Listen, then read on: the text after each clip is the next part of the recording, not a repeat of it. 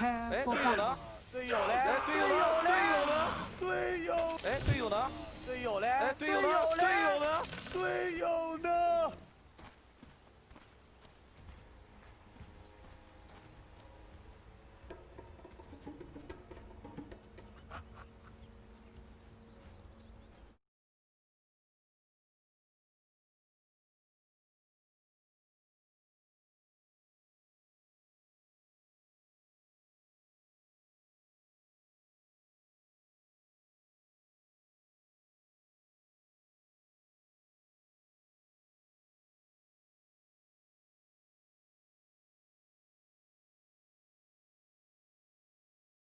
Way because it used to be hard to counter to OD, but the way the new matchup works is completely different.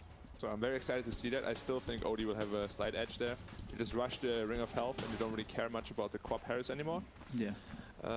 Yeah, I will also go 496. I think Ursa the troll, but once he has his BKB up, as well as a basher. The battle So begins. is the game more set on Ursa? Thought Impale comes in, stroke of fate through onto red, in some trouble. Body box coming through from the Nyx are perfect, and now Hustle's in the hands of Neon. First blood going towards Natsumi. Januel getting that help. Bot. Yeah. 5. And they're still getting both bounty runes top as well because nobody was trying to get them. So they get 3 bounty runes in first blood. This is kind of finesse, you know, like this is a move nobody expects. How the hell are they 5 heroes bottom? It's a plus 5 pack. We have seen it in Europe a little bit, especially by Team Secret, but something Definitely interesting. you don't see all day. Because the thought was maybe that the puck was going to go up against Yopaj, and that Shadow Strike gets a little bit more difficult to hit. Now he's up against the OD. Is the matchup any easier going up against OD? I feel like as soon as he gets his Ring of Health, which is like this new commonly purchased item because you just go for that Meteor Hammer really quick, as well as you can already see how much damage he's taking permanent or Paris, because you just don't run out of mana anymore. Yeah. And as soon as you have his Meteor Hammer, you can literally burst over 1,000 health. So when it Meteor Hammer is online, we'll see some kills on his Quap, I'm pretty sure. And is it a Meteor Hammer rush? Yeah, always. Always. Okay, so we'll see that. Bombi in some trouble. Scam trying to get the kill onto this puck. Phase shift. One more shot needed, but that illusory orb doesn't get him out of the hands of the Night Stalker, so we'll get the kill on the Bombi. DatBB, though, trades it up. Emil ends up dropping, and DatBB One more orb. gets something. Yopaj hung. He's gonna die for this. He wants the kill. He doesn't have the vision yet. Finally sees him back, and now Yopaj drops to Hung with the creeps under the tower. The aggro is avoided, except for a couple of shots afterwards. I'm telling you, it's a bait. You know, all these previously good matchups against OD, they completely flipped around. Because you put out so much damage with that orb now that people just don't expect it. And of course, if you lose lane to an OD as a Quap, you're gonna have a real rough time as soon as this Meteor Hammer comes online. That is only going to make the Meteor Hammer come quicker when you get kills like that. Yeah. The laning stage for 496, despite the fact that they gave up that first blood, like that's a big kill over mid. That puts a solid advantage into the hands of Hung. DatBB solo kill after the puck ends up dropping, so that experience goes just his way, and he feels good about that. So things looking Also, decent. what we didn't speak about, it's actually a +4 Night Stalker, and then offlane Grimstroke. Yeah, play hard on the Grimstroke. Yeah, the Grim's taking the farm priority because Night Stalker's sitting 0-0. DatBB on the run. Meanwhile, mid again. Yopaj is low. DatBB, one more shot. Do they have it? Pops the salve. He'll survive the illusory orb over the top of Play Hard. Don't get that kill on the Ursa. And then Yopaj taking a lot of harassment over mid again from the OD. It's just constant. It's just relentless, yeah. Yeah. Every 4 seconds you get an orb to your face. There's nothing you can do about it. Another one. Ring of Health online. He has 18 health regen now with a Tango. Your Shadow Strike just can't chew through it anymore. This is not possible. Yeah, so you're not really caring about that Shadow Strike. Okay, I'm here with the Shadow Strike, that's fine. Eat an orb and an astral. Yeah, because the recent patch also they buffed his health regen, they buffed his armor, and they buffed his chance to get mana restored from the passive. He had huge buffs, and it all just plays into his laning ability. The fact that this hero made it into the 5th pick is, yeah, really nuts. They've got the silence on top of the puck, can't get away with a little zero orb. They'll get the kill on a Bombi, they'll work over at BB. Don't think they're gonna turn and chase. They do have the void, they don't have a lot of mana on play hard. I love the switch up they did. Like, if this was a offlane Night Stalker, it would be so much easier for the Ursa to just free farm. But because the Grimstroke is core and the Night Stalker is support, it makes it a lot harder for the Ursa to farm. And this is just a switch up that might make the early mid game, you know, be much easier than it originally would have been. So what's the build for Grimstroke that's now taken over in the 3? What are his go-to items when you go from support to core? That is a good question. I've not seen an offlane Grimstroke in forever. In mid, you just rush Evilade and hold that thought. No root, no luck, no RNG. But yeah, maybe on offlane Grimstroke, you just go for the same item build because it's really good against OD, it's really good against Ursa. And to save your teammates, well, of course. So it might still be the same item build, but we'll have to see. Maybe they have some different ideas.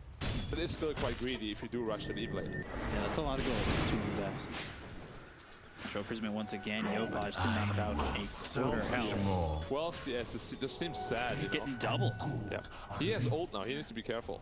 And Hung also has more denies than Yopaj has last hits. Yeah. What a range. Middle tower down.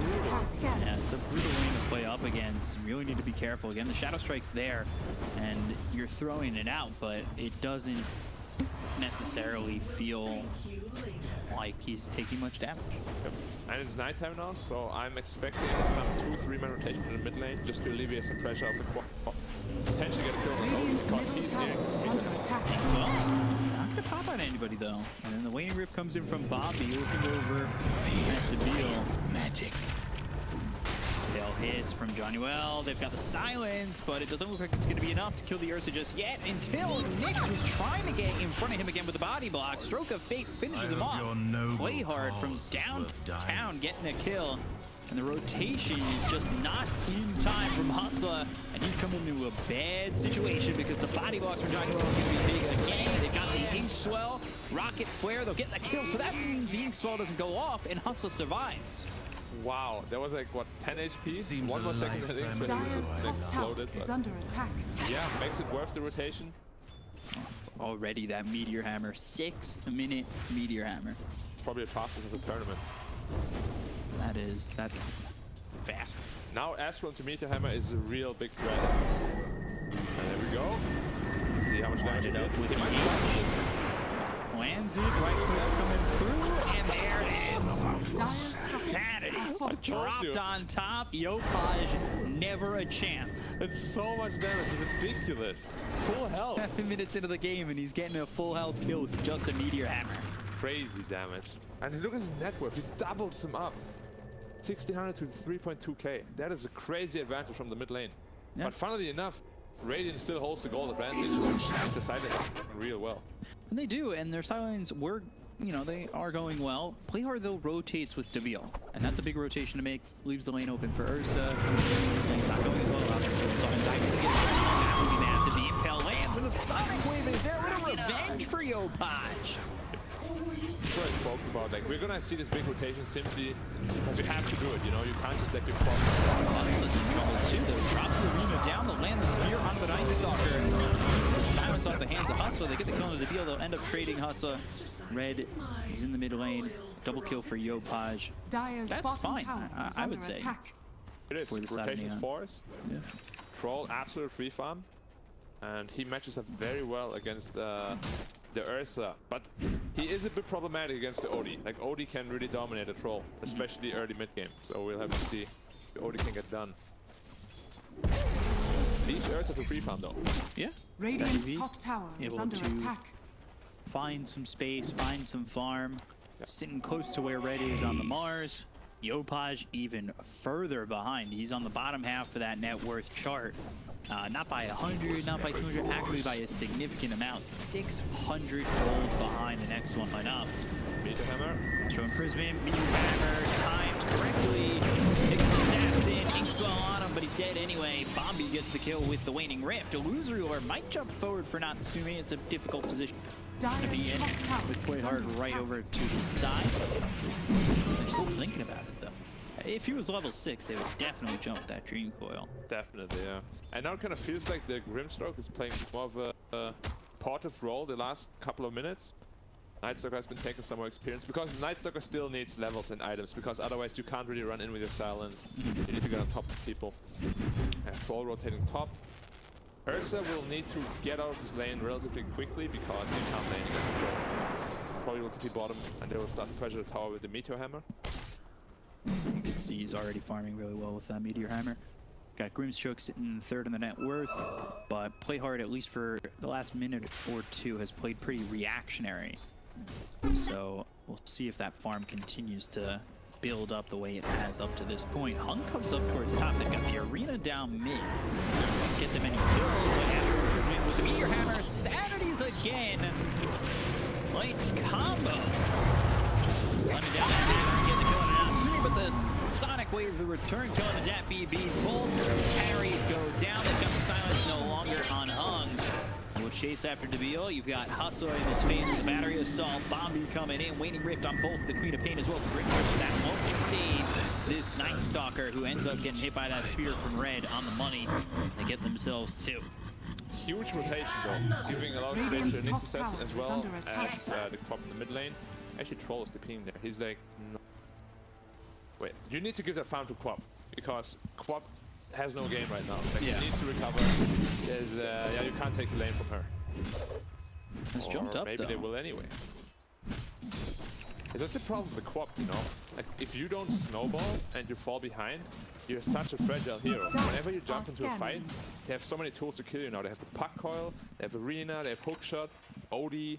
This is gonna be a really, really tough Quap game. You see how Quap reacts to FBB over bottom. The Nyx Assassin is coming over. Level 6, they've got Yopaj here. They've spotted the Ursa. They have the silence. He's trying to run.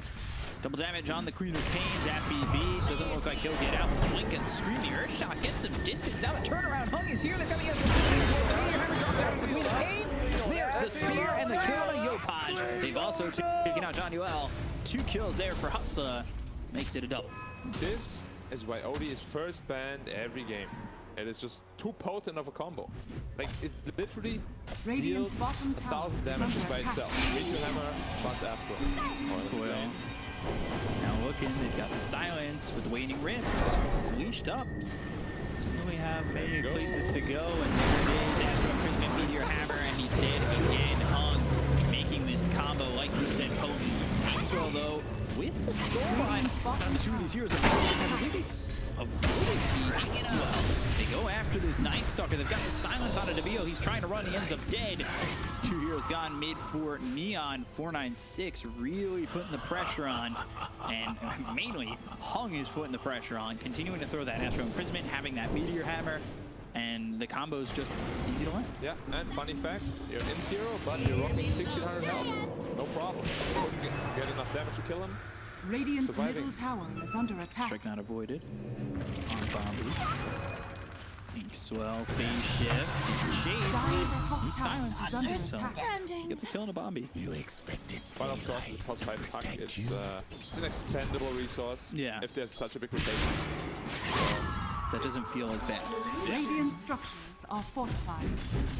Radiant's bottom tower is under attack. Another one. Yeah, you can see the cast range on the sets up the Meteor Hammer. They've got the silence. They bring over John Uel. He's got the X-Roll on him, breaks the Vendetta, hits the Impale, gets the kill. Hung a little too overconfident by himself up in the top lane. Yeah, if he had other heroes TPing in, it would have been a really good move. But Radiant's all by middle himself, tower a little is bit too under much. attack. Radiant rotates 3 heroes in, and it ends up just being a feat. Yeah, and that's that overconfidence. If they can make him pay for being overconfident like that, then you know, you're opening up space for the troll. You're bringing the game back. Maybe getting Yopaj a chance to farm around the map, because right now he's very fearful of that OD. Yeah, I mean, he's fearful of, honestly, almost every hero now, other than the Ursa, simply because anything at this point can kill. I'm seeing 3.5k net worth. That is very close to a support network at this time. Like you wouldn't would struggle that much. Yeah. But it's a tough lane. I had this game where I played Skyraf against OD, which used to completely dumpster him. I got destroyed. Like he was like 3 levels ahead of me. Same thing. Astral Meteor, I'm dead. What's happening? Was this recently? Did Lacoste have anything to say about that? No, he did not. Okay. I did not play with him. I only play at games. Okay, go back to the game. 15 seconds still without the OD. This is giving time to Troll. Troll's really had a lot of space to just farm up. You know, is there a point where Troll's going to be more active around the map? He's going for the Battle Fury first. Do you need to be waiting for another item before you can really do anything in this game? If you buy Battle Fury, you just want to join fights where you know that you're going to win. Mm-hmm. And you actively want to join fights when you get the next item, which probably is going to be the Axe Scepter. Come on! Just go blown up again. Yeah, like that. Struggling to stay alive. This is a Queen of Pain that has died a handful of times already. This is not a good feeling from Yopaj, not a good showing up to this point.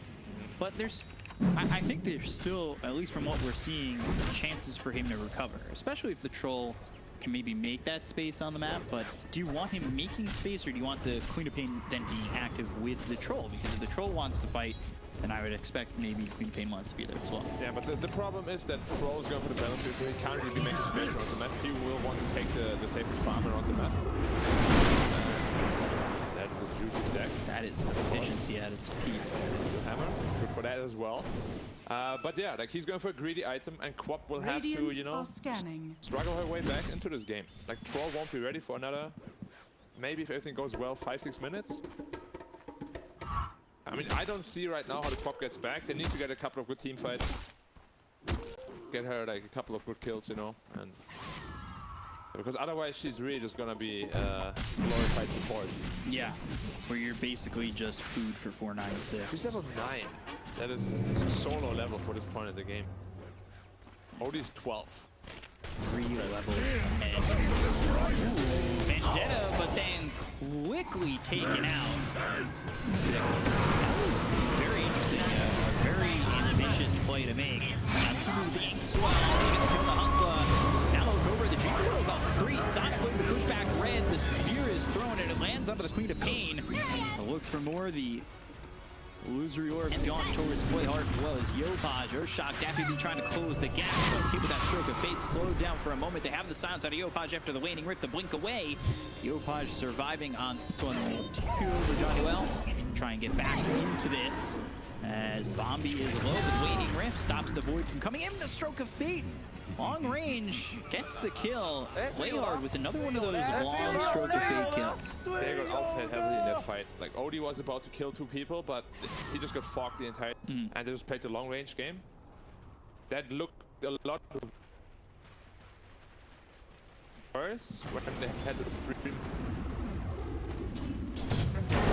Yeah, cast range on that Astral Imprisonment is disgusting. Hook shot in. Looking over. And he is in trouble. Have the crit link fear. There the sanity as Clips comes down. But Hustler's dead, and that Sanities doesn't get them anything. For the first time this game, a Sanities doesn't get a kill. Yeah, slight misplay because it's based on the current mana you have. And he used most of his mana with his orb and basically used his sanity with like less than half mana, which deals obviously not very much damage. But it's just like one of those mechanic things you have to be wary of when you play OD. Because his orb costs 20% of your current mana every shot. Slight misplay, but alright. He's going for the beacon. He has it in 1,000 gold. It's gonna make a huge difference. He's basically gonna be invincible.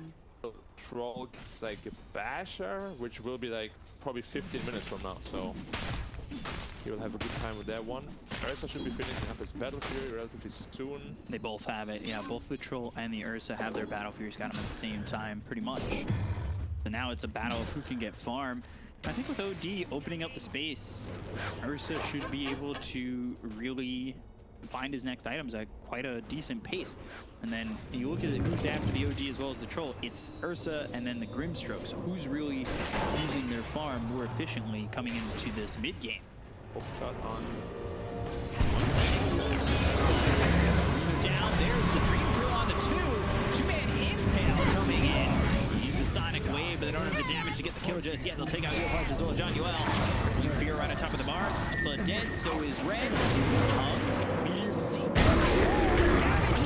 Sumi is gone. The Inkswell lands onto the OG, and they'll at least trade for Hog. They take him out. The Troll is shut down. The Beer right on top of MVP, who has enough damage to finish off the hardcore who was there on the side of Neon. Nothing that this Night Stalker can do to the Ursa to stop him. And that is a lot of gold going his way. So he'll also look to finish off the tier 1, but the glyph is out. Yep. Odie really just, if he had his beacon, yeah, obviously he wouldn't have died. He just needs to, you know, sit back a little, farm it up. Huge coil on 2, with the arena on 2 as well.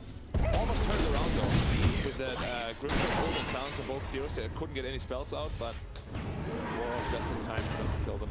And again, one die. Yeah. Radiant's middle tower is under attack. Radiant's middle tower is crushed. The Meteor Hammer by itself, or General, actually got picked off again.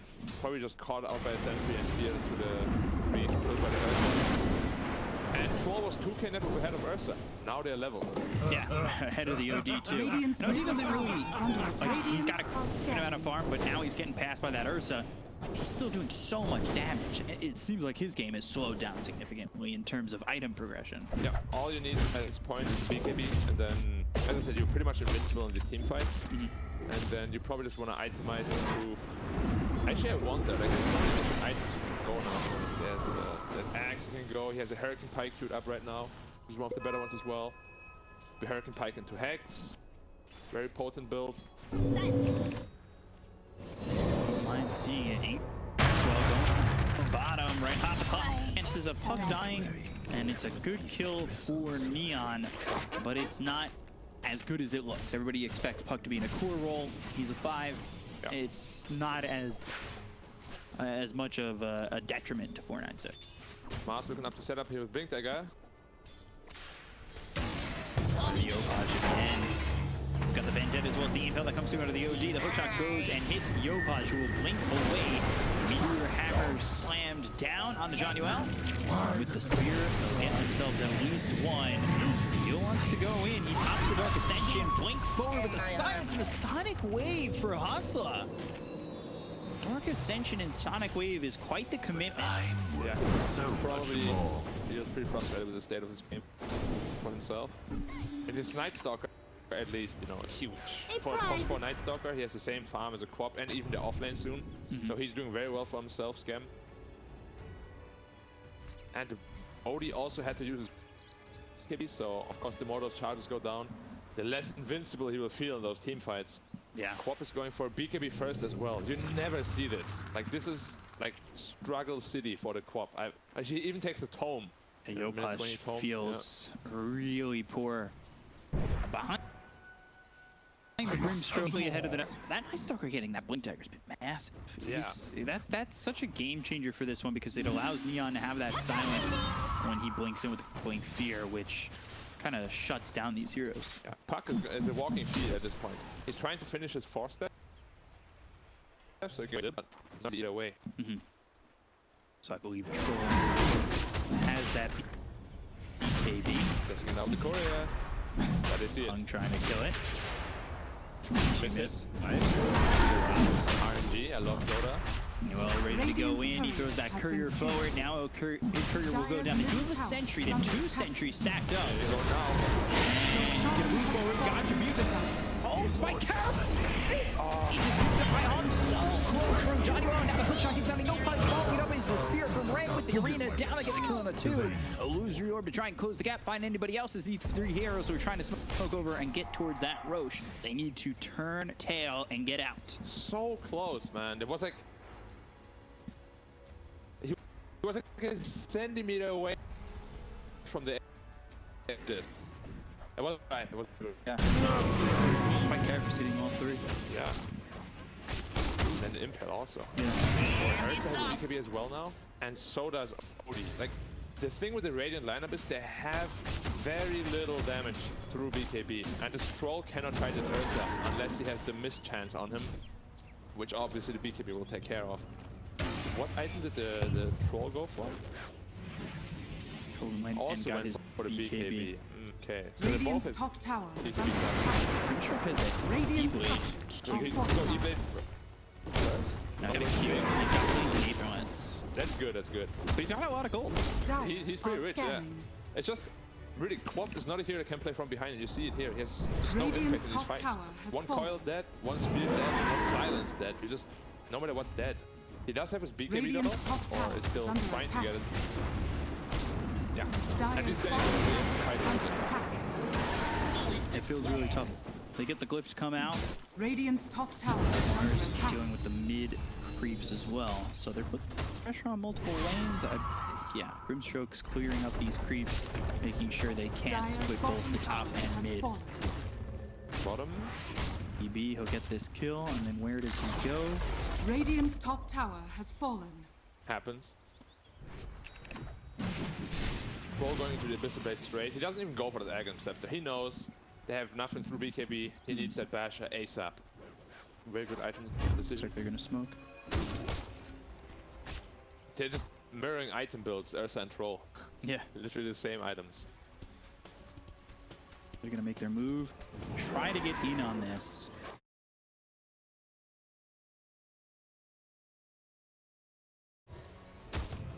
See? They know they're smoked now. Yeah. Their senses are tingling and their senses are correct. 496, the positioning, their movements allow them to avoid the potential smoke gang coming in. That puck had sharp executed. It's quite good against Radiant Nick are because it scanning. gives a true sight on the floor where you silence. Radiant's and middle it's tower very good is to under D1 as well. attack. Especially in top 5. It's basically just a free gen. Really like Dire's bottom tower very good. is It's under very attack. underused. And of course it's made for a support Radiant's pack. middle Yeah, tower Like on a has support fallen. pack, like yeah. You're not maybe. spending 1,400 gold to get that. Yeah, exactly. On a support pack, why the hell not? Yeah. Can save up the gold. Forced to also finish. Can't get away from the Night Stalker now. That feels really good. 4 staff, you've got illusory orb, you can really jump and drive around. Mine is truly a Gold blessed bounty life. right in front of. 3 bounties for Radiant again. Yeah, not doing a bad job of getting those bounties and a bit of movement forward. The problem is doing something with it, and they've struggled to do that so far. They're still looking at Natsumi to continue to farm. He's getting closer and closer to the Basher. Then you see the drop off from him, first stroke, and then from that to the rest. Yeah. It's been the story of the game, really. The co-op is Radiant's cool. bottom Like he was tower like is under 19-1 or attack. something, and he has been completely shut down this game. Hung 5-3. A really amazing early game against that Queen of Pain that has basically put it for time being, but they've got the silence on a Bolt of Mars as well as this Ursa. The Sonic Wave gets you being popped by this Ursa staying alive. They've soul-bound the two of them. The hookshot comes after the troll. They look over Hung. The BKB goes after to be on now to the ground, continues the tension. Hung now silenced via the crippling fear. They get the kill. Natsumi. They look over at the rest, but they take the Aegis on this OD. So they continue to look over to be a. You've got 4 heroes here. Neon take the fight. They lose the troll, but they'll kill off 4. Very well turned around. Neon with a victory that was very much needed to keep them in this game. Yeah, very well played by them. They changed stunned the Ursa. It was a huge misplay. You can see it here. He does not BKB in time. Gets stunned.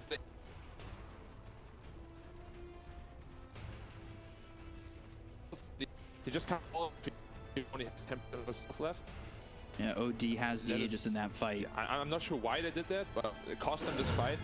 Puck also wasn't in the fight. Not a big mistake by them. Not getting touched at all. He's just sitting.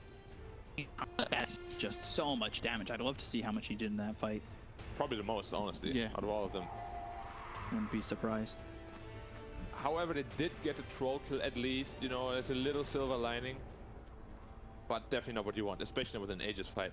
The thing is, though, now Yopaj is back in the game. His net worth is almost the OD.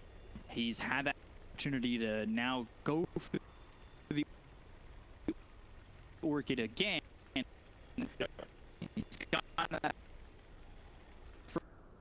thing in the early part, but it's fights like that, and honestly, him to have any sort of swing pal from the Vendetta, BKB, the arena is down. Now trying to turn, on looking to make something of this, but might have given his life away. That was very close, just gets outside the arena. They get the kill on Johnny-Well. Now they'll look over at Night Stalker, Debile falls, 2 heroes dead on Neon. What a man. Like, he literally just fights with like 100 health, and he knows exactly like how deep he can go. It's now, that guy's a player. He's really good. That was almost devastating for him. Yep. But almost only counts in horseshoes and hand grenades, and we're playing Dota. There is no almost in Dota. I mean, there are, but they don't matter, unfortunately. Now, BKB, though, for the OD is already down to 7 seconds. Yep. So, like you said, They have so lower many the chances charges. on Radiant. As soon as that BKB is down, he is in a lot of trouble. Especially this Night Stalker. I think he's itemizing for a BKB next. If he gets that, he jumps on top of the... He almost has it. Wow. 300 gold. Just jumps on top of the OD, and the OD will just... It's basically a core Night Stalker at this point. Yeah. He's transitioned really well. And that's not like...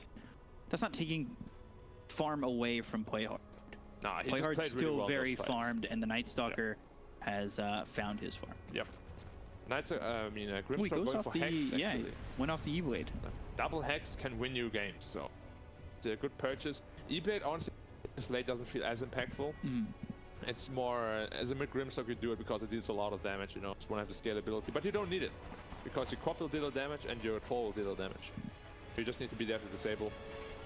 And he has been doing an amazing job at just staying at the back and never getting touched, pretty much. So they have a gem on the OD. They're going to smoke and make a move. They only have a 1,000 net worth lead. Trying to hold control of this one. And yeah, there's the gem showing itself. Astral Imprisonment with the Meteor Hammer. They've got the Spike Carapace. That locks up DappyB as well as Hung for a second.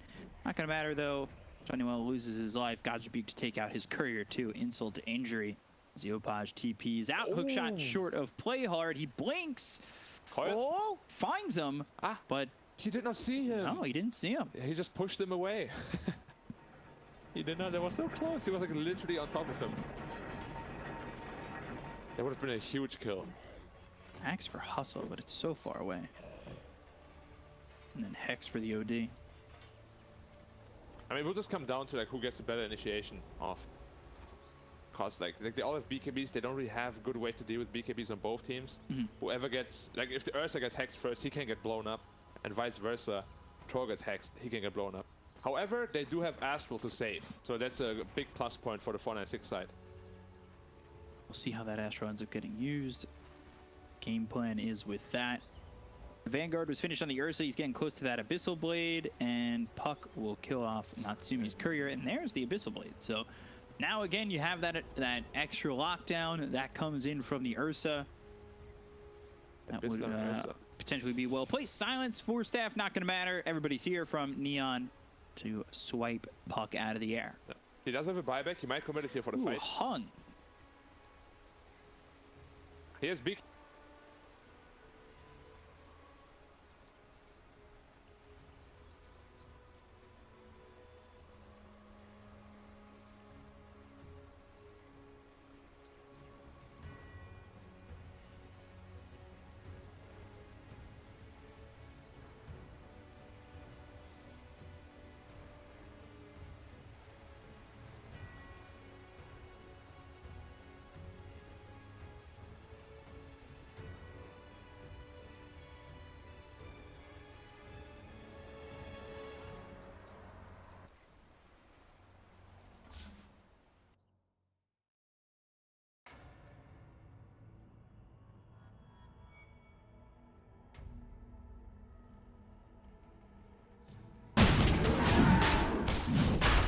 Ursa,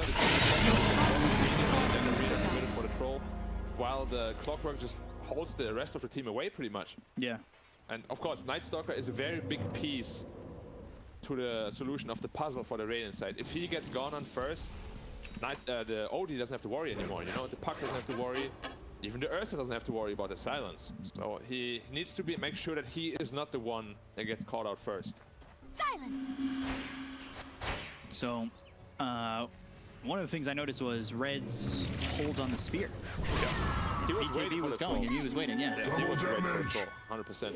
And sometimes you go in, you jump, and you're just like, all right, God's Rebuke spear, go, go, go. And you just throw everything, and now you don't have it, and that control lacking could be a problem.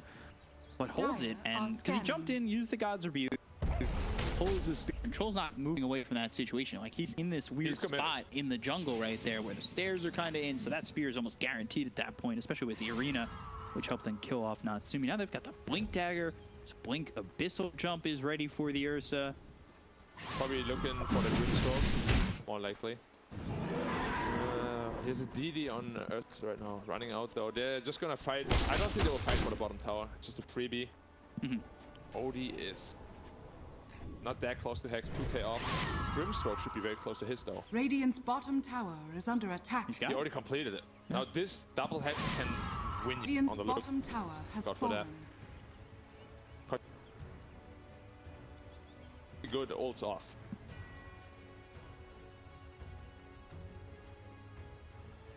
Yeah, the last one got the Hex, so they need to make sure they don't get Inkswell stunned, because it happened multiple times. You need to be on that trigger with the BKB. play hard's positioning been real. And he's got that.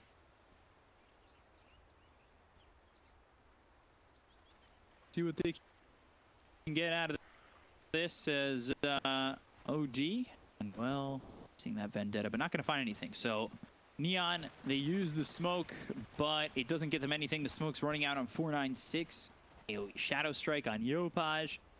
So again, he's kind of come back into this one, and not kinda, he has come back into this one. So it allows him to really participate in these fights, and we've seen it in the past. Silence coming through onto the Puck. Red's coming over. They've got the Yules into the air, but there's the Sonic Wave to push him out. They've stunned up this Ursa. They've gotten a Soulbind on these two heroes, but they've used the BKB, the Stroke of Fate coming through, and they get the kill. AoE, Shadow Strike coming through from Yopaj. Hustler ends up dead. This two heroes got on the side of 496. Is going really poorly for the Dire side as they're going to start to go in with the silence both on the Ursa as well as the Mars. They'll take out Red. They've got 3 heroes gone. No buyback on the Puck. DapBB trying to get something out of this, but now down to reinitiate.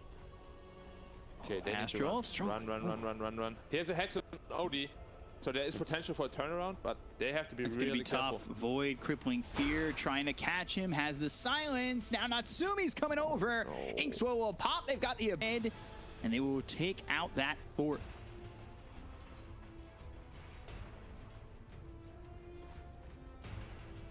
I feel like around. Didn't get it off. Silent, you into the air, but to be enough. He just passed over the gem. They don't see it on the Radiant side though. I'm not seeing it. Courier flying up to get it. Yep, yeah, it's coming. Yeah, I mean this fight was. It was terrible for the Dire. Yeah. Does he spot it? I mean, it's pretty obvious. Oh, the courier. The courier. No, come on. Gets away. Really? But now they've got the Hex onto the Ursa. Silence is in. He stayed too far forward. The Abyssal Blade in the air. So while they've locked him down enough to get the Aegis, you got Mars up as well as the Puck in a couple seconds, but I don't think that's going to be enough. Nicely timed Impale. There's the second gone. DapBB is dead. Yopaj. He's loving this game. Yeah, I mean, everything's just falling apart for the Dire side. They seem to just be out of it. Like, the last 4 kills literally just happened one by one. They're just completely out of position, and I'm not sure what happened to them. Like, they just seem very disorganized all of a sudden after the last team fight. Even Scotty being built for the troll is pretty close to that. They're gonna come over. They need to wait. They need to wait for this Ursa now. Stop going in one by one. But they might start could cause problems. I They can't know believe he's they're playing there. like this. Inkswell, and now the silence with the Abyssal Blade. BKB gets popped by Natsumi, goes after this OD who eats the cheese. That'll give him time to get the BKB off. Now they're trying to turn enough Johnny Ware, and now well done by 496 to get not just Natsumi but John UL too. It's just a matter of time until he dies hung with the double kill. The counter to that was perfect. Without the Earth.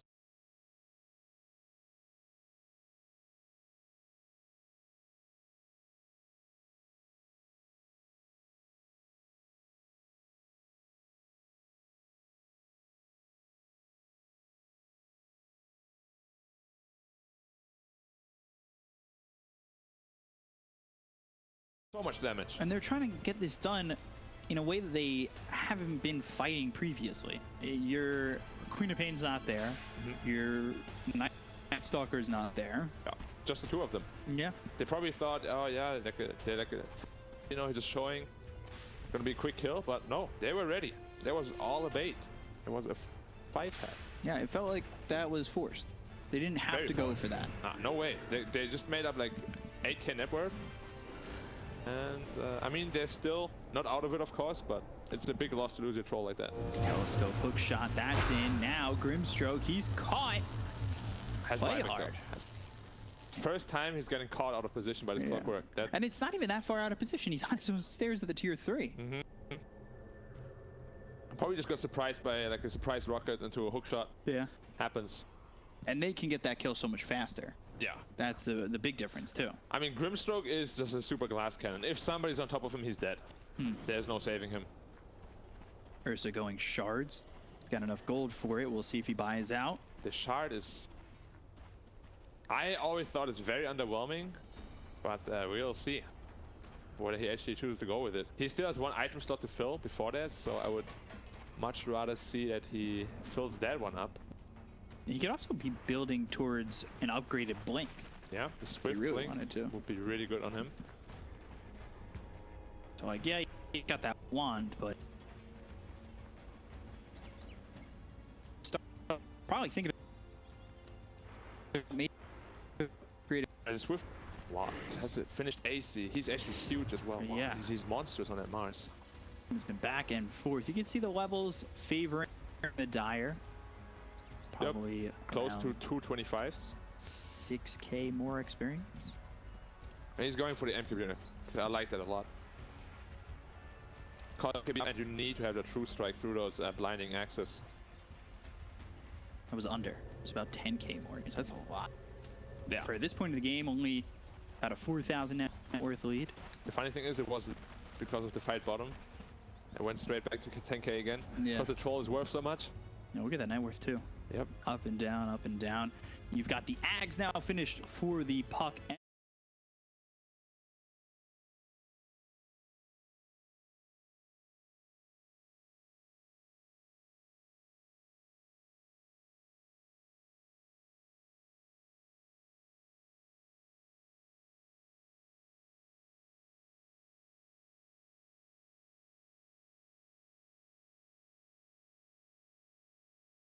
Of your BKB. Game.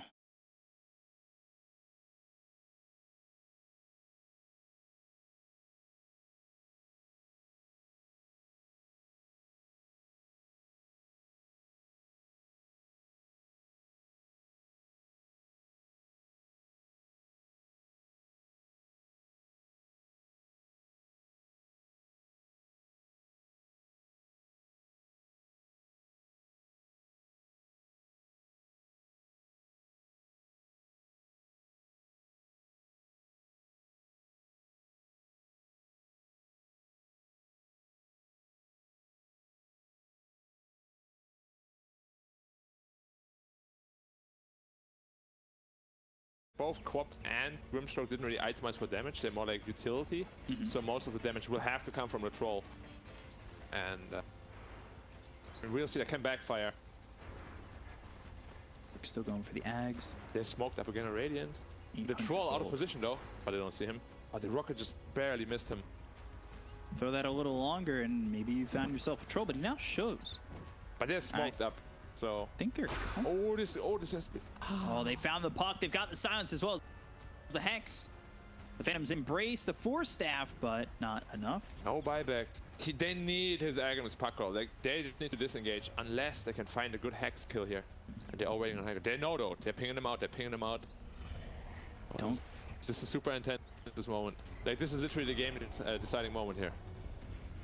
Well, moving over. The Hustler, he's nearby. Johnny Wall is there. The BKB getting caught. They've got the Sanity's Eclipse down. It was a hook shot all the way over to Play Hard with the crippling fear being used by Debil. Getting on top of this. OD trying to get. He's so bound to the clockwork, so he really can't get too far away. They get the count on Natsumi as well as Play Hard. They take out Hung as well as Hustler. 3 years down to the side of 496, but here comes that BB. Spike Carapace as well as the stun Reds in the face of this Nyx assassin. Yopaj trying to do now the crippling fear. It's right on top of the Mars. Mars getting low. He might fall. Yopaj, can he get the kill? Shadow Strike again, and eventually he'll die. Yopaj now dominating. It leaves one from each side, and that is very close for Neon as well as 496. I mean, you're fighting without the puck. The fact that you took that 4v5 and end up successful in getting yourself 4 is a victory in itself. Yes, there was a. I mean, it was both very well played and.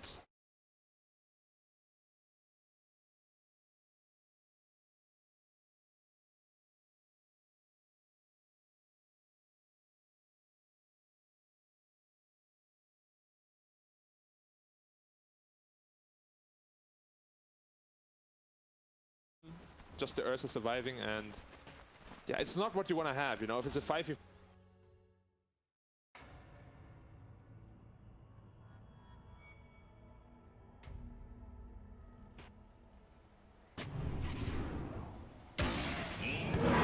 Seconds till Reds here, 20 until the OD. He'll probably look towards a potential push. That that's a blessing. That is for the Ursa, right? Yeah, that's great if you can get that. Although they don't really have any hard disable other than the stun. They're coming over though on the side of Neon. They want to make this happen. They'll find themselves the clockwork. There's the Aegis that goes down. Yopaj, Sonic Wave hits on 2, but is it gonna matter? Dat BB is gonna move the right clicks on Yopaj, a bash onto the Queen of Pain. They get the kill there as well as on Johnny Well. They lose themselves Hustle, but it doesn't matter when you've taken out the Queen of Pain and you've got yourself the Aegis. Overzealous. Like, why did you need to do this? You know, like. You already know the Rose's kind of gun. If anything, let the Knicks do it. You know, you can do it. Good, great. But don't bring in with a quap because they might be forced to a position where they have to force out the buyback at this point. Ninja gear used. Wow. There's a hex. Oh my god, it's so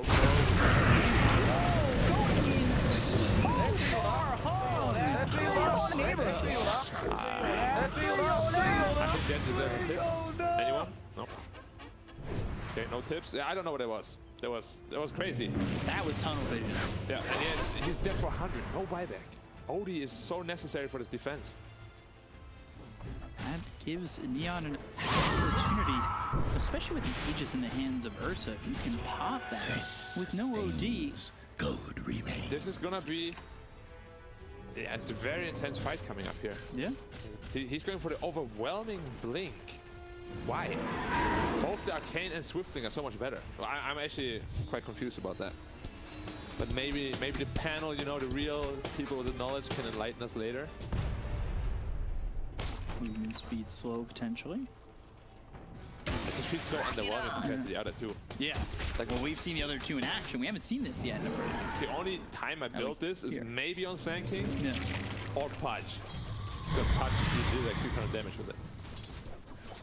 I will see. Maybe I'll be proven wrong. Yeah.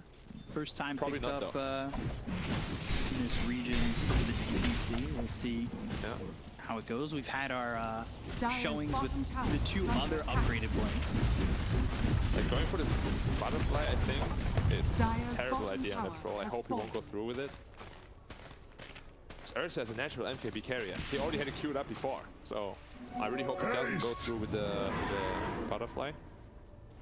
I expect that he's wanting to buy it already. He's got 5,000 gold to his name, so you finish that butterfly and all of a sudden it's probably an instant MKB purchase. Maybe he can make like a 5-head play. He buys like a quarter staff, and some people just completely assume like right away, oh, it's gonna be a butterfly. They buy out that MKB, you know, and then instead it's a Radiant's wasted top money. tower is under attack. 5-man smoke here again. Dire's bottom tower This is under time attack. he's not going in alone.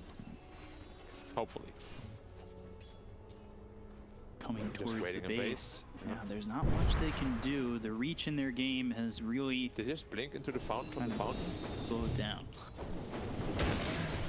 Well, E-Blade, are they gonna smoke? I don't think so, right? I'm quite surprised they're like sitting in their base during nighttime though. That's usually a bad sign. And it's off. What are you gonna do during daytime then? Yeah, definitely a struggle.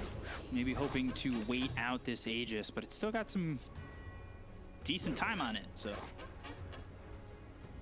And the thing is, this all comes down to just like whoever initiates first, you know. Both teams at this point can easily win, and easily wipe the other team if the conditions are right.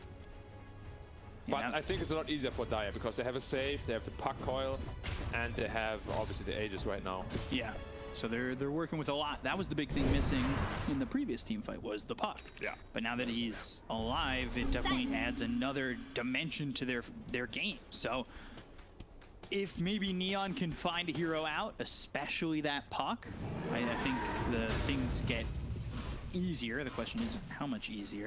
You're also dealing with the clockwork that's got ads, so he's going to be in your face, Boom, there ready he to go. goes. Twice. All we're missing is the jetpack.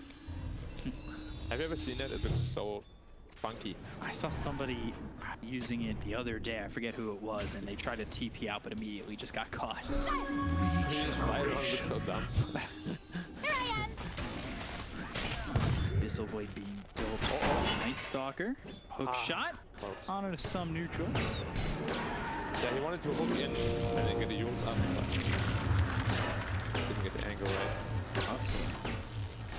Closed himself in with these cogs for a second. Did end up finishing the butterfly. He has no buyback now, and if Ursa sees this, he's gonna commit into a rapier or MKB. Probably MKB because you don't need to commit.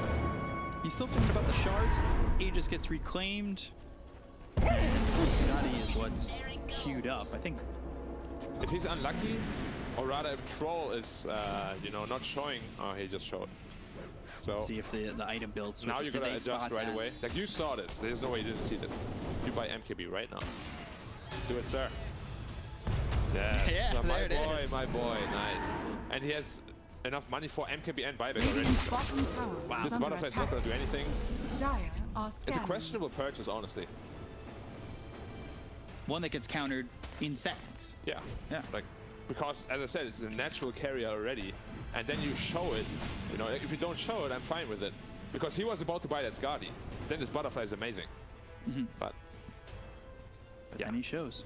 and he shows. Sometimes the little things matter, you know. Like you don't think about, maybe I shouldn't show right now. This game is really, really, really intense right now for the players. Yeah, we're hitting the 50-minute mark. We haven't seen many Southeast Asia games go Yeah. it better. I mean, this game has to be the closest we have seen, Yeah. like all tournament long, pretty much. And this is what we've expected from these two teams. Yeah. Because we watched both performances as they debuted. Both teams looked aggressive. Oh, they saw that. Both teams looked aggressive. Both teams looked well through their first series. That is so They saw unfortunate, that. man. Like this rocket is so unfortunate. It just flies by as they pop the smoke. It's so unlucky. Incoming. Or maybe Hassas was a god. Knows it's coming. He gets sense on the Yeah. map where they are. Radiant No are ages now. Now scanning. they're the ones standing in base. Well, yeah. I mean, they also just use that smoke. You sit Yeah. back for the timing, and then you go back out. But rather than sit in base, I would want to wait on an aggressive high ground, you know, just to Break the have an smoke. opportunity to fight back. Like sitting in your base usually never brings you anything. Yeah. And you're wasting your time. Losing out on a lot.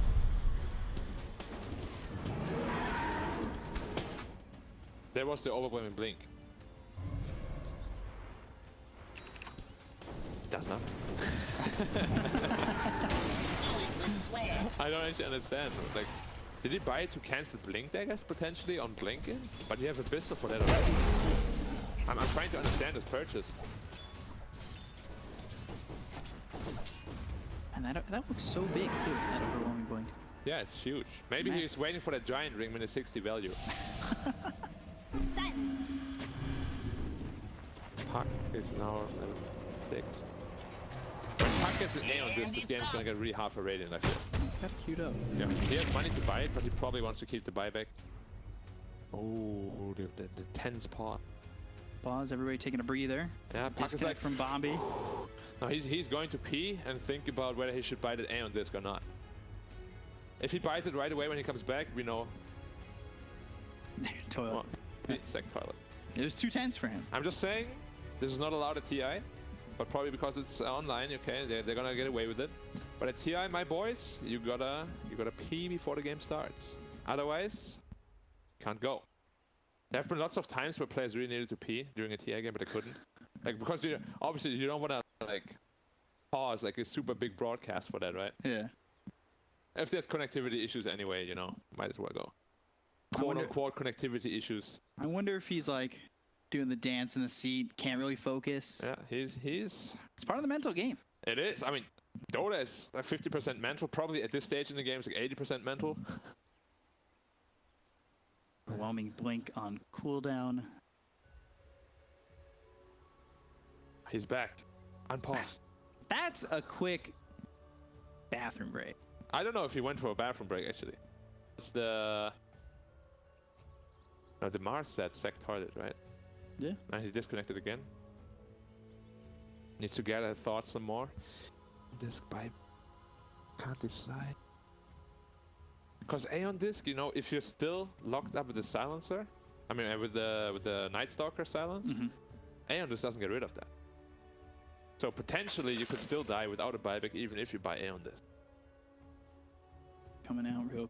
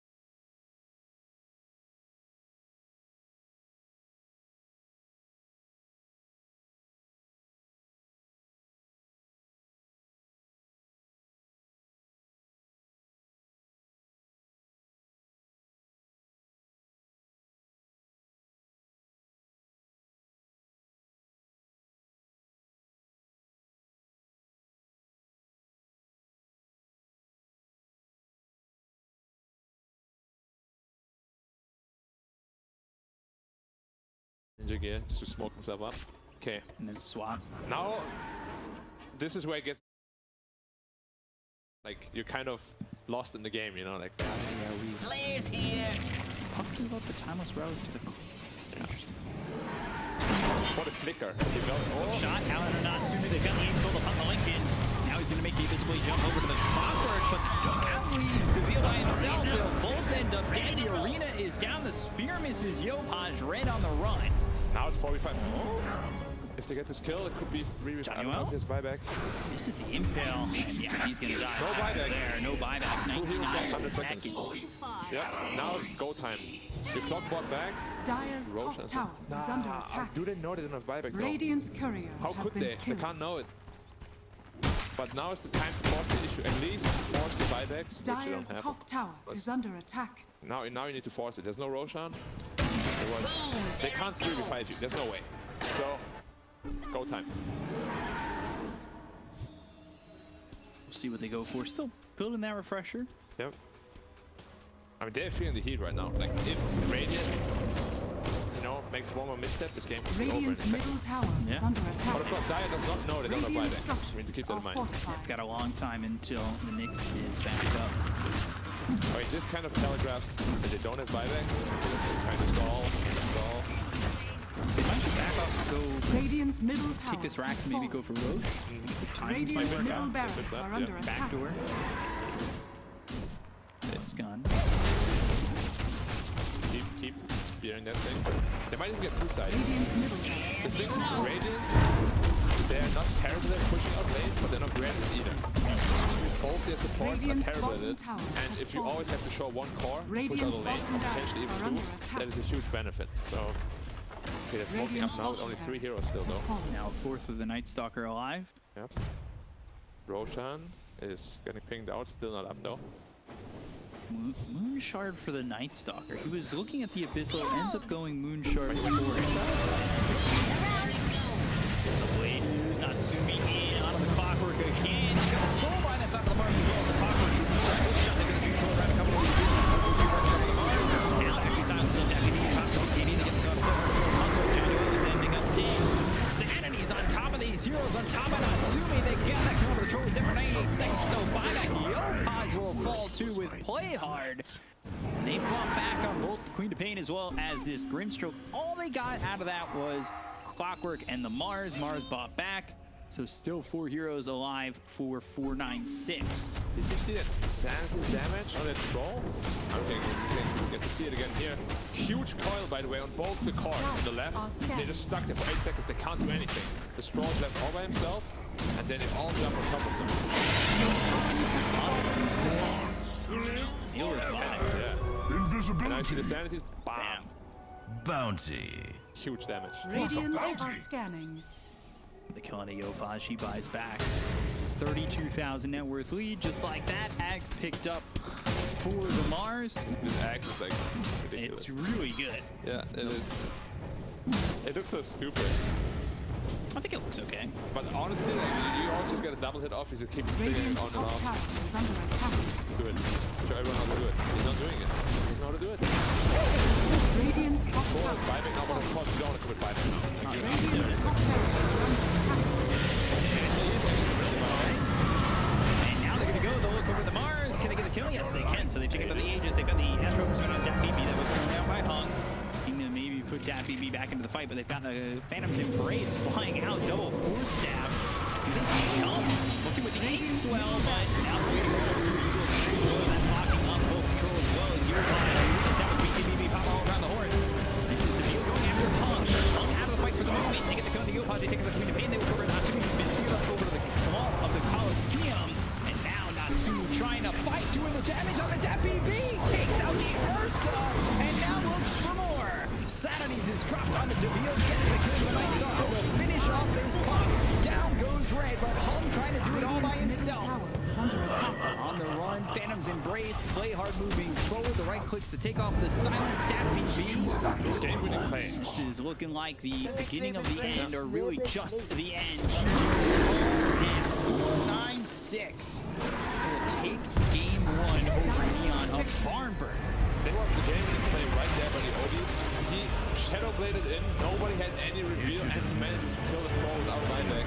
Yeah. Literally like just won them the game, of course.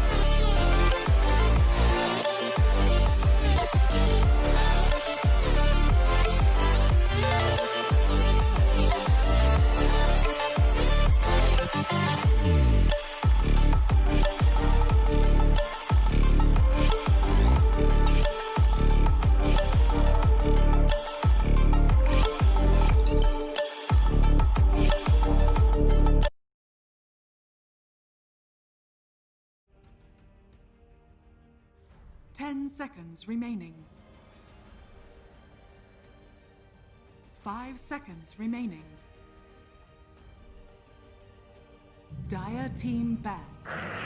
Soul Warlord.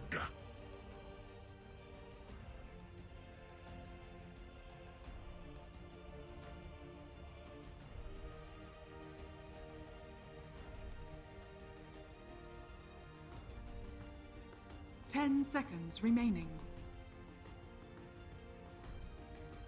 5 seconds remaining. Radiant team ban.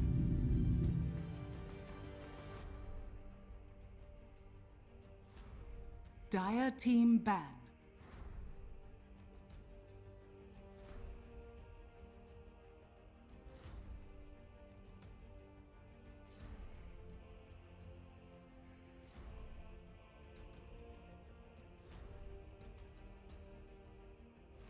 Ten seconds remaining. Radiant team ban. Dire team ban. Radiant team ban.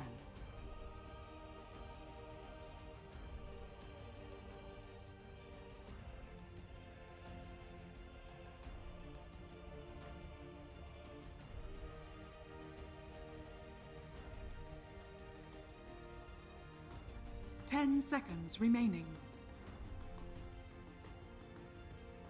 5 seconds remaining.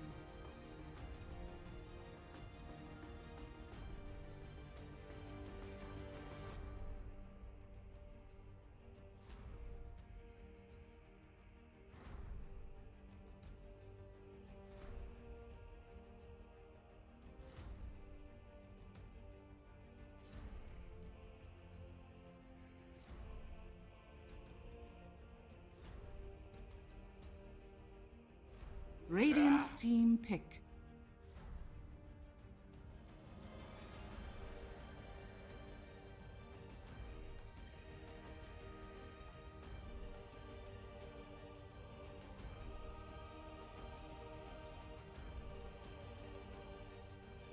Ten seconds remaining. Dire team pick. Spirit Breaker.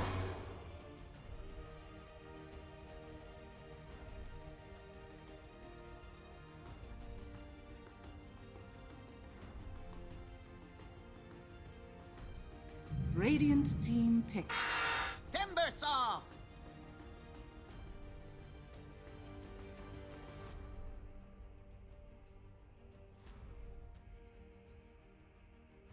Dire team pick. Grimstroke.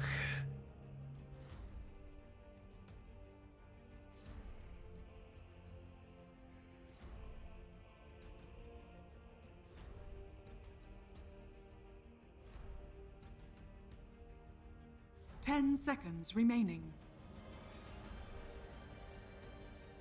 5 seconds remaining.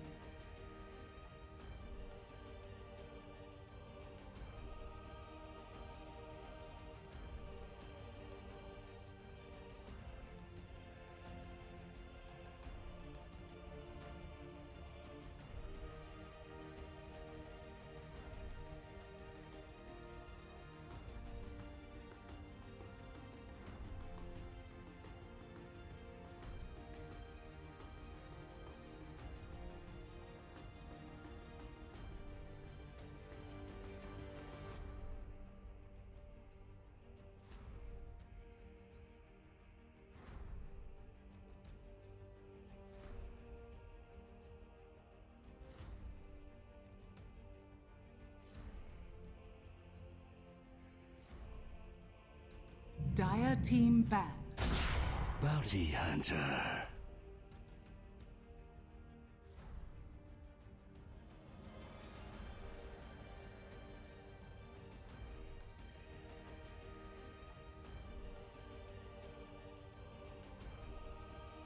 Ten seconds remaining.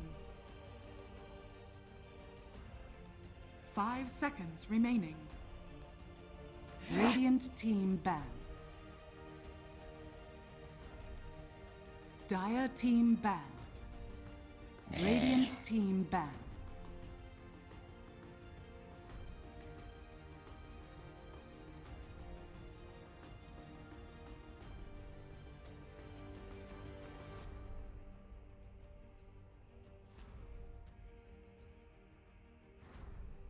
10 seconds remaining. 5 seconds remaining.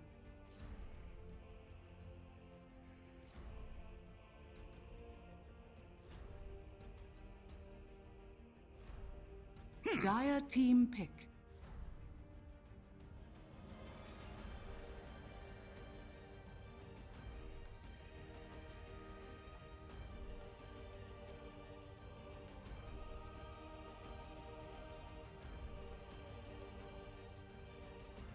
Ten seconds remaining.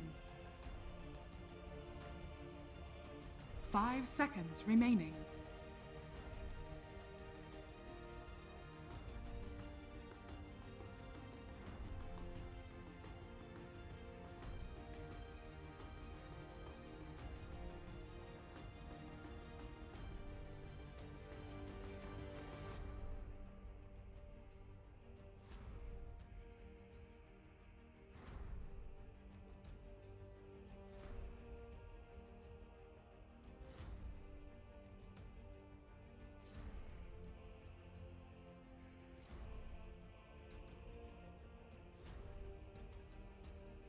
Radiant team pick. Wind Ranger at your service.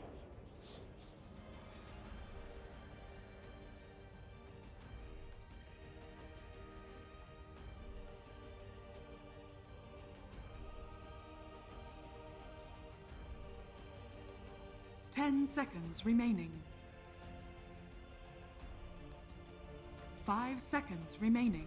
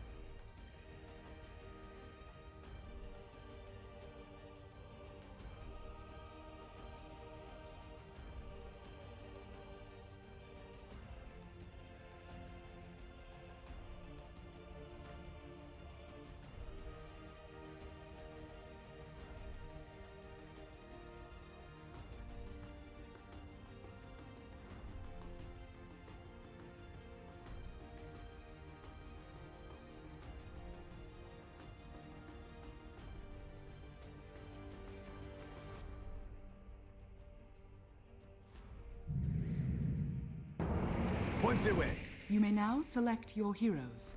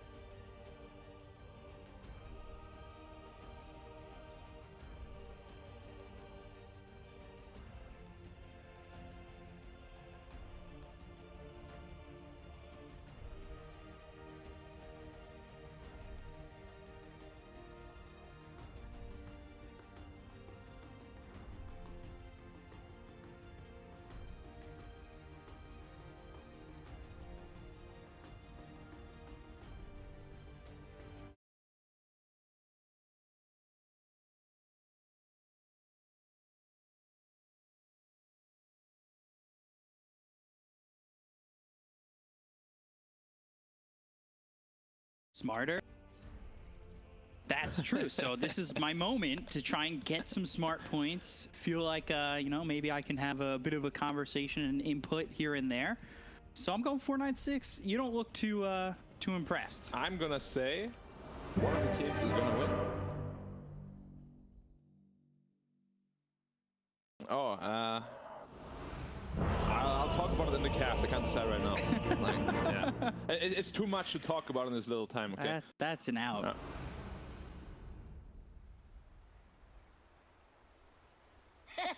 Yeah. Prepare for battle. You die. Yet Thanks, Nomad. Yeah, we're back in. Just for the record, I did not say Fortnite was gonna win. I said I'm gonna talk about it on the cast. I think he was saying that he picked 496, I picked 496, 2 against 2. Oh, that's what he meant? You know, you're up in the air. Okay, so... When are you going to put your guess in? Are you just going to be like, oh, and there goes the throne, and... Minute 15. Minute 15, you're going to make your guess. So this game could be theoretically shown as to be over. Okay, so theoretically, 496 should just get absolutely destroyed. Yes. Right. But there is a slight chance that it can snowball very heavily with this Bounty Hunter, Timber, Wind Ranger draft. It's like 1% chance, but not 0. All right, so, I like a little bit of a chance. That's something to grow off of. Yeah, exactly.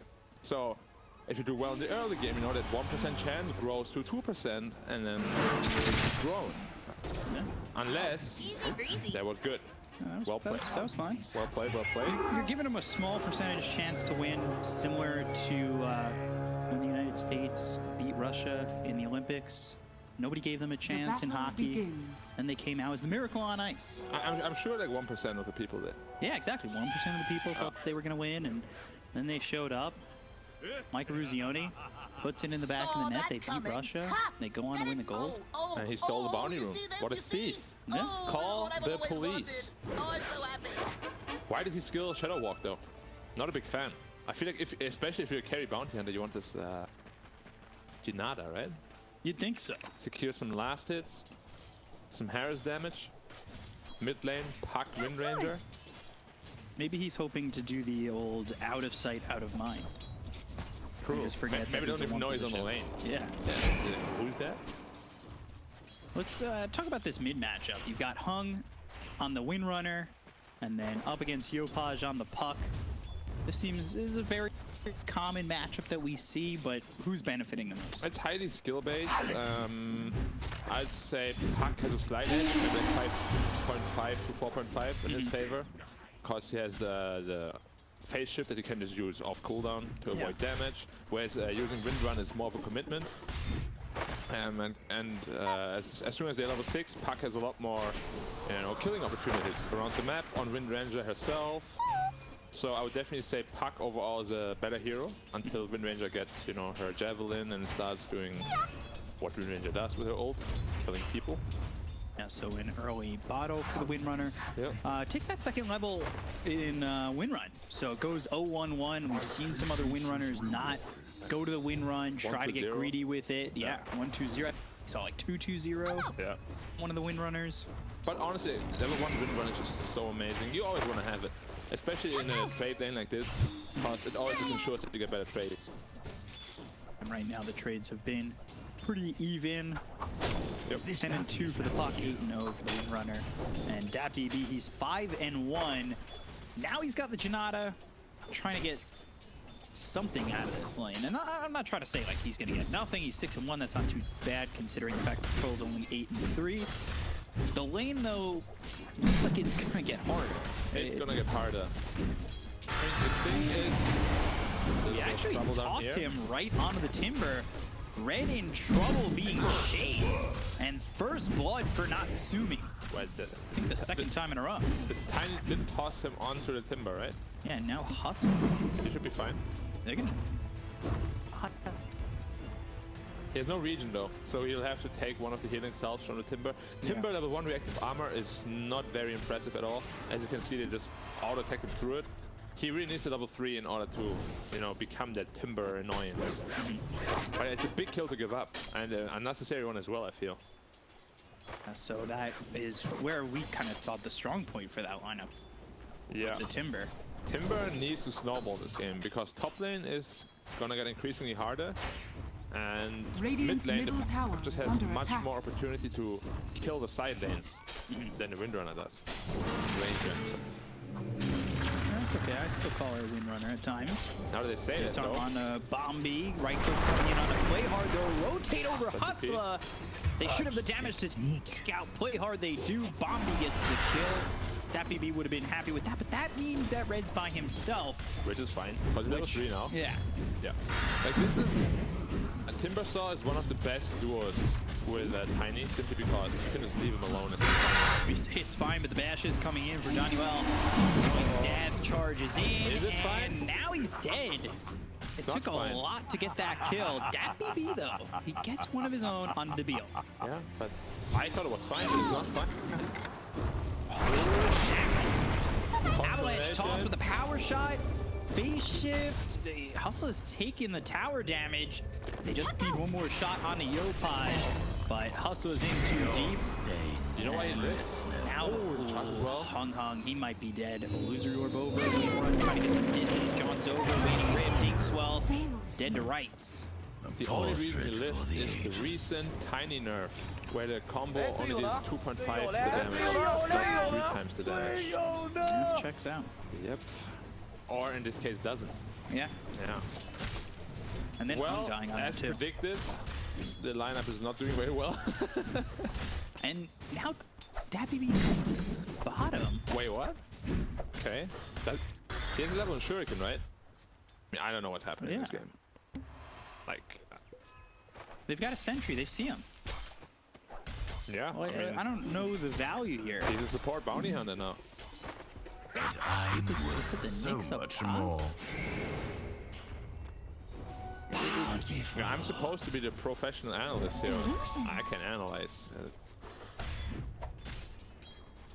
My job, top lane, Bombi, he's dead. Nyx by himself gives an opportunity for to be able to get the kill. And these Yeah. Janata shots are coming out on a Natsumi, but now you're splitting experience with Red. You're both here in the bottom lane. I'm not truly understanding the end game on that. I don't think they honestly know themselves what they're doing right now. Is it? Wait, where's the Timber?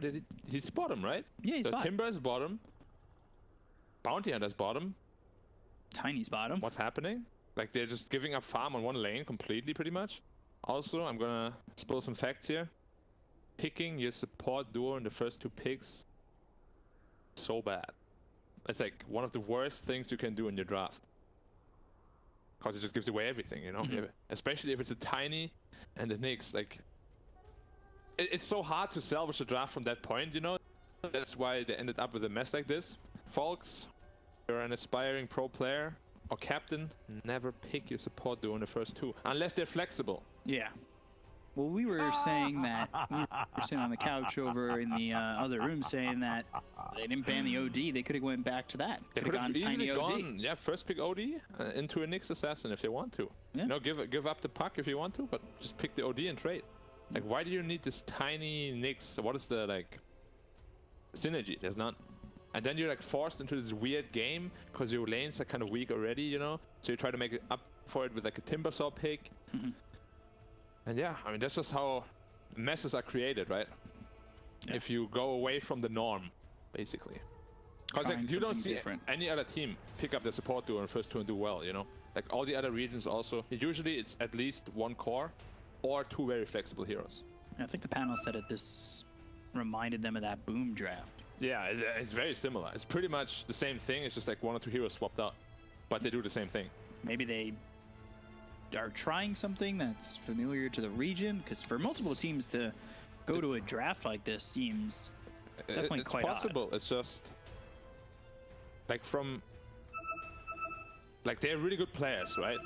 Obviously. And if we can judge it this harshly, I'm sure the players themselves also know that this is tough to execute. Yeah. Like very tough to execute. Like almost impossible to execute. Kind of tough. Yeah, you've put yourself on your heels before the game's even started. Yeah. Like it just sometimes a bit sad when the players can't really showcase what they're made of, simply because the draft doesn't allow them to, you know. Because like this game already looks completely different from the first one. They're Yeah. very disorganized. They're like mixing lanes around, 2 cores on 1 lane minute 5. Yeah, I mean we'll see how it plays out. Yeah, it doesn't mean that this game is lost already. The Ancient still stands. Yep. We'll see, though. We'll see how they approach this. And Timber to the top now. Yeah, so now Timber's out of the lane. They've swapped the matchups. You're a level behind the Troll, and Timber's behind the Pango. So you're dealing... Bounty is kind of amazing. behind. I mean, Troll is an amazing with Bounty Hunter in the lane. So much more. Does he already have a Javelin? He has a Javelin on Troll already. Yeah. And on that, they've got the Spirit Breaker right there. They could charge the bounty. Yeah. Be ready to go. Toss onto the puck. Phase shift. He has a coil. You need to be careful. Charge through. Swell probably won't even need the coil. Go after Hustler. Avalanche turns the other way. Daffy B, he's coming over. There's Giannis with a power shot. Yopaj! And a man. Taken out by Daffy B. There's the impale onto the Grimstroke. Possible. Something shining through for 496 as they take out Debil. That's the only way you can make a line of this work. You need to create chaos. You need to outnumber them at any opportunity you get. Very well done by him. The next rotation, I didn't even expect him. Suddenly just came in with a good mana burn. Sealed the deal. 2 good kills for them. Really one that they needed to get. But there's the charge, there's the dust. We were talking about this just a second ago. Avalanche. Toss into the tower. Toss under the tower. Doesn't have charge. Janata comes through. No shuriken. Okay, what they need is Bounty 6 ASAP and go, Track go, kills, go, go. go, go. Yeah. You don't stop anymore at that point. You can't stop. Yeah. So, like we said, chaotic. Keep it chaotic, keep it aggressive, get these Outnumber them. kills. Outnumber them every time. Bounty Hunter getting a kill is so much more important than any other lineup, really. So that's why they picked it, obviously, but they need to make it work. Because the longer you wait, the weaker your draft gets. 3 heroes bottom for Neon as they've left the Pango up against the Timber 1v1. That's fine. That's completely fine. But the Pango is also very happy about that. Yeah. And the Pango is one of the better heroes in this game as well. And this Considering- Wind Ranger is not happy. Considering the fact that he really don't have anything to stop that Rolling Thunder. Yeah. Him by himself, now level 6. Happy with the experience that he's got, the solo lane here. Dappy B, now level 6, should be picking up that track. Hope he doesn't misclick. Don't skill the Shadow Walk level 2. You Oh, he die. was about to. You know it. You know Your it. failure You lag. lives on. Yep. You Sorry, die. lag. Yet your failure R wasn't lives clicking. on. Could be worse. Guys, I can't skill my track. Pause, pause, pause. Ends up taking Shadow Walk. Yeah, this is like the worst out of all. Level 2 Shadow Walk. And get like 3-4 kills, and his teammates are like, why aren't you tracking, bro? Stuck without track. Yeah. Troll's got a great lane going his way. 3,500 net worth for him. Puck keeping up with the Windrunner. That's fine. I think, and you can see the difference in net worth is okay. You've got the top 2 for Radiant. Yeah. Granted, the Puck is equal with both the Windrunner as well as Timbers and now, Dream Coil used as well as the Silence onto the Tiny as well as the Windrunner. A small stroke of fate. And they take out Husk. To retract your last But on the other side of this, Pangolier, he's getting looked. Dappy B is in. They take out Bombi. Down goes Play Hard. They have the track. It's through on the Johnny Well. They've got 3 heroes here. They need to be very careful. Waning Rift, track onto the Puck. Sentry down, but no Dream Coil. So it's tough to kill this Bounty Hunter. I believe that first one was a track kill. It was, Radiant yeah. are scanning. But I like the way Neon is responding to this. Like we said, they need to bring the numbers, and Neon is responding very well. They're bringing their own So numbers. many sentries. Yep, yep. Honestly, like the only thing you can't do is give away a lot of kills in the early game. If you reach mid-game with a good network lead, your lineup will prevail, 100%. So you just need to mitigate the damage you receive in the early game and get out of the early game. See if we can do that. Play hard here with Debil. I believe there's up. Look, and Neon wants something out of this. In order the Bounty Hunter's up top, Timber's being left to his own accord for the majority of this game in this lane.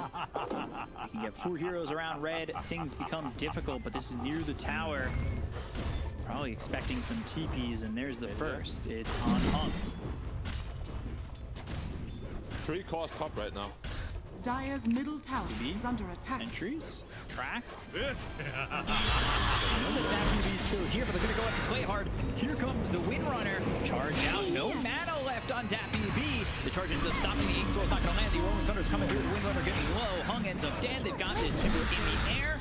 And with all the heroes here for the side of Neon, it looks like it's only a matter of time until Red is dead.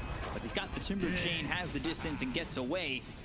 The track on a bunch of these heroes, but they can't capitalize on it. I mean, we said they needed to bring numbers, you know, but both the supports are so under-leveled that they just had no chance to do that.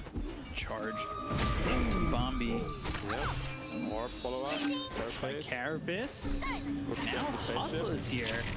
Got the silence. The Stroke of Fate misses. Bombi with the one-man impale. Face shift from Yopaj. Yep. And now they've got the track, so they're rotating. It's chaos, but it's not... Not good chaos. Yeah, it's not confirmed chaos. They're not getting kills out of this. Yeah, it's not like valuable chaos. It's more like a neutral chaotic. Digital chaos, if you will. Yeah. Yep. Red again to get some damage. Stroke of Fate looking towards Red.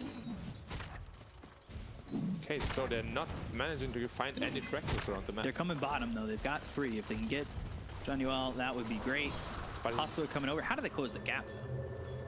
Alright. TP, Yeah. Yep. Well done.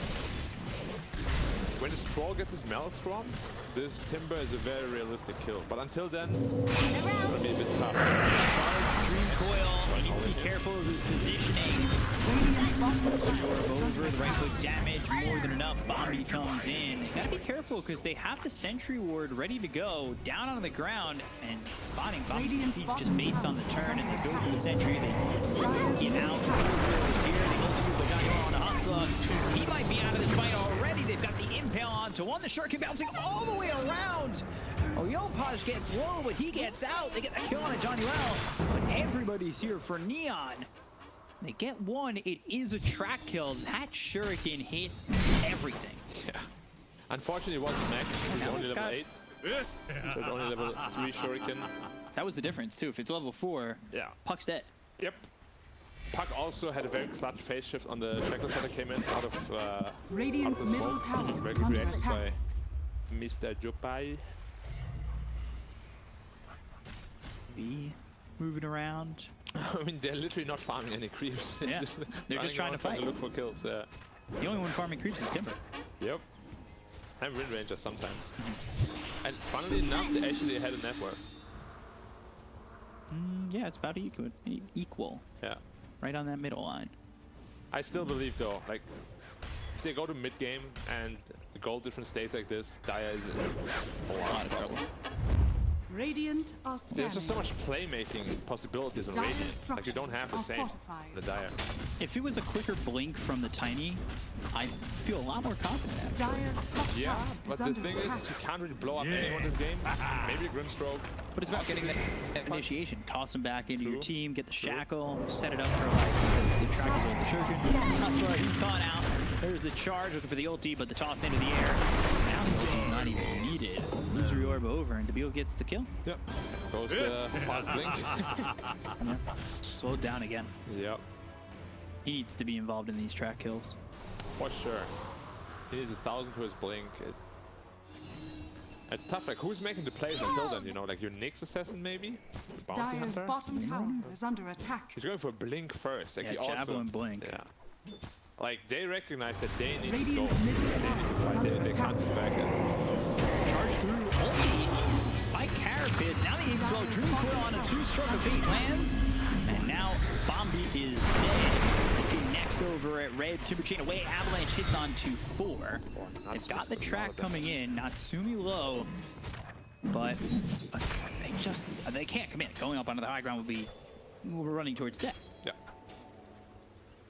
No chance.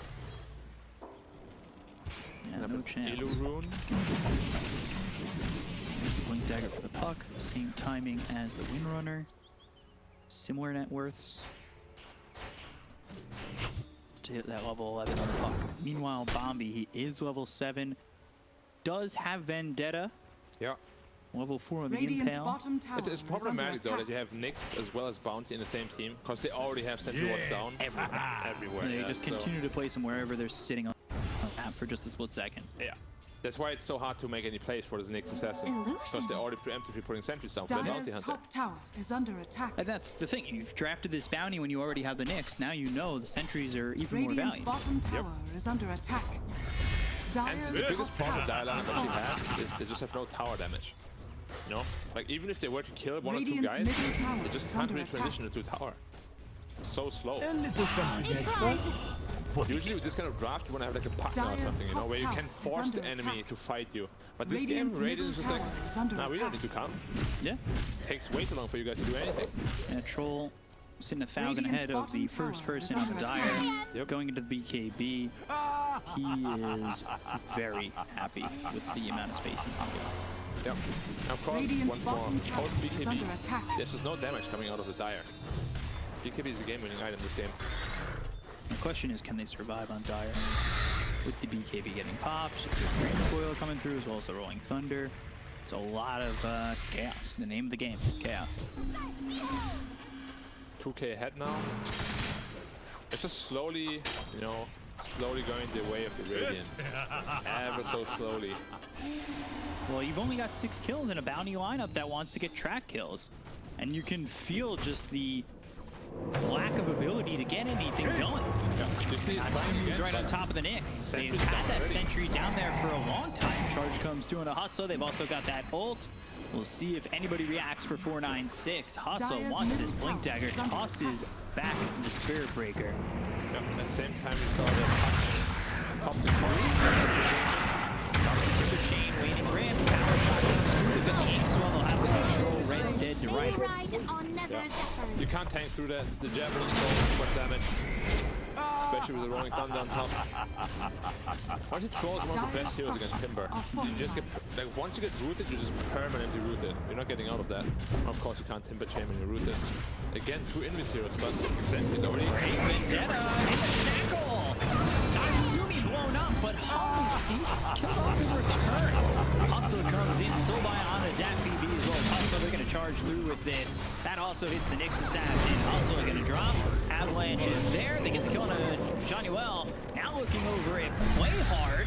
Okay, there's something going. They've got some track kills going their way. Puck comes through, looking to kill off Bombi. Dire's bottom tower Finishes them is under off, attack. and now they still look towards Debil. They've got the Chakram, but under this tier 1 tower, this is such a chase that they just can't be willing to take.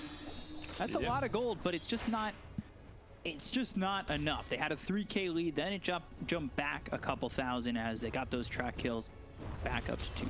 Yep, they did not have a sentry in range of the tower, unfortunately, so the troll was blown up, as we see here. The sentry is a bit further back, so they have no information of him being there. Fantastic shackle shot on top, and I'm actually surprised Radiant just killed him instantly. The wind range was blown up. Yeah, completely. very quick kill. And Yeah. then this is Three-man a charge. bit of a deeper avalanche toss. That got off just barely. Now Dream Coil used bottom. Got the charge. They'll snap the coil. Yeah, this Back out somehow. This Blink Dagger Wind Ranger is a support build. I don't believe it can work as a core. Like, you need a Maelstrom first, so you have some sort of scalability. I believe this is like a very desperate kind of maneuver, you know, to force things, but you can't force them if you're hindering yourself too much, you know? Yeah, and they smoke. They're gonna look for more. Yeah. They want to just continue to go in and look for something. And he's spotted. He's charged. He's killed. It's so Dire's fast. middle tower is It under really attack. is, and they're gonna get a tier 1 off this too. Park is having a fantastic Dire's game. middle tower has fallen. 9-1. Waited for the puck. Wow. 9-1-6, 75% kill participation. He's going for an E-Blade. Blink into E-Blade. Ah. You just really want to amplify that magic damage coming out of the Radiant lineup. Yeah. Interesting pickup. BKB Must for have the watched some bounty. Thompson replays. Potentially. Yeah, Thompson is a E-Blade lover, of course. Sanjay Dasha for the control. Oh, status resistance. Well, that's always nice to have. Nether Dire's Shawl as bottom well. tower is Going under into the attack. Abyssal, so locks the Javelin. Now going into the Abyssal. Dream Coil uses that BB. He's getting charged. He's in some trouble. The Dust is out. The Avalanche as well as the toss, but they've got the X-Well as well as the Rolling Thunder. That BB, there's nothing he can do except die. And then the Soulbite keeps the Nyx assassin attached to Hustler. Bombi on the run. Bombi allowed to leave. Huh? over. They're going for red. That were some very interesting TPs. With the inhale, burn mana goes to the swashbuckle. Hung coming in. Now no more mana available. Good blink into It the was kind of shackle expected, shot. right? What was that, you think? They just like let the Knicks run away, all 3 TP together, pretty much in the mid lane. Yeah, an instant reaction. I think they were looking to set up Dyer's something on the middle timber, tower is but under instead attack. they left the Knicks alive and Bounty. lost the tangle because the TP was like 7 seconds long. Yeah. Bounty. Or charge on the timber though. If he gets rooted, it can be problematic, but no. He's still going. Yeah. This is just Spirit Breaker Radiant's though. top tower You know, you is don't under stop. attack. No Spirit Breaker ever stops. So let's watch this again. Dream Coil, Illusory Orb. He just gets locked down from start to finish. He can't even get a track out. Yeah, you can't do anything, and then the Rolling Thunder just jumps in. They've That's got the ult on ulti. both. Yep. But this is what I'm so curious about. Everyone's just freaking out. What is happening? And they just leave him to live. Yeah, all 4 heroes. What was with that? They got enough. Toss, Avalanche. They want the troll. They got the shackle now. He's out of mana. The Impel hits his power shot. The Janata with the KB, aim slow, and the kill on Natsumi. That one's massive. And the Rolling Thunder comes through as well as the charge that's out on Hustler. He's dead as is Hung. He's getting blown up into these fights. Johnny Well, he's tracked up. Play hard trying to get on top of that BB and with the ulti as well as the swashbuckle to take out the bounty. Yes, they got Natsumi, but nothing else going their way. And I say that though, Red's in the fight. Mew ends up dead. Play hard, swashbuckle. Yopaj finds Bombi. Another kill for them. Make it a fourth. Now looking for the full team wipe. They've got the charge. The charge that's pushing across with a chakram. You don't even get to charge and hit this timber. Johnny Well is dead. Red gets another one. TP's out, and he'll be the only survivor. Radiant's middle tower is under attack. Used his ult very prematurely. As soon as he saw something, you can see it here. He used it right away. I feel like if he was a little bit more patient with his ult, could have turned his fight around much more cleanly. But the kill on the troll is very good. And the back line, you just see the puck and the Grimstroke blowing up all the supports, and the win range just dies instantly every time. Yeah. When puck is on top of him, one E-blade, one combination, he's just dead for full health. He just chose a very fragile route with his blink dagger first. It's very predictable. And then Radiant in a row. Yeah. Like Red, he salvages that fight, but when you're only down, it's just. I'm looking for the items they need to really feel competitive. It's a bit deceiving, this 2K. Yeah. Like, yeah, it might be 2K net worth, but really, ability to fight is very limited. And there's the E-Blade dead again. Yeah. Hung's just not having a game. There's no game. Rolling Thunder coming through, bouncing back and forth. They've got the silence from the Bandits of Grace. No chance to get away. That Rolling Thunder is a nuisance, especially in the corner like that. Yeah, I mean, we spoke about it. Come mid-game, you know, it's just so difficult to find Entry, and I'm looking at damage. instantly. Nothing you can do. Well, Cockroach is dead. Has been stomped. 13, 1, and 10 for Yopaj. Dyer's middle Ulti, tower is under 23 of the attack. 29 kills. He's mad as of last game, Yeah. for sure. He had no game last game, and now Hung is the one. Now it's like, yeah, how dead E-Blade, BKB forced out. There's the charge. damage is Juggled ridiculous. in the air. Yeah, that E-Blade is the right choice. Yopaj. Just Dyer's middle tower half has health fallen. immediately. You're fighting knowing you're going to have half health in a second. Yep. BKB still used, down to 8 seconds. That was his first item as well. Yeah. That's a tough spot. Javelin Blink now Hung looking for the Orchid. You know, like he sees that the puck doesn't have Yules, so Orchid is one of the best counters to that. He's gonna have a Linken's probably before he finishes his Orchid even though, so they will be nullified as well. They're itemizing very well on the Radiant team. Correct, you know, sustain all his aggression, not too offensively, but also not too defensively. I like it. They definitely know how to play against this kind of style. Yeah, they've done a good job of stymieing it. Yeah. Smoking up top now. This could be one of our last fights in this game Radiant already, are if it doesn't go to scanning. Dyer's way. track, avalanche, and the toss, but Natsumi's here. The soul binds in. The BKB's been popping bounty hunter. They're on top of the Tiny. They use that ulti. In trouble is that BB. Here comes the Windrunner trying to find something, but he's silenced with the Phantom's Embrace. They get the silence, though, out on the puck. They have the damage. The Rolling Thunder comes in. Hung ends up dead. That's one gone. Rolling Thunder hits on the Nyx Assassin as well. Timber Red trying to do anything he can, but they've got the Timber. You saw loaded up with the foil. It's rooted up. Natsumi on top of him, and Red will fall. He's dead as well. And Avalanche Toss at least gets one from Hustler. Cost him his 4-for-1. Yeah. Almost got the puck. If they get this puck kill, maybe it's like somewhat salvageable, the fight, but he made it out just in time with like 200 health, comes back, gets a good two-man call off, and that's all they wrote. Dire's top tower is under attack. I'm looking for Dire's ways to structures come are back for the Dire fortified. team. It's just so difficult.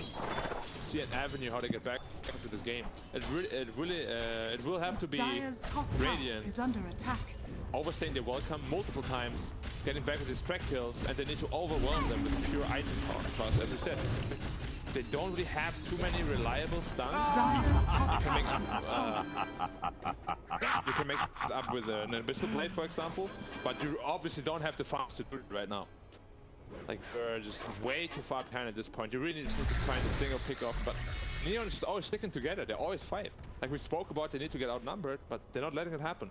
Another smoke up from Dire now. Smoke, Waning Rift, Illusory Orb, breaking the smoke. Phantom's Embrace is out of the Tiny. Timber Chain across. Swashbuckler comes in. They've got the track as well as the roll over the Big Dagger that's hitting onto the Nyx.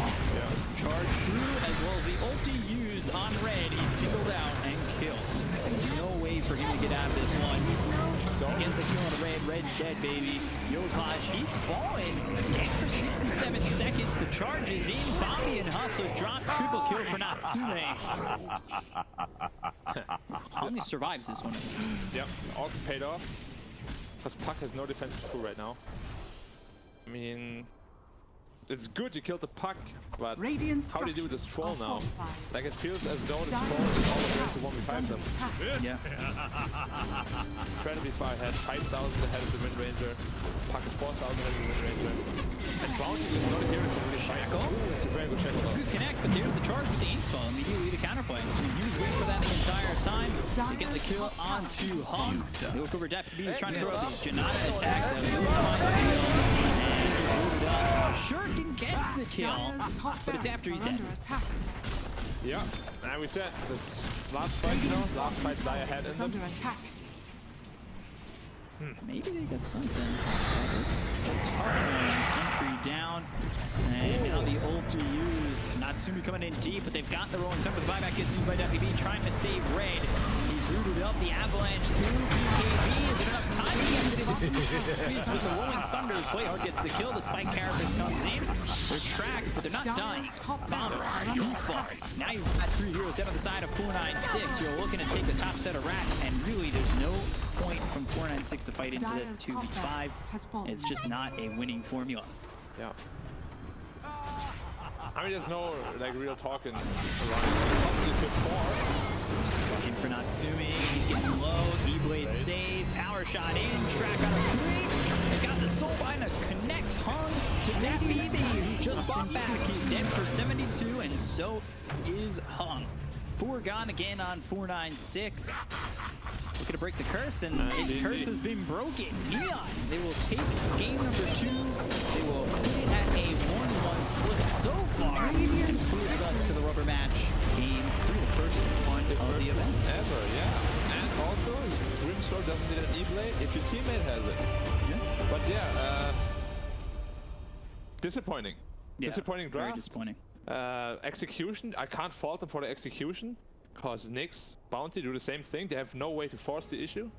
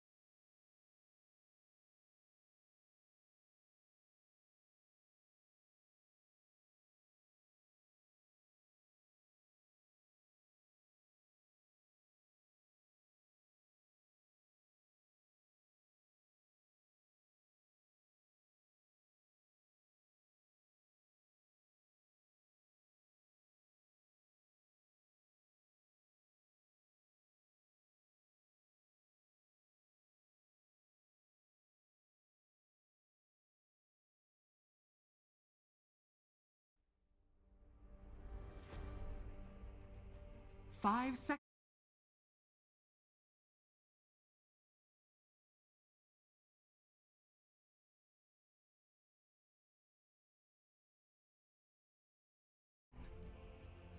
Radiant team pick.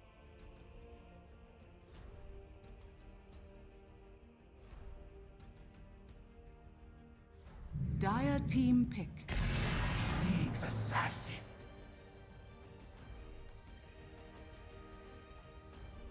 Radiant team pick. Dusker.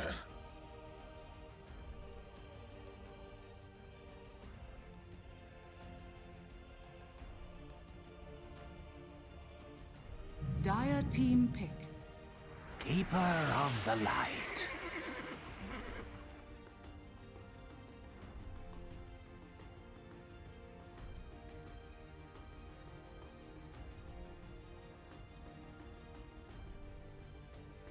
Radiant team ban.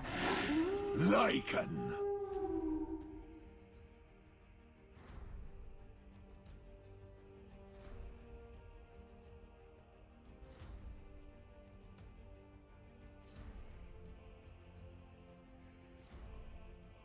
Ten seconds remaining. Dire team ban. Radiant team ban.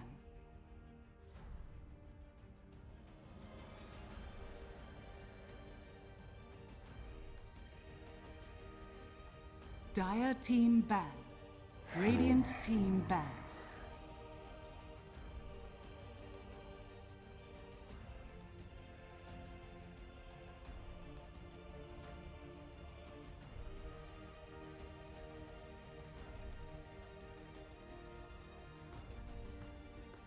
Ten seconds remaining. 5 seconds remaining.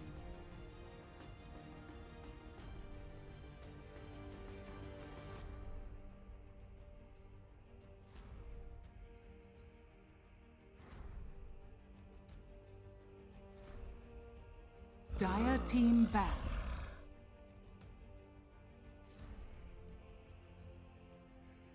Dire team pick.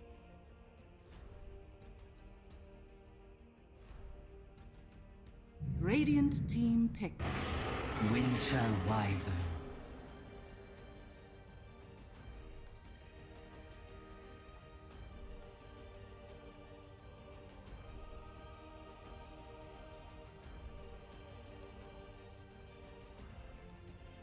Ten seconds remaining. 5 seconds remaining.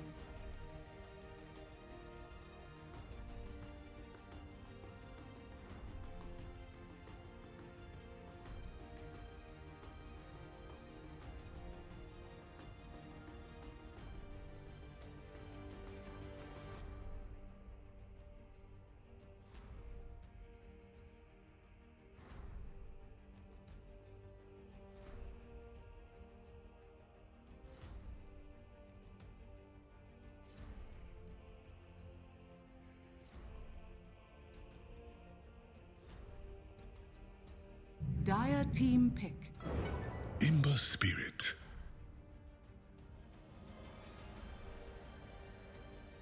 Radiant team pick. Brewmaster.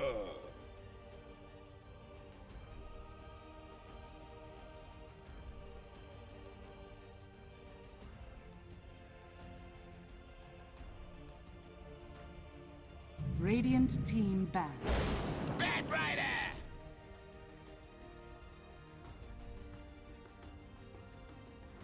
Dire team ban.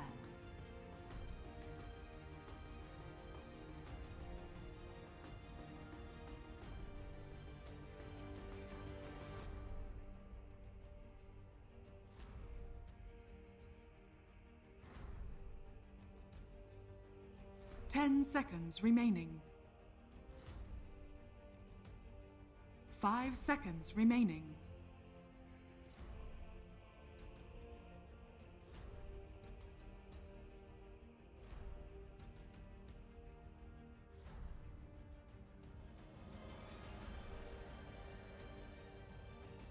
Radiant team ban.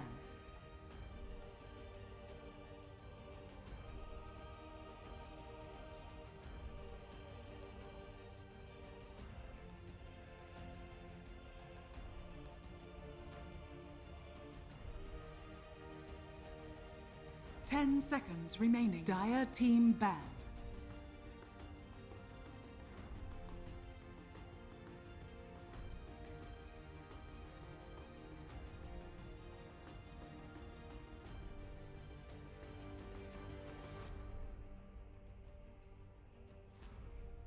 Ten seconds remaining. 5 seconds remaining.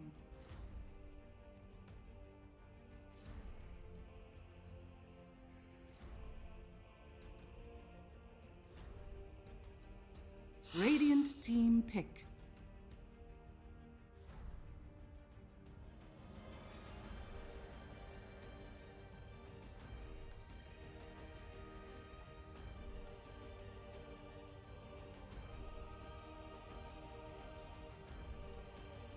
Ten seconds remaining.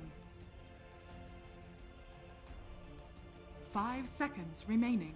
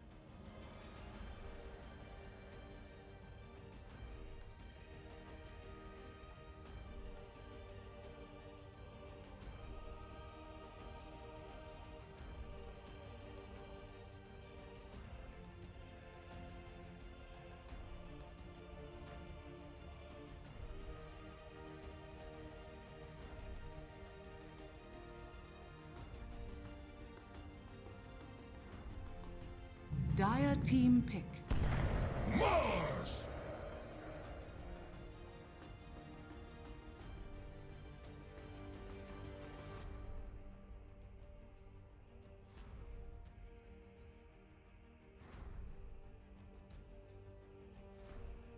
Ten seconds remaining. 5 seconds remaining.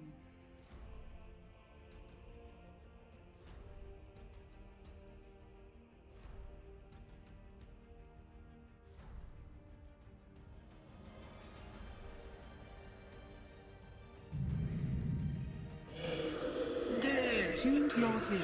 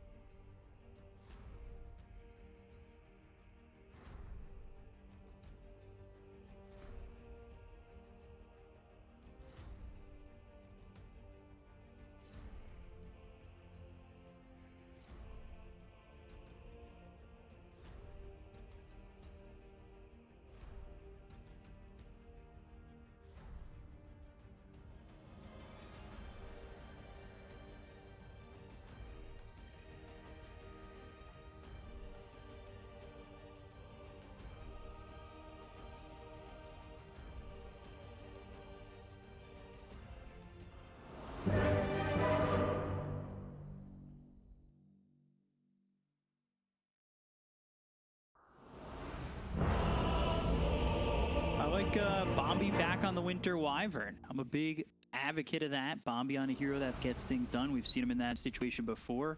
I think I'm on for 496. It's hard to judge because they can't end the game in like 25 minutes. I feel Neon's lineup just can't lose the game, you know, like they can just never go high ground. But I think I'm gonna go with my boy Bombi as well. His Winter Wyvern is, you know, 100% win rate. Easy. is happy hour. Well done, my beauties.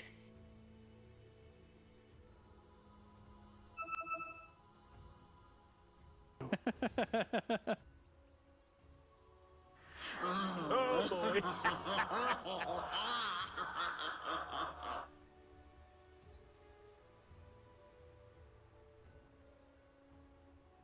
So much. Yeah, we're on the rubber match for this one.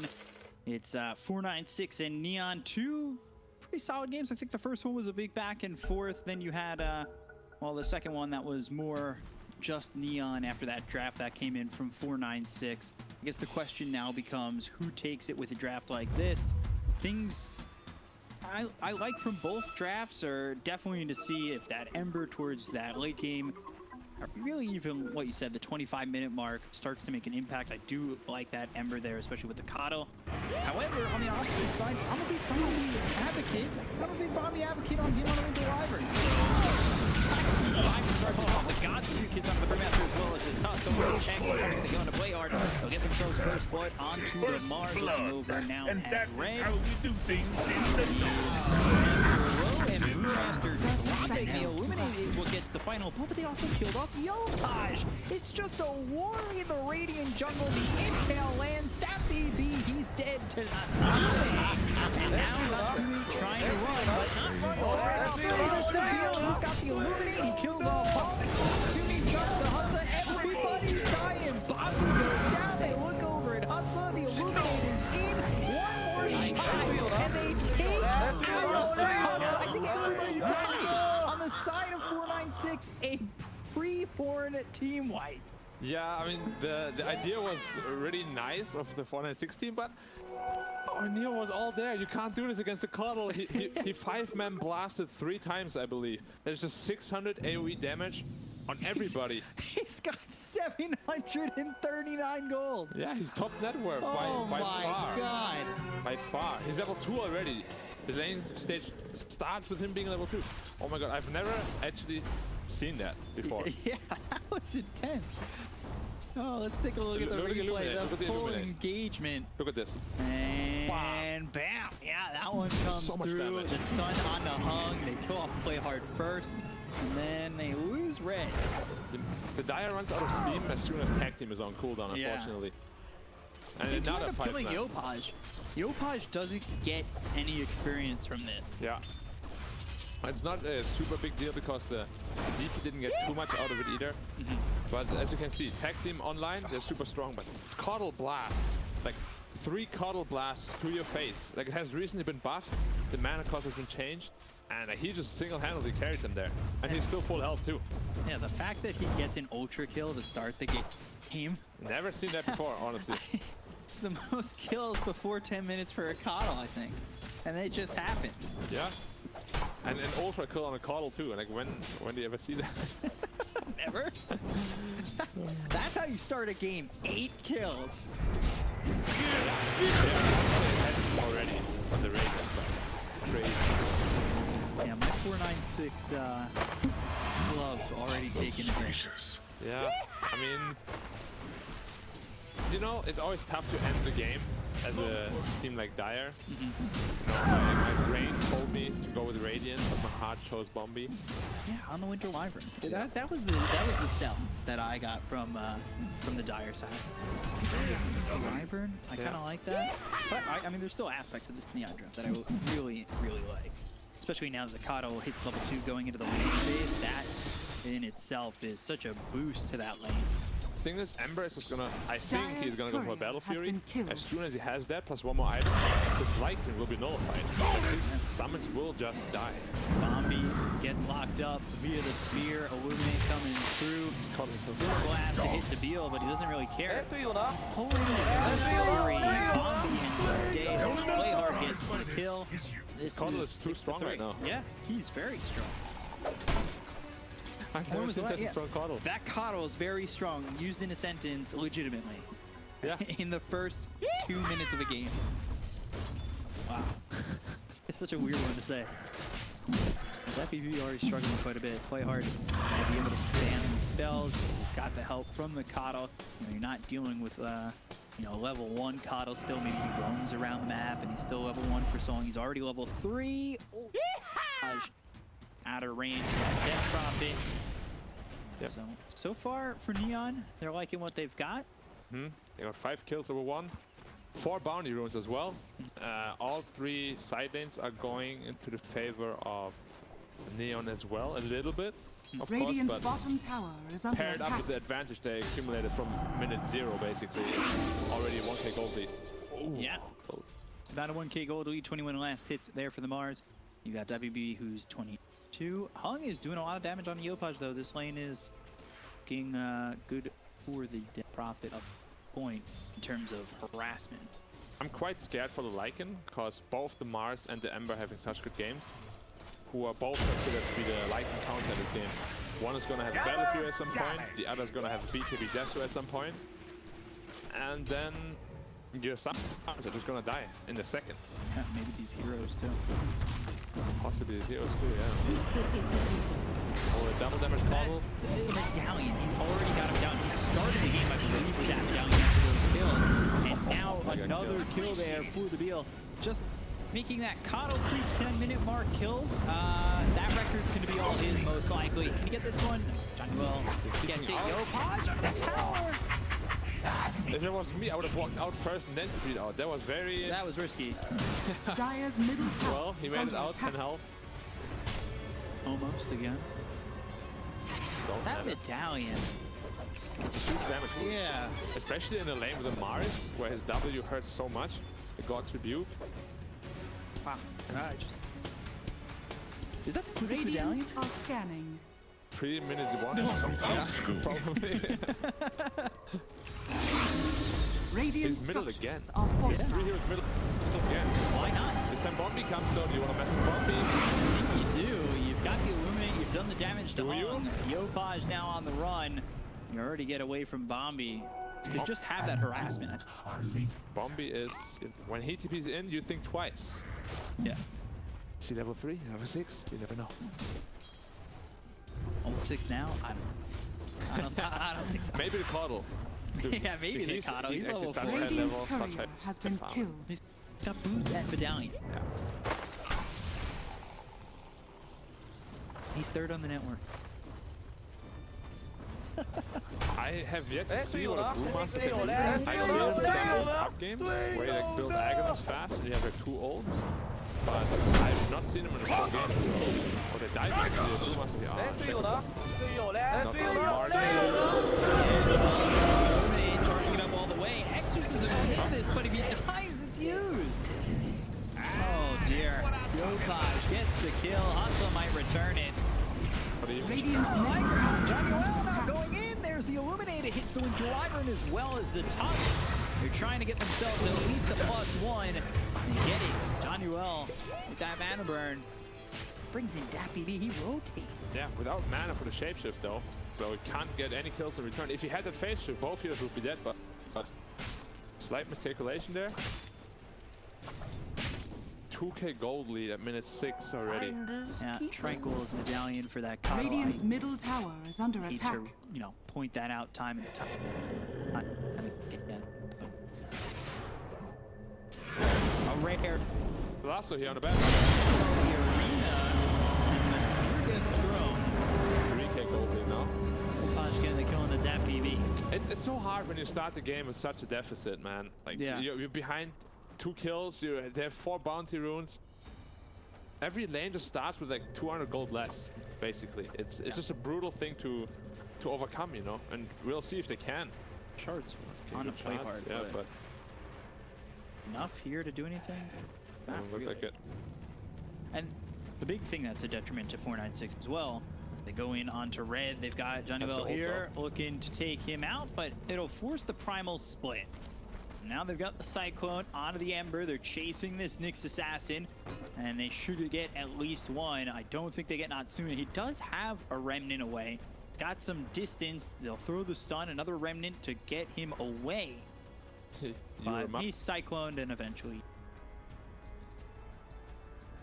The Tusk is rotating in though, but yeah, with that Remnant out, there's almost no way that he can That's die. a Remnant over to the side.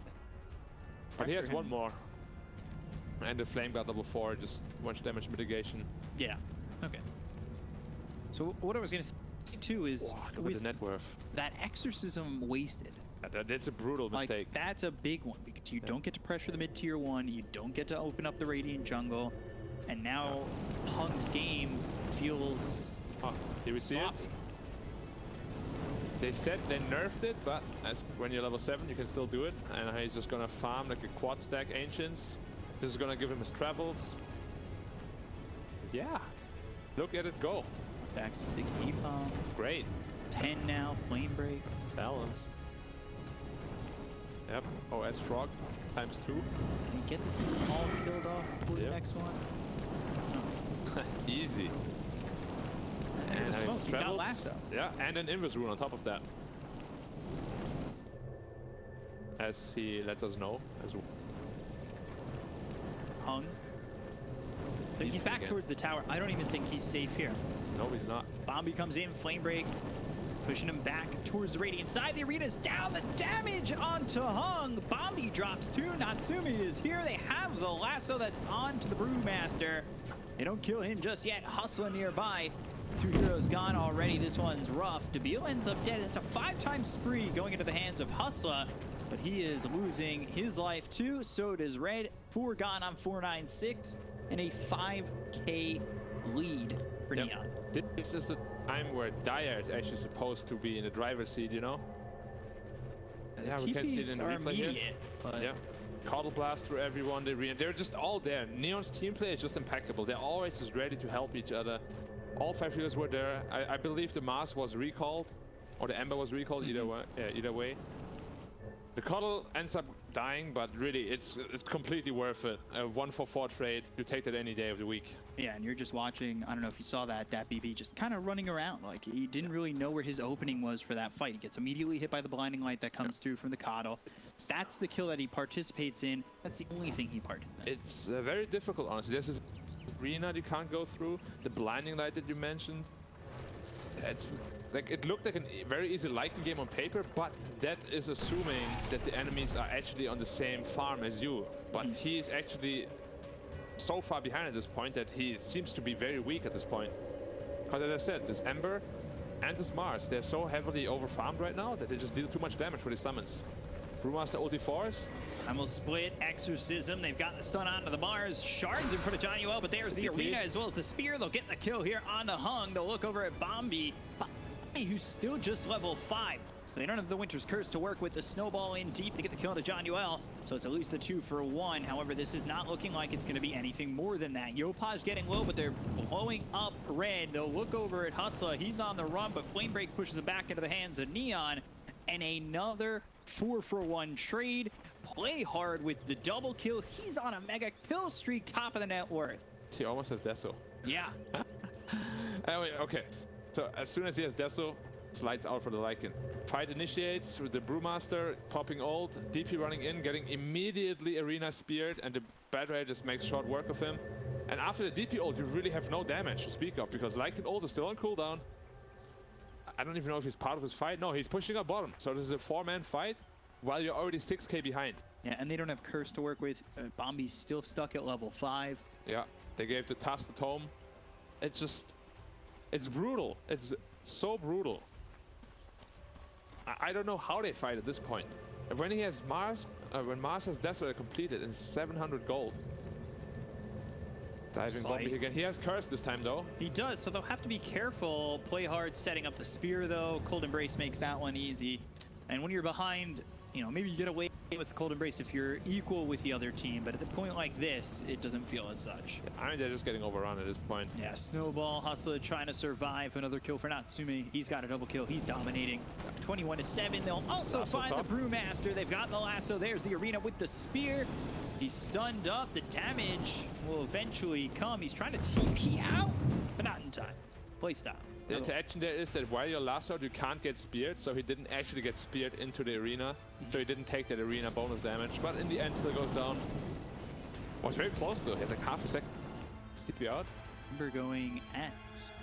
Rules for the death bit. Ember has Maelstrom, yep, completely going to X. Now Lycan has to deal with Desolator Mars, as well as Maelstrom, like Ember. Your summons are just gonna evaporate. Gold to Reso. Yep. It's got Necro 3, But they have 800 health. Yeah. One W, one lightning proc, they're gone. Sleight of Searing Chains, that comes in on the Ember Bombi. They'll use the Winter's Curse. So now can they set this up with anything else? They've got the system, the Snowball over to the backlines, looking over for the Kata. Will find him. DapBB's in deep. They'll get the kill on the Debil. Now they look over Natsumi. He's forced to run. Cold Embrace used on Bombi. They need more. Well, chased. They get the Necro 3. They have the damage. The Impale hits onto the Death Prophet, but still getting the kill here onto the Nyx Assassin. 2 dead. This is the first fight in which 496 have come out with positive numbers. However, it's not over just yet. Sleight of Fist, Searing Chains. Now the Firefly right on top of DapBB. They've got the Snowball as well as the tag team to hit the Walrus Punch. They'll take out Yopaj, who plays over aggressive. Now they look over at Natsumi. Have they overplayed their hand? It's the spear onto what looked like the low ground for Hung, but he's still here. The arena around. They've got the Cold Embrace. Hustle in some trouble. He'll end up dead. That's one gone for the side of 496. They look over for the rest. Red trying to run. Sleight of Fist comes in again. Natsumi with the double kill. They take out Bobby. That's 3 heroes gone on the side of 496. They had a fight that they were leading, and now they lose 4, make it a full team wipe when DapBB dies. You've gone in too far, and then you take this fight, you lose on that one. Wow, you cannot go in that far like that, overplaying that hand. Massively overplaying their hand. At least the Ember died to the Necro books, but this was a terrible, terrible fight for them. They expended all cooldowns to kill 2 support heroes. Bad Rider flies in a little bit too deep, but he also gets blown up immediately by the dire side. But then they need to go back. This Ember has Maelstrom, level 4 Sleight of Fist. Look at all these lightning procs coming through. Desolator Mars, Arena on 4. Yeah. It's just, you don't have the damage without your abilities to take care of these heroes. But DapBB's over to the side, and he thinks about going in. He could have just left there. He could have left, but He goes back in once again. The Illuminate comes through. They get the kill on the Hustle. They look over this Death Prophet with a lasso. The lock of Hung. They'll get themselves 2 more. They bought back on Hustle. He's going to try and make something happen as they look over the Brewmaster. Red ends up dead. Hustle back into the fight. Behind them is Playhard. Now looking over at the Tusk. Looking at Bobby. They've got the Searing Chains onto the Winter Wyvern. They'll get the kill there. Hustle looking like he's going to die back. He was back in for just a second, but he ends up falling. They look over at DapBB, who will try to run with his ult away from the side of Neon. I'm not certain that's going to happen. It's away by the skin of his teeth, back into the base, but you're running away with your ult. You're never fighting with your ult. 15 minutes, 12k gold. This is a brutal destruction. This is the most deficit I think we've seen in a 50-minute game this tournament. I think even more than when 496 played Vice Gaming. Yeah. Whew, this is brutal. And they have a complete all-in push draft. But we already said, even if the game is even, they might have problems going high ground, you know? But they don't even get the tier 1 towers. Every single tower is up against the DP as well as Lycan and Brewmaster. Yeah. Like, that is your strong point, but you're getting completely Bobby denied. again. Just dead. He just dies They like can't leave their side of the base, and it's only 16 minutes into the game. Hung getting chased by Natsumi, who's got Slight in just a second. The Searing Chains in 2, 1. Flame Break on the money! They hit the silence, the Snowball through the Walrus Punch, but the arena is down. They get the kill on the Hung. They'll look over at Hustler. He is low, and he is gone. They look at Red, who is used this Primal Split, but for nothing. It's there to try and disrupt the fight, but it's not accomplishing anything, and that's the problem when you're down 14,000 net worth. We hate to continue to just praise Neon and then look the other way on 496, but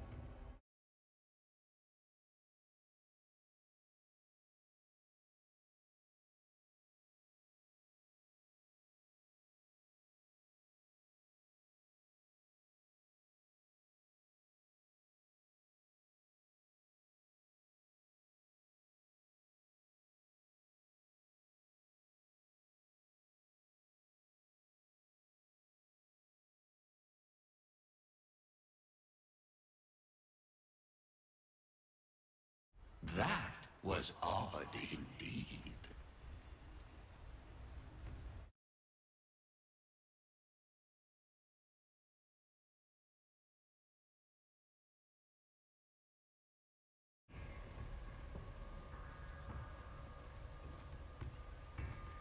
This pleases me to no end.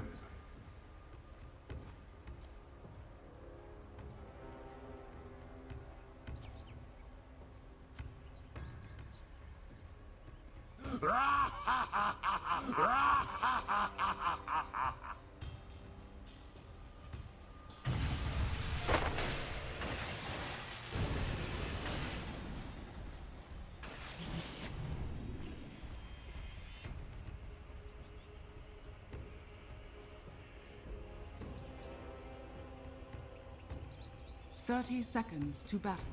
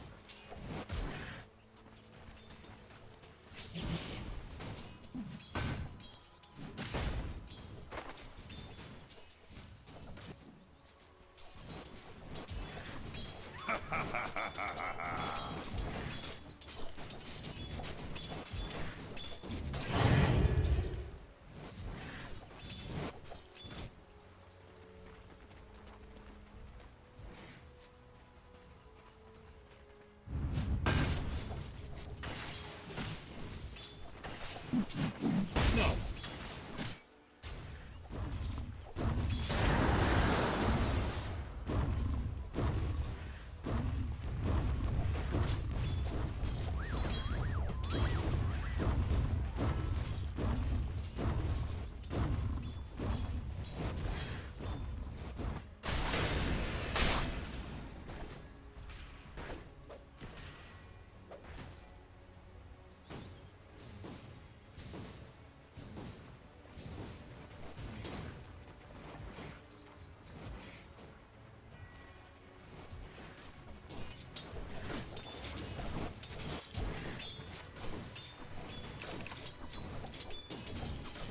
It's all the same to me. Discreetly.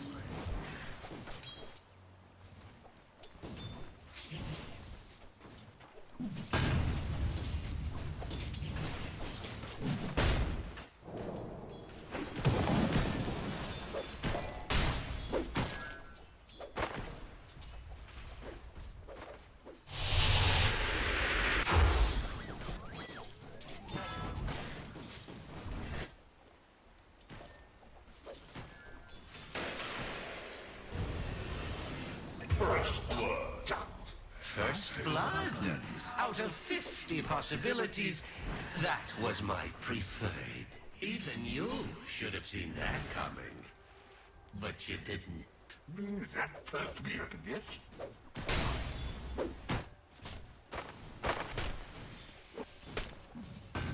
My coil runs down. Your consciousness disperses.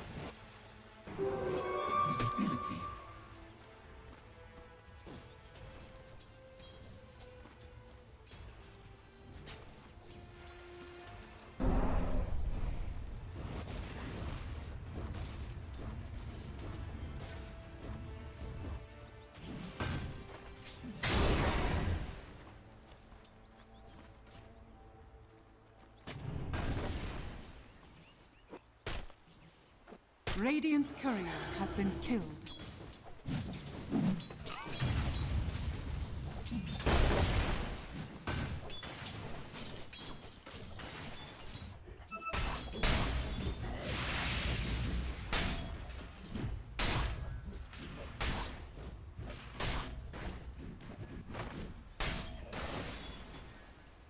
Even you should have seen that coming. But you didn't.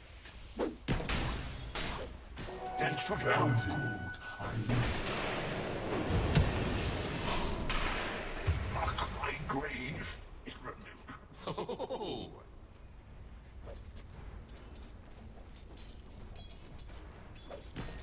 Dismount.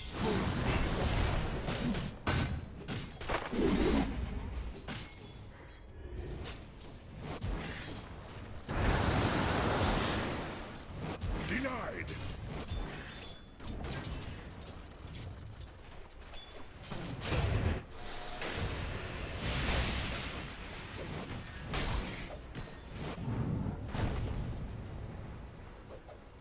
I'm grateful to you.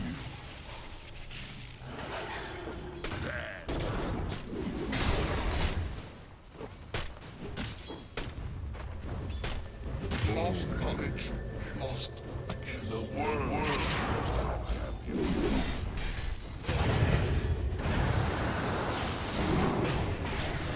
Who will lead my kingdom now? Your thirst for life leads to nothing in the end. A death not fit for Radiant's bottom tower is under attack.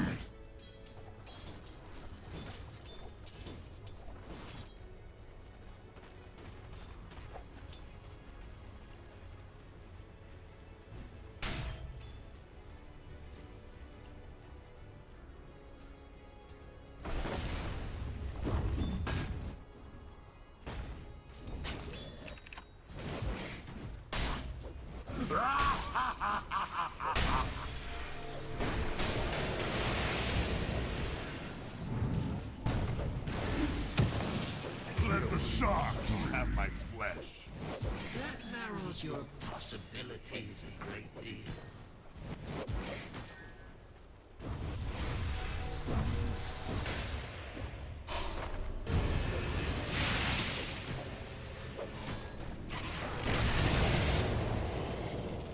Radiant's top tower is under attack.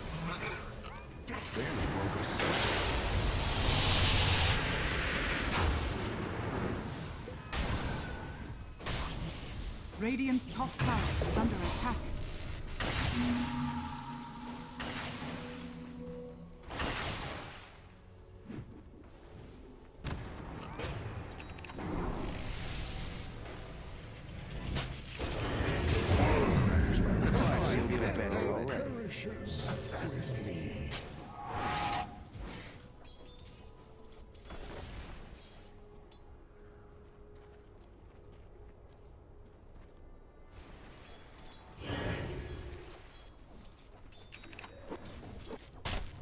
Radiant's middle tower is under attack.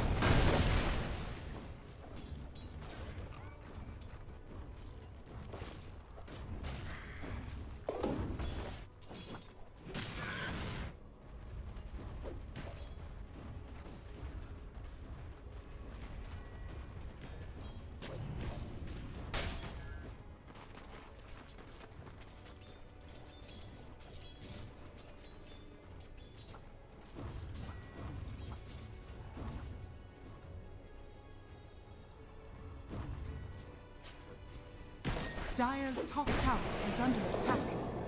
Radiant's bottom tower is under attack. Radiant's structures are fortified. I outlive.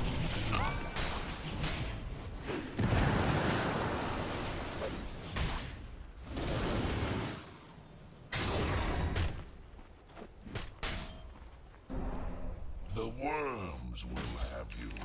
Good. Pure elements return to nature. Radiant's bottom tower is under attack. Radiant's bottom tower has fallen.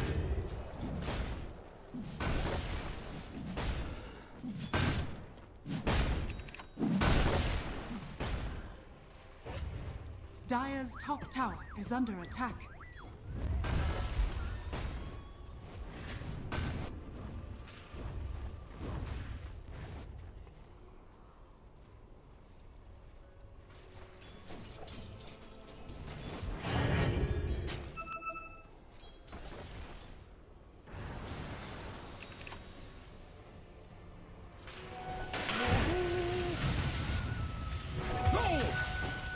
Radiant's middle tower is under attack. Out of my go! You haven't failed. This was your greatest success.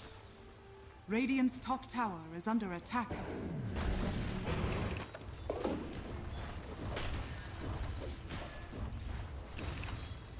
Radiant structures are fortified.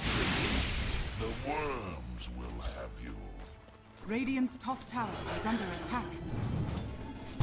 This outrage! No.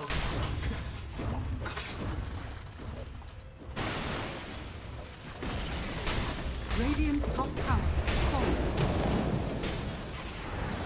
middle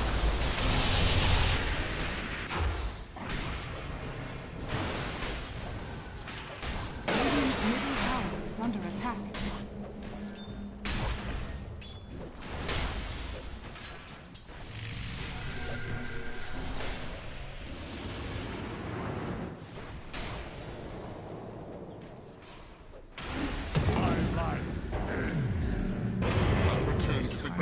Radiant's middle tower is under attack.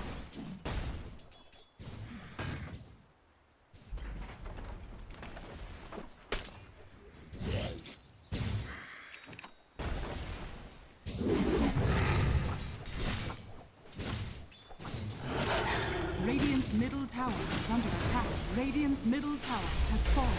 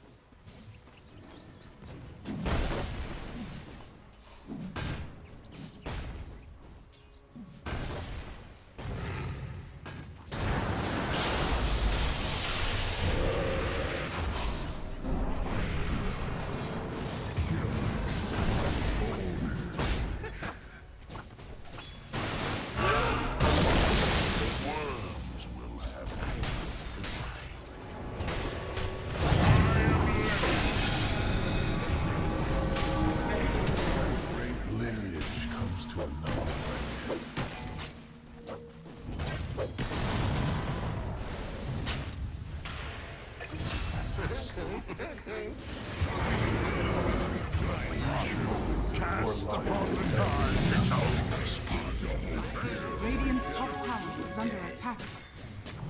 Oh, I feel better already.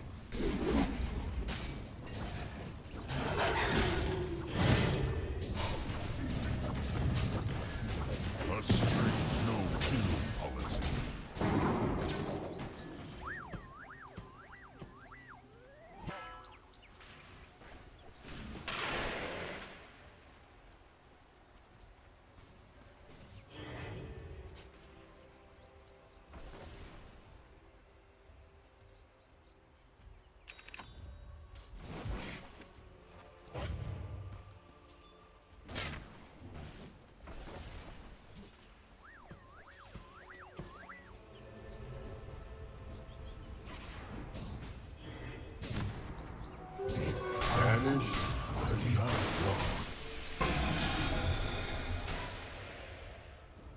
Radiant's middle tower is under attack.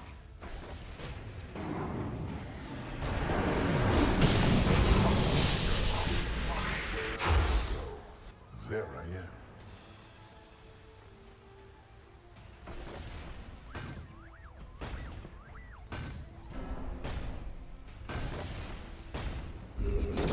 Radiant's top tower is under attack. Excellent. Already a ring.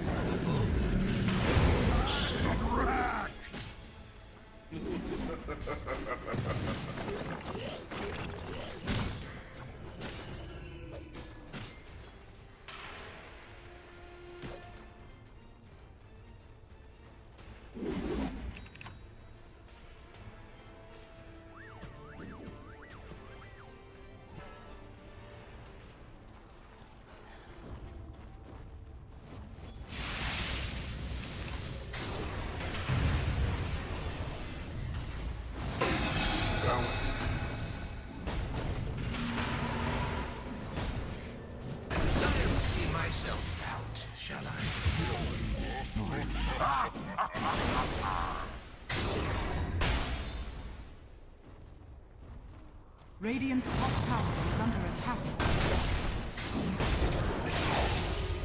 Assassinate.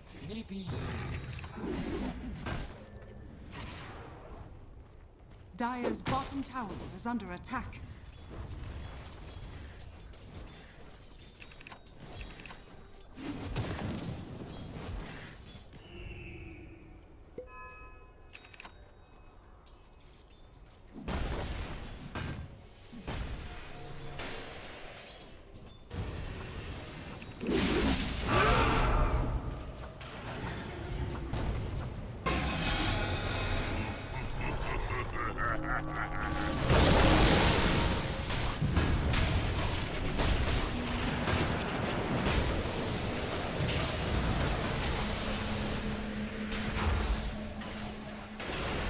Radiant's bottom tower is under attack. Dire are scanning.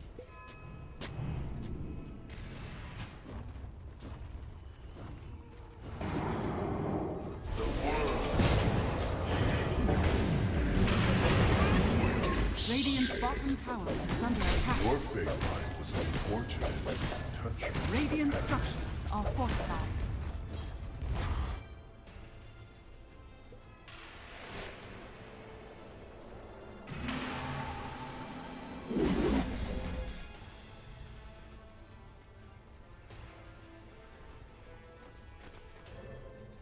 Dire's middle tower is under attack. Radiant's bottom tower is under attack. Dire's top tower is under attack. Radiant are scanning. Radiant's bottom tower is under attack. Time are lost with me.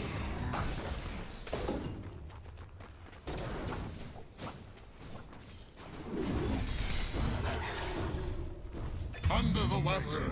Radiant's bottom tower is under attack. Dire's top tower is under attack.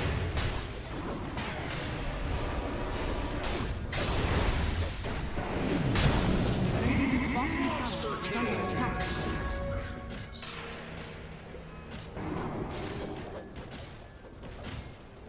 Radiant's middle tower is under attack.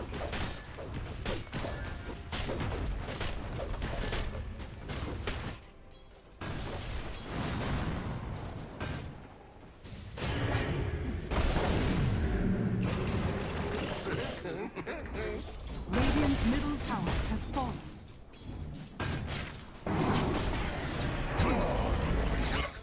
Why you? Why not you? Stoppers.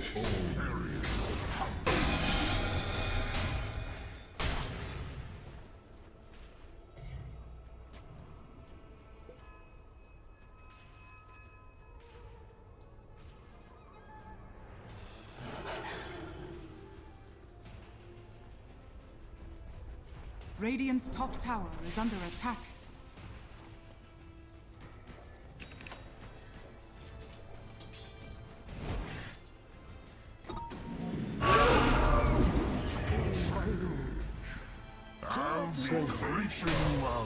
are sleeping.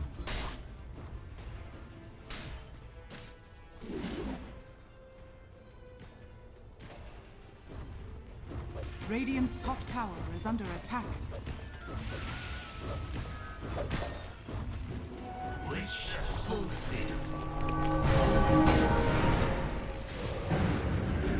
I should have chosen a way.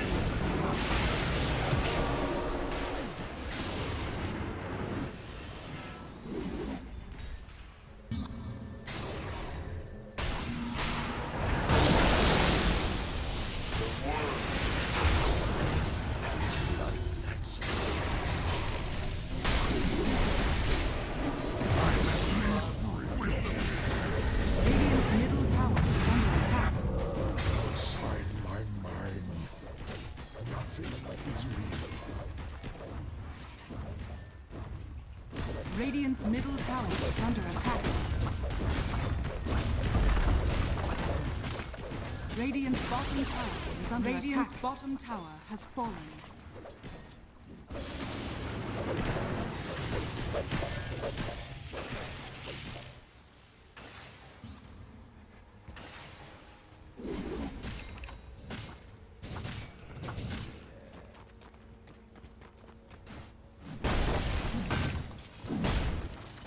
The worms will have you.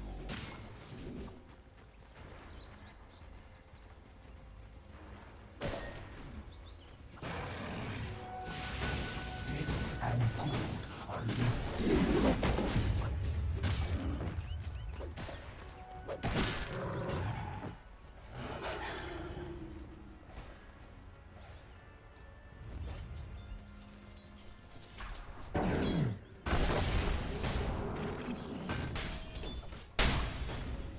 Radiant's top tower is under attack. Dire's top tower is under attack. Radiant are scared. Roshan has fallen to the Dire.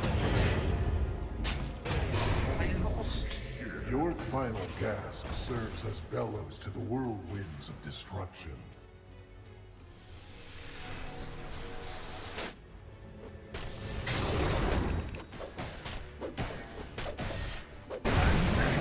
Around my neck.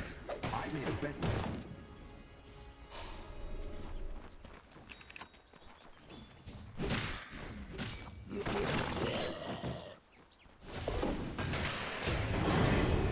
Death has no grip on me.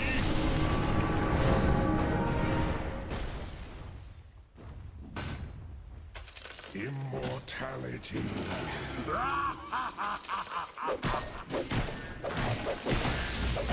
Radiant structures are fortified. Radiant's bottom barracks are under attack.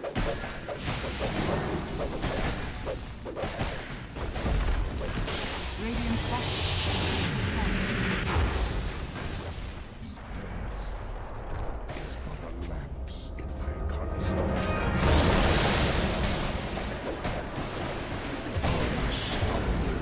That's your best.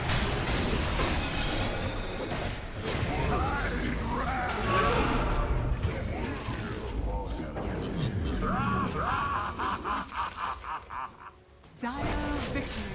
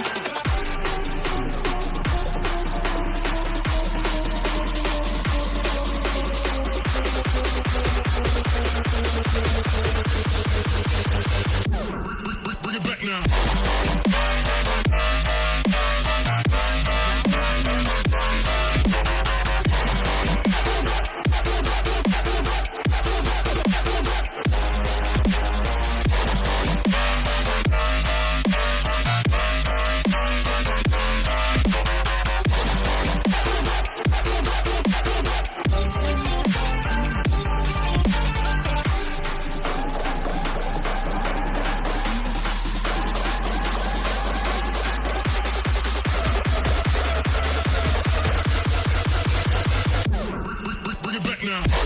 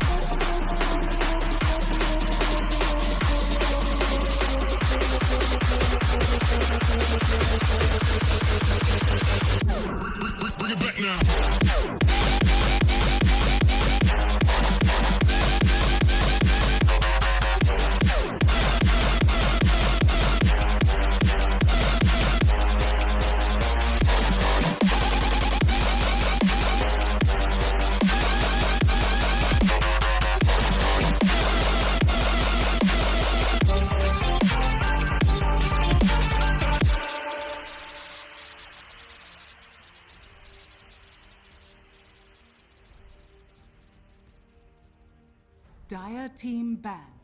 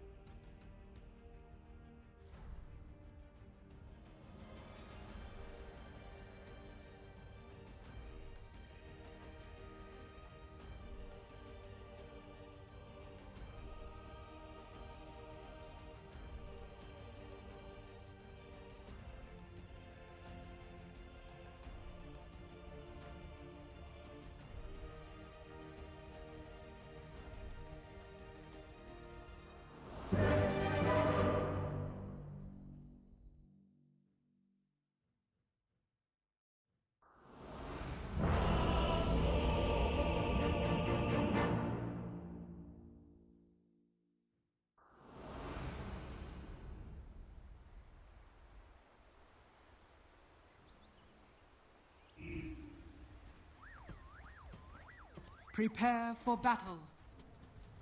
My allies have earned their keep.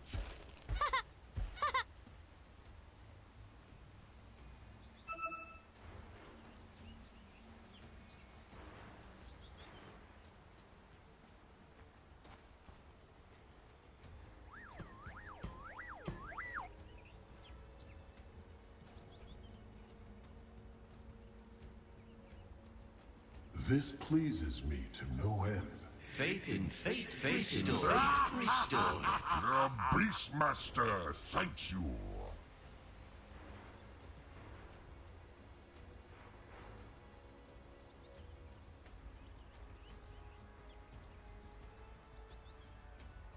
"30 seconds to battle.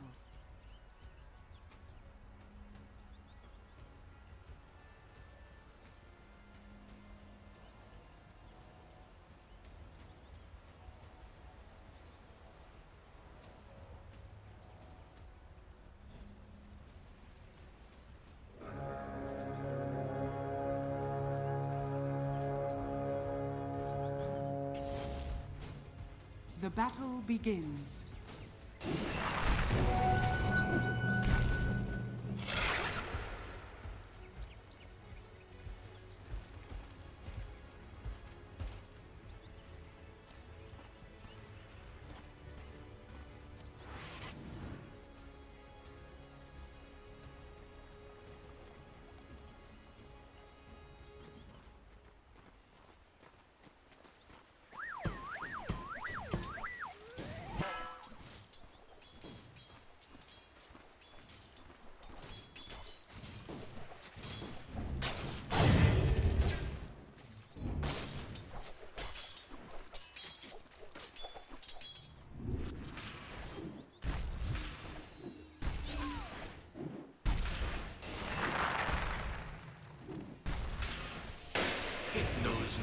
Why it kills it, but confusion quells it not.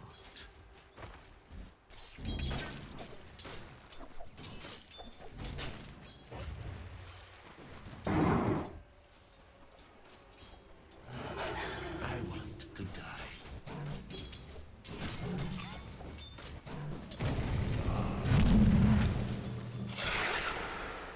Denied. Thanks.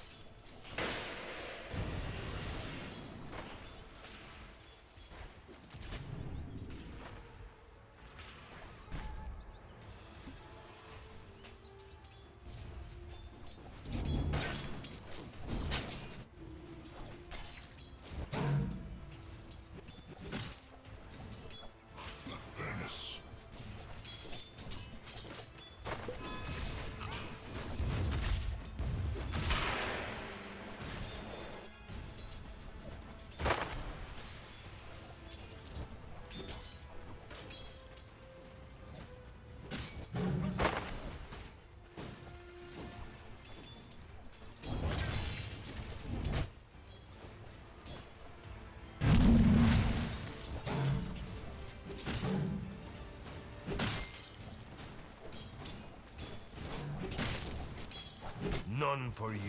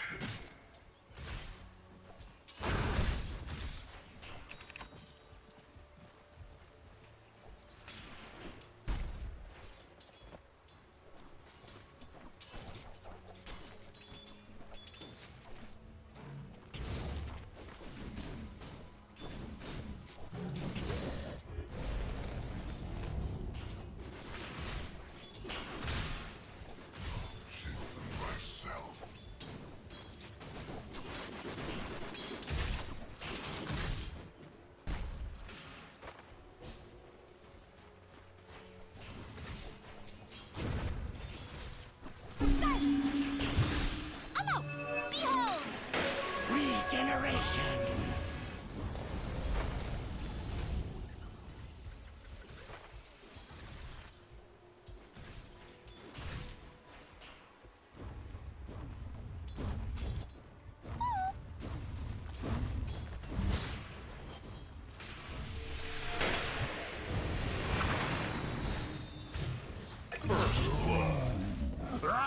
First blood. Out of 50 possibilities, that was my preferred.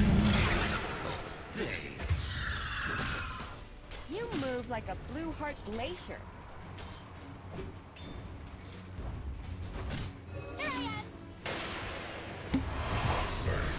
This changes nothing.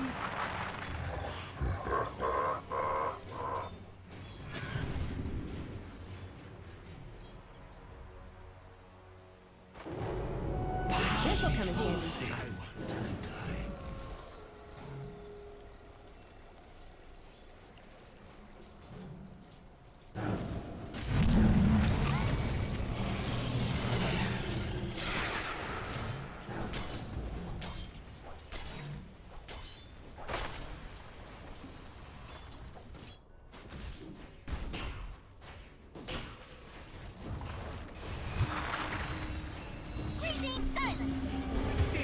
Now, when?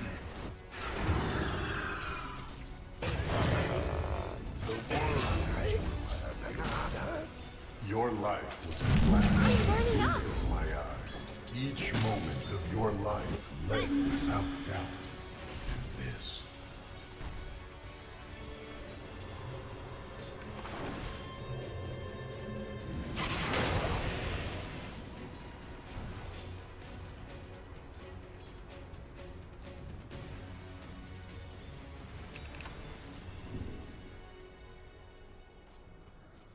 Dire are scanning.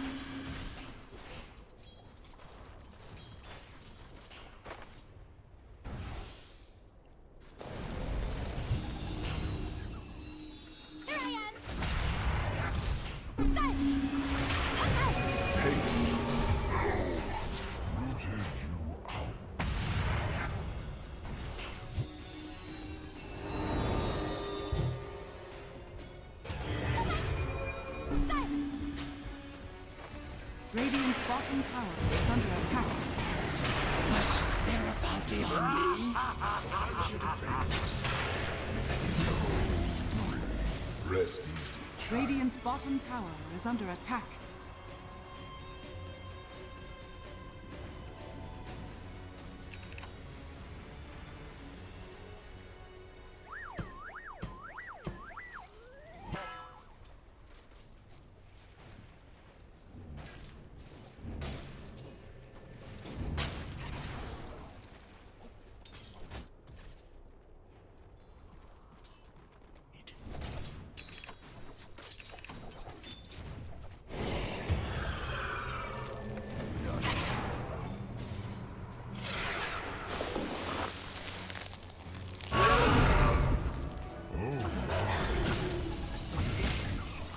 Radiant's bottom tower is under attack.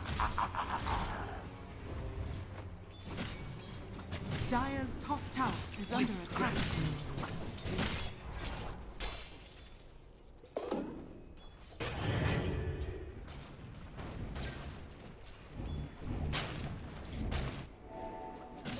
Regeneration.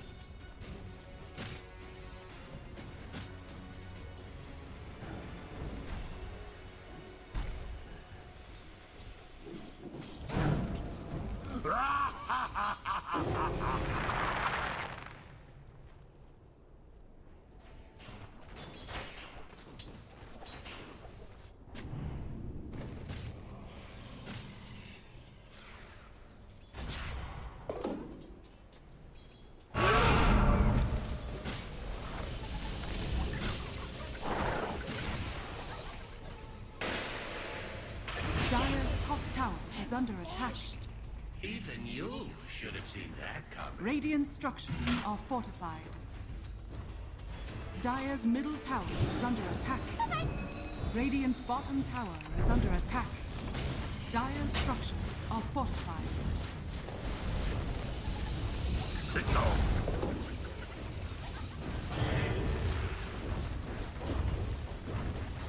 Dire's middle tower is under attack.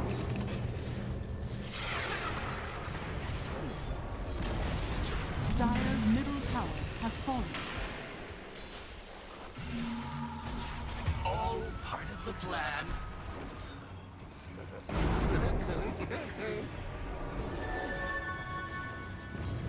Radiant's bottom tower is under attack.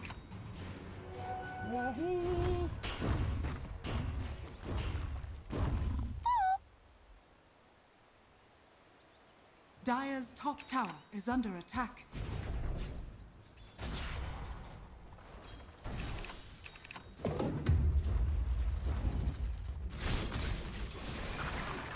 Dire's structures are fortified. Radiant's bottom tower is under attack. Dire's top tower is under attack. Radiant's bottom tower has been denied.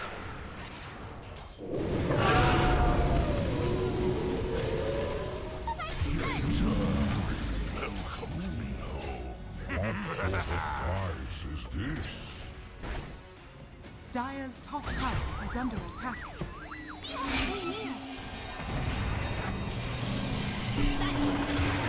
Ascribed to me is Dire's top tower is under attack. Shall I?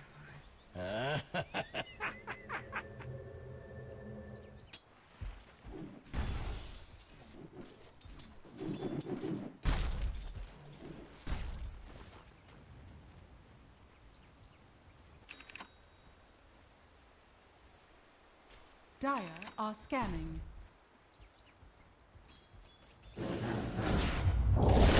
Radiant's top tower is under attack. Dire's courier has been killed.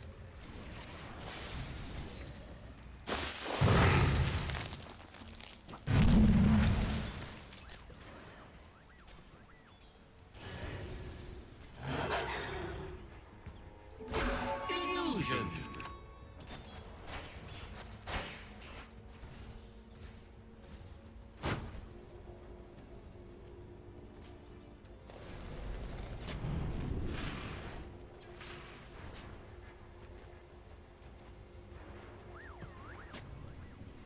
Dire's top tower is under attack.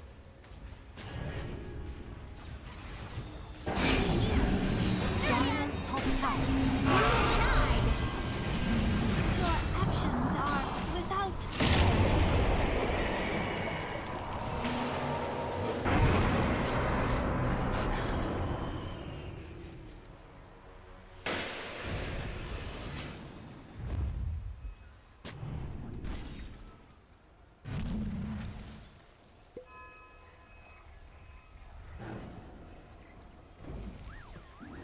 Radiant are scanning.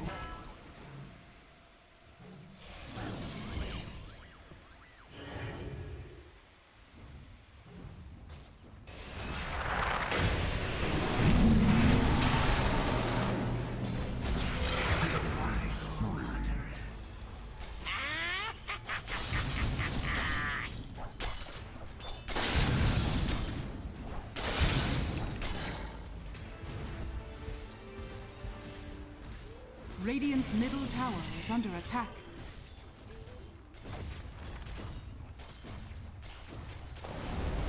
Radiant structures are fortified.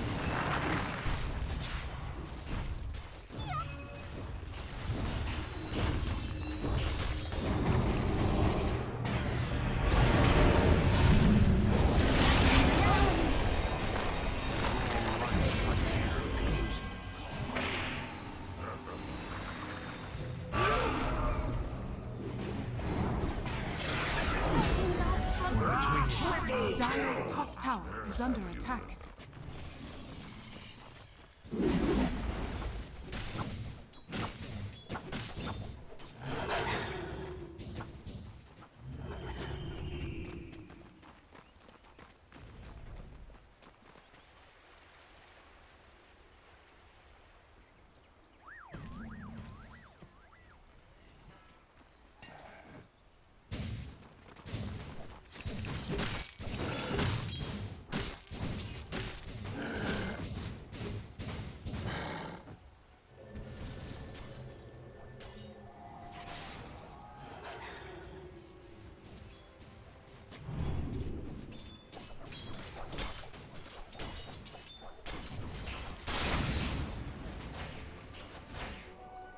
Beautiful. Coin of the realm.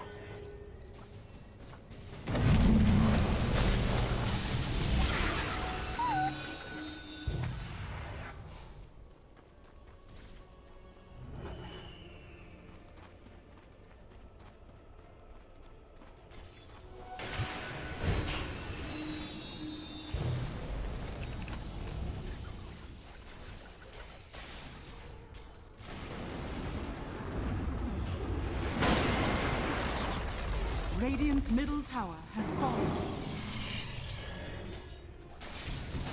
To restore the void within.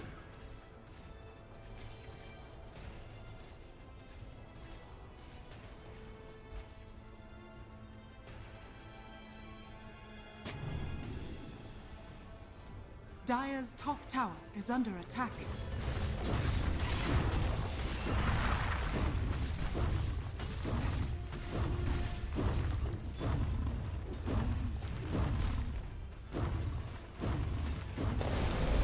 Illusion!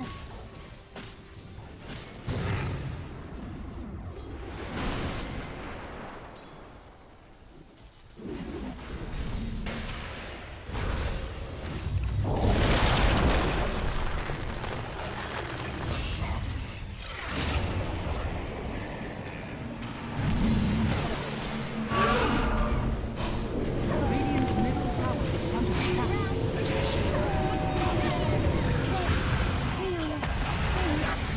Surrender all this will open It is no a dark right. path. The flayed ones drink your blood.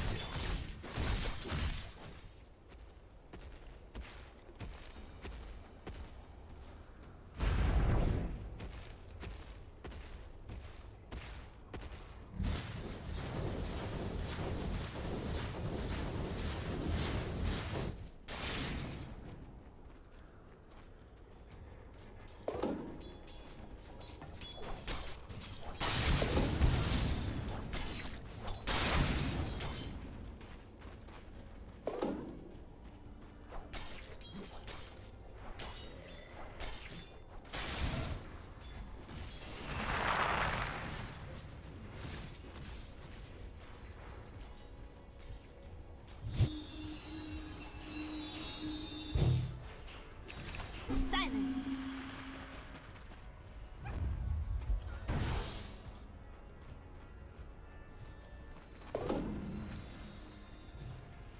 Radiant are scanning. Silence! Stay near! Radiant's middle tower is under attack.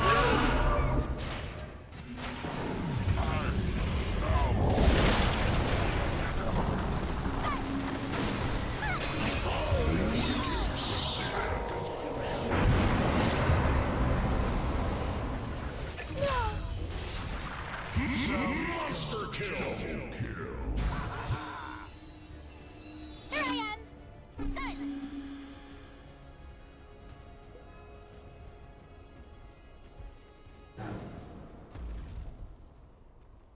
Dire's bottom tower is under attack. Silence!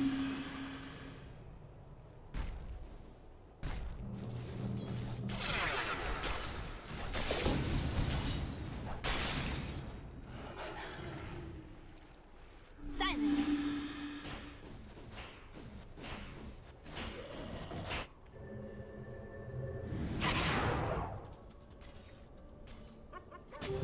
Invisibility.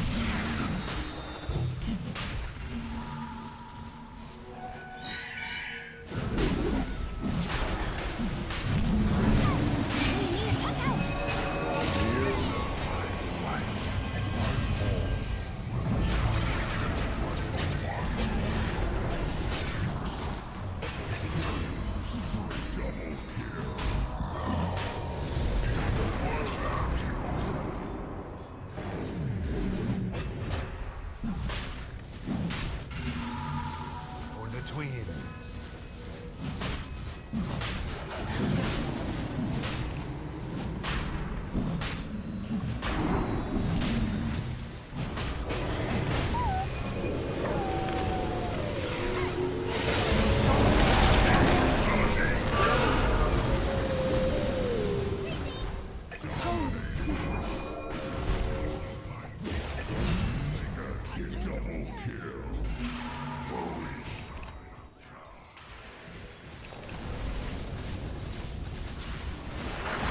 Dire's top tower is under attack.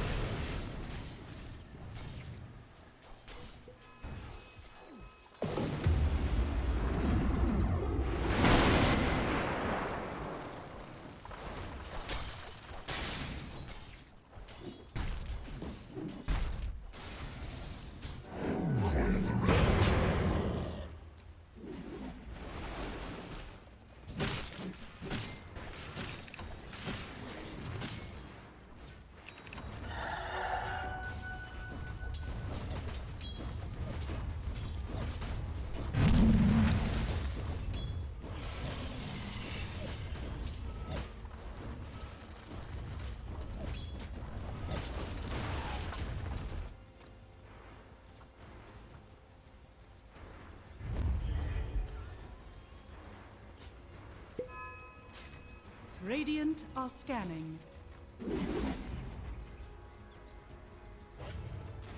The worms.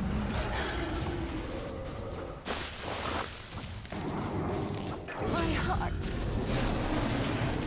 Wisdom of eternity guides my blade.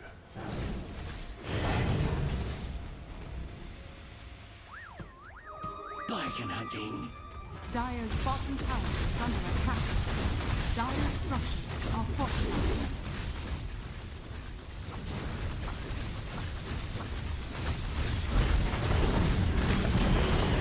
Dire's bottom tower has fallen. Radiant's top tower is under attack. Dire's bottom tower is under attack. Dire's structures are fortified.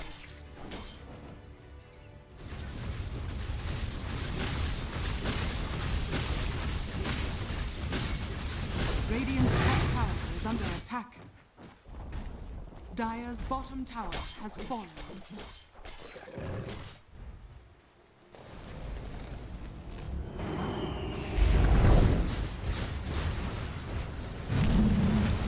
Radiant's top tower has fallen.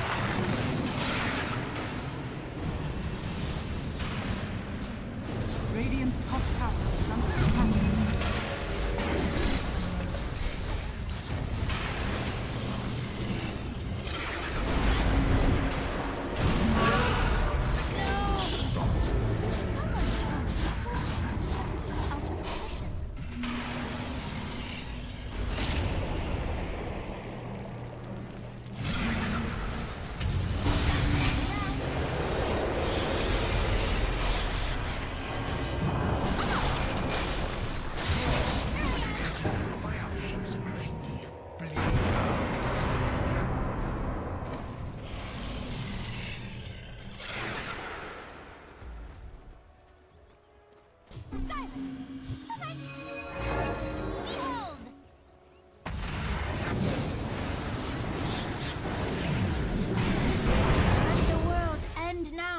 It matters not to me.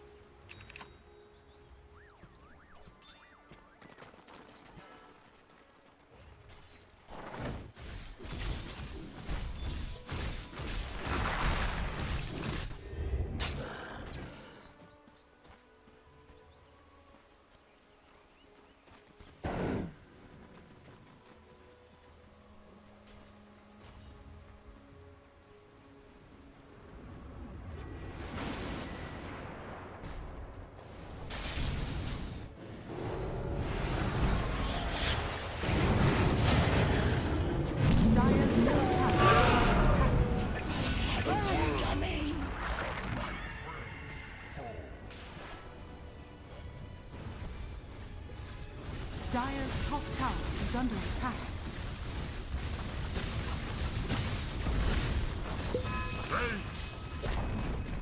Dire's top tower has fallen.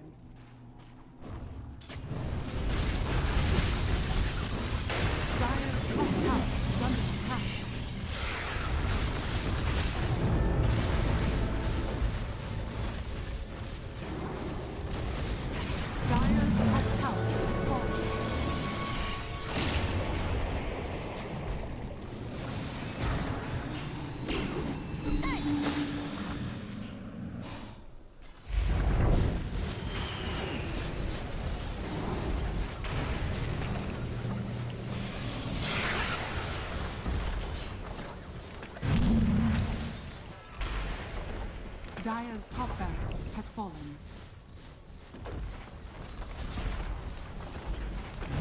Dire's top barracks has fallen.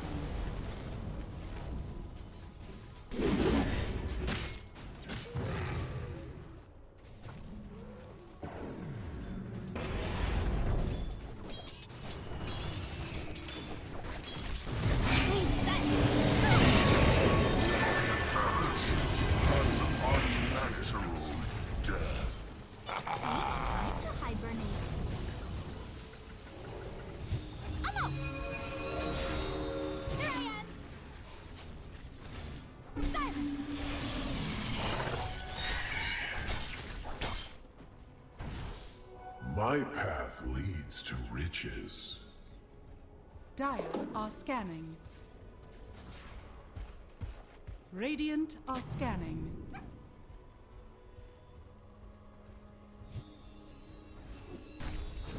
Radiant's courier has been killed.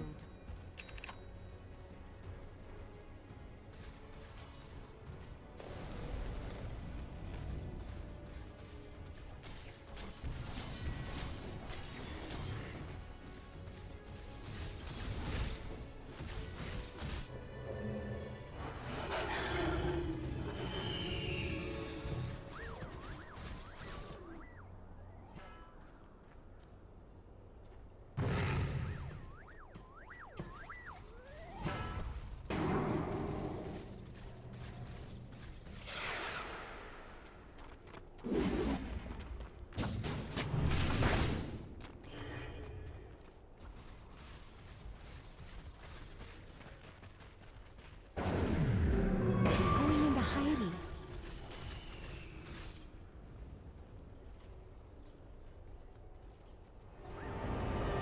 Look out!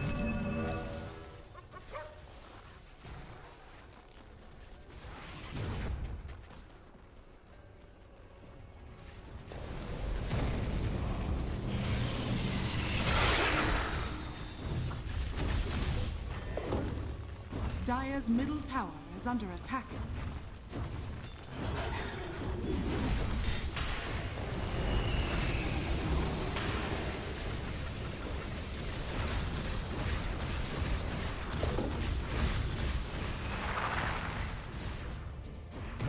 Dire's middle tower is under attack.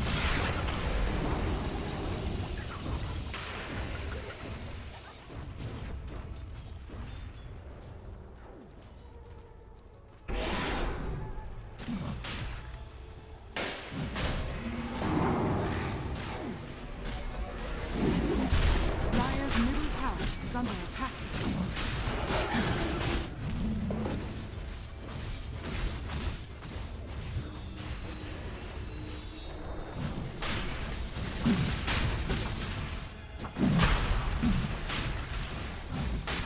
Your song has fallen to the radiant.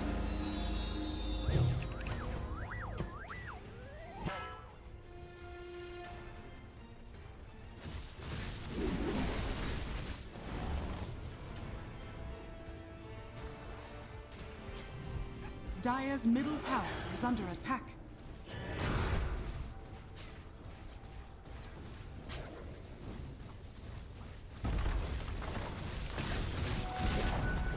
Dire's middle tower has fallen.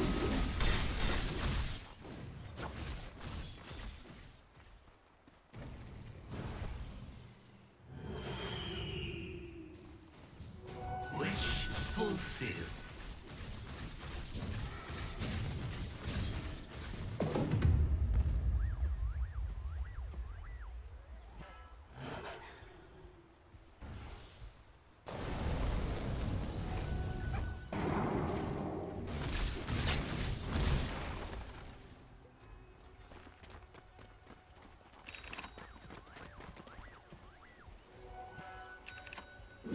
Radiant are scanning. Gather round.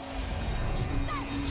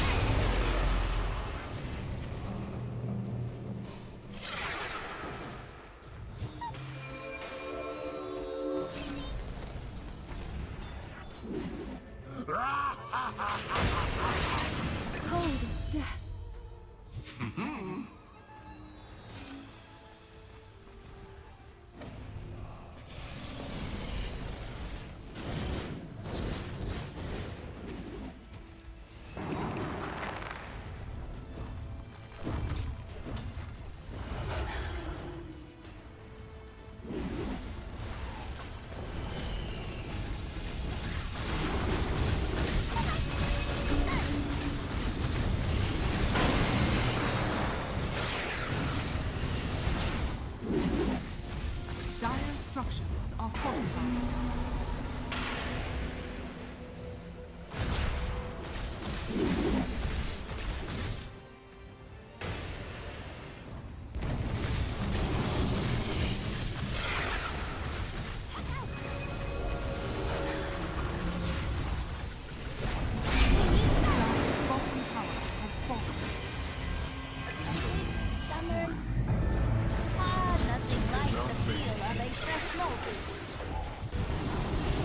Dire's middle tower is under attack.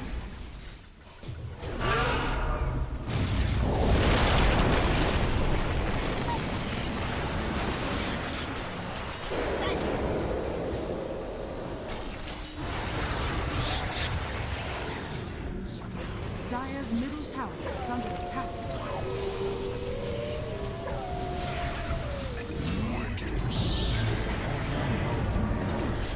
Dire's middle tower is under attack.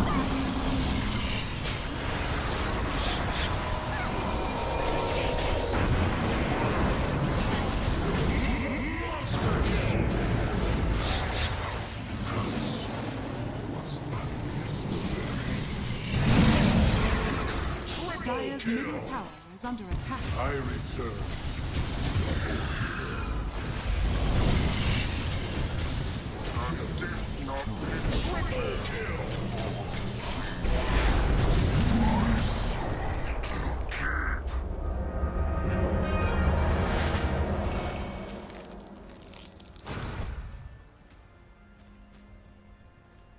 Dire's bottom barracks are under attack.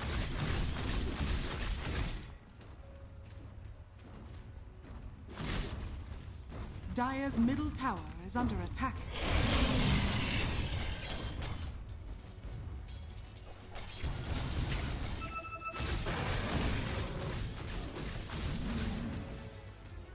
Dire's bottom barracks are under attack.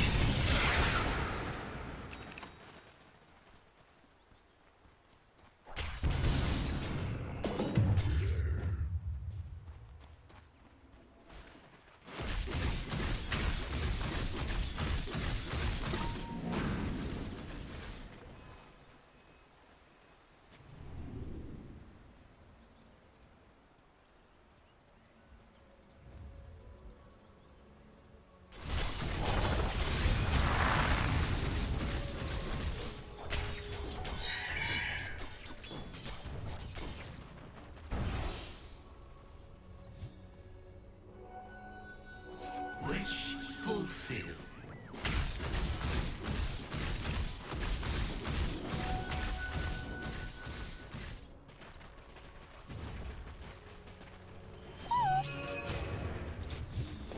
Here I am!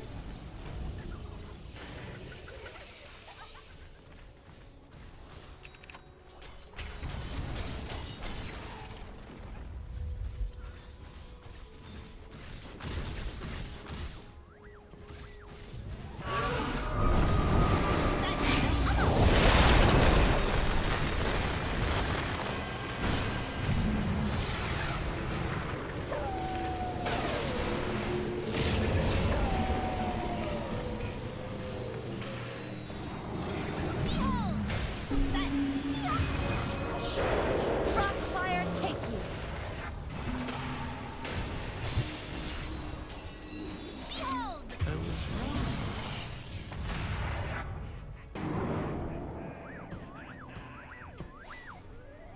Dire's middle tower is under attack.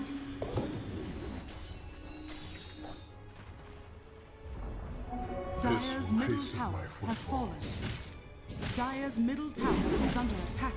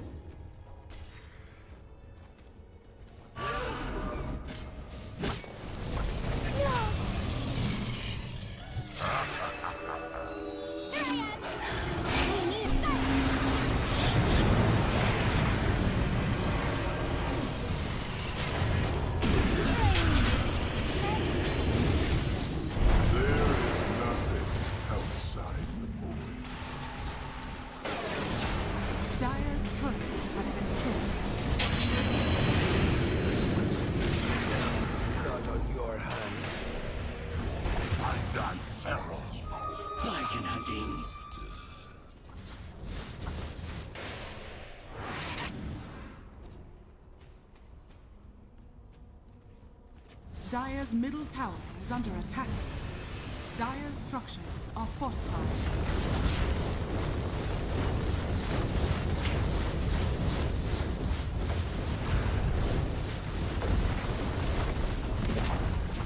Dire's middle tower has fallen.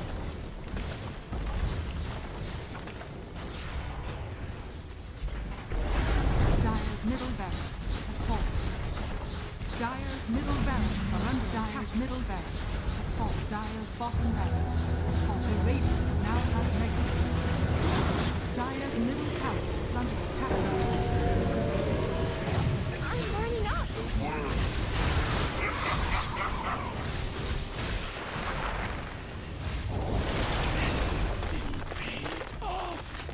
Isn't it always the way? Dire's middle tower is under attack. Dire's middle tower has fallen. Radiant victory.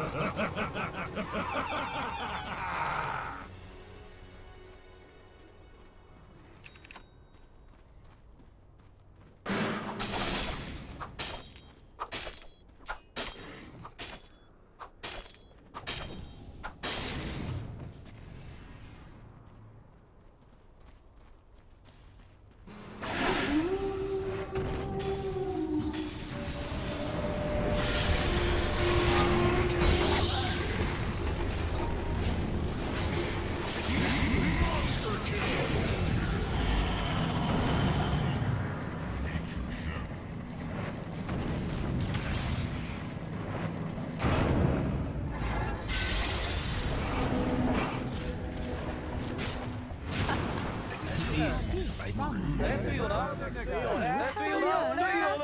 队友呢？ Dire's structures are fortified. Dire's middle tower is under attack.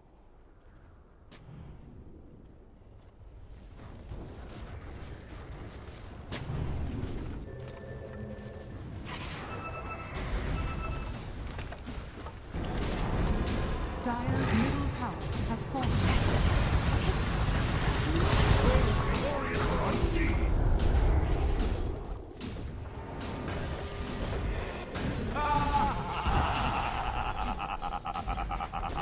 Dire's middle barracks has fallen.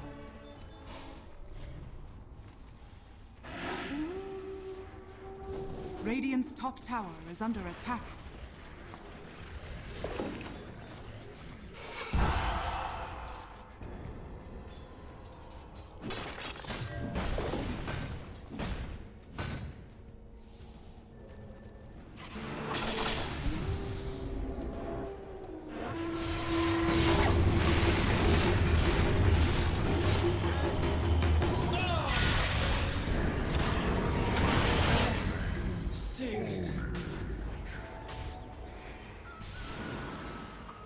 For the hunt.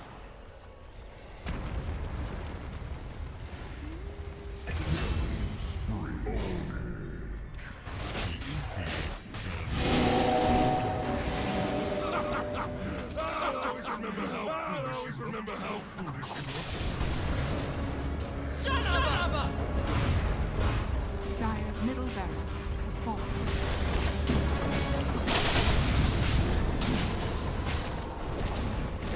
Dire's middle tower has fallen. Dire's ancient is under attack. You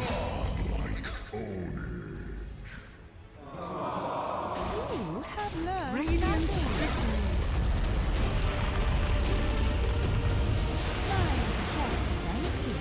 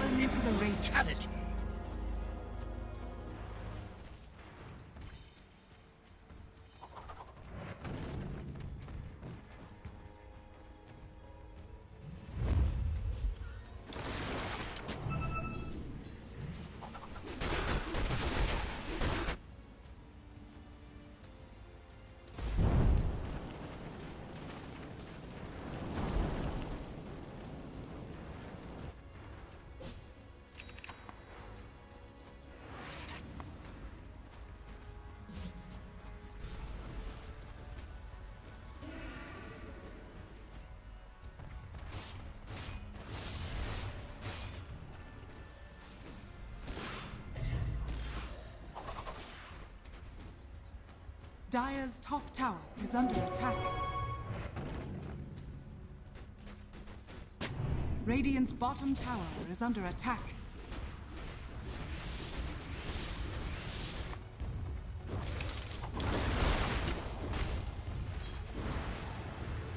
Dire's middle tower is under attack.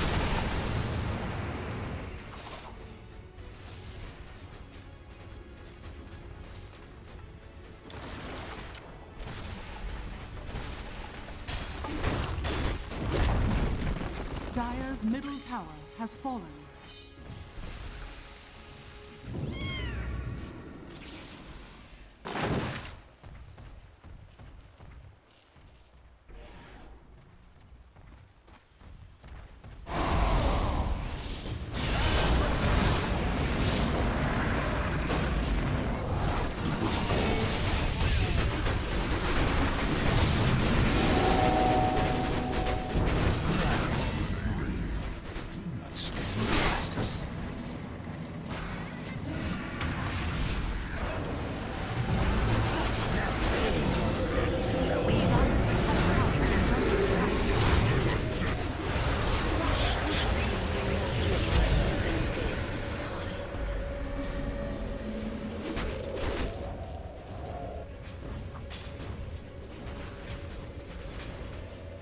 Dire's top tower is under attack.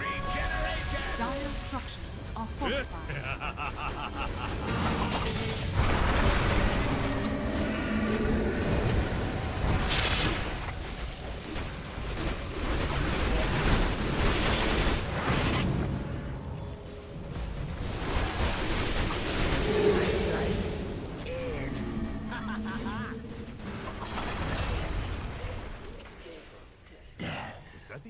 Dire's top tower is under attack.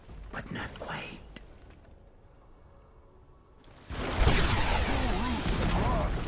Dire's top tower has fallen.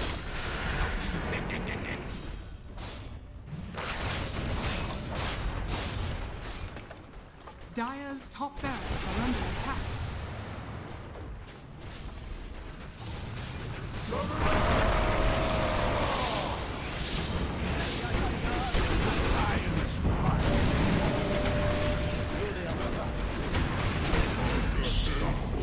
Dire's middle tower is under attack. Dire's top barracks has fallen.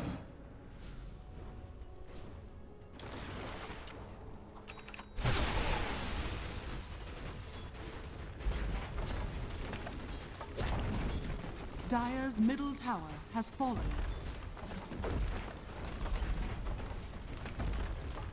Dire's middle barracks has fallen.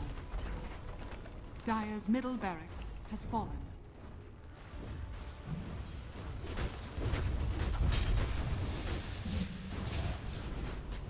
Dire's middle tower is under attack.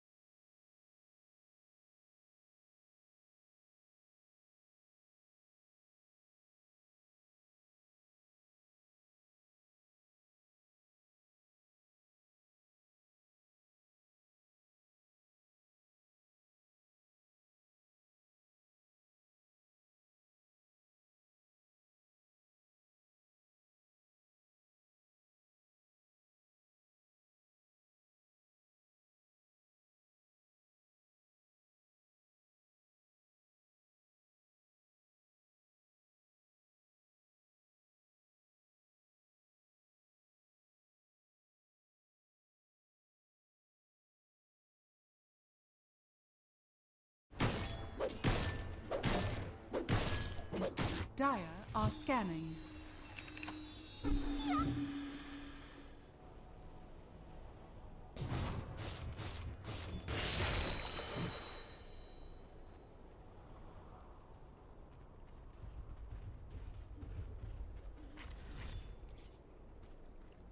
Dire's top tower is under attack. Dire's structures are fortified.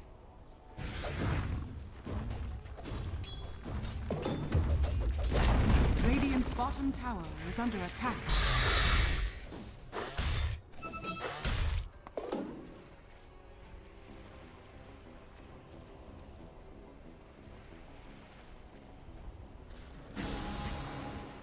Dire's top tower is under attack.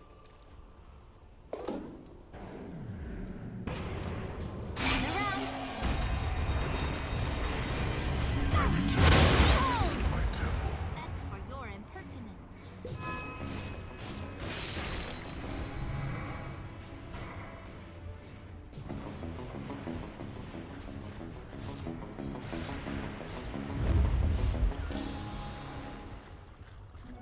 Haste! Silence!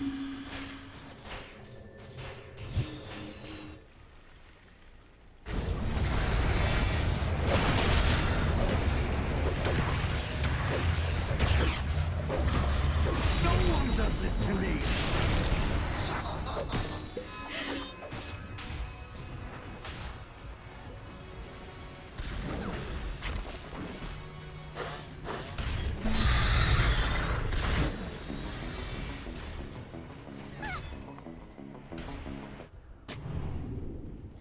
Radiant are scanning.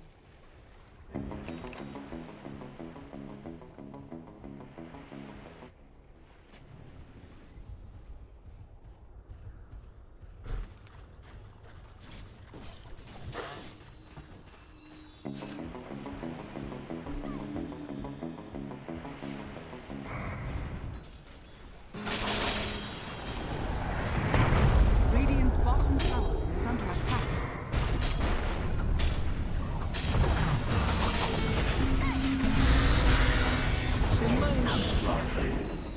Will you not, Rye? Puck out!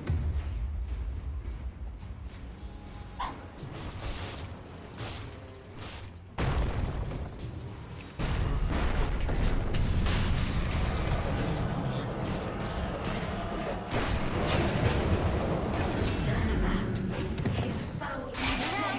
I push the future ever further towards me. Weapon slag.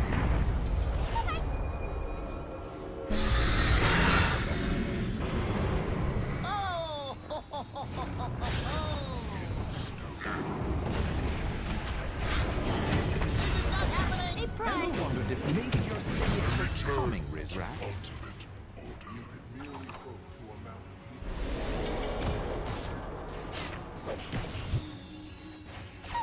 Behold!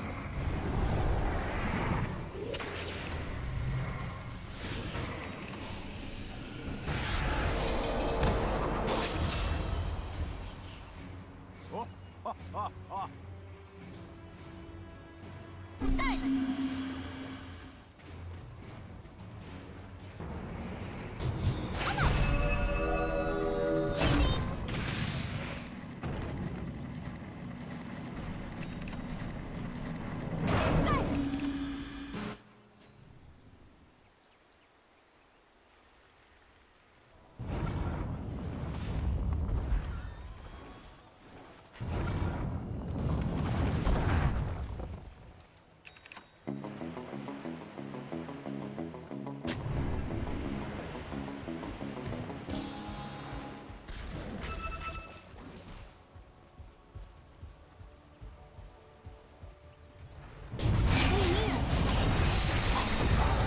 Vision.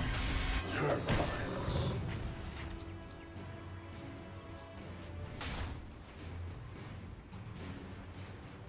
Dire's bottom tower is under attack. Perfect location.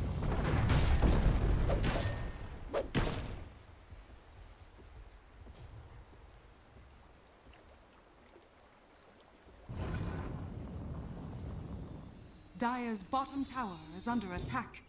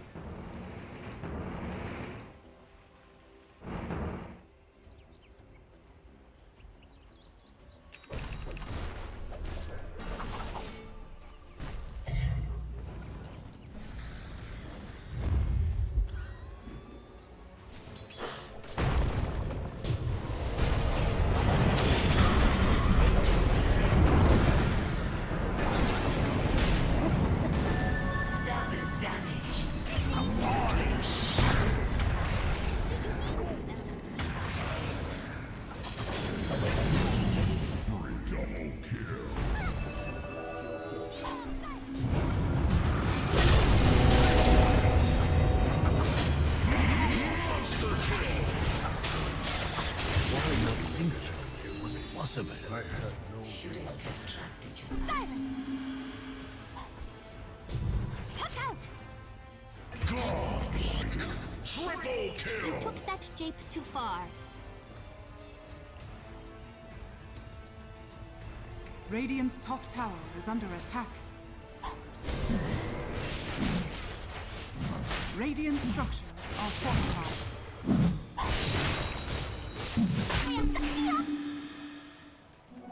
Not quite as slow now. Radiant are strong. Grievous misunderstanding.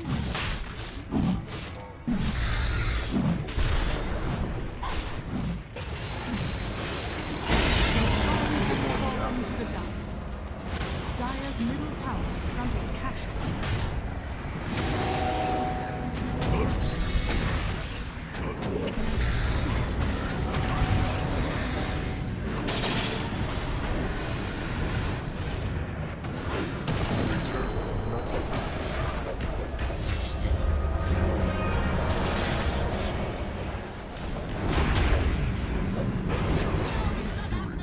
There is nothing. Precious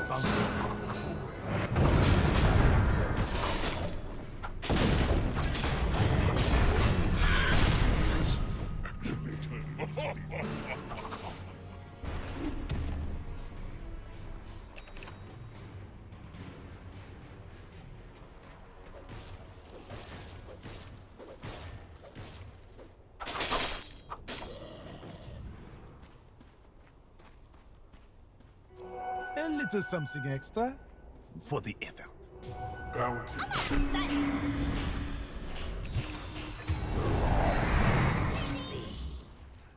strange time. For my food.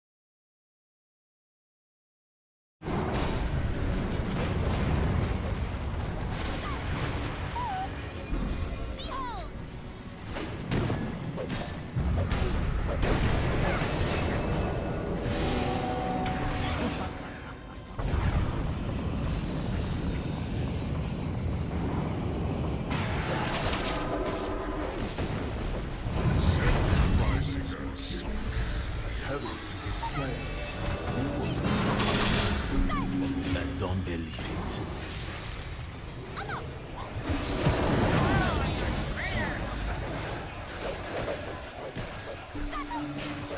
Your victory is Short-lived creatures. Look out! Dire's top tower is under attack.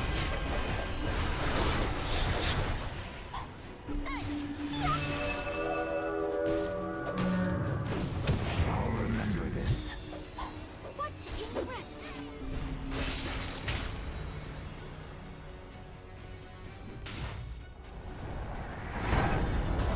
Radiant's bottom tower is under attack. Silence!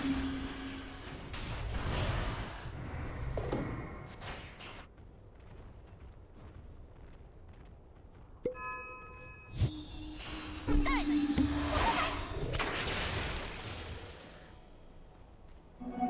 Haste!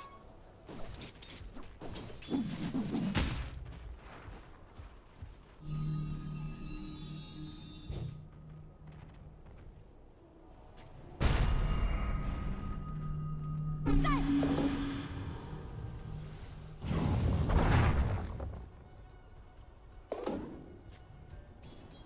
Come on!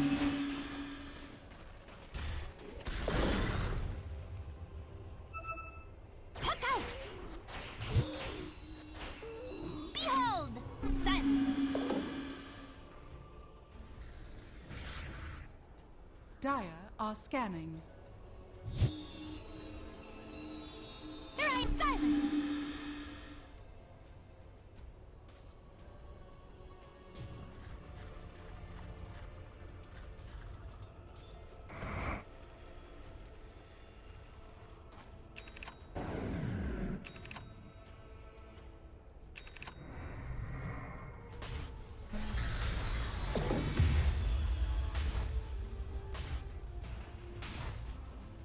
Radiant are scanning. Radiant's bottom tower is under attack.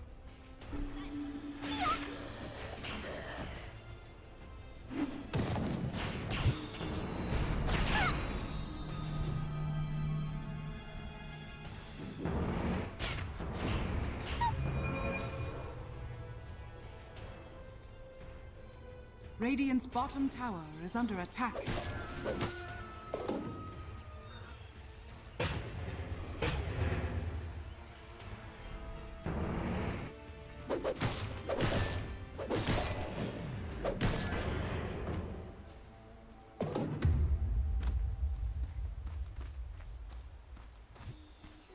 Bounty.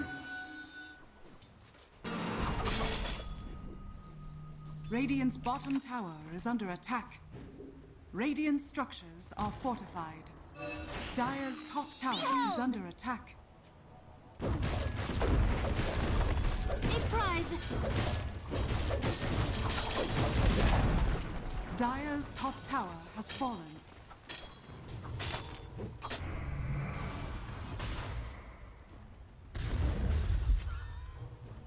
Dire's top tower is under attack. Radiant's bottom tower is under attack.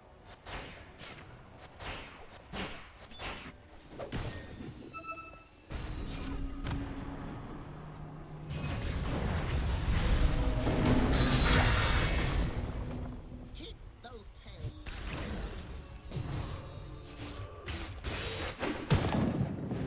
Gold for my fall.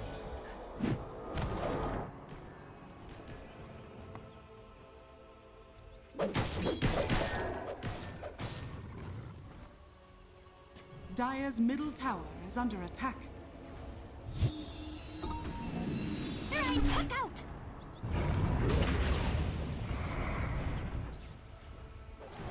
Dire's bottom tower is under attack.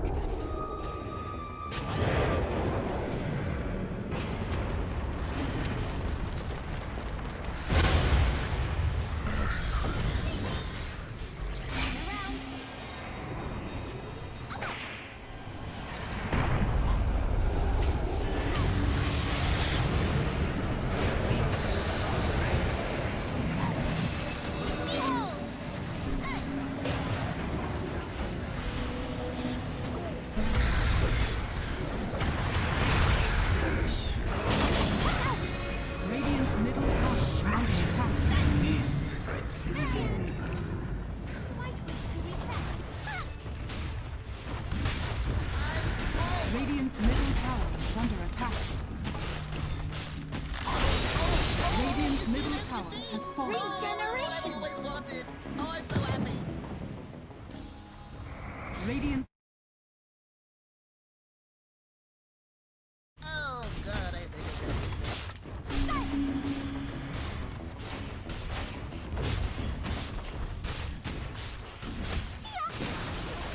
Radiant's middle tower has fallen.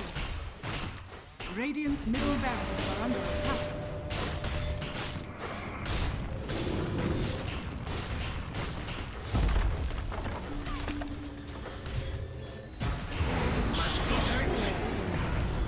May you ride on nether zephyrs. Radiant's middle barracks has fallen. Dire's bottom tower is under attack.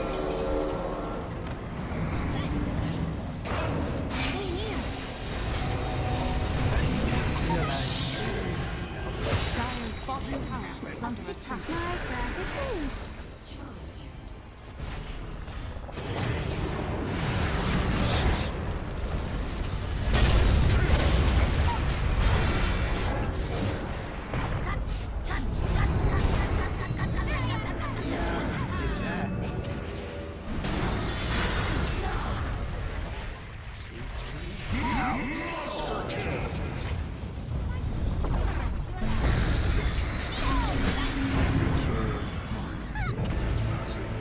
Thought yourself above this world.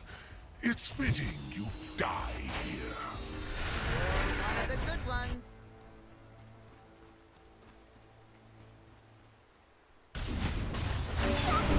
Radiant's middle tower is under attack. Here I am.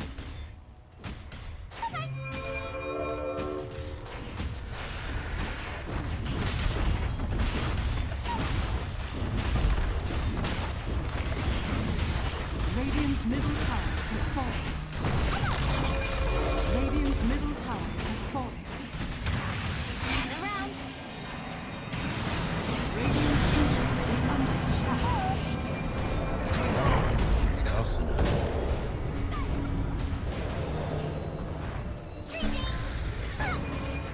Radiant's ancient is under attack. This 2 out of 3? Radiant's ancient is under attack.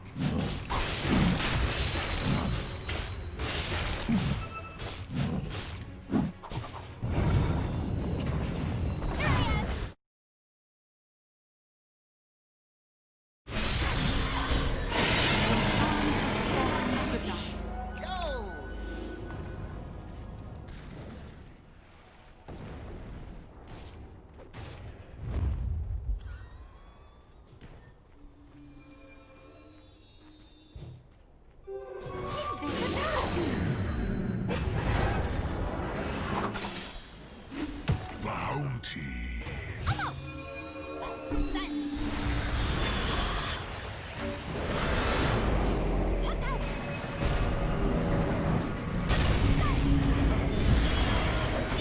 That's for sure.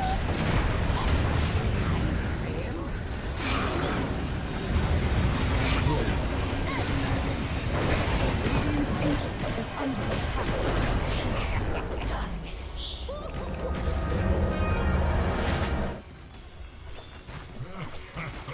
Radiant's ancient is under attack.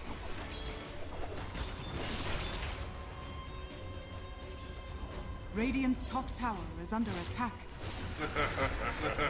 Radiant structures are fortified. Radiant's ancient is under attack.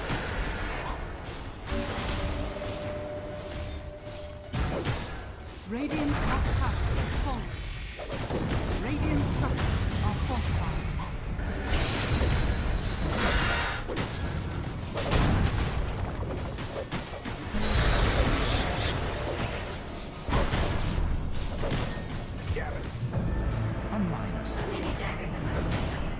Radiant's ancient is under attack.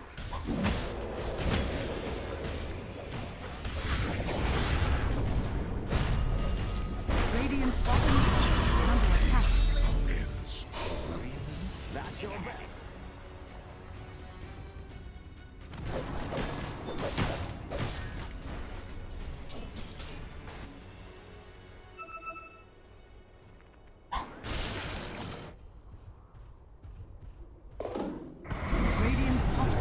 under attack.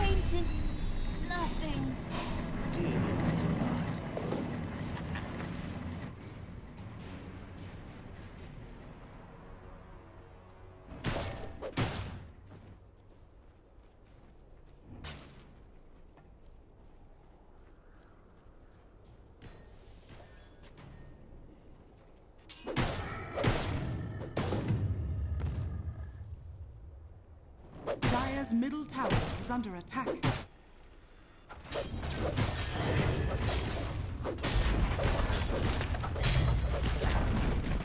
Dire's middle tower has fallen.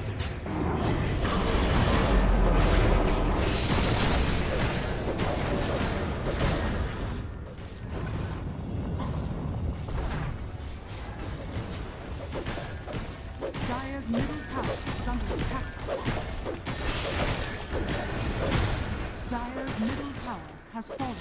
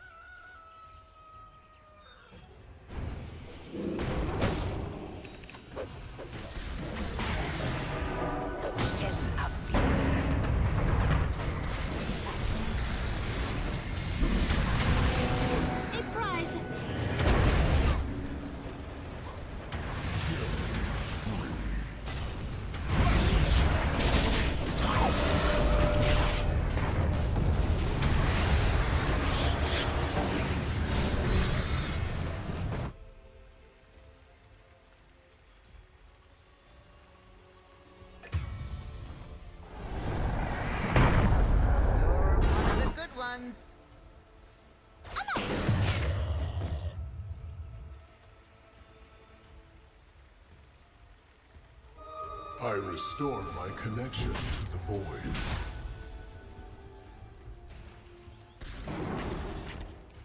A bauble from the void.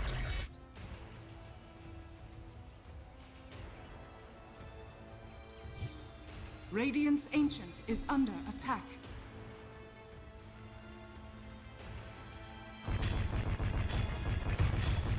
Radiant's Ancient is under attack.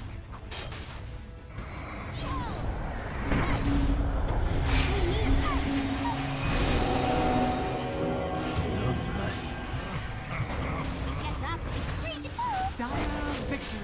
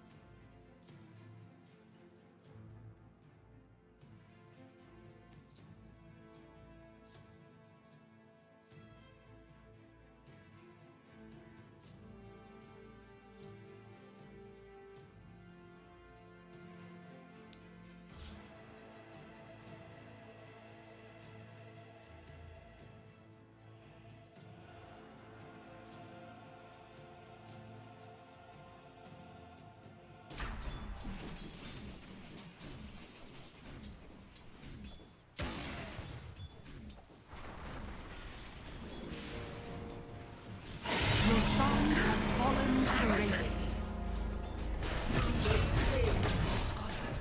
You thought to see me. That was lame.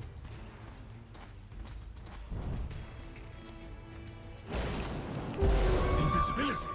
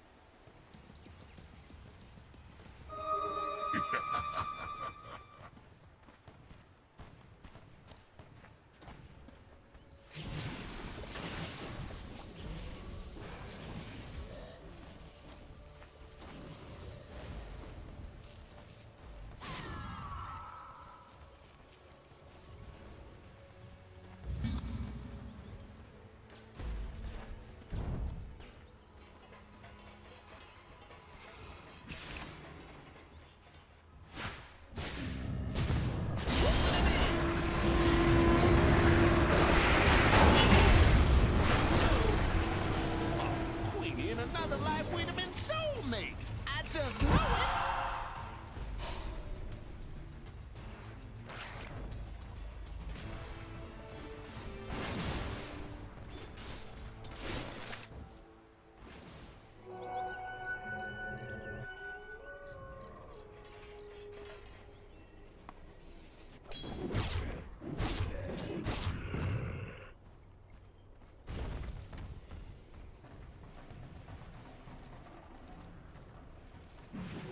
What have we here?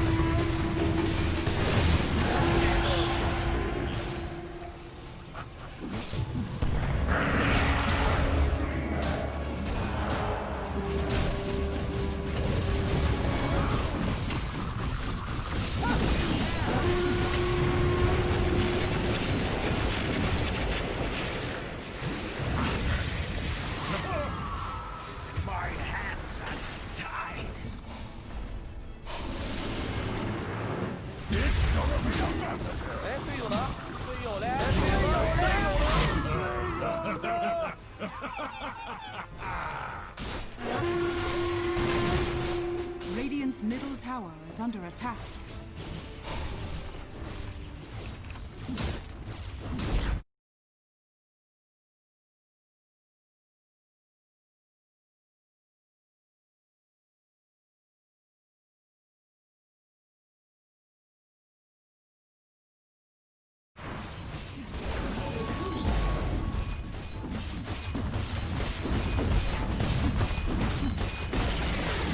Radiant's middle tower has fallen.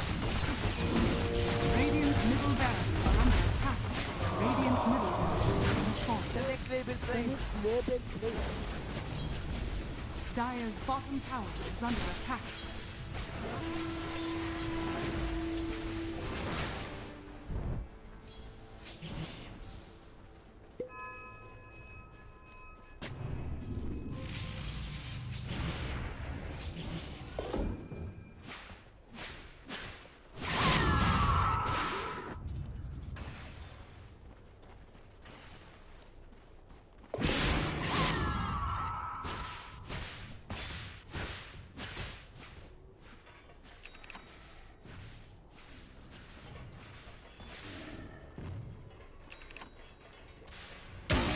Incoming!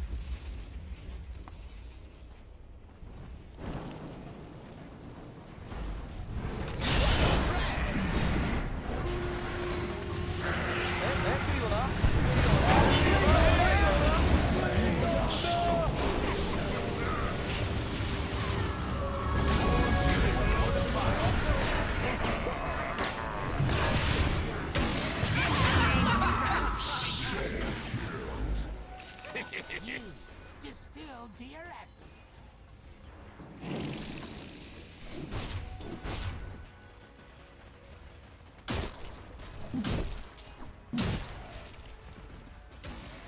With flair. Radiant's middle barracks are under attack.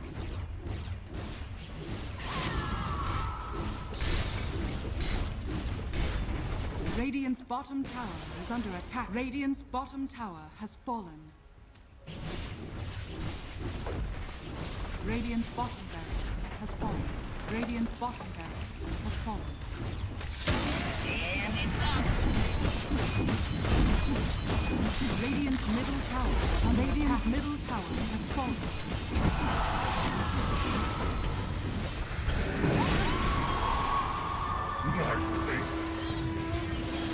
Radiant's middle tower has fallen. Radiant's ancient is under attack.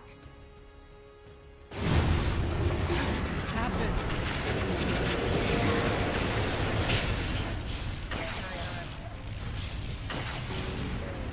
Dire victory.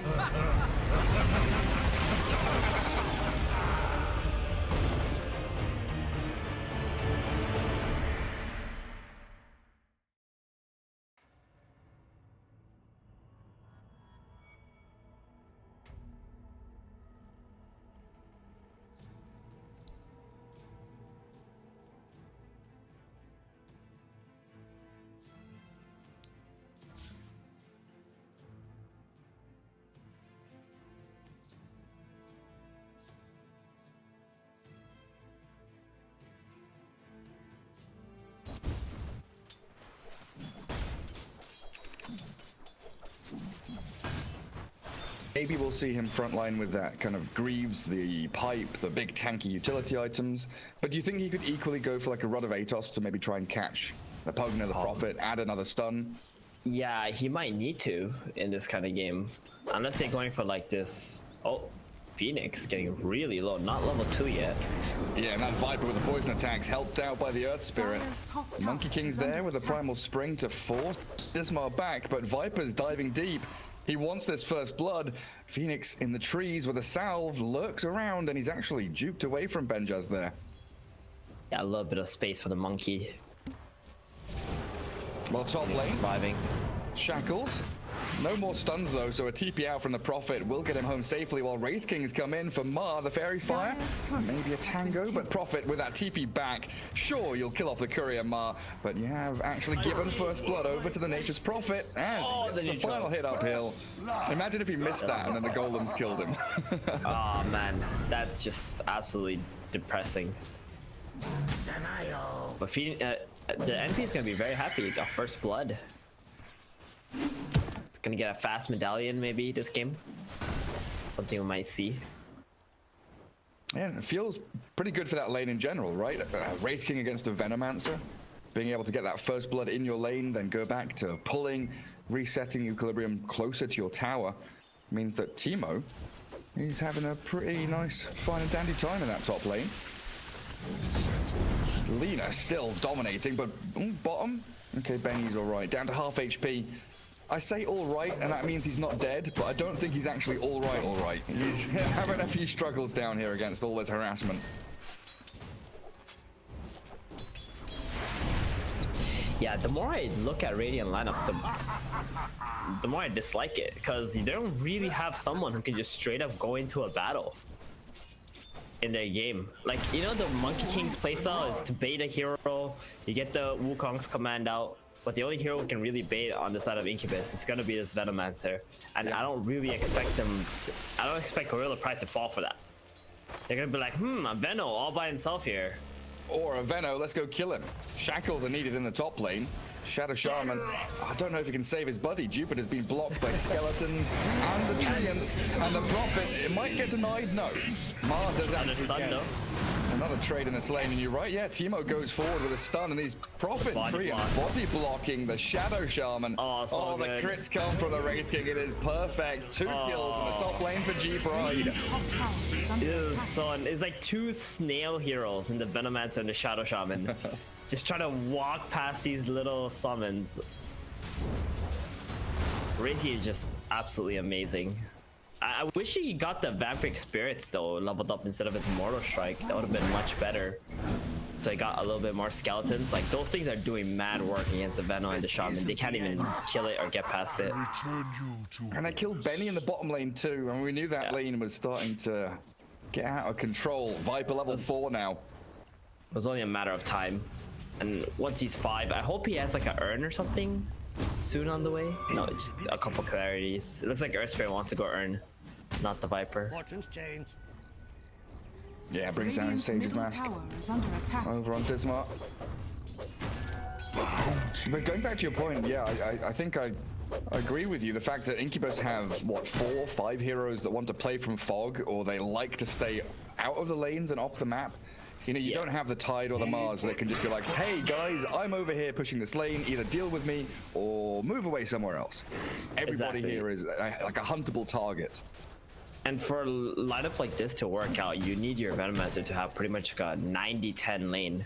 Maybe if they can get a kill here top or get this tower really low, it could become something like that. Yeah. No Prophet. Has been killed. I guess the Courier. Okay. We'll take those. The Stellar Star for the Nature's Prophet. 1-1-1, Courier Snipe. Defends his first catapult wave coming into that tier 1. And bottom lane, Monkey King getting got on again. Benny inside the Nether Toxin. Poison attacks from the Viper coming, but a TP rotation here from Mar. Does have the Hex and Shackles. Maybe they can take this Viper down. Earth Spirit can't save his buddy. Fairy Fire from Ben just there. Turns and fights, but Benny has the top stacks. I mean, Jupiter's alone. You're right. Are you gonna leave him? Now it's... Oh, doesn't get the body block. Get the Treants in front. Yeah. I mean, that was a good rotation for the shaman. Help out the monkey. This is gonna give him some more space, heal him back up. If they stick around here bottom, that's actually beneficial for Incubus. Just keep killing this Viper over and over again. Dire's structures are fortified. They're trying to come into mid, but Earth Spirit's there in a very good position to watch them moving across that river. And Pugna, well, he's kind of caught up for the most part. Still 8 CS behind the Lina, but it's not as drastic a difference as it was in the early laning stage. They're also taking the top tower right now. Glyph has been forced. Lina is TPing up here though to try and help defend this. If you don't get a kill, that's really not ideal for you. TPing a number of heroes top. Like, not only that, tower, sure, but you're just defending top in exchange for mid taking damage. Arguably a much more important tower right now. Exactly. Pugna has a DD rune, you just let him go wild on it. And then bottom lane, Monkey, he's got the Wukongs out. Doesn't escape from the Viper's grasp, but maybe with a Shadow Shaman rotating in, they do. Take him down. Huge return kill for Shadow Shaman. Look at his XP, just skyrocketed. It's about to hit level 5 right after this creep wave. Got a bunch of gold from it too. Yeah, 446 experience, basically a full level there for the Shadow Shaman. Yeah, there's nothing in this world I love more as a support than getting a return kill after your core dies. You know, that's the most important part, right? After your core dies. It's actually just a dream for your game, at least. It's like when you come in with a crystal, like you die as a crystal maiden at the start of the fight, you respawn, you come into the fight, all the enemies are still alive, you get your freezing field, your teammate's gone, but you get the rampage. You get like 4 levels out of a team fight. That's what you dream. So satisfying. Radiant's middle tower. There it goes. That's just gonna expose everything on the side of Incubus. Like, they needed these towers to sit behind as these ranged spellcasting heroes. Now you got the Earth Spirit and the Pugna who can just pretty much roam into your jungle freely and catch you if you're ever trying to farm anything that's not lane creeps next to a tower. Yeah, nobody wants to go bottom lane. Shadow Shaman's there alone. Lina's TPing mid. It looks like they want to try and make a move and maybe connect with the Venno and Monkey top lane. But you have your position 1 and 3 farming top, pushing tier 1. Gorilla's Pride, they spread the map pretty wide, you know, very efficient. Maybe Tao might even opt to just go bottom and push this bottom, help push this bottom tower. Let's see where he goes. He's in the base right now, considering his options. And he decides to go bottom. Yeah. They're gonna trade for the top as well. They can't really defend this tower. Monkey's already here, you know, they're gonna have this surrounded. You don't really want to feed multiple heroes just to slow this down. It's an inevitable tower take. Yeah, it's not particularly fast up top. It's taking them a while to bring that down. It happens at exactly the same time as Gorilla's Pride get that bottom tier 1. Venomancer now, it looks like he has been charged with defending the bottom lane. Level 3 Plague Walls should be able to stem that push from the Dire team. Just a little bit, if you can set it up. This is so much room now for the Wraith King though, you know, that one move, the sweep bottom lane into the jungle, it creates that nice barrier for the Wraith King to be able to farm his triangle. Oh yeah, I call it the shield. You're pretty much creating a shield. Yeah, it's like a shield for your carry, right? You play ahead of him, and you're pretty much the first line of contact before they can get to your Wraith King, before they can get to your carry. So I guess you can't see the line I'm drawing, but yeah, I was drawing the lines as well. Okay, just imagine, you know, the Dire team just pretty much a force field that they can't get to your Wraith King unless they go past it. It's extremely safe where he's at. Ready to burn. Forming a bubble. It is safe in there. And he is well on his way towards Relic. That is going to be a great timing on the Radiance for Wraith King. Currently just below 5k net worth as mid lane. Phoenix gets the dive away. No killing blow there onto Nuage. So Incubus trying to make the most of what space they've got elsewhere on the map. Monkey King is closing in on Battle Fury. That Lina, of course, Yule Scepter just a recipe away. So we're looking at some decent timings from Incubus. Even if that lady stage has broken down and not gone so well for them, they've got items coming. But do you think items are going to remedy the problems that you've pointed out? They gotta. That's pretty much the only way to make up for the flaws in your draft is through the items. So there's no choice. Yeah, there's no choice at all. It looks like right now both teams are kind of farming equally. Like if you're letting your opponent farm the top side and you're farming the bottom side, then it's pretty much a 50-50 farm. Oh, Earth Spirit gonna miss his roll here. Shadow Shaman realizes there's raindrops there, so no chance of holding him in place for the Lina to kill. So yeah, that Nature's Prophet now trying to get up top lane, not really contest the Monkey's farm too much, but he can definitely push back against the waves and soak up some of the farm that is being moved into that area. Wraith King. All right. 200 gold away from the relic now.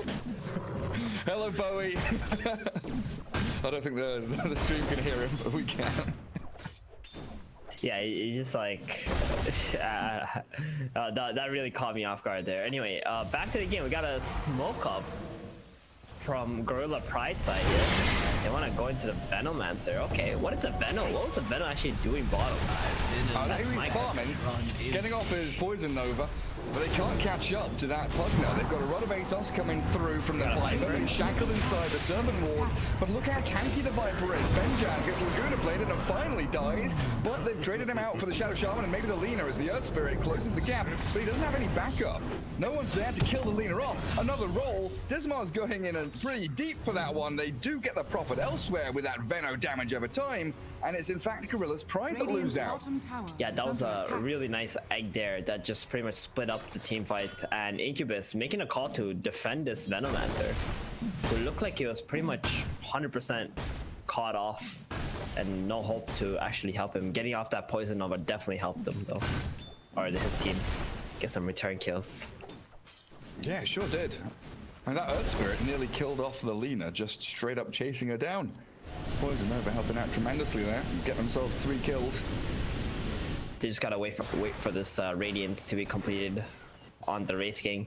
Man, these Wraith King item builds are just getting greedier and greedier. We saw like Magic Stick with 3 branches. Now we just see like a Fair Fire Magic Stick. No branch. No, sorry, no Magic Stick anymore. Sorry, just Iron Branch and Fair Fire. So what's he saved? He saved 125 gold there. That's a couple of creeps. Yeah. I mean, it's got the same damage with the Fairy Fire, you know? Saved himself 25 gold from not buying the second branch. Radiant's bottom tower is under and attack. there's the second branch as well that's missing. Yeah, true. So that's another 50. Or 3 branches, right? That's like pretty much the build now. Stick 3 branches. Stick. Yeah. True. Well, Teemo, speed running the Radiance build. 14.5 minutes, he'll have it. But it's another smoke, pre-Radiance, that comes through from their opponents. Incubus onto that Viper mid lane. That's a great initiation. He's absolutely dead. Laguna Blade and the Shackles make sure of it. Pretty good time to pick him off, because that was feeling like a moment that Gorilla's Pride wanted to group up and smoke around the Radiance that you were mentioning on Wraith King as a time to go and strike. Radiance is here now, and the mid-tier 1 looking to be defended by the Wraith King against the Serpent Wards, bringing all the heroes into mid, apart from Prophet, who is still Shadow up at top lane. So that's a tier 1 gone. Radiant get the job done. Yeah, you need this Viper. You need that Atos to start the fight for you right now. The Earth Spirit, I think if he rolls in, he might just get hexed up, disabled, die off of like a millisecond on this Magnetize or something. You don't want that happening. Now that Viper's alive, I hope we're gonna see a smoke. They are grouping up. Wait, where's the smoke though? Alright, Earth Spirit just bought it. A little bit slow on their calls and having the items they need to go do it. They need to get out onto one of these side lanes. Like Monkey showing bottom, Lina showed up top. It would have been great to have already been smoked and on the way. Incubus, a bit of momentum now, you know, that team fight around the Veno, the tier 1 mid lane. Monkey has Battle Fury, so he's accelerating to his BKB. Lina feeling pretty good. When they have the double BKB on Incubus, they're going to be a force to be reckoned with, even against the Ratty of Wraith King. Yeah, most definitely. I mean, that's going to be their timing, right? Once they finish those 2 items. So you want to do something in between your finish of items and their finish of items, so that it's very awkward for Incubus to fight. As a roll in onto mid, they'll catch out the Venomancer. I don't know if he should even bother poison overing this, because he is absolutely screwed. Monkey Phoenix thinking about coming in. They kill off the Veno, and he does pop his ulti, but it's onto a solo Earth Spirit. Well, the Earth Spirit, they're gonna need to get Pumna healed or TV back to the base, because he's gonna take a bunch of damage right now. Or he's alright. We'll wait for Urn and Tranquils, yeah. Okay. Tranquil's the savior against Zeus and Venomancer. Yeah. Always so helpful. Top lane, TPing to Outpost. Wraith King came onto the tier 2, and they're looking for any stragglers left in that top spot. But Lina and Monkey have done a great job evading any of these gank attempts. I want to say G-Pride have sort of just not really stopped Incubus from farming. The way that they've been playing, they're just like, okay, we'll just take the map 50-50. Give our Wraith King bottom side, your Monkey can have the top side. But I think with this Radiance and Yasha being up, they really need to be using him to play offensively. I don't think at this point Teemo should be farming so defensively at the moment, the way he is. Yeah, try and pressure it forward. Yeah. It's like the panel was saying, they've picked this Wraith King into the Monkey, right? You pick King into King, Monkey usually does pretty well with his Wukongs. Ability to stand his ground. I guess they did take the tier 2 tower bottom though, which is kind of a play that he done, and they got the outpost there too. Yeah, because that allows your Prophet now to kind of play the position 3, doesn't it? He can just split push bot lane with impunity, and the rest of your team can kind of roam around and have the Prophet TP in when need be, as Earth Spirit does get stunned up, caught by the Yules of Lina. Dismar getting dismantled. Very good. Thank you. That's all because Incubus were, you know, very friendly. Family farming in the jungle. Some wholesome activities there. 5 people in the Radiant Triangle all hitting creeps. I don't think they can really complain about this. I mean, they just wait for that BKB to finish before they have any options of making an aggressive move. So I'm actually quite like disappointed right now with the way that G-Pride's playing out the map. Everything feels like it's 5 seconds too slow. Like this move bottom lane, for example. Lina's there shoving the wave, you see her, and they kind of piecemeal one by one TP to Outpost. They kind of saunter down a little bit too relaxed. And then Lina's TP'd home already. Sort of feels like they're just like comfortable farming and giving all the farm to a Wraith King the way they're doing it, but this is not what you want happening. You do not want to be splitting 50-50 when your timing is now and you're stronger than they are. Because you can see the network too, it's not moving. And that's because of the way that they split up the map. Yeah, it's actually trending back towards Incubus. And Jupiter now has mech, nearly getting into the Greaves. A Hood is there, so Benny's got his BKB, right? Oh, does he? He's good. And now they're dropping wards top side as well. They're making a defensive play on the side of G-Pride. And so here again is that kind of 1-by-1 defense from G-Pride. Bring in heroes, core heroes up to top lane. And then they just Prophet. I mean, he's going to Glimmer Cape, but I think Mini knows exactly where he is. Sees the Prophet. Going to zap him with a Laguna Blade, pop it out. Now just right-click him down. Into the ground we go. Even through that mech, they've got the damage. Yeah, they had a sentry there, watching him. They haven't dewarded that hill though. That could be a problem for Incubus. That might be the death of them if they don't get rid of that ward, because they're oftentimes playing that triangle area. Now G-Pride have an opportunity to smoke up, get in there when they see some important hero. Yeah, I like that Lina. Or if Roshan is being attempted, that's a really great ward to have to see any advance from the Radiant towards the pit. I would have liked to have seen in this game the Earth Spirit and Pugna playing a lot more wild, where you take this mid and bottom tower and just kind of just keep running at them, force them to fight you back, and that would actually slow down their farming while you let your Wraith King farm. But they didn't really do that, and now they won't be able to do that anymore. But they might be able to catch top, or they're trying. But Monkey and Phoenix, they're already out of there. They're killed by the Venomancer. Jupiter, he's just been left stranded. Crit down by Teemo. But yeah, your point about the Pugna, I feel like when I've seen Pugna in the past, in Europe, for example, he's blinking around. You know, he's got Ether Lens, he's got Blink and Glimmer Cape, and he's jumping around, killing everyone. You know, he's either 700 or 007, but one way or the other, he's involved in action. This time, you know, 004 on the Pugna, he has been very, very quietly farming away, pushing lanes, just patiently waiting for these items. But now he's got an active item. He has Dagon level 1. So surely. No, no.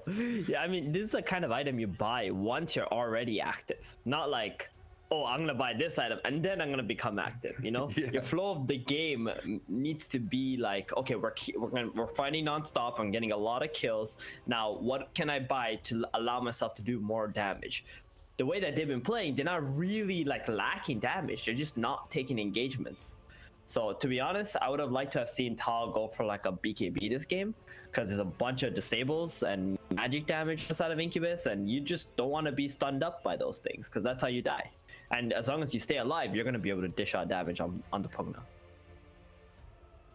Or go for the Aghanim's Scepter and Shard combo. Get all those life drains sucking people. Yeah, sure. Anything. No, not Dagon. What? To be honest though, when the shard first came out, like we were all like, oh, that's so cool, you know, you can use it on multiple targets. But to be honest, you don't really want to be standing there life draining people, because then you're like a sitting target, right? Especially in the mid late game. Early game it sounds cool, but you can only buy the shard at 20 minutes, and at that point you've already hit the mid game. So it's like kind of awkward at which point it's actually really good versus like when you can actually buy it. Oh, did I do that? Yeah, the effectiveness of the cost and the time and everything. Yeah, I mean, if you're sucking 2 heroes off, then you're probably gonna get disabled by at least one of them. Very likely. Fights can get a bit hectic though. He's got full Dagon queued up actually. Dagon 5 into 4 stamp for Pugna. Righty-ho. Yeah. He will regret it the one time the Monkey King just like jumps onto him, Wukongs, and Boundless strikes him. And he evaporates in 2 seconds flat. Yeah, I can see that happening. Right, Mr. Wraith King has his Manta style, so the split push action, it begins. It's a Wraith King role-playing as an alchemist now. Interesting. Very interesting. I guess the Manta's good for fiery spirits and the poison from Veno, like Venomous Gale. Sanjin Yasha is still the play though. Like, even heroes who typically buy Manta have been avoiding it and just buying Sanjin Yasha just for the status assist. And plus, it gives you more lifesteal amp as well. And later on, Manta doesn't. Yeah, and later on it gives you the ability to like.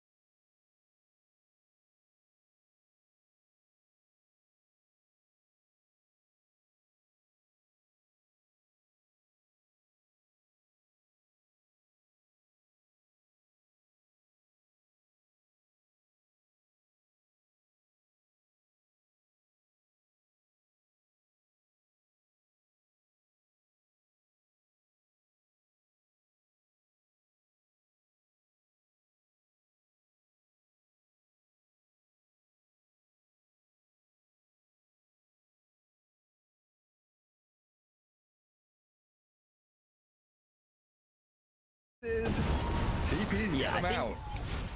That must have been like a pause thing, you know, because they unpause and then he makes this super awkward TP to the top side, which just doesn't make sense. Because you know they're all playing.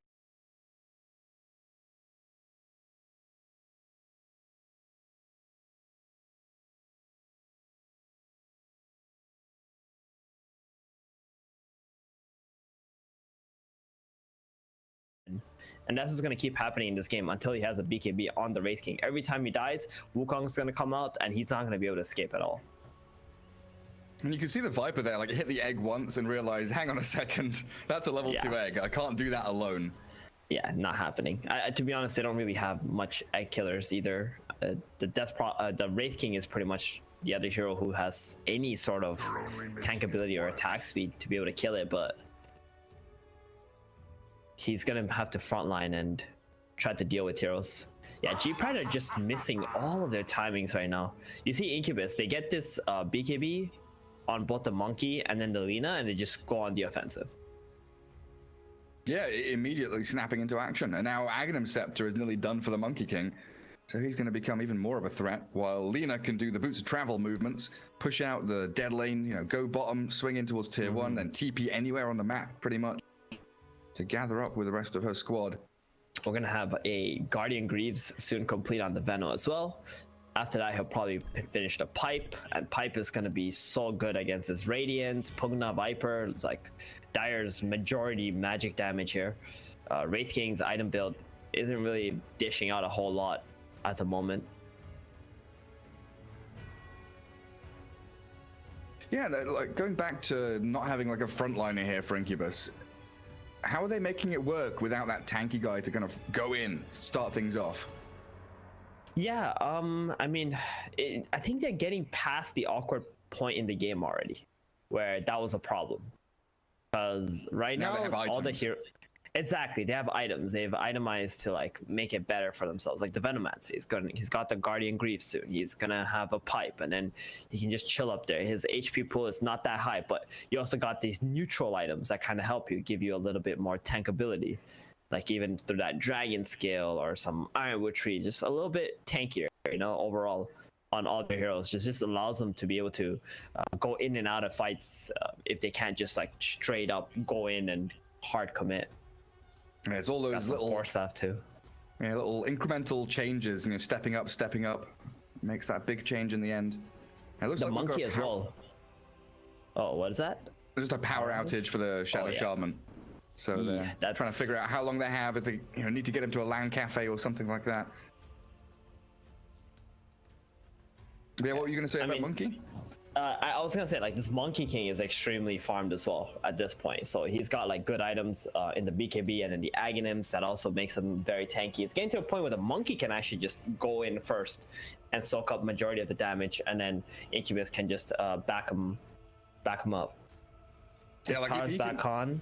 Wait, I just someone said his power's back on, though it's raining there, so you never know. Okay, right. No, nice of them to let us know what's going on. Rain. It sounds like Southeast Asia, man. Especially in the Philippines. Storms. Internet here, yeah. Internet here is so bad, man. Yeah, it's pretty rough. It's the provider's like PLD, and then they call it PLDC. Here in the Philippines. What? Because the DC at the end. Yeah. Got him. Man, I remember like trying to drive in Southeast Asia when you're in the rainy season is like a massive pain in the ass. Like 1 second it's like sunny, nice. 30 seconds later, you literally can't see through your windscreen. It's like raining that hard. Like torrential thunderstorms just like come out of nowhere. But it's super fun. A lot of typhoons. Yeah, just go out for a walk. You know, one day you're out walking, chilling, and suddenly like. I didn't bring an umbrella or anything because it was so nice and sunny, and now I am drenched. Like I feel like I've been swimming in my clothes. I think, oh, he's still not back yet. He's talking about dogs. Mini's trying to get someone to follow someone on Instagram. Let's not look back at mid. Poor oh no. I mean, he popped the Flame Guard after the tornado, but it doesn't do anything. It like Flame Guard at level 1 is really bad. Interesting characters, you know, in esports. Yeah, that was unfortunate. Yeah, I'm sure he's gonna be able to make a comeback. And hey, well, obviously the plus is still getting the Flame Guard. It's setting you up for leaving the lane and going to hit jungle creeps. You know, that's an interesting character for me at least. He was a person who had like kind of different personas, you know, like in your team versus outside your team, and then what people know him for. You know, he got Eternal Envy, Like, he's very interesting dude, very unique, one of a kind person. That's the name I thought of when you said there's lots of interesting people in the scene. I know, but I didn't want to give it to you.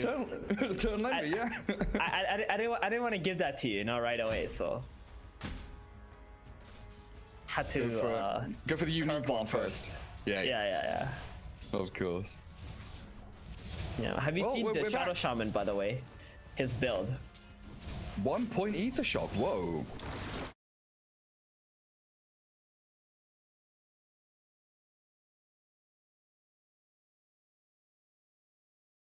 More. You go.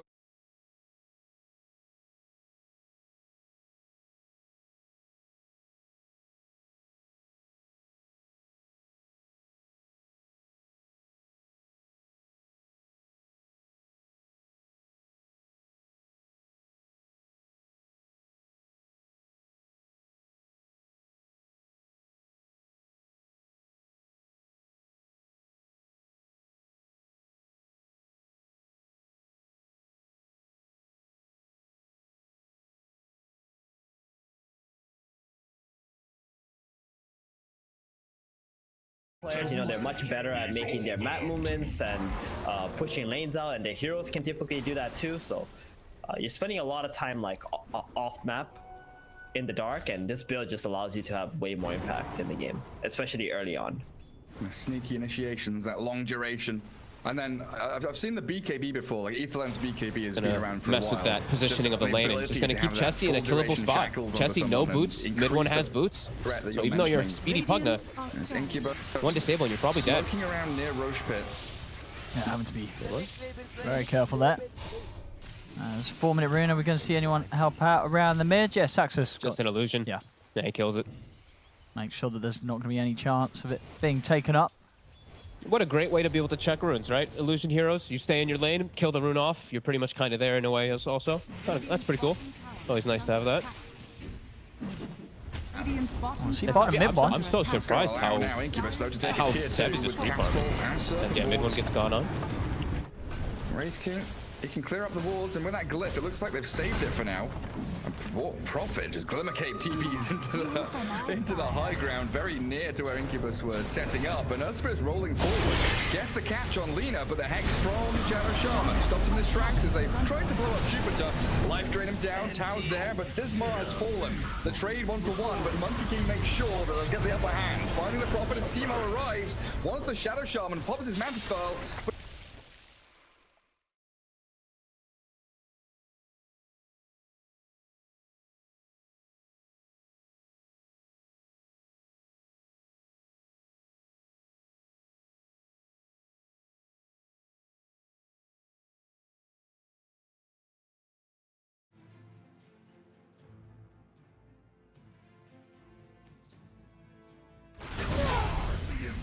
Dire's middle tower is under attack. Dire's middle tower has fallen.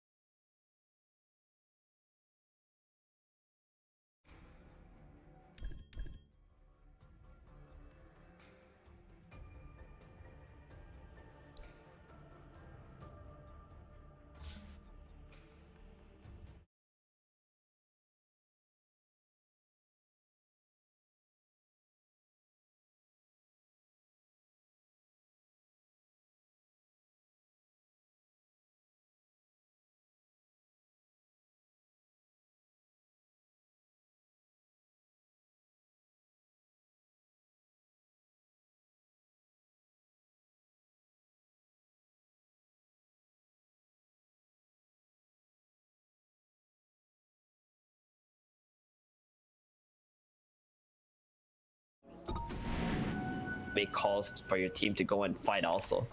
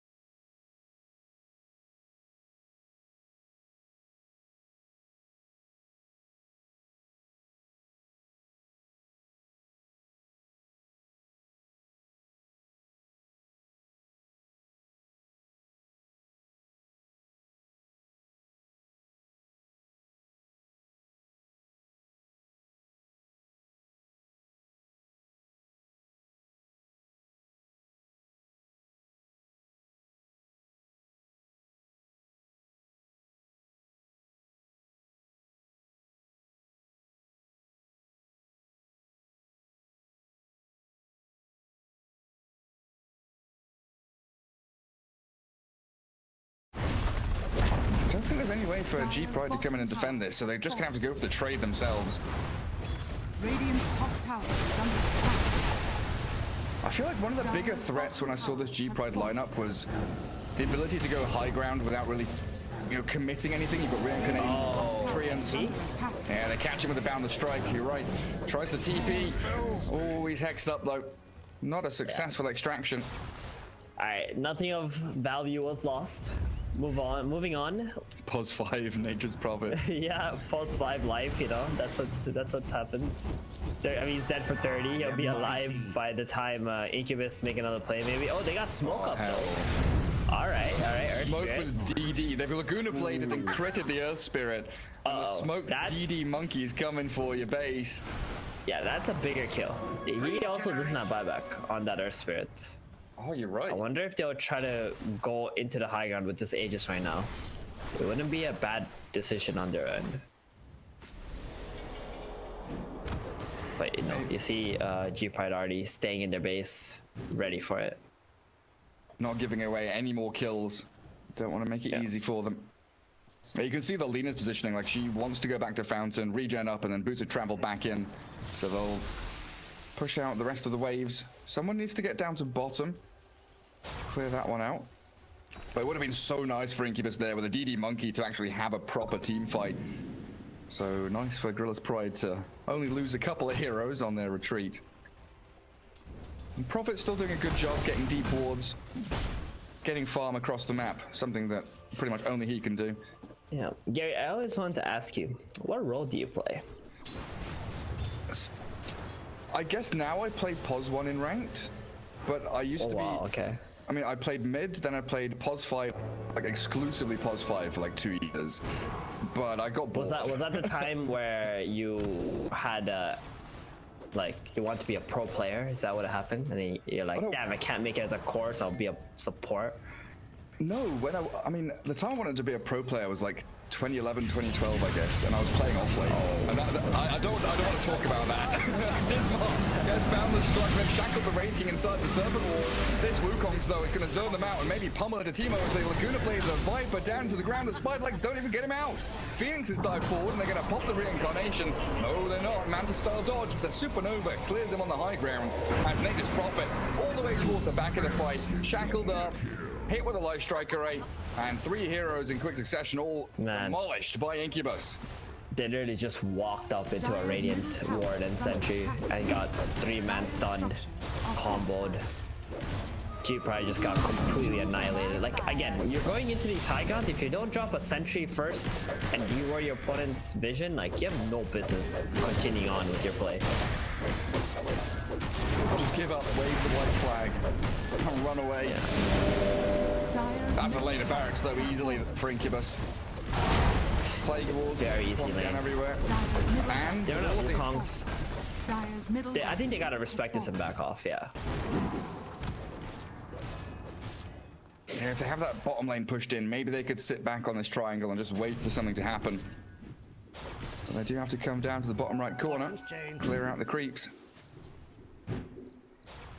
But yeah, back in Dota 1, early Dota 2 days, I was playing off-lane. My favorite hero was Wind Ranger. And I don't know if you remember, but there was a period where Battle Fury was popular. Oh, yeah. Oh, goodbye, Prophet. But Battle Fury was popular on ranged heroes. it wasn't really popular. It was like, it was Merlini, right? Merlini just freaking bought Battle Fury or something on Wind Ranger, and everybody else started buying it. Yeah. I just got caught up in the craze then. I don't know. Everyone I was playing with was like Battle Fury, Wind Ranger. Yeah. Yeah, it was just like one game where like Merlini buys it, and then like, you watch that replay. Yeah. I think Puppy was in that game too. Oh, man. Yeah, I remember that replay, man. I watched that. Don't worry. Listen, Dota 1, I was an absolute fiend. I watched so many damn replays, and it wasn't even easy to download replays and watch them back then, you know. Yeah, like going on Gosu Gamers and downloading all the demos, trying your There was what was the Chinese one? S Gamers, I think it was. And you go there, you have to like download like a previous patch of Warcraft, and then you can download the replay and watch it, because they used to play on like older patches. You have like a patch switcher. Oh, it's a smoke out from Gorilla's Pride, spotted by the Shadow Shaman as Vipers baited them in. The Abyssal Blade from the Wraith King blows up Mar, but high ground is being held still by Incubus, so there's no more chase. After the BKB ends on that Wraith King. Spider legs, the double spider legs on the Dire, scuttling back towards their tier 3s, and they just profit. Oh, he gets jumped on by the monkey, but he has TP'd home. Yeah, they're kind of just controlling up G Pride right now, waiting for the next Roshan to spawn, which is up and right now. Like this moment, like it literally just popped out. So I hope they have a courier there. They should have been having a courier there on the side of Incubus. But as soon as they notice it, I think they will just go there and take it. They want to force G Pride out of the base, take a fight out of the base, kill 1 or 2 heroes, and then go into the high ground. This man has noticed the Roshan though. He has. He knows that's going to be the next big port of call for the Radiant, and probably the next big place to fight. Check out Jupiter right now. What's Venno doing? He's trying to kill that ward, but he can't get the Plague Ward up there. And then he finally figured out after the 3rd ward, oh, I can drop the gem and get vision. Oh, nice. Okay. Someone on his team must have told him. Wait, so you can place Observer Wards on the high ground, but you can't place Plague Wards there? No. The Observer Ward took up the slot of the Plague Ward's like location, you know? Lina? Like it was a... Oh my god, Lina just BKBs and it's the Viper, crits him with an 840 damage whack from the Fireball. And now, Native Prophet is too far forward.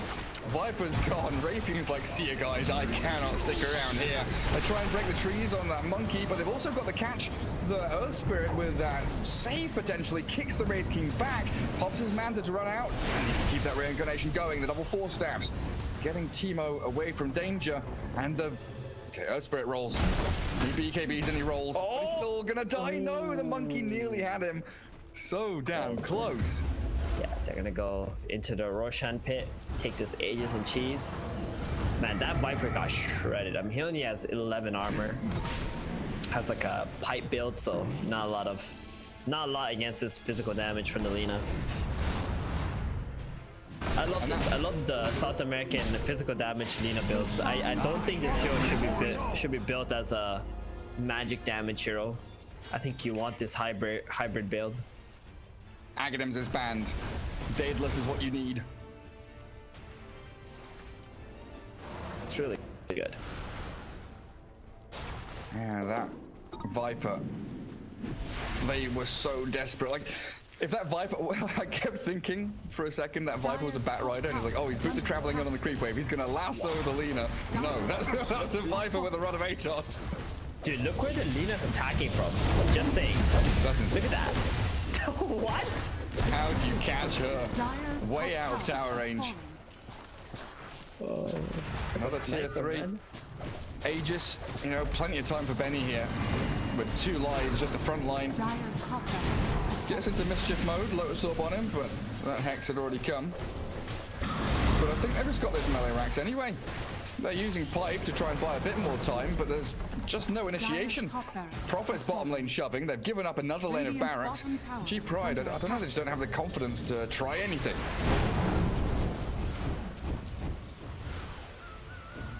This is what they need. Potentially the last smoke or last fight of the game for Gorilla's Pride. Prophet at front lines. They make a move on to Shadow Shaman. And they do get a pick off. Mar gets sliced up. But but you've now got to go back, push mid, push top, and then think about resetting into what you do next. I mean, Theban, what is it? Rapier on Wraith King? Are they going to wait for that to come now? Oh man, I mean, I'm at least glad they're trying to do something at this point in the game, at least. Oh, it's a supernova down on that Wraith King and Earth Spirit. That BKB from Dismal does nothing, as that Wraith King just going to get pounded by the Monkey, surrounded by 3 heroes. Lena's also chasing the Prophet in the back lines of the fight. Pugna with Viper. They both come in. That'll save Teemo for a second, but Benny, he's not giving up on this. He knows that this is towards the end of the battle and victory is within his reach.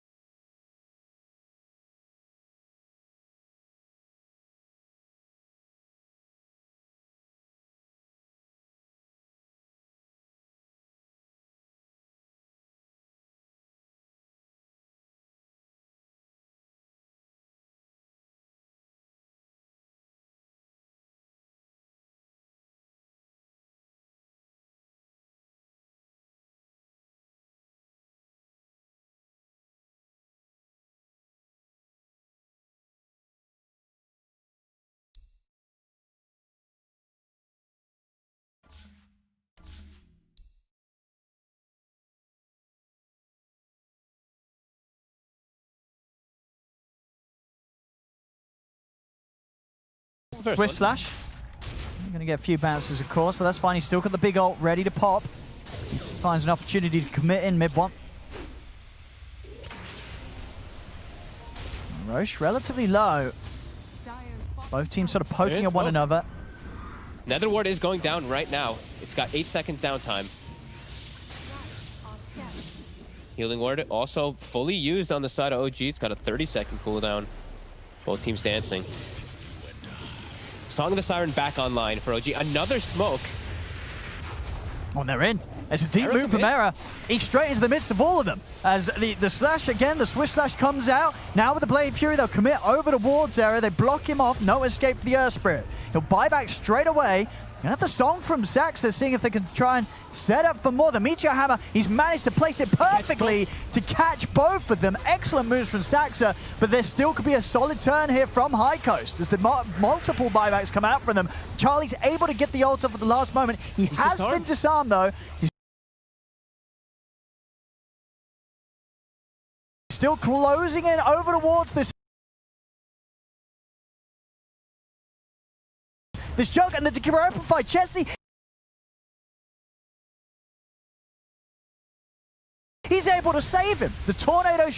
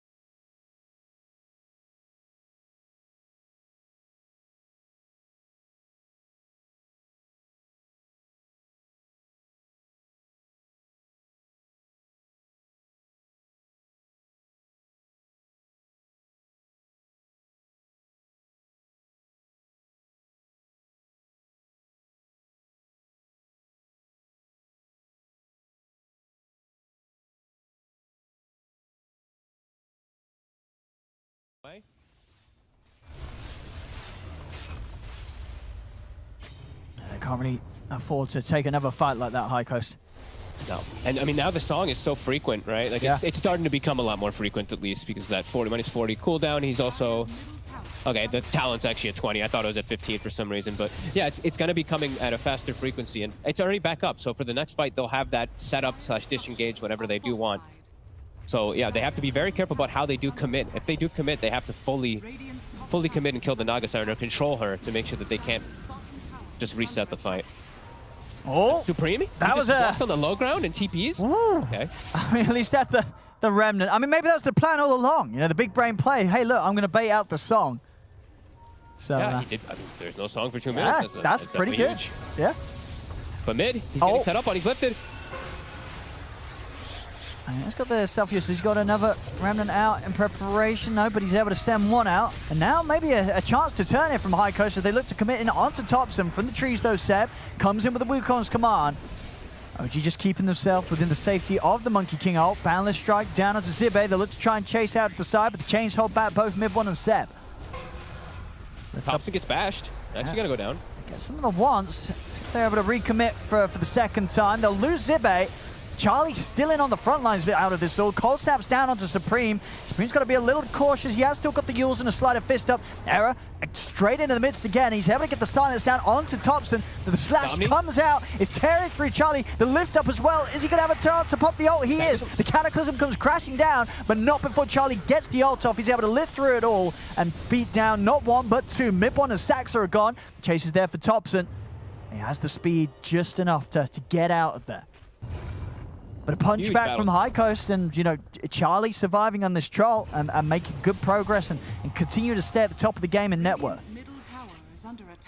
That was just an excellent fight coming out from High Coast, the way they positioned themselves. Look at the three cores doing all about 4,000 or 5,000 damage. They just stuck inside the fights for so long. The troll getting multiple axes off, some nice dispels as well for himself. That was, yeah, the really nice job by the three of them there. Era, too, living and getting some constant resets and re-silences. He actually would have gotten Topson if there wasn't like a little bit of a blinding light action in the middle of it all. Close, that pushed him away. But yeah, there's some good stuff going on there. Bottom. Charlie. Oh, Charlie. He hasn't got his ult for 30 seconds. He's dispelling things, though. Then he's gone. Good old Ags troll. I mean, you're right. Yeah, just throwing both on the 4-second cooldown. It really is. I mean, how'd you commit on that? Like, those two heroes are never going to be able to go in on the troll, right? Because no, it's just throwing axes around, running around. You've got to keep track of, to be honest with you, like seeing what he's dispelling and what he's dispelling off of the enemies too. Like I'm trying over here.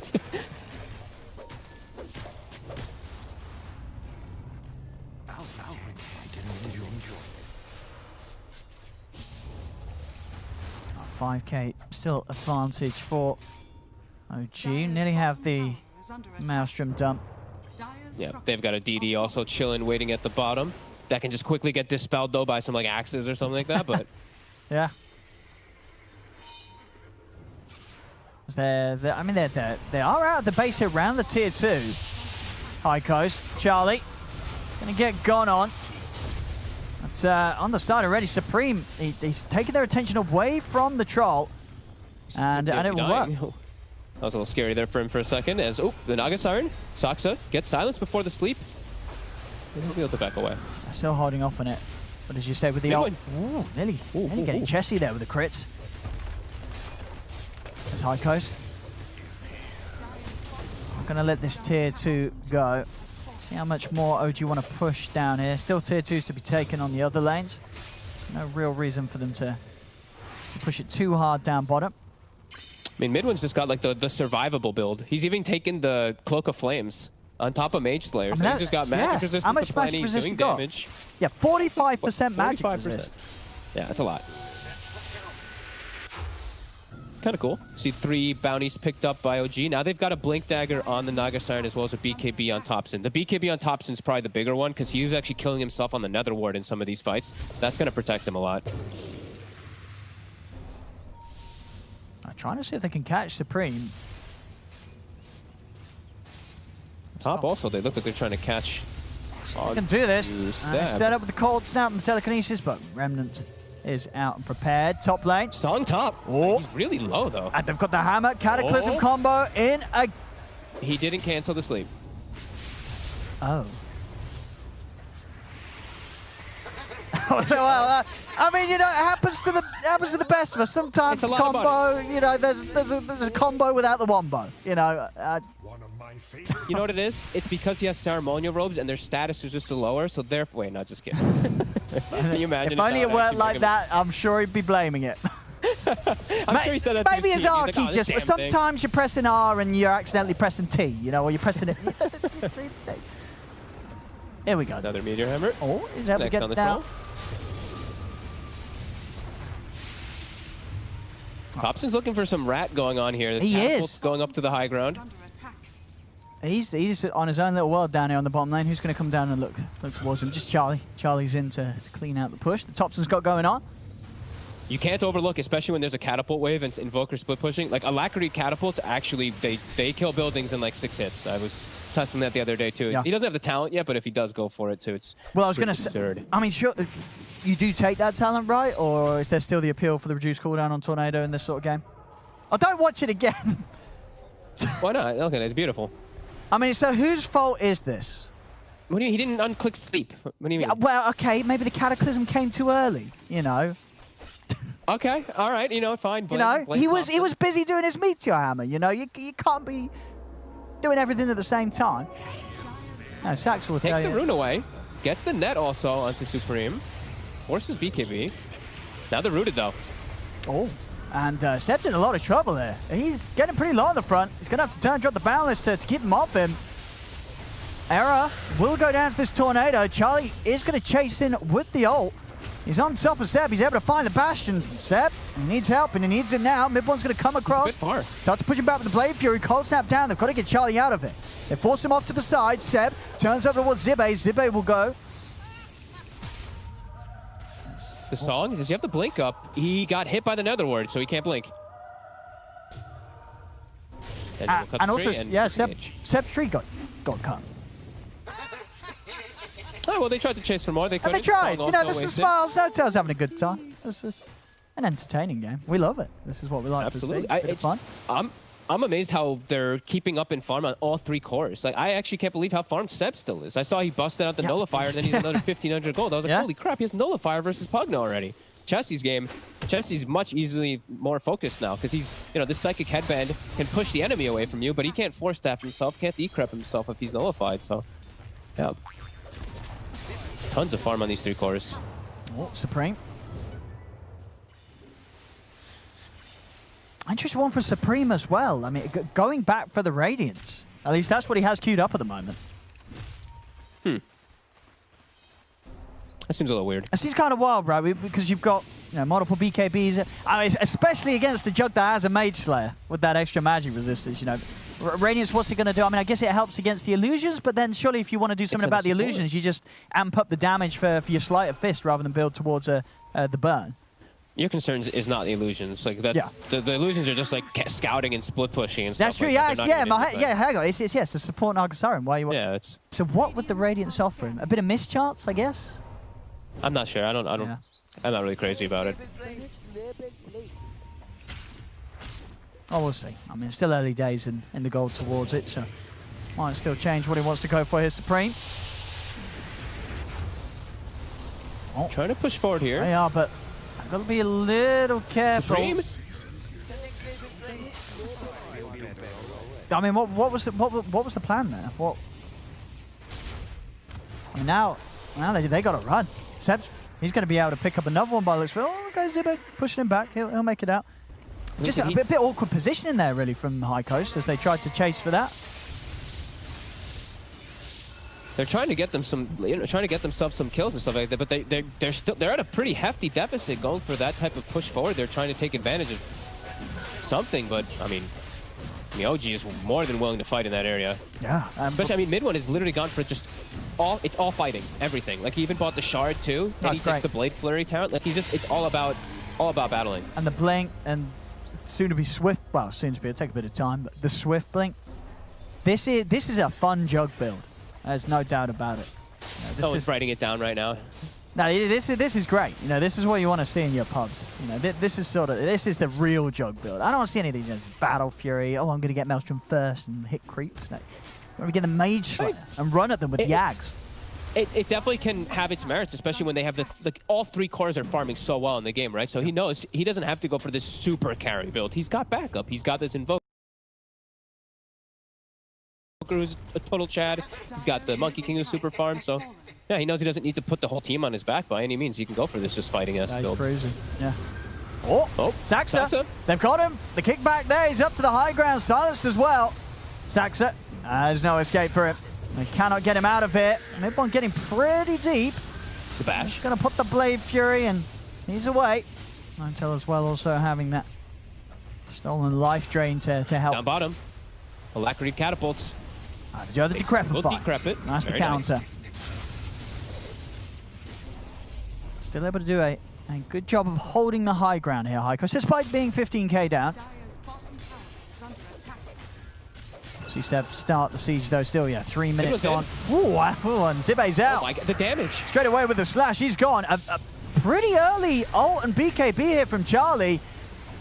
Might warrant him the kill though. It brings him low, but the cheese is there. Mid-1's going to be back up to full HP, full mana. He's fine. Supreme, he's out of remnants. And he hasn't got any other way to get himself up to the high ground. Supreme, or maybe the life drain. No, it's not enough. Supreme's down. Has got buyback available. Charlie getting run down here by OG as they step into the base. Cataclysm comes crashing down. They're taking out Charlie. They're taking out Era. Chessie also looking to be in a potential warrior. Okay, 3 triple buybacks coming out here as they wish to turn back up and push OG out of the base. Seb trying to continue to take down this tier 3. See if they can kill him off for his efforts. The song save will be there. Saxa, he's able to make sure that Seb can step away and keep that Aegis safe to continue playing with it for the next 2 minutes. Banding fight by OG, just really showing just how much ahead they really are there. Supreme overplaying his hand, trying to go for this snipe kill onto the Jug, but the Jug had cheese and he had a healing ward up there. That was crazy. Puts himself into a very tough spot. And now we were saying Radiance, that's never happening anymore. His gold is just stopped. It's gonna be really just all on Charlie now at this point. And he's getting pulled away. He's using some very early battle. That was it. I mean, right here on this replay, right? He just popped it straight away. And that's twice now too, because in bottom side, you remember when they got forced into like the fight around the Ancients? Like he battle trends and got his whole team pulled over there too. He has to be a bit more careful with that.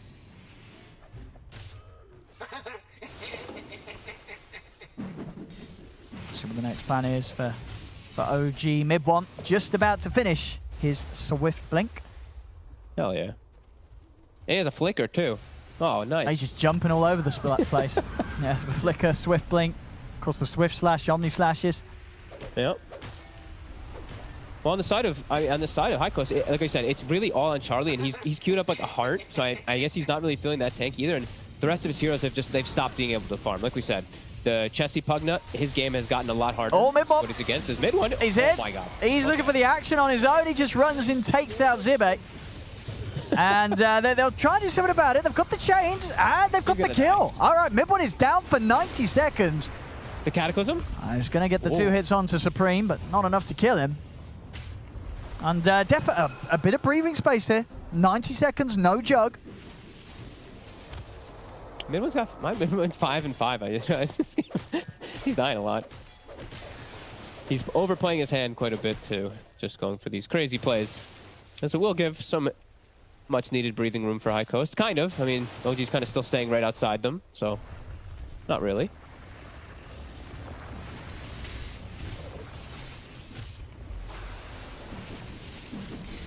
And so, I mean, as you say, you know, for Charlie, you know, thinking about the heart, thinking about surviving. I guess what is the reason why he gets a heart over sort of other items this game? Is it because you're looking at like this Cataclysm combo? You just want the HP. I guess, but I don't think he can go for a heart. I really think like that's not an item. He needs to get an item that's going to win him the game, not something that's going to keep him alive a little bit better. Like he needs something big. Like finish up your Abyssal, go for your actual carry item. I'm not sure about this. I mean, he's already bought the recipe, so I guess he's really feeling that he does need that HP and the ways to reset. But hey, at least he finds a Penta Edge. That's always a nice drop to find. That is nice. One of these fast melee right clickers. Am I missing something about heart? Is there any other reason that he's getting it? I mean, no, it's not. I say it's, I guess, just to sort of protect him from that opening from the wombo combo. Just having that, you know, incredible amount of HP. I guess, I mean, I feel like they're really going to fall into damage issues as the game progresses now because of this. Like, his Ember and Pugna, as we've said, their game is completely stagnated, completely stopped. Supreme, he's getting some taste of farm, but he's always under threatening of dying when he steps out. Yeah, I mean, he's got the heart, so, I mean, we'll see. He's got 4,000 life, so. Okay. I mean, yeah, he's a tanky boy. Very, very tanky. But now, look, they've got like a Daedalus on Monkey King, too. It's like HP, they're going to be able to go through that HP. I mean, we'll see. We'll see if it pays off for them. They're very, very behind anyway, so it is tough as mid one. I mean, they get the bash. But, yeah, with that Swift Blink, look at that movement speed. It's like a Beyblade. Just zips out of there with that buff from the Blink.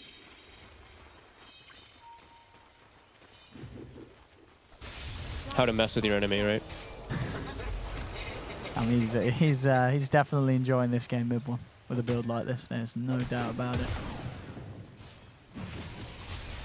Oh, Zibe. Oh, he's been the prime target for mid one Swift Slashes. He sees Zibe. Zibe's just dead. No chance. It cracks me up too, because every time he gets a kill with it, I just hear the Invoker laughter, because Thompson instantly chat wheels every time he gets a kill. Oh god. Thompson, of course, still as farmed as ever. Let's check up on his inventories. Now got the Bloodstone done on top of the Octarine. Or go for the bash. You're going to need a lot more than one bash, though, against that Jug. He's just out. Oh, here's the setup. Who are they going to live for?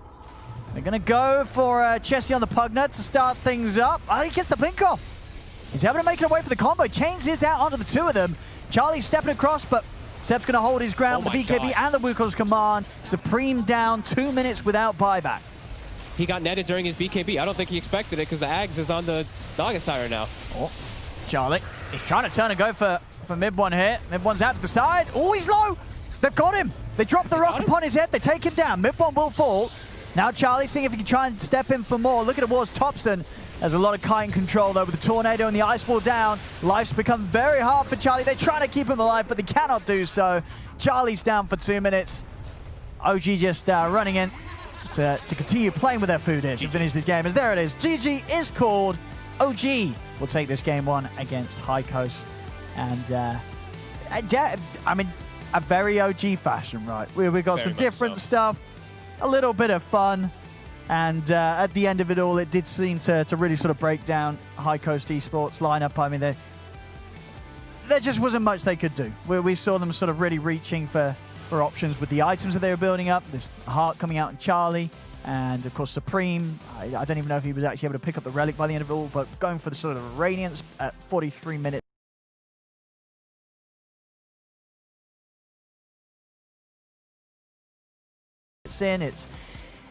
You could feel that they crumbled well and truly by then. Yeah, I mean, they applied good pressure with like the Ember and the Earth Spirit and stuff doing that, but just anytime there was downtime, you could just see like OG's lead just growing at this incredibly fast pace.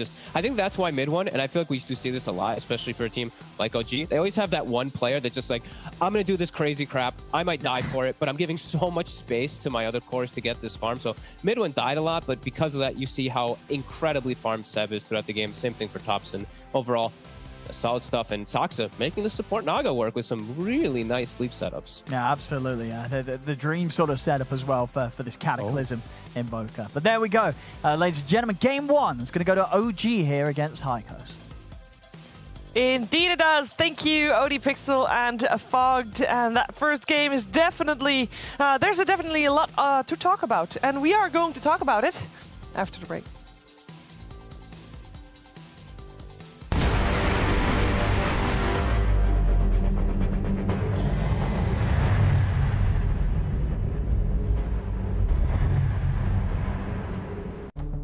With the right CPU, you can turn any game from familiar to phenomenal. Unleash the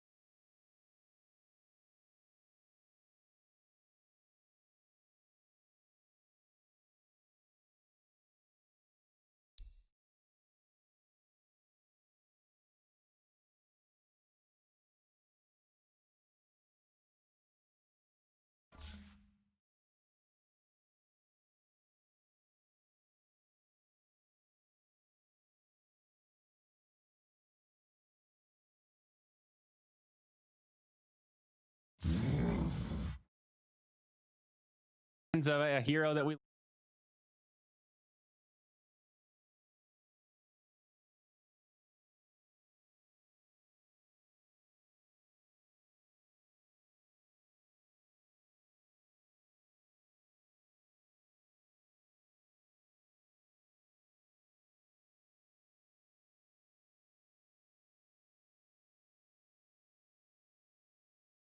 patch, and this is one of the games where he can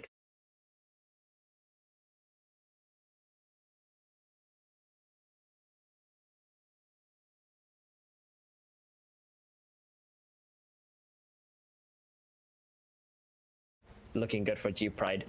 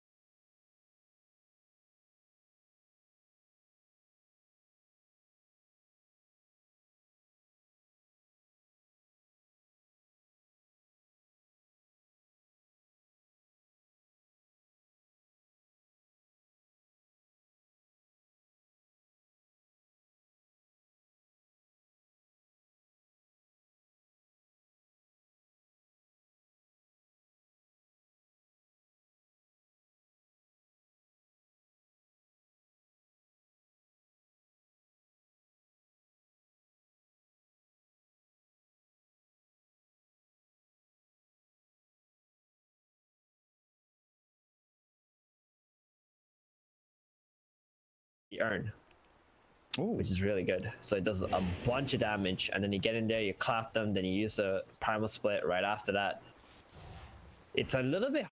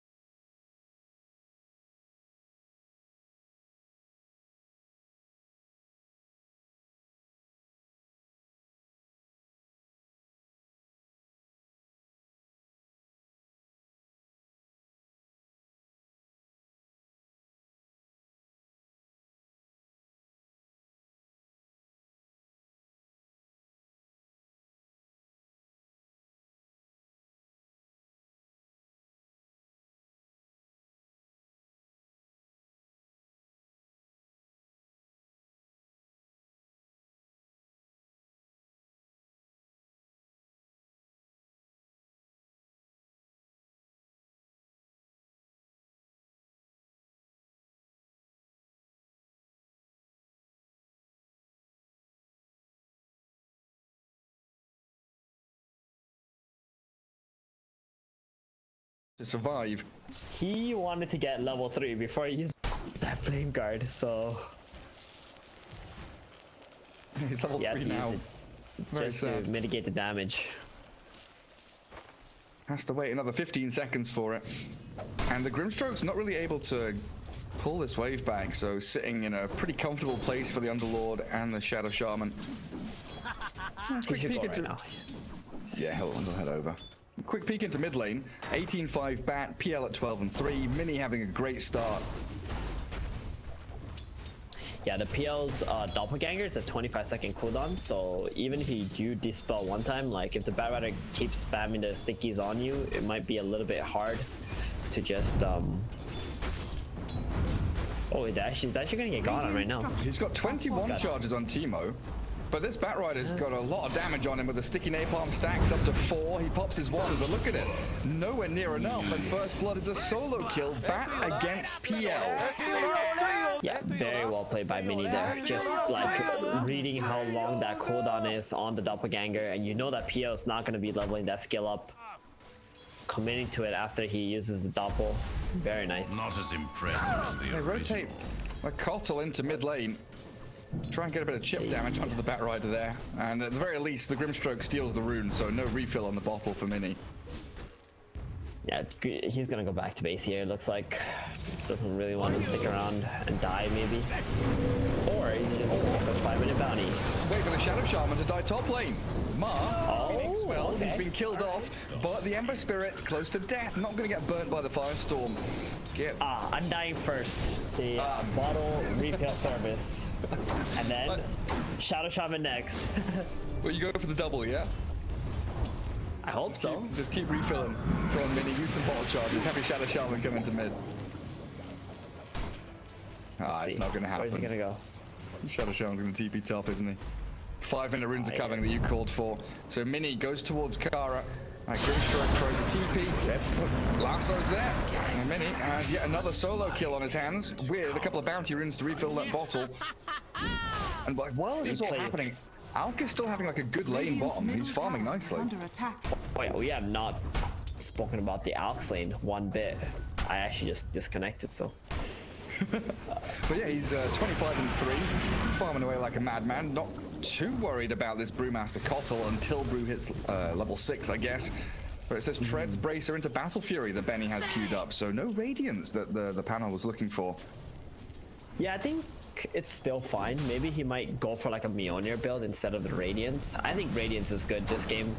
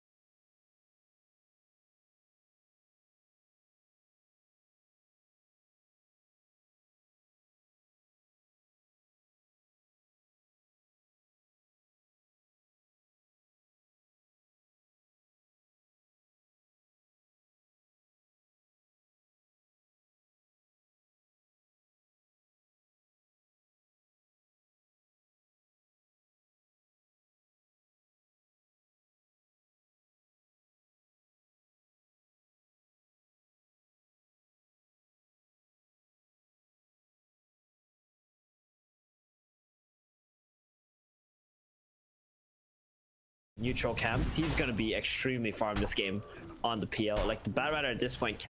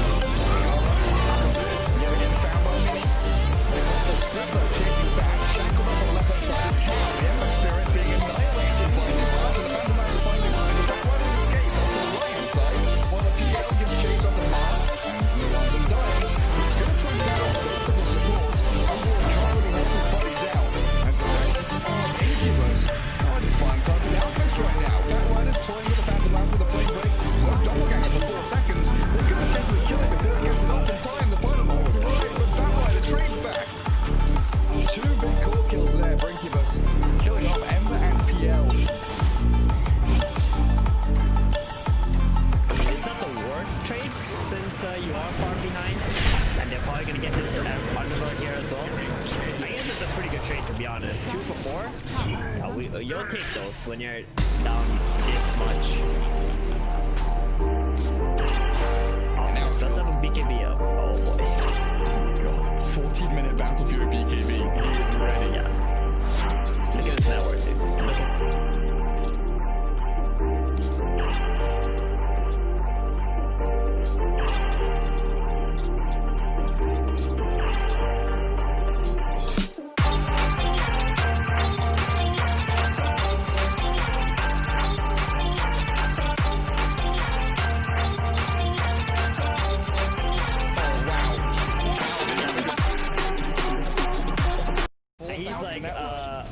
guys, this Alp, level 13, what's going on? And now the Grimstroke's being dived. Mini's Batrider, really no fear whatsoever, but he probably should have had a little bit of hesitation going into the middle of 4 G-Pride heroes. Oh, I don't know what he was doing there without his lasso up. I think he's really feeling himself right now. And that's a back-to-back death on him. That's not that good. And now a Soulbind with the PL chasing the Underlord. Dark Rip not going to work out for them. As the Soulbind into that Solar Bind. Wow, that's a tongue twister if I've ever heard one. Teemo still running forward to try and pick off Mars, Shadow Shaman, and Grimstroke survived somehow on about 150 HP. Stays up and kills off 3 of Incubus's heroes. This is really good. Teemo just showing up to the fights, going onto the right targets, getting that Underlord kill first, and then, sorry, the Batrider, then the Underlord, then the Shaman, like that. Forcing the 10-second BKB out of the Alchemist as well. At least G-Pride are starting to like fight back and get this PL really involved in these engagements. Yeah, he is their linchpin hero. Yeah, they need to do this for like another 5 more minutes. He'll get to like a SNY or Satanic, or sorry, a Manta, whatever the PL wants to go to in this game. And it's going to be very, very strong after that. Radiant's middle tower has fallen. They're going to find ways to try and handle him. Pipe is coming up for Underlord, but no Greaves, no mech, no Crimson Guard. Interesting he decides to go Pipe. I've seen a fair amount of offlaners kind of go Hood and have an Arcane's mech go into Greaves. Yeah. Is there enough magic damage here from G-Pride to warrant that Pipe? I think it's good, especially against Ember. You completely mitigate all of his damage, Coddle Blast, you know, Grimstroke, Stroke. There's a lot of magic damage on the side of G-Pride, that's for sure. It just doesn't feel that good because you're spending 1,550 gold on a very selfless item for your allies, and you don't really make yourself any tankier. But I guess it's good if everyone's going to be grouped up around the Underlord anyway. They'll make the most of it. No, but seriously, why is Kottle's skill called Solarbind, and why have they got a Grimstroke with Soulbind? Why do we have 2 skills in the game that are like identically named? Grimstroke speaking of him, he walks in with Kottle just dropping immediately. They've caught up the Grimstroke and a good little Underlord pick there, and you're right, a high ground tombstone making life very difficult for G-Pride as the Alchemist just turns into a shiny golden god and whacks down onto that poor little Grimstroke. Benjas does find the Shadow Shaman in the end, so a 2 for 1. But that tier 2 gets denied by Teemo. Benjas also gets out there, so that's a big win for him at least. They get the outpost. They need to make sure that this outpost is not taken back by G-Pride for the 20 minutes to get a nice lead off of that. But this goal lead though, Gary, has been stuck at 8k for about 5 minutes now. Yeah, it's not been picking up. There's been a couple of good fights from G-Pride. Like you said, it's kind of worth it. All things considered, the way they're trading heroes, you know, evenly. Okay, you know what? I take that back. This Goldie's about to skyrocket the moment he farms this small camp right here. You know, they triple stack that for this Alchemist. They're going back to collect. Oh wow! Nice juicy little triple stacked small camp. Oh yeah, here we go, Betty. I mean, usually that's like 150 gold or something, but now it's like 400 gold. Give it to me. Yeah, they got the 10k gold lead now, and they're bringing the creeps over to him. They're giving him everything. They can't even jump him because he's got a BKB. Yeah, he went for the SNY too on the PL. That was a good choice. You don't really want to go Manta into like Underlord, Firestorm, and Alchemist Battle Fury and stuff. The SNY is much better against the Shadow Shaman too. Yeah, or if you get lassoed up if they find the real one. That's a good point. You have that status resistance on you. Grimstroke out on the map again, trying to go for a dewarding mission. But the rest of Incubus, they've spotted him just outside the pit. They're thinking about it. They've got Serpent Wards and they are being very hesitant about what their next play is. Do we Roche? Do we push top? There's no tier 2 top, so there's not really worth anything going up there. We'll go mid instead onto that tier 2, which Alchemist is saying, I want to push. Well, that's all happening though. Phantom Lancer, he shoved out the bot wave. You've got to be careful walking back up to his high ground, so a nice little illusion micro. Scout out all of the members of Incubus. And they don't actually get a push on the tier 2. They defend, like Kotl just sits there blasting it. He's got Illuminate, you can't shove.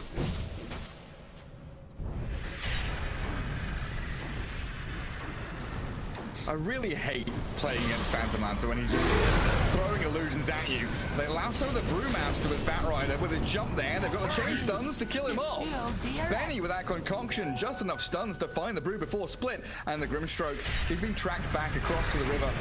Trapped in the pit. Surrounded here. And Mini now dominating again.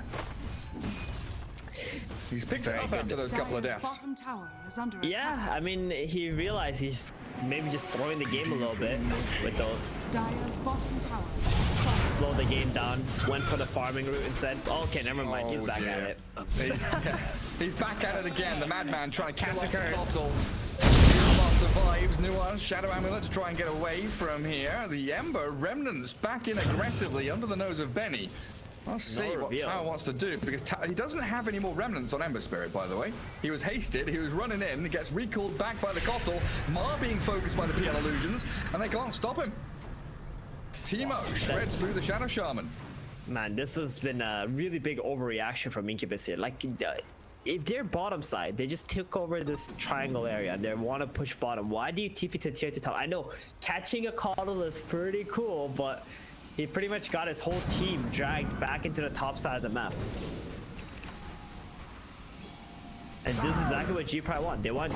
They want Incubus to react to their pressure. Like, this PL is getting to a basher now. He is not a joke. He will kill you. Yeah, he doesn't have 20k net worth, but he's still definitely a viable threat, especially against all, like every hero except Alchemist.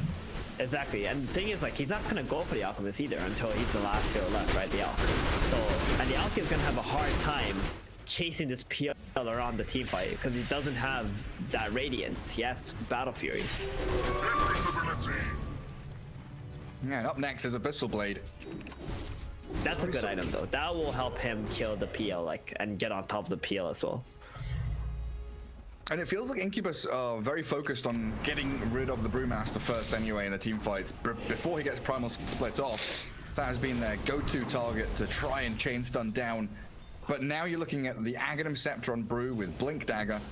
Phase boots up. So Benjaz has the 2 charges on Primal split, and like Bowie was saying, the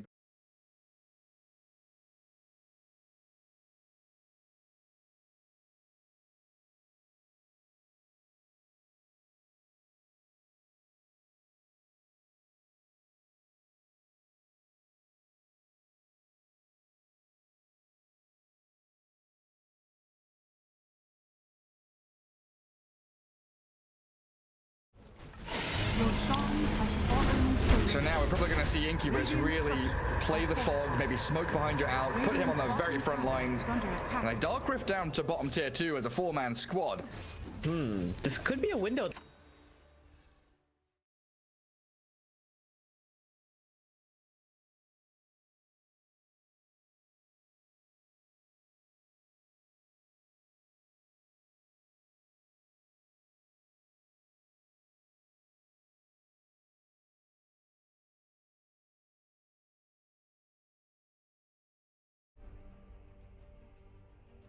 Dire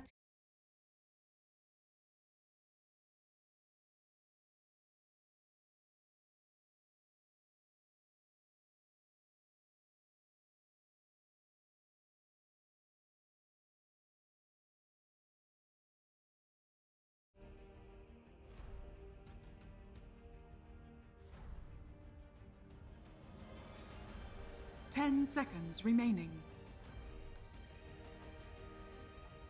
5 seconds remaining.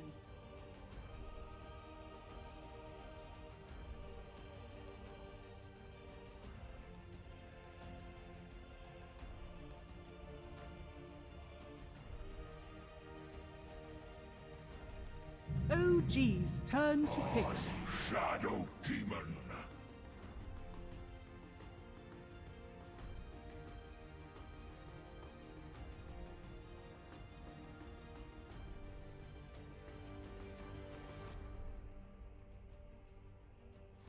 Ten seconds remaining.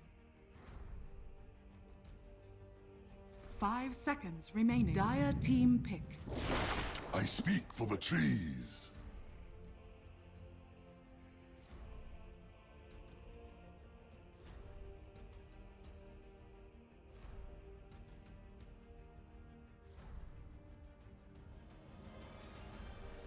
Ten seconds remaining. 5 seconds remaining.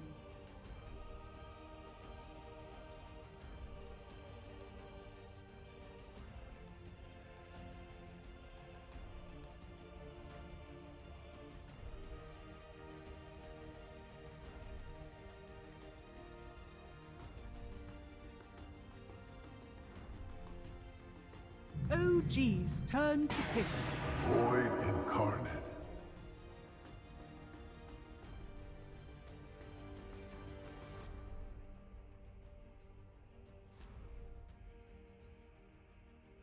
Dire team ban. League's assassin.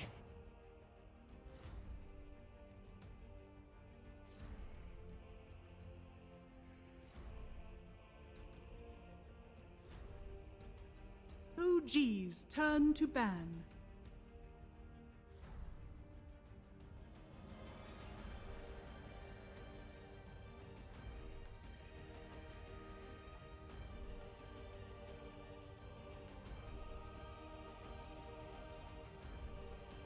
Ten seconds remaining. 5 seconds remaining.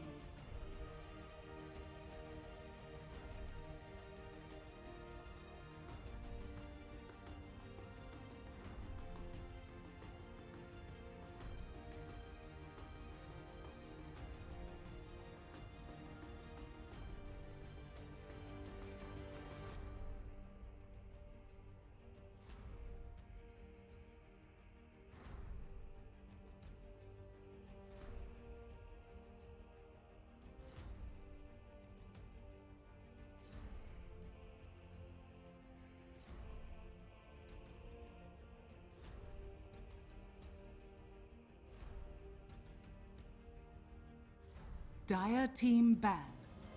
OG's turn to ban.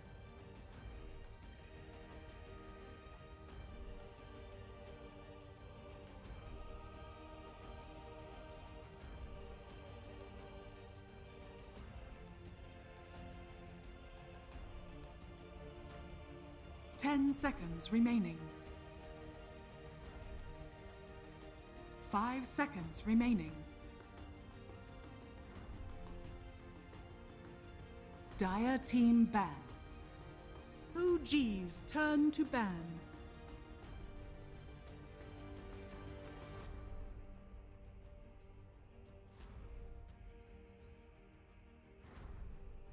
Eh, 队友呢？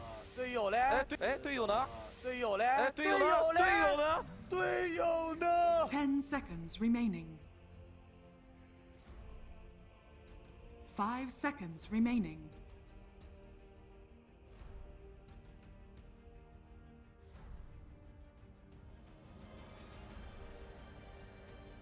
OG's turn to pick.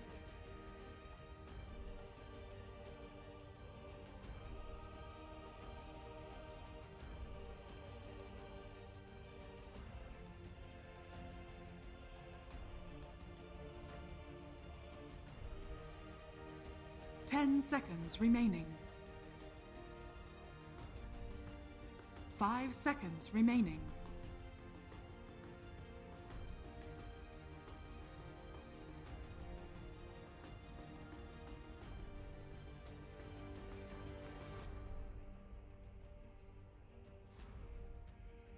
Dire team pick.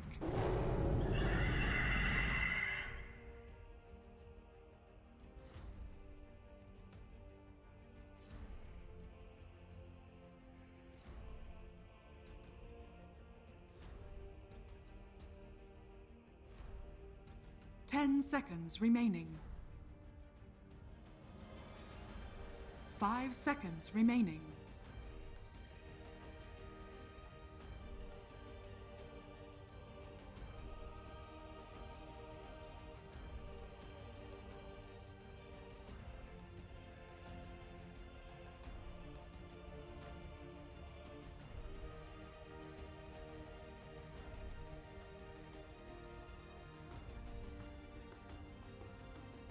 OG's turn to pick. Juggernaut.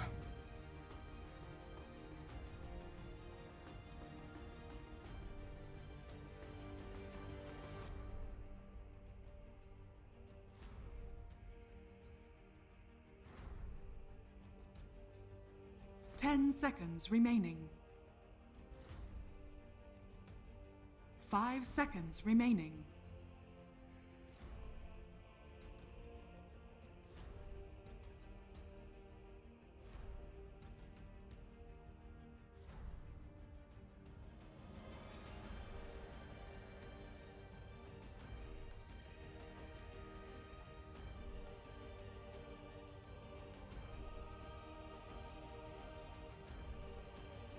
Dire team pick. Phantom Assassin.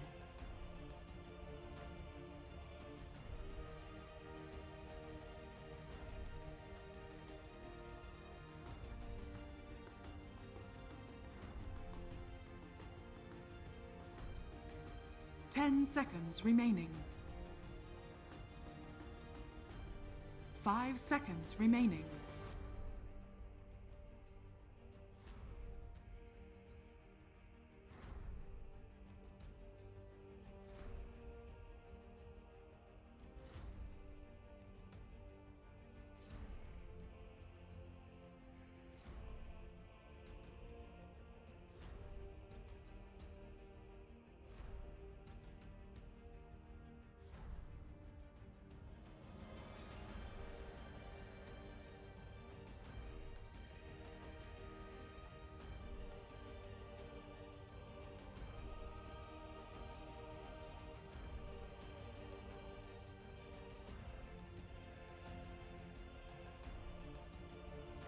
Dire team ban.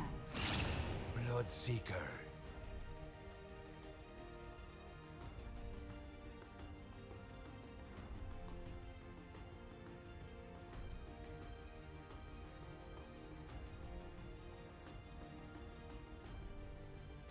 Ten seconds remaining.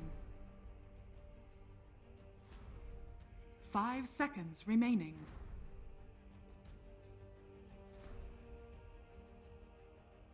OG's turn to ban.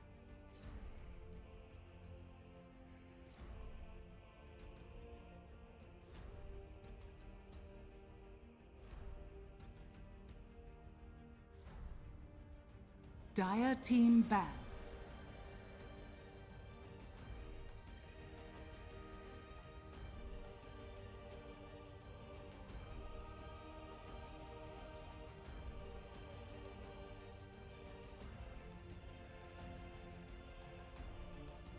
Ten seconds remaining.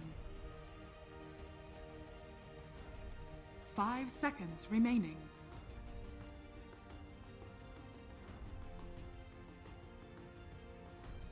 OG's turn to ban. Dire team pick.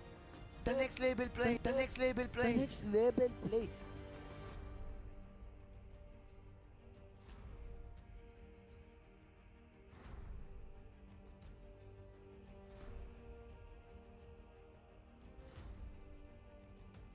Ten seconds remaining.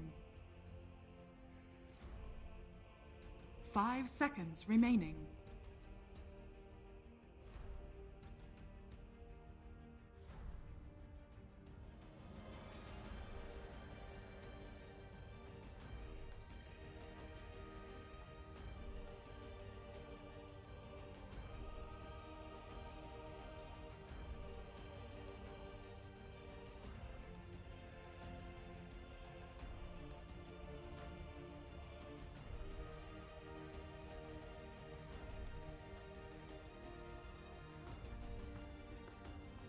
G's turn to pick.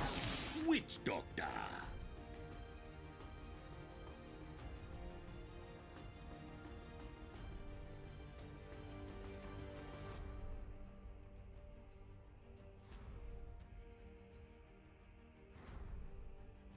Ten seconds remaining. 5 seconds remaining. Omni-Knight. Choose your next hero. label play. The next label play.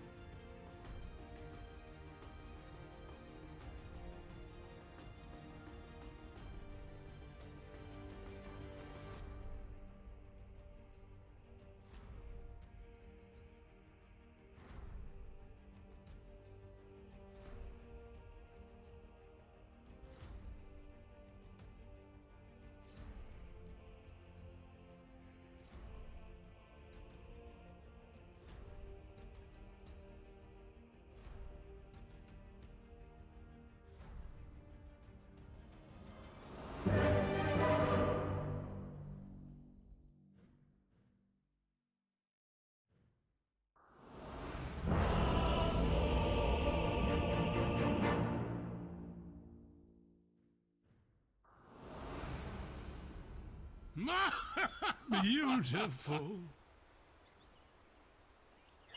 New life will make its home amongst your bones.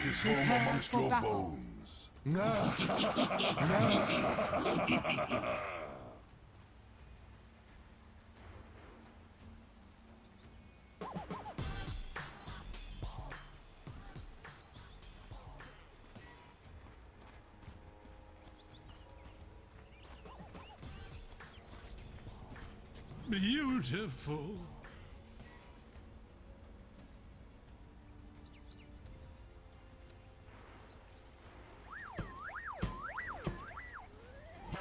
Beautiful.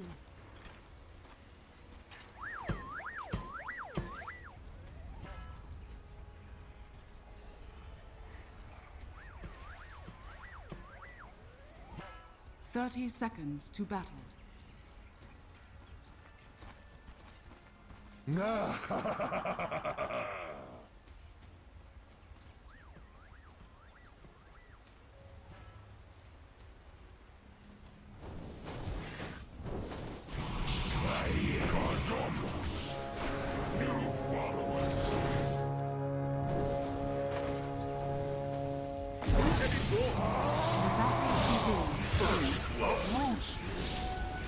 Fast blood. The next label play.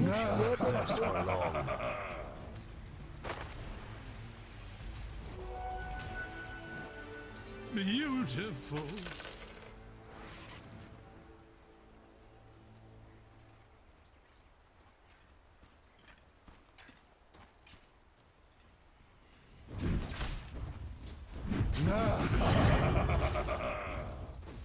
The armor of omniscience.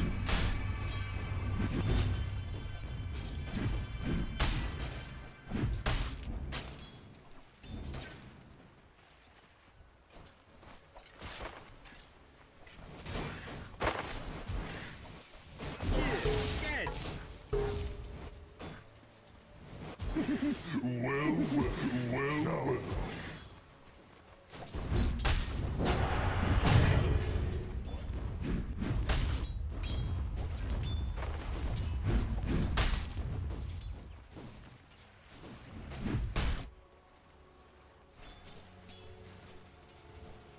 Ну вот из паба то, что я накопал на Добсона, он берет Брейсер, Falcon Blade, еще до ботинка покупает. А потом собирает Фейсбутс и Эхо Саблю. Вот эти артефакты, это то, что он собирает до шарда. Потом уже на 20-й плюс, когда у него все это есть, приобретает шард. 9 хп было у Зибя в нижней точке. Его хп. И Никс за ним гонится. У Никса есть ботинок. Но крипы там еще и мешали. Крипы помешали Сакс. Запутался Сакс в крипах. Собственно, конечно, есть первая. Это точно. Но... Ну, я думаю, Суприм жаждет отомстить за предыдущую карту, потому что там действительно, собственно, его знатно потрепал. И спортивная злость должна присутствовать по-любому. Но я не думаю, что, знаешь, Топсону вообще все равно, кого он там потрепал. Много кого в мире потрепал и продолжал трепать до сих пор. Конечно, так что... конечно. Ну, кстати, вот, Soul Ring, интересно ли Falcon Blade этот возьмет, потому что, на мой взгляд, спорный артефакт. Я не знаю, я все еще, вот у меня смешанные ощущения от него. Soul Ring, в принципе, может даже и хватит. Я так-то и про Орпов Корожен видел, там кто-то писал из про игроков. Видишь, подняли... Хватит его собирать так подряд. Да и стоимость подняли тоже не просто так. Был хороший артефакт на многих там оффлейнерах, интересен был. Кэрри был интересен. Вообще, кстати, я вот без шуток считаю, что это один из лучших патчей в плане айтемов, который был, потому что появилось много вроде айтемов, ни один из них не имбовый, никакой из них не садится на всех подряд, да, и вроде как, ну, самый популярный вроде Witchblade, это такой прям, который чуть ли не на любом герое сейчас популярным методом садится. Потому что артефакт тебе еще и разгон дает, помимо всего прочего, за что скорость атаки дается, да, там какой-то урон. Это артефакт разгона.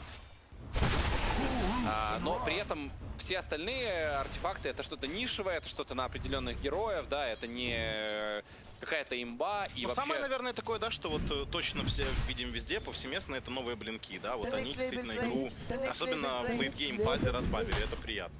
Потому что, ну, видишь, затягиваются игры, и надо добавлять новые элементы лейтгейма особенно. Новые артефакты, терпять, опять же, да. Много вещей делается, чтобы попытаться эти игры не затягивать. Вообще, Алексей, представляешь, ну, если когда-то почувствуешь себя бесполезным, вспомни, что есть люди, которые балансировали терпять артефакты в доте на основе там, для того, чтобы одна из 1000 игр, ну, не из 1000, конечно, да, но одна из очень небольшого процента игр доходила до этого, и как-то можно было это реализовать. И если вспомнить, терпять артефакты, они всегда так и не добаланшены до конца, и непонятно, нужно ли это вообще, да.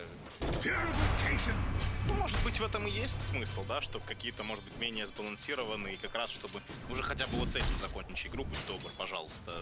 Может, было бы, знаешь, терпять артефактами было бы более справедливо, если бы все же одни и те же выпадали на обе стороны, плюс-минус понимал, что тебя ждет. Да, это в целом одна из идей была, да, как вообще балансить нейтральные эти вещи. Топсон и его битва против него продолжается.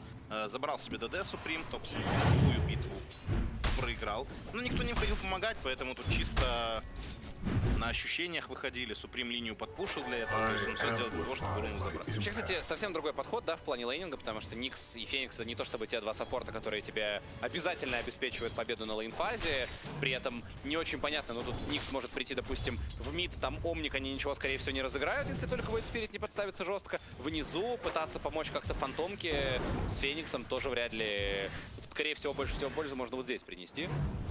Видишь, тоже не хотят просто лейн-контроль терять. Вот Эл на него прям идет.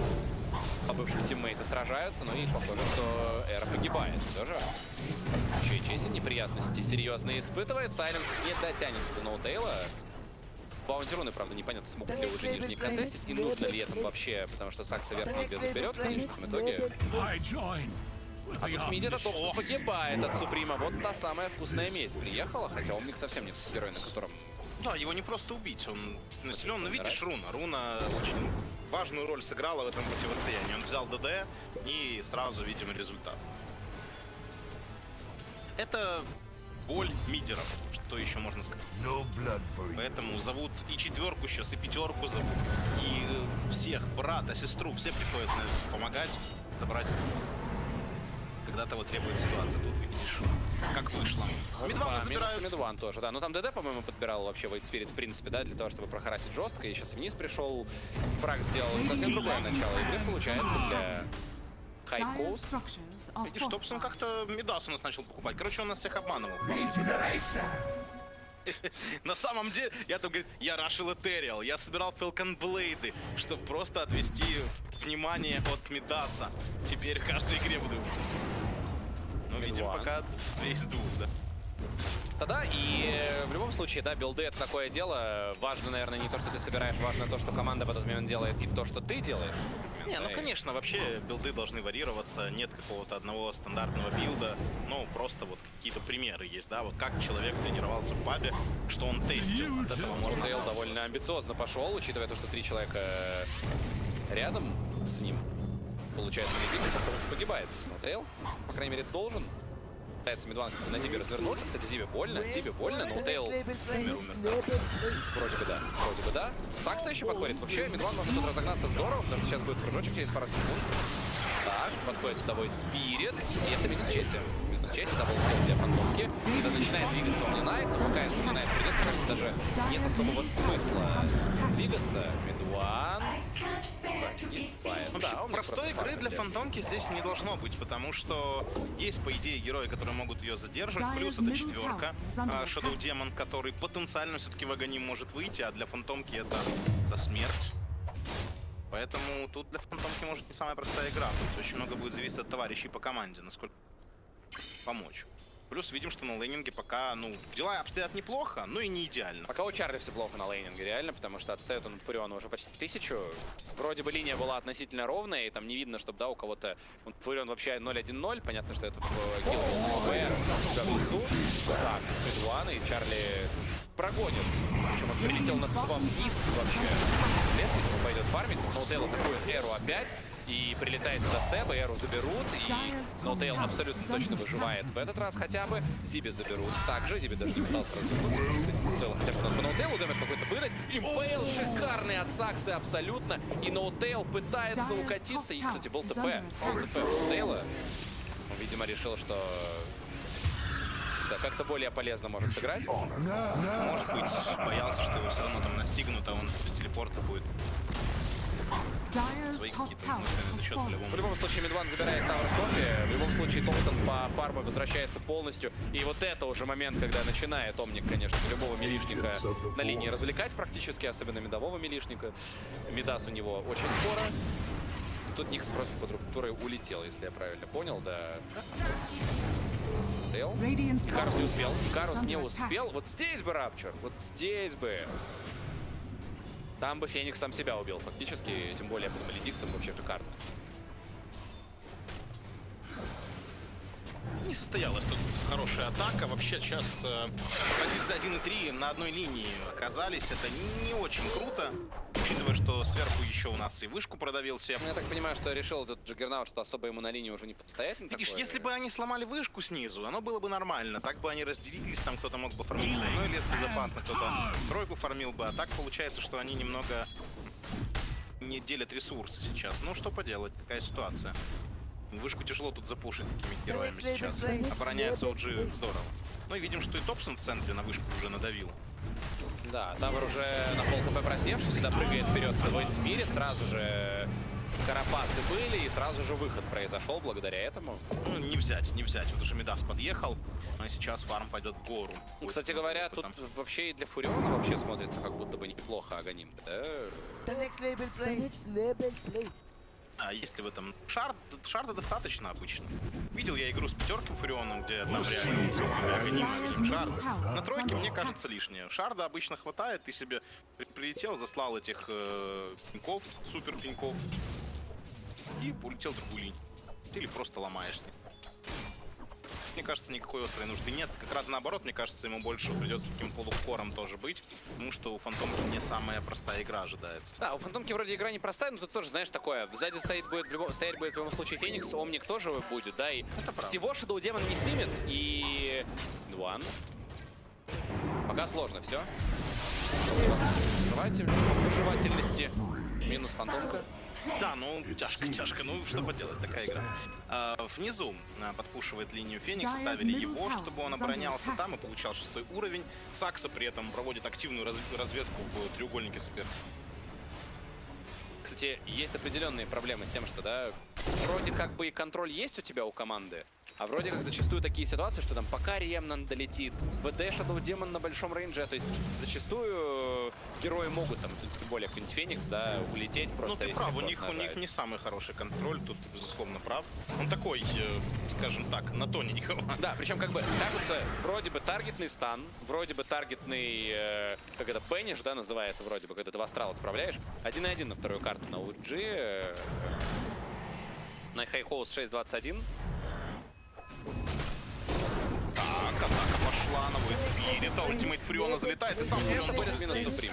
Причем, видишь, он еще и без маны там особо находился, и Сакса его подогрел. Во-первых, это, во-вторых, он еще и стрик отдал, и, конечно, его получил вроде как Сакса, а с другой стороны, не стоит забывать, что Ник Сакта герой, который тоже неприятные артефакты максимально может собрать и трудности тебя доставить, особенно когда Void Spirit, да, и саппорты, в принципе, могут пострадать. Уже 3000 в пользу UG, уже Omni-Knight топ-1 по фарму. Вообще, поразительно нетипичный для топсона геймплей. АФК фарм, Мидас, АФК фарм на Омнике. Знаешь, вот он вроде АФК фарма, с другой стороны, он постоянно активно давит центральную линию. Посмотри, сколько хп у вышки. То есть вроде как АФК фарм, но с другой стороны, они не могут остановить его постоянный вот этот пуш. А тут тоже, знаешь, Void Spirit стоять и тыкаться тычками против Омника, смысла никакого нет с появлением Соло-Ринга, вообще нет. Любой просто герой и ультимейт от Shadow Демона, и это минус Топсон Ли. Пока еще нет. Феникс поставил яйцо, начинают расходиться. Топсон, ТП, Маледикт добил прямо на базе последний тик Маледикта. Он долетел, он ушел на базу, он уже был там, понимаешь, вот он вернулся домой. Била по башке. Приятно. Знаешь, просто вроде как бы Топсон ничего... То есть Топсон просто грамотно подстраивается под то, что нужно его команде. По бокам спейса много, постоянно что-то... Какие-то драки, то Фантомка собрала пару киллов, Фурион ТП сделал... Фурион вообще здесь нереально полезен, да? В топ башню забрали, в миде он тоже башню давит, но фактически это совсем не похоже на то, что обычно он по всей карте уже пробежался, где-то там подключился, где-то пофармил, где-то в миде в соло убил и так далее, поэтому... Но уже это очень сильно смотрится со стороны UG. Ну, у меня вот такое мнение сложилось пока по этим двум картам, что драфт, который берут он не позволяет наказывать UG за вот этот жадный довольно стиль игры. Посмотри, как они действительно по карте фармят. У них каждый герой занят фармом. Да, кто-то находится там активный, кто может играть нагло, находится глубоко, стоит там под мидом и это, например, Топсон в этой игре. Кто-то, как Фурион, толкает линию, которая красиво тут пытается сыграть Чесси. Даже получается, и Карапасы есть еще у Сакса, если что, поэтому Чесси нужно аккуратно быть. Но Сакса здесь продают, скорее всего. Карапасы... Да, тут попытка. Там параллельно Омника еще бьют. Омника атаковали его в центре, прогрели, Сайленс появился у Суприма. Это позволило забрать Омника. Против фрага, на самом деле. Вот такие вещи и нужно делать в команде Хайкоус, потому что иначе у OG, у них, смотри, даже вот если посмотреть, прошлая игра были саппорты Рубик, плюс на четверке у них был кто? Рубик и Нага. Рубик Нага, а в этой игре это Феникс и Никс. Тоже как бы два героя, которые наберут себе артефакты. Ну, да, довольно жадными должны быть. Ну, Никс, ладно, Никс он не собирает фарм на карте, там разведку проводит, но Феникс он такой, ну, Феникс он Аганим, смотри, берет. Кстати, Аганим это крутое решение здесь. Аганим шарт или... Не-не-не, Аганим. Я пока не видел его планов, но верю тебе. Ну, там 1000 отложено, и вроде бы стоит под бай, все, Омник опять под фокусом. Слэш, ультимейт очень поздний ультимейт от Третья подряд. А ультимейт зачем было задерживать настолько долго? Я не очень этого понял. ВД прячет его сейчас Эра. Подходит сюда Сакса, Карапасы. Сэп также, оказывается, по фокусу получает рапчер. Сэбу больно. Это будет Сэп. Вот она и совсем другая игра идет. Вот, надо так и наказывать уже. Что они такие наглые? Один Мидас покупает, второй БФ, Дэд формят. Да, и главное, ультимейт третий файт подряд не нажимает. Видишь, тут тоже у них такая ситуация с этим ультимейтом, что он может и не помочь тебе, потому что диспел есть у ОД, просто ультимейт навешен, и ты как бы с ультимейтом, по сути, можешь просто его в никуда. Та самая знаменитая логика, тебе не придется сливать ультимейт просто так, если ты его не используешь. Пожалуй, какая-то такая логика. Возможно, он... не знаешь, никто не тянул, как говорится, этого вашего Омника в драфт, когда вы уже видели Shadow Demon. Обычно наоборот это работает, да? Shadow Demon берут в Омника, а не Омника. Я лично колил Пуджа, ты помнишь. Так что вопросы как бы тут к ребятам.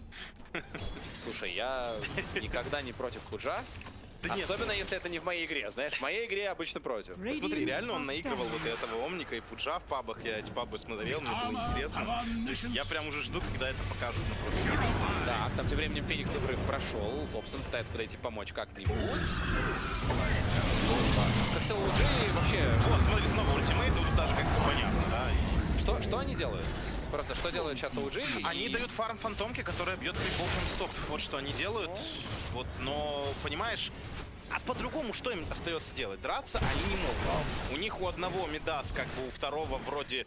Слушай, ну смотри, вот у Феникса они могут подраться, им нужно это просто делать под Т1, тогда хотя бы какие-то размены или соперники как-то будут заклинания по-другому тратить, потому что пока что прям Хайкоус дерутся только тогда, когда у них есть все. Неприятно будет спириту. Сказать, Феникс полетел вперед, поставил яйцо. Хайкоус разбегаются. Саксы пытается догнать Суприма. Суприм пока убегает. На пеньки уже есть орчит на Шадоу Демона. Суприм выживает благодаря Инвиз Руне. И на этом атака OG. Такая странная атака. И там Джиггернаут параллельно еще бьет Т1 вышку вверху. Тоже как бы не расслабляется. Все чем-то тоже уже заняты теперь. Фантомку поймали. Фантомку подсейвить пытается Ноутейл. Пока получается. И Рапчер также. Почему-то Рапчер идет не в Мидуана. Да, Ноутейл пытается просто убежать. Сможет ли Сакса засейвить? Сейчас увидим. Нет, уже его не сможет. Главное себя бы засейвить тут. Хотя, кстати, можно в Сикера-то и развернуться. Сикеру больно. Чарли подошел.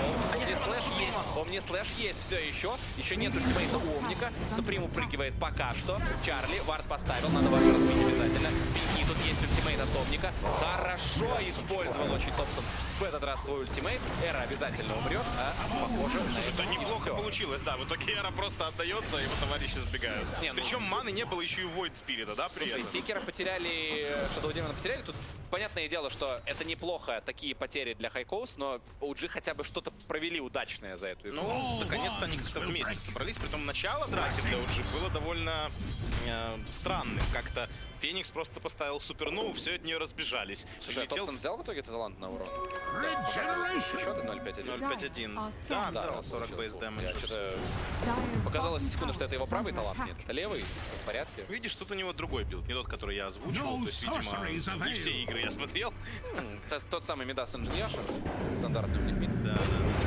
Ну вот что-то подобное помню, когда-то Кэрри, помнишь, ВП пикали Рамзесу, Кэрри Омнинайта, он там Радианс покупался, я покупал, можешь вспомнить. Да, я помню такой. Была, кстати, игра, где они еще и Battle Fury Не помню, покупали. с чем они играли это, то есть кто был Мне героем. тоже трудно вспомнить, я просто вот, ну, помню этого Омнинайта на Кэрри и все. Вот как-то была игра у него с Бэфом, была игра с Рейдиансом, что могу вспомнить.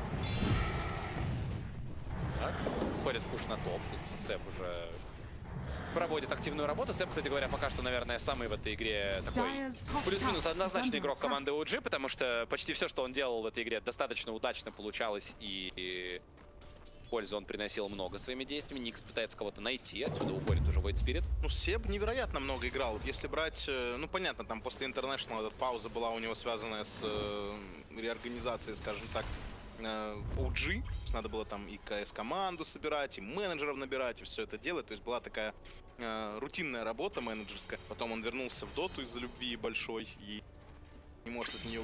Вот сейчас он очень много играл после Нового года. Прям какое-то неимоверное количество пабов.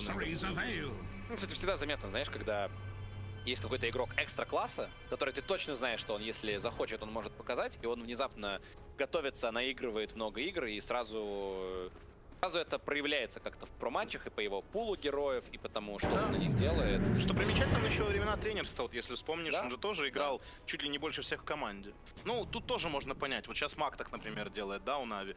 Он тоже невероятно много играет. У него там есть основной аккаунт, фейк-аккаунт. Он просто на одном что-то тейсит, на втором уже как тейсит более высоком, там, да, скилл-рейтинге. Да, конечно. Ну и плюс всегда тебе нужен стратегический игрок, который играет в нормальчике. Чтобы International выиграть. Чтобы International 2 раза, да, выиграть просто и все. И по АФК, что потом еще 1,5 года. Ну, видишь, катать начинают по карте немного, прикрывают Себа, просто весь геймплей, пока OG видим, особенно это Сакс, да, за ним наблюдается, он прикрывает Себа.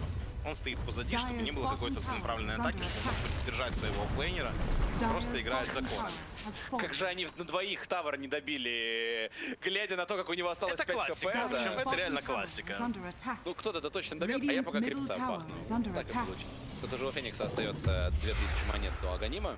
Бывает, что у пятерки 2000 могут растянуться так минут 10-15. Тут, правда, это скорее позиция 4. Выйдет Феникс, конечно, в итоге. Это интересная идея от команды Айкоу. Стоит заметить, что в прошлой игре на Рошане тоже все стояние закончилось, началась доминация, а вот похоже, что и в этой все идет к тому же. Рошан подбитый, Чесси подставляется, мидван за ним пошел. Это минус Чесси. Никакой эссенции не спасет. И так. Так-то и Рошана, наверное, можно убить. Можно под фантомкой с дизолем, наверное. При этом Себастьян еще и стоит, ломает эту вышку снизу, продолжает пушить здесь линию довольно нагло. Ну и вот, кстати, заметь, что он пока не берет себе шарт, он сначала КП.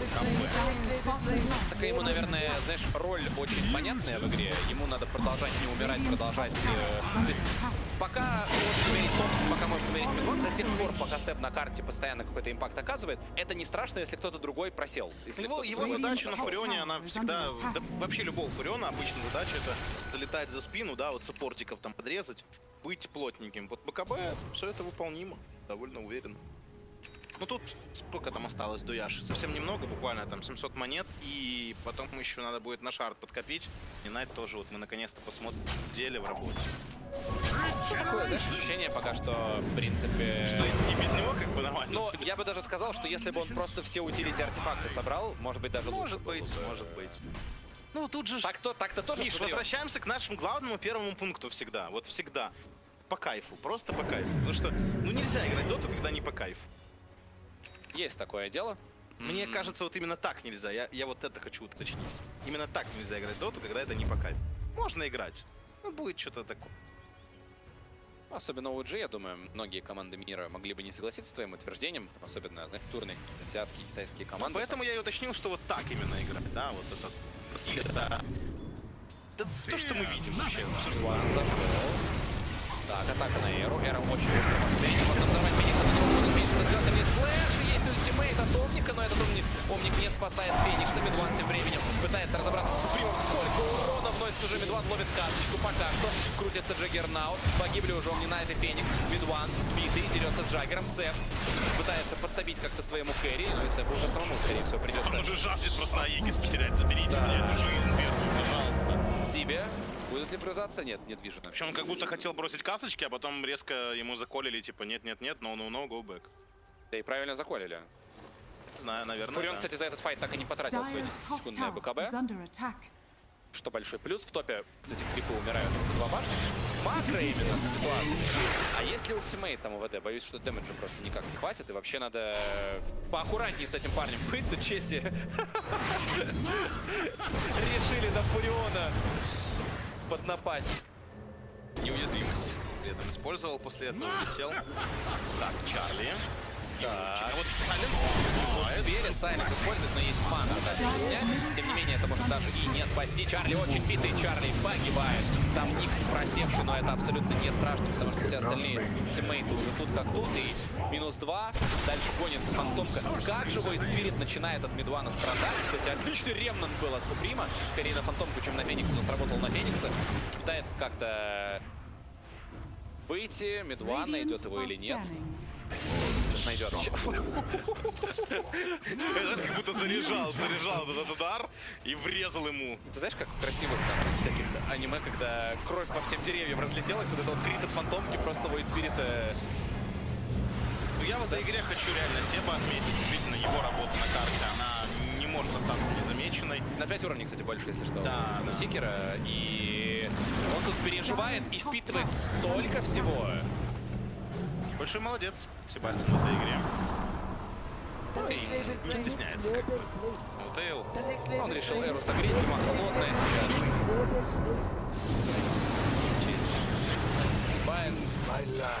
Знаешь, смотришь на такие игры Себа и понимаешь, то есть, на что он в принципе способен как игрок.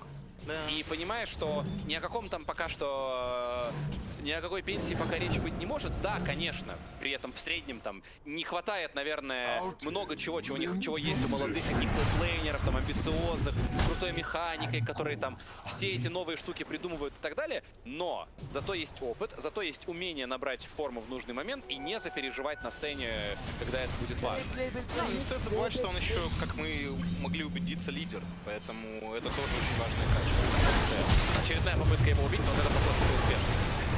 Насилие пытается разменяться или нет? Или нет? И убивает Джаггера еще! Не торопись. Да что это такое? У него огонем шарт, что ли, бессмертие дает или что? На всю игру. Нет, КБ на самом деле наконец-то нормально сработало в этой ситуации. Идеально. Shadow Demon, его Спирит тоже погибает, но и игра закончилась, друзья. Началась. Это правда, это уже избиение какое-то. Кажется, что вот-вот должны как бы какой-то удар. Таки умер! Выложил огонем шарт и разбил его. Слушай, ну у Суприма хороший прирост сейчас, плюс 600 золота из ниоткуда. Сложно представить себе вот сейчас, как им правильно разыграть, потому что вот снова, вроде вторая карта, смотришь на лейтгейм потенциал, вот даже если обсуждать, могут ли сейчас вернуться в игру хайкост. Очень сложно представить именно вот этот камбэк, потому что непонятно, кто должен кэрить сейчас. То есть, наверное, нужно уповать в такой ситуации на ошибку от OG, но ты смотришь, какие артефакты появляются, и они на самом деле минимизируют ошибку. Вот и Ул, кстати говоря, есть даже Сакси. Там просто уже даже Аганим появился на Фениксе. На Фениксе появился. Каждый герой обзаводится какими-то доп. Артефактами, и вот эти артефакты, их появление, они минимизируют эти самые шансы на ошибку.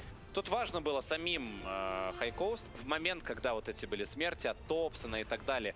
Очень важно было самим продавить, не допускать ошибок, находить какие-то возможности, дать Джаггеру пофармить и так далее, потому что по факту, вот посмотри на этого Джаггера, что-то Майлстром и Манта, это очень мало на 28-й минуте, когда он так долгое время вел и был компонентным форсом, Медван разрывает просто Зиби на куски, вторую игру подряд, Чарли пытается как-то уйти, фантомку подкрутили, но это ненадолго, есть ремнант, дэмэджа у Суприма. Слушай, эти 600 монет Суприму вообще не поменяли.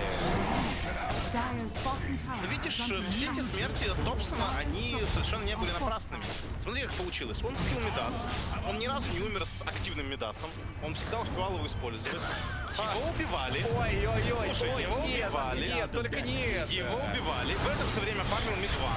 Это не нужно быть чемпионом Интернешнл. Я тоже могу по КД Мидас использовать и умирать.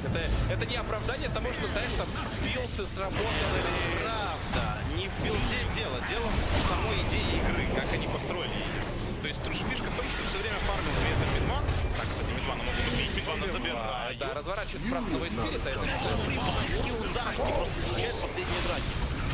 Заработки шикарные, только он и байбэк только что вроде бы прожимал, поэтому можно об этом забыть на секундочку. Сэп пытается убить здесь всех, по-моему, пора просто разбегаться здесь уже, да, Сеп, он уже без БКБ, Сеп, убивать его обязательно нужно.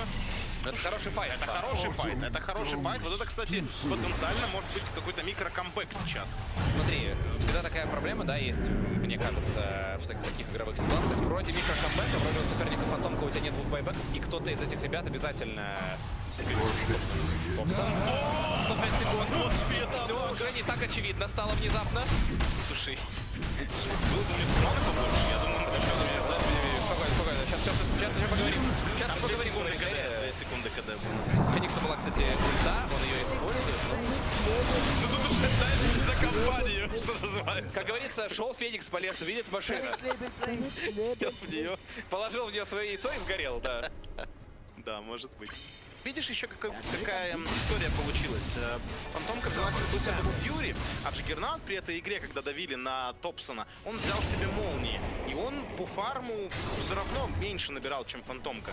БФ все равно в этом плане сильнее артефакт, как ни крути. Хоть и дороже, но сильнее на дистанции. Же они и улят все друг друга, а? Ну, добьют тут Саксу. Хорошо работает, кстати, Зиба. Вот надо сказать, что много от него урона было по дракам исходящего. Вард ставил вовремя, да, не так, чтобы его там сразу остановили. Так, глядишь, доберется и до шарда, и будет еще и сам превращаться в вард. Не, ну слушай, уворачиваться от фантомки пытаться. Я, конечно, может, просто прозвучу как максимальный зануда и сноб, но вот эти вот 14-тысяч наомники... Что я могу сказать? Да, в принципе, принципе, картину не портит, ничего фантастического, да? Ну, впитал в себя, можно сказать, все. Не-не, самое главное, что Мидас успевал нажать до смерти. Это самое главное в тех игровых На ситуациях. самом деле, я тебе скажу, с точки зрения даже просто позитивного настроения на игру, умереть с Мидасом активным на кор-позиции — это такой мрак. Ты так ненавидишь себя, вообще все вокруг, что происходит. Магоним готов у Shadow Демона, это важный довольно таймер. Да. Вот тебе, кстати, и какая-то контра фантомки. Вот то, о чем мы говорили еще на старте игры.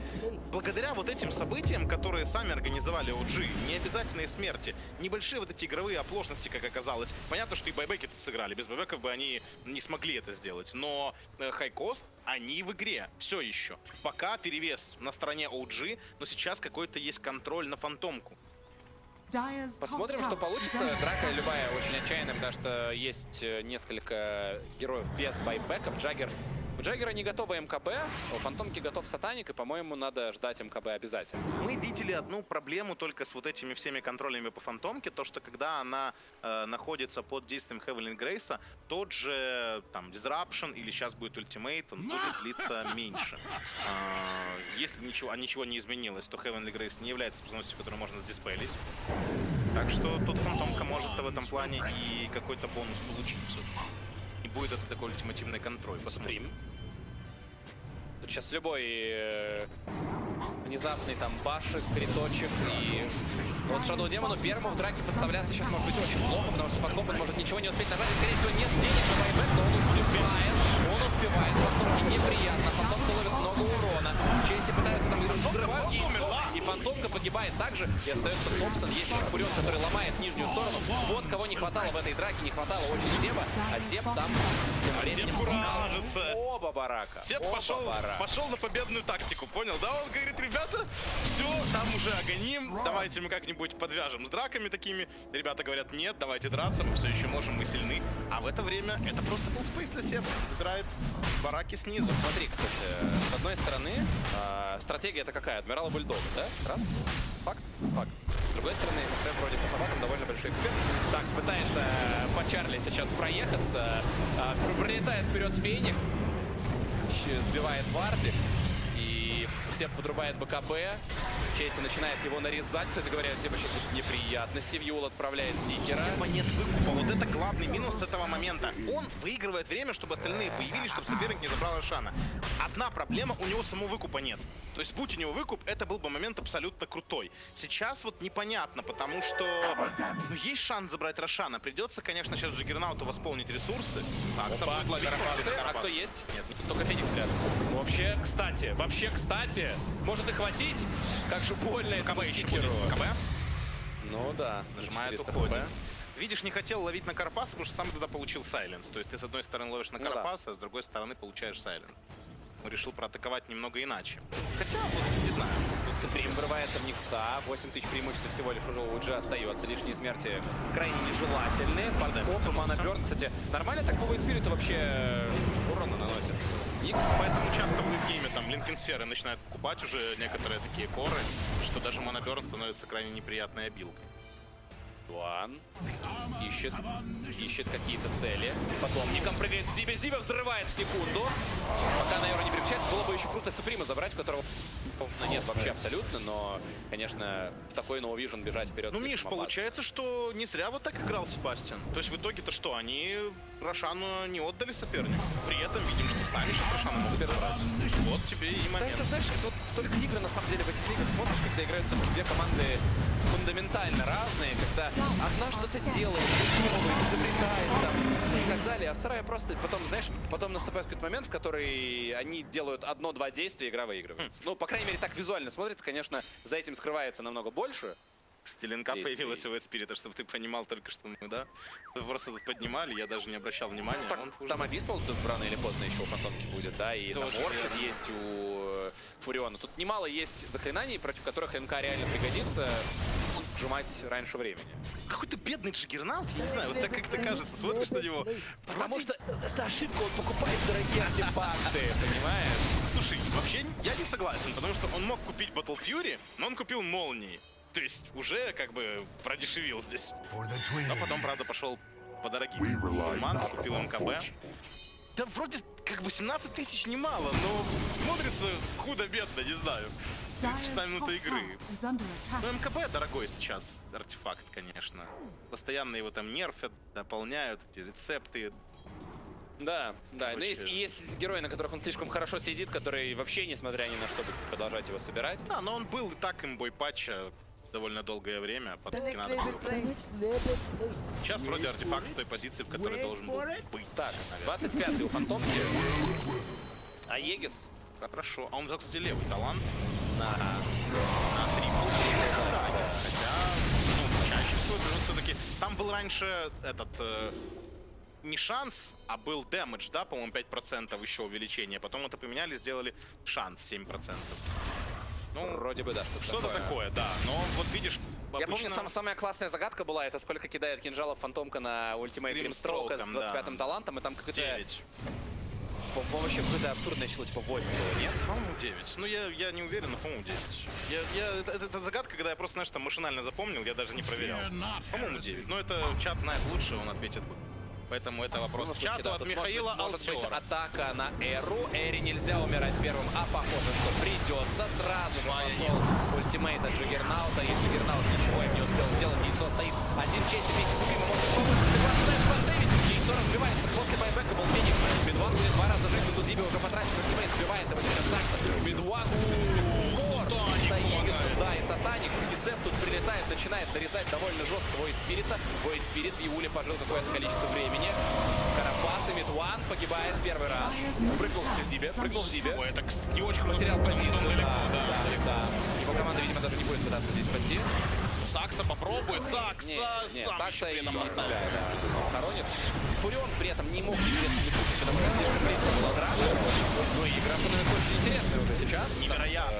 Притом, смотри, они потеряли ШД первым, который является сейчас контроль Фантомки. Она вообще ничего в драке особо не делала такого страшного, если бы он дал по ней ультимейт. Его убили до ультимейта, он ни единого не выдал ППА, и все равно они справляются с дракой. У него не было выкупа, но был байбек у Джиггернаута, это немаловажно. Действительно, вот эти оплошности, вот эти загулы от OG, ну, опять же, это спорно, загулы. Вот там не будь байбеков в той ситуации, наверное, бы они выиграли игру уже. Но были байбеки, и в итоге это позволило камбэкнуть сейчас команде Хайкост. Так им просто стоило остановиться, как только там, да, Джаггер же был байбек вроде. Просто вот в этот момент надо было отпустить ситуацию, и все. Ну, видишь, не зря бросились убивать Супернову, потому что был бы еще топ-контроль в этой драке неприятный. Мидван, конечно, очень долго жил, Сатаник. Вот здесь, зачем эта атака дальше? Просто все, выкупился Джаггер. Выходите, ребята. Могли, по идее, попробовать спастись.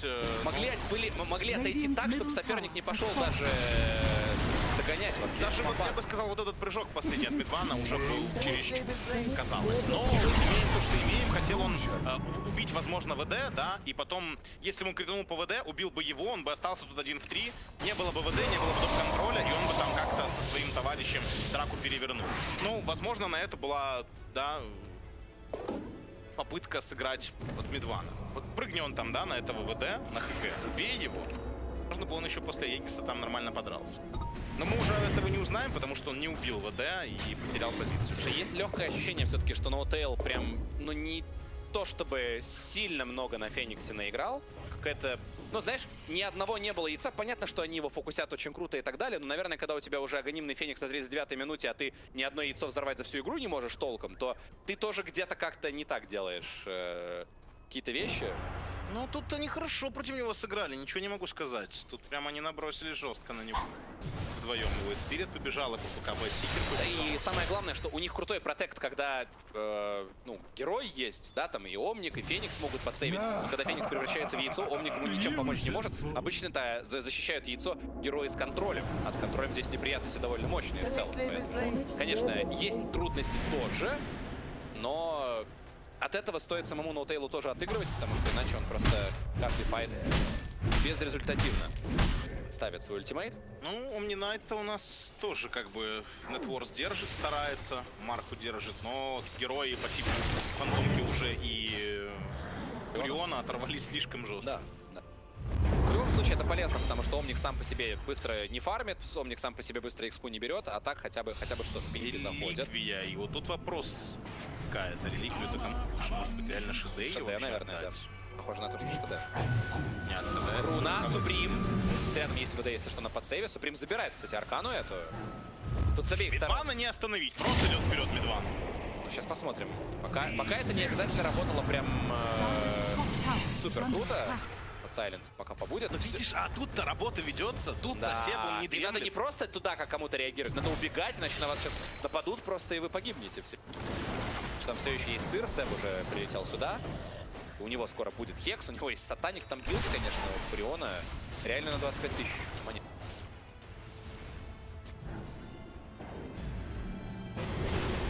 Тяжелая игра для Хайкос, но намного менее сложная, чем прошлая. В прошлой игре казалось уже минуте на 25-й, что это конец, и просто формальности осталось завершить какие-то для OG.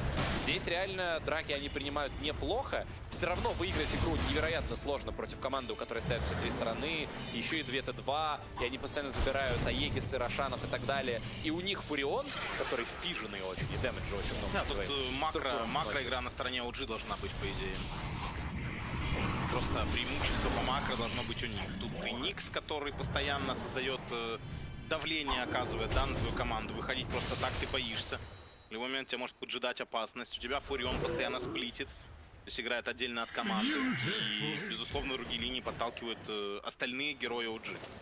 Поэтому тут есть проблема с макроигрой. Но это очень интересная карта. И тут, безусловно, шансов побольше, чем предыдущий у Хайкос. Они уже совершили такой небольшой камбэк. Они как минимум оставили себя в игре последними действиями. Уже неплохо, учитывая, какая была ситуация игровая. Да, казалось на самом деле, что там одна драка их отделяла от потери трона. В итоге там, конечно, сами OG тоже нааркадились, но эту аркаду еще нужно было поймать, наказать, правильно бейбеки прожать и так далее. Стоит отдать должное. Можно ждать третьего Рошана, наверное.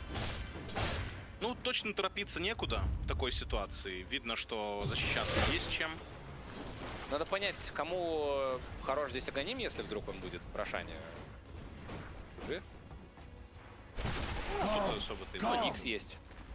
Да нет, Никс это в этой игре не такой фактор. Во-первых, не такой фактор, а во-вторых, в атаке это все-таки менее эффективно, наверное, да, чем... Не, кстати, неплохо, я тебе скажу. Именно когда какая-то осада начинается, это очень противно. Ну, когда, знаешь, когда позиционка или защита, ты прям вообще недосягаем и очень много пользы приносит. Когда атака, ну, есть просто шанс на того, фантомке что... это слишком сильно. У тебя восстановление всех способностей после убийства. Да, фантомка, безусловно. Быстро герои погибают, это важно. То, что у тебя не имеет фейт-тайма, да, вот этого так называемого блюр, ну или каст-тайма, наверное, правильно в случае с блюром, то это тоже немаловажный фактор. Позволяет. Плюс диспел появляется на блюр. Так, Чарли что хочет сделать? Хочет пойти просто купить себе скади, секрет-шоп под смоками? Хочет. Так, 25-й тем временем Миша взял уже у нас Omni Knight.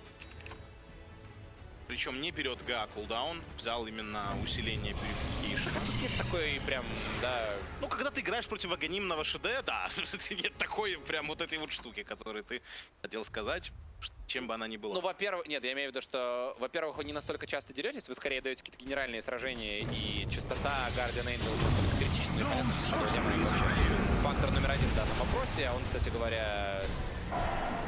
Тратится спеллы уже, конечно, есть вроде бы Аганим, и Void Spirit поймали, он успел ее умножать. Так был бы оглушен Сакс, так, тем временем вообще убивают все-таки Никса, 75 секунд без него, посмотрим, что уже тут придумает.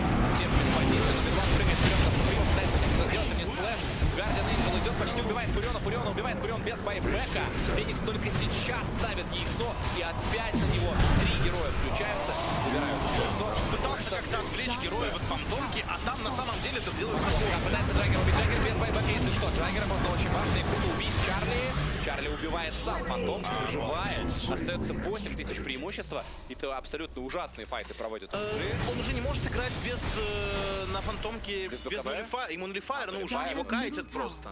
Посмотри, он прыгнул на ШД, ШД нажал ГОСТ. Он прыгнул на ВД, ВД ушел с климером просто. Он пошел убивать саппорта на бэклайне и делал правильно, во время, когда Феникс выигрывал ему пространство. просто на себя всех коров тянул. Вообще, пока там убивали Себа, там уже должно было, конечно, и кто стоять. Тут не скоординированный есть. Да.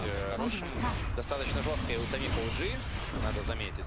Сейчас нет Фуриона, нет фактора сплитпуша. Могут работать активно на вражеской базе. Причем есть ощущение, что можно даже попробовать на трон позариться с крипами. Так нет, тут еще и глиф будет. Сейчас, кстати, крипов, конечно, тогда у тебя ничего не остается, только забирать бараки на центре, и больше ничем ты тут не сможешь похвастаться, потому что баунти руны, ты отыгрываешь все золото, ты забираешь мид. Просто риск огромный, ты же не знаешь, сколько там байбеков есть. Ты знаешь, что вроде как у Феникса байбек уже должен был откатиться, и это риск прям... Нет, ты прав с точки зрения того, что это рисковый такой момент. При счете 0-1, слишком много игр. Такие команды, знаешь, проигрывают глупо, чтобы... Ой, Никс собирает баунти. Об этом известно. Чарли понимает, что тут баунти кто-то подобрал. Да, им скорее важен Рошан для себя. Конечно. Самих, да? Агани тоже важно. На этой стороне, я даже не знаю, может быть... За Джаггером? Твой спирит, наверное, Твой спирит Твой спирит без. Джаггер забрал, будет Swift Blade нажимать. Или Swift Slash. Я всегда, вот у меня... Swift Blade, знаешь почему говорю? Потому что в Хоне Джаггернаут назывался Swift Blade. И у меня всегда это в голове. И ты подумал, что разработчики Dota такие: да ладно, реально. Именно так я и подумал. Даже не будем буквочку одну менять. Ну, смотри, дело в том, что Хон сам копировал из Warcraft и первой Доты. Dota 2 как бы тоже далеко не ушла в этом плане. Получается, если все у всех крадут, то это уже не воровство, понимаешь? Это уже закон жизни. Все просто крутятся, понимаешь, в этот момент. Только идеи, а не... Тут Фурион пытается под БКБ что-то сделать, получает в себя... Слушай, ну видишь, что слэш и свифт слэш. Уже Джаггернаут — это нереальный фактор в этой игре. То есть он... Они решают здесь подраться или что это за план? Какой план? Понятно. Фурион байбэкается. Они решают... Они решают на бабке драться, потому что Фурион будет ломать Т4. И Фантомка может сейчас погибнуть, пытается как-то пробиться, а БКБ не нажимает 10-секундное почему-то. Фурион ломает Т4, кстати. Там пеньки остались, пенечки. Сломал 2 Т4. Миша, погоди. Игра приобретает очень интересный поворот. Глиф остался у... Вот это, кстати, очень спорная тема. Я даже не знаю. Вот у тебя стоит 2 Т4. Нажать глиф сразу и отбить, пока Т4 работают с мультикаст, с мультишотами на вышках вот этих крипов подходящих, или оставить его на трон. По-моему, точно на Т4. Вот последние, с тех пор, как добавили точно на Т4, Суприм до сих пор живой, кстати говоря. А вот сейчас Себ, если умрет, то секунд на 130 отправится в таверну и отправится туда. Тут пытаются как-то разменяться уже. Они вообще кого-то убивали последние несколько файтов? Я не припомню такого. Вот Void Spirit наконец забрали, он байбэкается, они, может, в трон пойдут вообще? 50 секунд без фантомки, Сакса промахивается импейл. Ну, что происходит вообще? Что это? Что делает команда OG? Пора проигрывать эту игру, реально. Ну, на самом деле, сейчас они, кажется, заработали. Они уже заработали на это.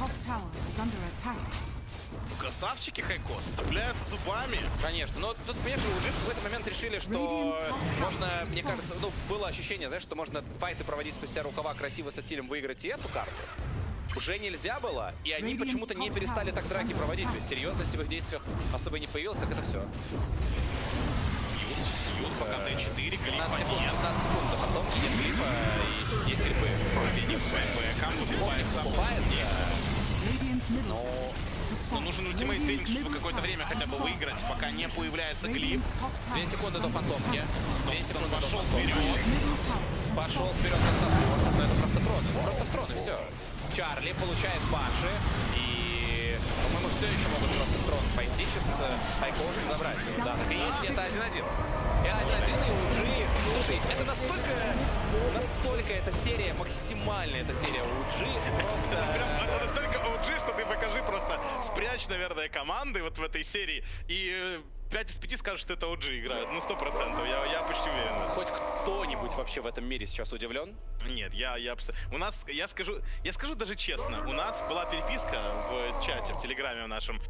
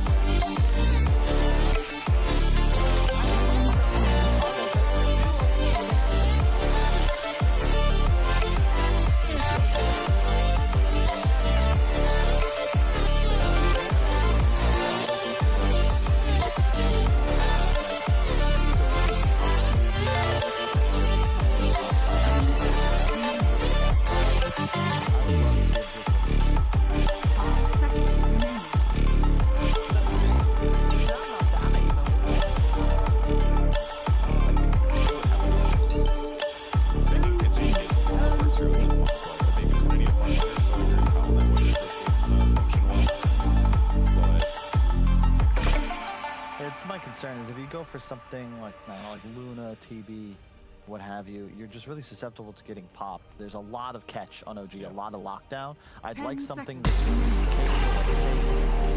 just facing ganks and just pop your Skyrim through Shared Demon. They need somebody.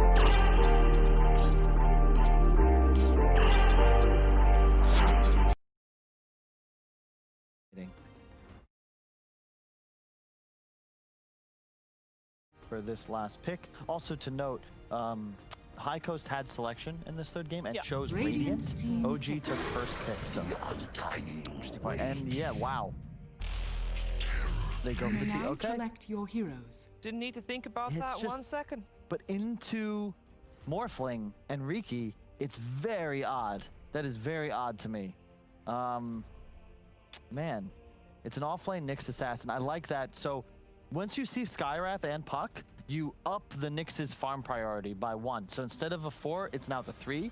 And yeah, that might be a little unconventional, but it's such a great Nyx game now. Yep. You're up against the TB, you're going to be okay. You're going to lose the lane, but you have such high value in this game that I think it's worth it.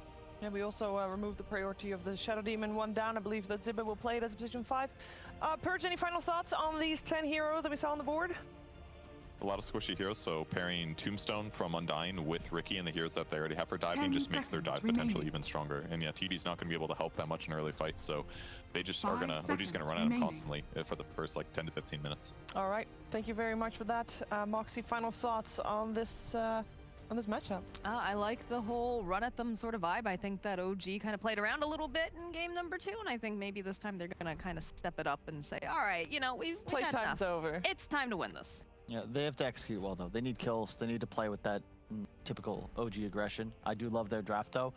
You have Thompson. Yeah, you're against a Sky, but you're a 1-to-1 hard counter to this TB. You have mid-1 Riki. It's just, you know, we'll see what he picks up, but I think Battle Fury Ags is a safe bet.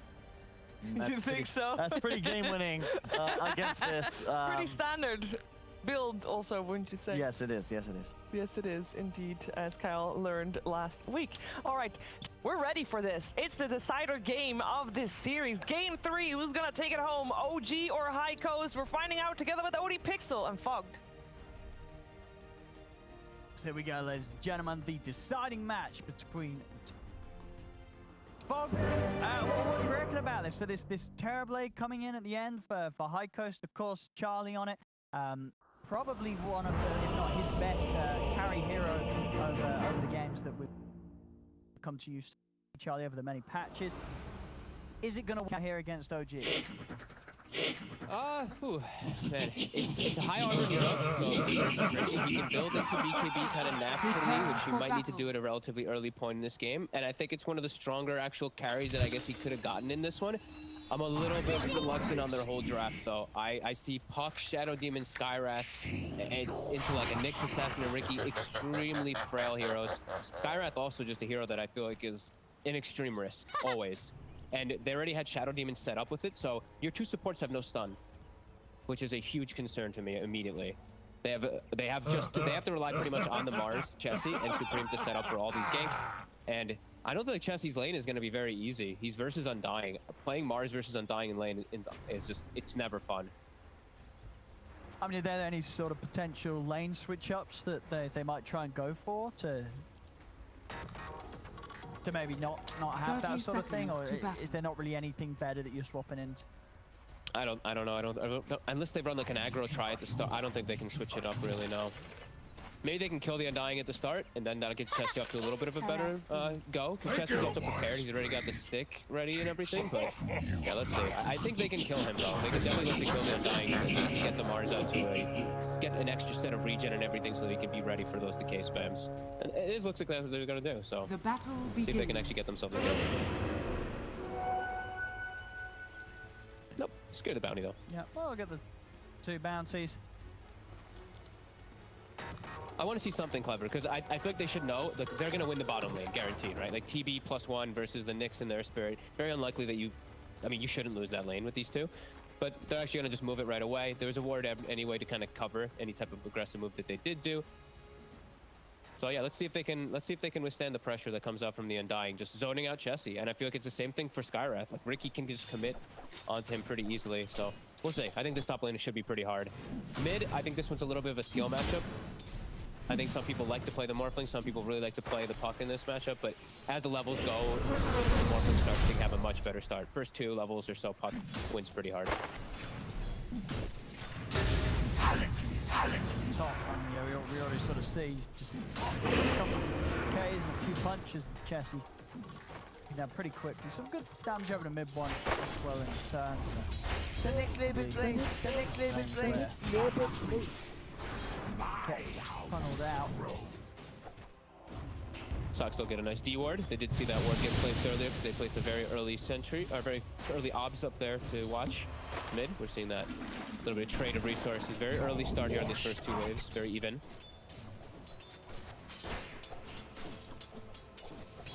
For Supreme this game, I mean, how easy the move's going to be for him to make. You sort of look at these side lanes once he's hit the 6, because it's sort of that kill potential good with the coil. Yeah, it's. I mean, Puck versus both Morphling and Riki is actually quite nice. It's just this Nyx assassin and this Earth Spirit can really trip him up. These silences and just. It can be really annoying, and even Riki can have counterplays, right? Like if Ricky's the one who gets to jump on the Puck, then it goes the opposite way. The Ricky's actually good versus Puck, but if Puck gets to jump on Riki with the coil, yeah, it goes in Puck's favor.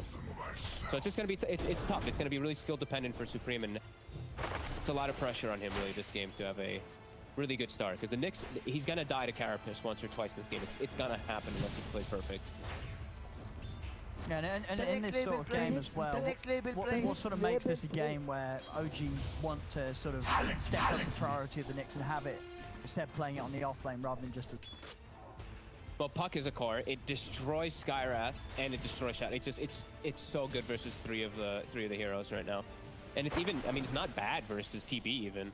You're gonna be tanky because you're high armor in the lane, and then you're a hard stun. You're 2 hard stuns, so effective in all fronts. So far, CS down bottom, what was it, 11 for 0 against the 13, so pretty even. Even with, of course, having to deal with Charlie's meta. Not bad at all to step down there in that matchup. No, that's really good start, especially because the Earth Spirit left the lane very early on. He's actually starting to make moves. He was sitting around mid, waiting for Supreme to orb. Supreme was playing very hesitant, but now top. They can punish very easily if Chessie steps up too far at all. He can get gone on.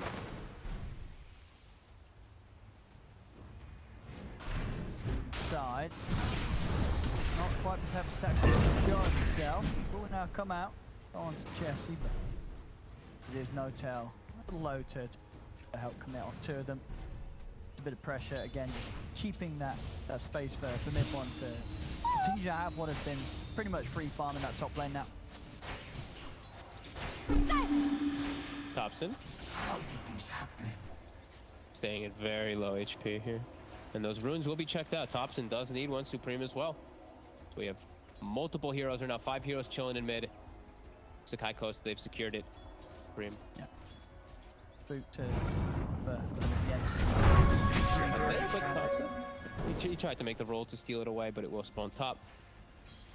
Oh, sorry, actually, Shibit did get it. Sorry, he did deny he did take away that regen immediately off of the Shadow Demon. Thompson with the bottle charges that he had, still able to get himself back. It's a good shake to lane.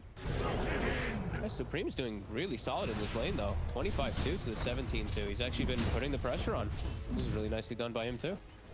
And he's got a double range creep also pushing in, so he can apply some tower damage. And now Charlie's fine bottom because of the Earth Spirit movement, so now you see Zibe is making all these moves around. He knows he's free too. He's a 1v1 of TB versus Nyx is just fine to Charlie. Yeah, and this top lane, despite the fact, as you said, it could have ended up being rather difficult for Chessie against laning against an Undying. He's not doing too bad at all. He's doing just fine out of this top lane. He's finding quite a bit of bottom. Disruption set up onto the set. He's already used the Carapace. He's got anything else to save him? He does. Very far enough. And General's hankiness of this Prince Assassin early on as he gets back onto the aura of that tower. It will be 2 for 2 rune exchange. I mean, Thompson continuing, like, he's having a tough time. Tough time getting any of these last hits in mid. He's missed a lot. He missed a couple under the tower as well, too, but Puck so far Supreme. already making an aggressive move too up top, as mid one is very susceptible to a coil. There's the setup. Ancient Seal into the coil. And you see the bit of burst. They've got it. Illusory Roll comes flying through. It shall be duly noted. Very clean. Again, just like the last game, his movement on the Void Spirit as well was very clean when he made that bounty rotation. Another successful one. Yeah, he's having a... I said last game was great. This game off to a good start. As, quite the difference from his game one. He had a rough time in that first game of the series of the Ember. Behold! Oh yeah. Rin spawns top. Topson won't be able to snag down. Era takes it away. Radiant's middle tower is under attack. Again, considering the way some of these lanes could go, I think the High Coast are going to be feeling pretty comfortable with the way this has started off. Quite sort of the same as the beginning of game 2 did for them.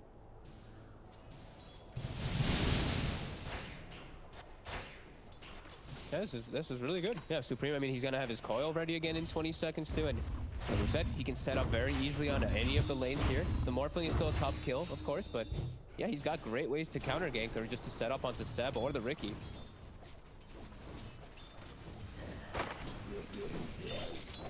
And yeah, I'm very surprised at how well Chessie was able to do up here. They did a good job of not getting hit by any double decays. They dodged the Earth Spirit gank. Kind of trouble here. He's got the carapace, has done enough to keep him safe. A couple more hits from Charlie will do it. He can find them. He's got the reach, there's the range. Head getting taken down. That close to sort of hitting the ceiling as well. So he's going to get move on to Era. He'll at least be able to find some action elsewhere on the map. The next label play. The next label play. With those sort of kills down bottom, Seb's game going to get slowed down heavily, and Charlie continuing to have complete free farm here and starting to get a little bit of a step ahead of mid-one's Rick on the other side of the map. Yeah, and that's a rotation. The Earth Spirit is still high. You know, he wants to get the bigger edge. Just come back to the lane, and are they going to be able to take him down? They are. As soon as he's back, Supreme's ready with the movement. And again, the same as the start of game 2. Supreme's movements once again just doing so much for his team. I mean, a huge play down bottom, setting up more positive action for his Terrorblade, and taking Seb Charlie out of the lane. Get the arena down onto mid-one, but not quite the follow-up. Spear locked out. Just did Charlie. So Jesse looking for the angle. Radiant's middle tower is under attack. The arena comes to an end. Mid-one will be fine. Really, I mean, really solid stuff so far from High Coast. I mean, Supreme in general, like he's just been, he's doing everything. He knows that Topson can't match the movement, so he's just making these quick moves all over and just punishing like these very easy to gank lanes. He's got to keep it up. I want to see him keep doing this. He's working perfectly. Topson is getting that space to catch back up though, and he did get the probably best, I mean, the best neutral item I feel you can get on a Morphling. Absolutely. Possessed Mass. You don't even need to worry about anything else anymore. You're always staying in the jungle. The best hero in the game to utilize early lifesteal. Getting it for free is so you don't get much better than that. I mean, the dream situation probably would be getting that and the Royal Jelly. Absolutely. That's that would be a dream more of RNG tier 1 items. Yeah, he's getting that time to catch back up. So we're seeing net worth. He's now surpassing the puck, even though Supreme's have such nice movements. He's passing a bit. Supreme though, he'll find the jelly. And he also found himself a fairy trinket, so that's also very, very good items on him. Yeah, that fairy trinket. That's probably really top tier puck items, right? Tier 1. Definitely. Fairy trinket and the jelly charge. Looking for mid one here. They've got the dust. They actually just connected under the sentry. Mirror off the mark. And we'll see if that matters. It might just. It might. It does. And Arena also wasted. Not one for the highlight reel there for Jesse, unfortunately. No, that's the second time now too. He's actually missed several spears since I've looked up there. He's gonna. They can't miss that one there. It's under a sentry. The coil's there. They can't miss those type of kills. That's painful. Now, gee, they can probably punch back here. There's a lot of wasted mana. Jesse, if he steps up too far, he's just gonna get gone on. I cannot believe he stepped up. That's crazy. He moved up with 300 HP and popped the soul ring. Oh, that was crazy. Radiant's middle tower. I think that was probably one of those moments, you know, you've had that scenario with the arena and the spear. You're probably feeling just a little sort of tilted with yourself. Maybe a little bit. You know, you just sort of, you know, we've all been there. You've made a rough play, and then you know, you sort of your brain just switches off for a second in the game. So Yeah, he soul ringed and walked up for like I think it was a range creep to spear, but I mean, it's clear vision for them. It's daytime. They saw him walking up. He's gonna set up for mid now. They've got Charlie with the meta available. Gold's up in 20 the arena at least. Dire's middle tower is And the under D attack. push is pretty lackluster from OG. I think that's actually their best D push. It's just a boulder smash on their lineup currently. They don't really have anything else just from their heroes. There's no there.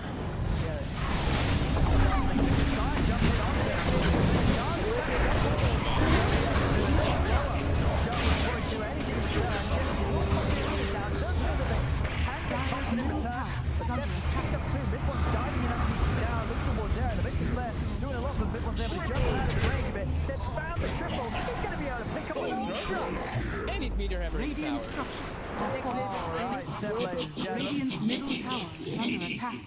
What a nicely coordinated jump. As literally, I think it's the perfect time when 2 or 3 heroes stacked up, drop the tombstone, they all jump in, they connect the stun, pops him like you said. I think he got the unfortunate one to get clipped by the spear to the wall, but huge fight for OG. They may not have the ways to de-push the tower push, but they have ways to fight under it. Very nicely done by them. Tombstone in those situations is just king too. You get the whole vision of the opposite side too, so you know where absolutely everybody is. Very nicely done. Dire are scanning. Jesse's definitely got to sort of focus on his next moves now, as that's not going to feel too great, right, when you had that move up top and then the enemy offlaner does that. Yes. I mean, yeah, Seb is going to be pretty massive now. The meter hammer was finished just before that, and I mean, he's on his way toward his Yules already, so he's going to have really ideal setup for his meter hammer combos every time. As top, they're looking for him again. They're going for Jesse Thompson. He gets stunned. Fog. Have Arena back up in a little bit. And here we go. Dropping down. Into the tape. Well, he's set up on the top of the step, but they're already down. There's not really any follow-up for the Arena here. Fortunately for Freak just took his job done. And trying to take down the Earthspirit. Good to locks down Staxer. Trade here. Try and defend this tier 1 tower from G's push. Radiant's bottom tower. They really wanted to set up for Jesse. Their Soxa was really pushing forward. Supreme still in the area too. Got the coil. He's an opportunity, might go for it. We almost got the 2 of them. We'll get one. Set up there. Jesse looks at the angle, but off the mark again. So that won't be a kill attempt. Now they've got to rush. That's the slowdown up the 2 of them. Charlie has turned up to the side and will manage to turn and take down No-Tail. Damn, she hasn't run off this. The Supreme's gone down. But it does not back Radiant's mid-one. middle tower is under attack. Radiant structures are fortified. Again, though, they set it up with a disruption too to get the kill, and he's off the mark. Now Thompson gets some split push mid because of that, and Charlie, he turned up top with meta, so a lot of downtime here, a lot of wasted time here for High Coast, and a big win for OG. Just off of that mistake. I mean, they gotta stop making these mistakes. Radiant's middle tower is under attack. Similar to that sort of game 1 flow where we are just sort of seeing the 3 cores of OG move at a pace that isn't quite being matched by all 3 of that of High Coast. We'll see it again up top. I mean, it's a little too early there. It's too early, yeah. I mean, like, even if the Carapace goes off, he's gonna get him latched to the tree. The stun will be enough. Yeah. Fortunate for Chesty, and they're gonna smoke up. They're gonna look for another one. Chesty, he's got the arena. He's starting to get a little bit under farmed because of these unsuccessful movements, unsuccessful spells as well.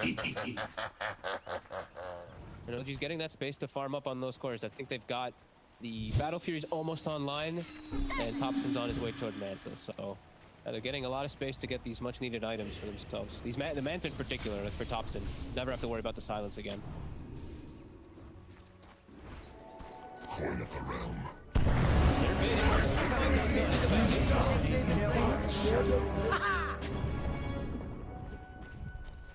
Tail taken out. Of course, whilst move happens, OG, the rest of them split well across the map. One farm down bottom. 400 also gold off having the Battle Fury done, and then his farm is really going to escalate. Charlie's very farmed still too. Charlie's actually quite ahead right now. 700 ice, 4-1-1. Manta, he still needs a little more to protect himself as mid. They've got the jump on Supreme. Nothing. As you're saying, Supreme's got to be careful if Sax is ever able to get leading with the silence. Very hard for Supreme to keep himself alive at this stage of the game, especially, of course, with this trade build. You don't have anything to... And Thompson, you know, you're playing this like you're playing versus puck, you have a puck on your side then. As Thompson has shown there twice. Great spot. Then this will sacrifice Saxa.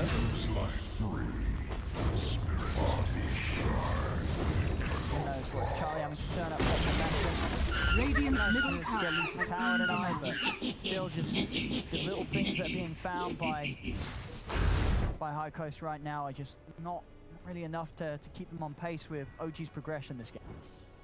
No, definitely not. We're going to see this constantly too from Thompson. Him using the morph in particular and just using that to his benefit. When I'm seeing him queuing up the Ags, I think the panel, I mentioned it already, he has an Earth Spirit on his team, so he's always going to be one of the better ones you can. Is under attack.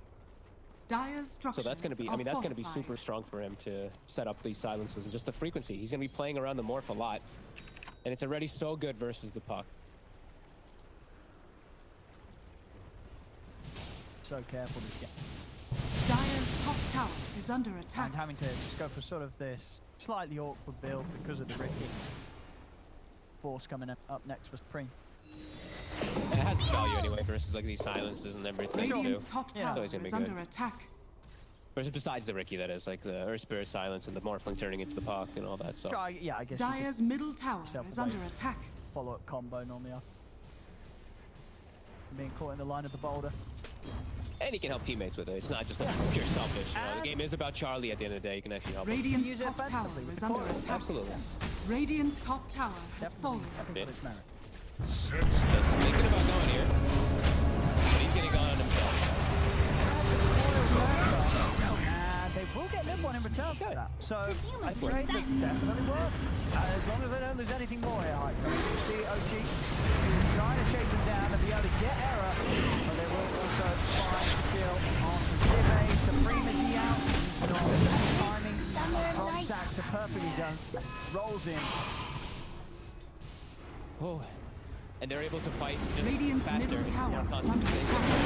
Charlie had used the meta in the last fight. Are fortified. Oh, shit, they realized that. They're going to play at this pace. And they're playing effectively with, sure they lost mid one, but they're playing effectively with an extra hero up because of that morph. Again, Thompson turns into the puck, another full arsenal spells, and yeah, without TB being able to show up there's no way High Coast can actually take the fight when it starts out like that.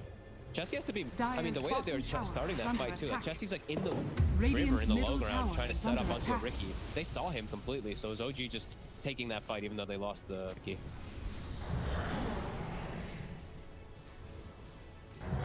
It's mine. Now the question is, Thompson tricks of the trade into the mid one, and mid one tricks into the trade of someone else. Technically it should be possible, I guess. I've never seen it, so... It should work, you know what I mean? I mean, it should work. I mean, maybe he's going to do that too. That's a good and call. all the trades. Well, yeah. Maybe, you know, the double... It could work. That's a lot of damage coming out at you that you can't really do much about if you're held underneath it. And that will happen with the control that Saxa and Seb's offering up in these fights. We also used to have this bug, a feature. Where he used to get like the infinite stones and everything like that because of charges. I know they fixed that before, but what about infinite charges of blitz? They only get one. Alright, good combo here. They get set up on the Saxon. The ring is going to be dropped down. They're going to commit the coil onto Seb. They got the damage to kill him. Right, they just sort of change silences. Yeah, they're messing with Seb. They're able to take him out. It can be done in response. Now with 2 down, this should be a nice little opening for High Coast to at least take away this tier 1 tower in the mid lane. Supreme did on some more. Did on some wars, no attack. Is able to pick up the bounty ring as well. And here's the back up from Chessie. Excellent spear. He is going to take Supreme down for that effort that High Coast put into chase. Saxa. closing the gap easily with the blink tower jumps. They will get another sort of situation where they're going in. They're getting a kill, but they can't get out in time. OG's able to react, chase them down, get some big money as well. That's pretty much given mid-1 the full axe on top of the battlefield. Hey, that was... I don't know what they're chasing for there, though. That was them chasing for, like, the bounty and the kill and then dying. And while they're taking the mid tower, I don't know what the fuck the Nars. That's 2 cores chasing a 5 position. That was very risky, and they get punished for it. As top Seb getting gone on by his chip. Still to play around with. Yeah, he should be okay. He's coming in to back him up. He jumps in.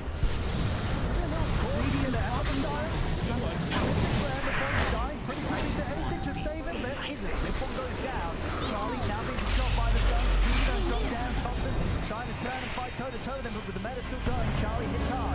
Jesse comes in between. There's a stun. Thompson holding down against the wall. And they've got the burst to take him out. Thompson with the Manta and Waveform away.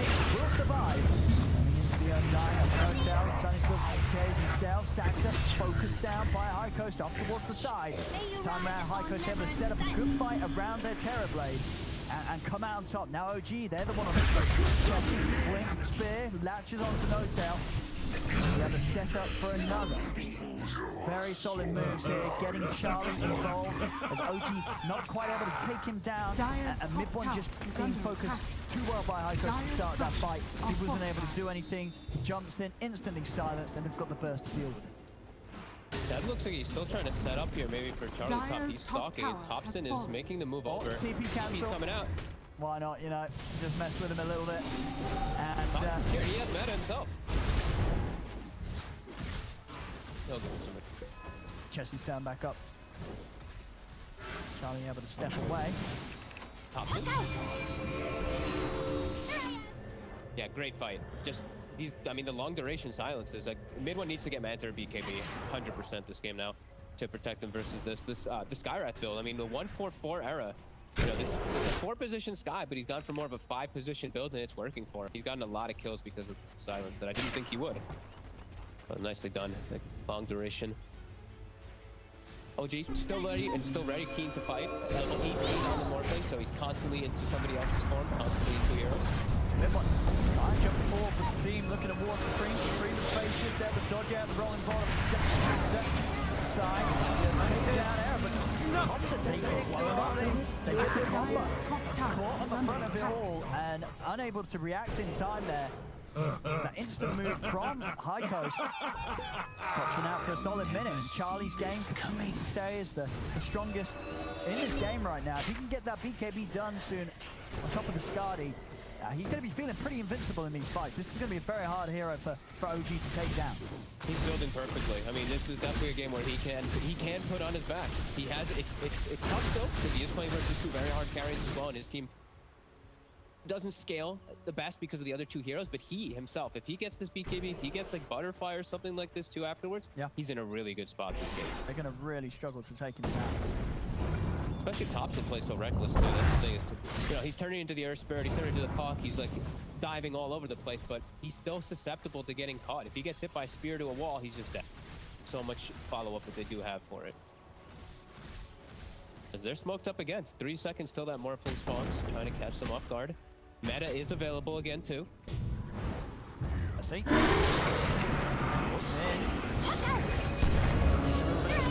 Towards the Marina, pop down in an attempt to disengage. Thompson's him with the chase. As in, will get cut down on the start. Mid-1 strict to the trade, and so will Chessie. A bit of an awkward attempt there from High Coast to get a fight going. One that's cost them 2 lives, maybe even more here. He's silence on a Supreme, but he is able to get out with the illusion and the 4-star. Up to the high ground, and he is away. 2 more unnecessary deaths there from High Coast. I like that Charlie didn't TP immediately to the mid lane or anything to fight. He's looking for his own game. He's very close to that BKB. He really wants to finish it. Has his illusions farming up top to get that. OG, they're going to make the way through this. They might be able to kill it before High Coast is ready. And Scott will take the coil. Mid-1, he's actually coming out of the pit and looking for action.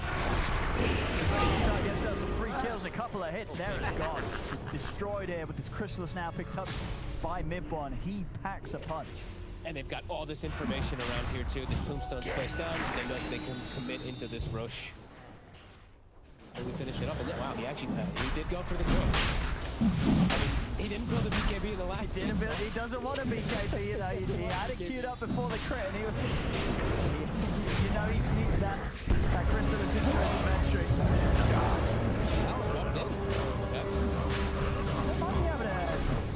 I was just going to say, he's going to have to buy back if they want to try and get control of this. Is Roshan, the damage from mid-1, bringing Charlie down very low, still able to try to get the thunder off on the mid-1 spear as well. Getting mid-1 low. Illusion also beating him down. Mid-1 will be able to take it down. Flip. Dicey. Dire are scanning. Getting those mana burns constantly out. Steps in. Radiant's bottom tower is under attack. They're going to chase off a bit. Spear from Chesty locks him down. Stands for him with the counterplay. They get the sights on the two of them. Tops and zips across, bursts down the puck. Chesty trying to finish off the kill on but he cannot do so. With the back up. As Mid-1 crits him down. They're going to go over towards Aaron. Charlie, he's just easing out. He's failing his way out of this action and he's able to make it out. The rest of his team are going to try to the double bowlers there. Coming in for Thompson and Stacks as they roll in. Take out a four. Charlie just again making the correct calls. He's like, guys, I'm not associated with these people. I'm out of here. I'm just going to try and win us the game. As these fights, for pretty much the rest of the team around Charlie, are just ending terribly each time. Yeah, the fight just persisted too long. They peeled them away. They ran away from the TV. They kited the BKB in his Team Morphling, Earth Spirit, pretty much, I guess, the kings of resetting because they can just waveform out, roll out, jump out, and then, yeah, they go back in when they have the numbers and the opportunity to go in. Seb did a great job of kind of baiting them into a very weird spot there. It looked a little weird for Seb too, but it actually ended up working out perfectly. Invisibility. Crucial item here for Saxa, that Lotus. Call the difference. Help out those that get hit by the silence, and of course for those clutch plays against Charlie with the Sunder. Even though that doesn't matter at all, so never mind.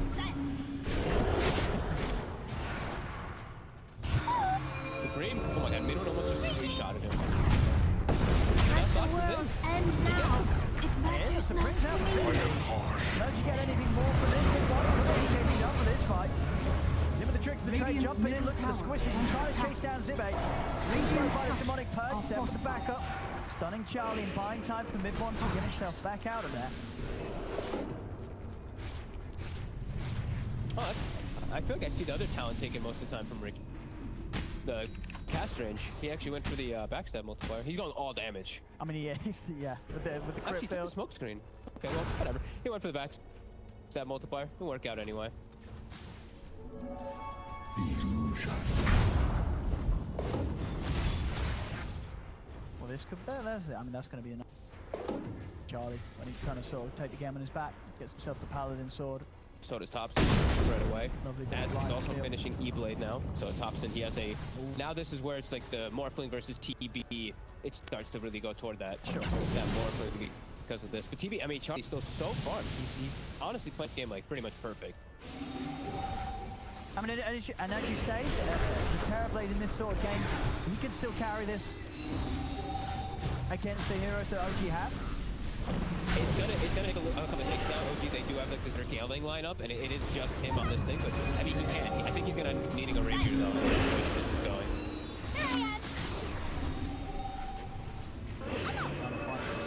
Radiant's middle tower is under attack. They don't want to see what Thompson's doing here? Look at his health. 80 decay now. He's just turning into the undying. Against this and the Agnal. That's a lot of extreme banner. Roll it in. And Boris They've got to come out with the 5 8 3 5 8 coming out and then put my coach Chesty has managed to lock down Thompson over the side. Charlie focusing down one foot. He's been side. Charlie, can he look for this? Another silence comes out. Give himself to the side. They're bringing him down. Charlie, he'll finally get first. Thompson's able to finish him off there. Charlie has sent up, so no buyback on him for 75 seconds. Be able to get through the ages. Trying to lock him down. Thompson's not going to get caught out by the stun. Turns back towards Supreme. Supreme's got to jump back to safety there. And he gets comboed out immediately. Jesse trying to force them back. Supreme. They need him for anything here. It's just 3 members of OG. Still the big one, Thompson. Very hard to jump upon. Like he's casting these decays on Chesty all the way on the far side. They're almost hitting him every time. Radiant's middle tower is under attack. Can they find any sort of way to jump in on him? Jesse, arena in 20 seconds. Yeah, he's never getting a chance to blink in. Thompson just continuously putting his green dagger on cooldown with the decays. Right there, he catches Supreme. Good spear for Jesse. Locks back Jack. Radiant's middle tower is under attack. It's not enough. Damage there to take him out. Thompson rolling aggressively. Arena's going to be back up any second right now. Supreme. He's got the cooldown on the turret. Incredible Thompson. There's the Arena in the space.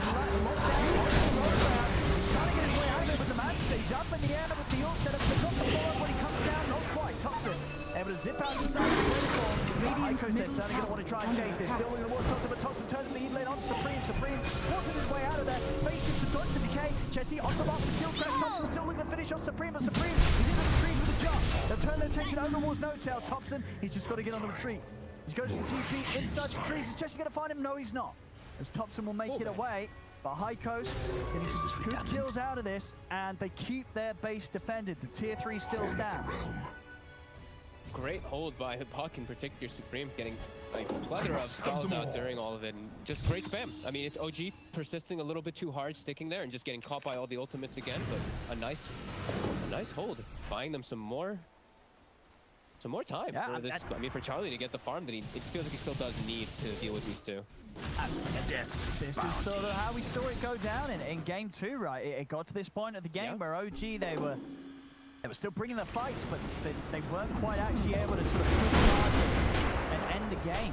High Coast just did an excellent job of defending and playing these late game fights against OG in game 2, and just like that, we're starting to see signs of it again. This time to use pretty much at least 3 buffs at least coming out for them, so quite an expensive defense, but a defense nonetheless, and they're keeping Charlie's game on track. Yeah, but it really is. It is mostly Charlie, though. As we're saying, last game they had the backup of a Void Spirit as well as a Jug, like this dual core, and also the Shadow Demon that pretty much was a super core. Skyrath and Shadow Demon in this game, it's not the same. Shadow Demon is a 5 position. Skyrath, he can't go for anything that impactful. Like, I mean, he won't be able to get a Hex until way later down the line. So if he's able to get something like that, sure. But OG, I feel like their scaling is just a lot stronger as the game does progress. All the weight is on poor Charlie. Going after the Daedalus. Quite got it, okay. Daedalus. Darling. Still the levels looking a bit rough for him too. Got mid 1, 24.5. Radiant's bottom tower is under attack. Radiant's bottom got the quickening charm now, and he's again into the Undying. So he's just or outside the base there by OG as they make the quick jump. He's down to 75. No buyback from him. In they go on to another. That's 2 of them now. Both heroes, Zibe and Chesty with their buybacks on cooldown. Radiant's High Coast have got to try and do the best 3 versus 5 here now. Radiant's middle tower is under attack. Will not be easy. Radiant's middle tower. They're trying to get the Puck Axe finished up before they even look good. They might just sacrifice their Axe for it. The Puck Axe might actually slip up OG, might catch them off guard here a bit. At least the Ricky in particular, because he's the one with that Radiant's BKB. middle barracks has fallen. See how much OG did manage to take before pulls together that fight. Mid-Brax cleaned up. Towards the bottom. Just smoke up the 3 of them. They've got Zibe back up in 10. Still 30 without Chessie though. They want to try and take this fight. Radiant's bottom tower has fallen. They are now well aware of that Aghanims on the Puck. They've seen it for quite a long time now.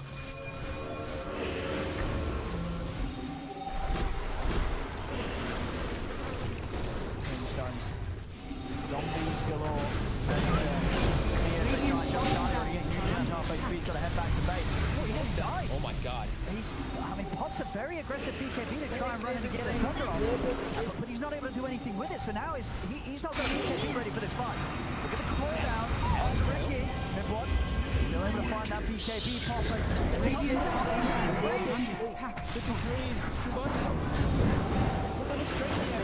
Trying to get the spear. It's not happening though. A distance. The crit's done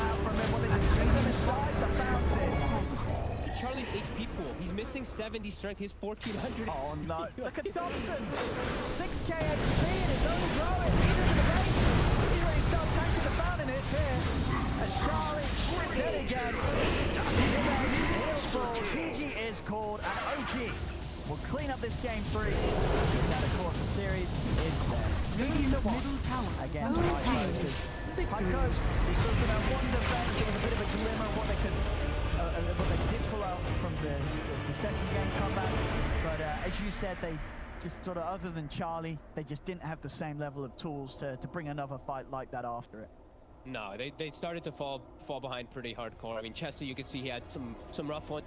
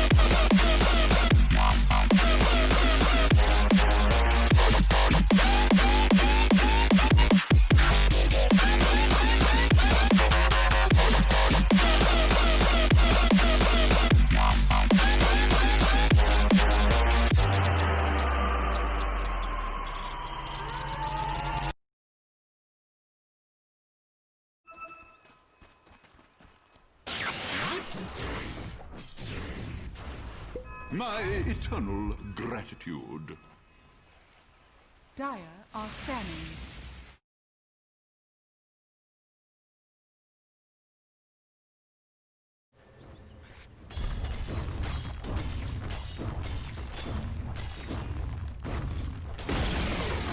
Radiant's bottom tower has fallen.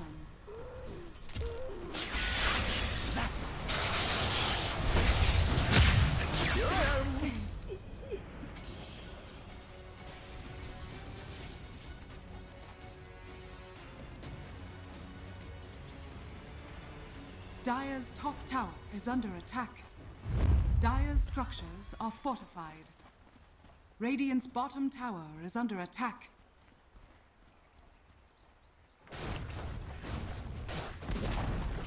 Dire's top tower has fallen.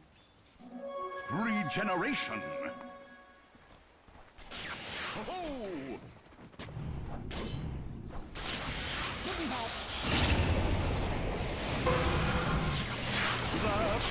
Whoa, what did I miss? Dire's middle tower is under attack.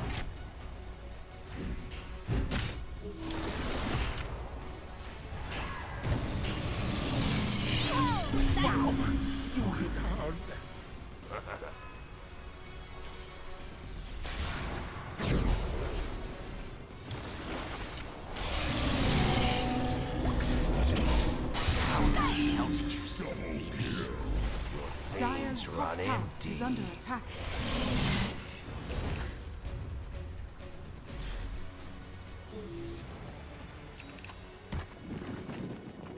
Bounty!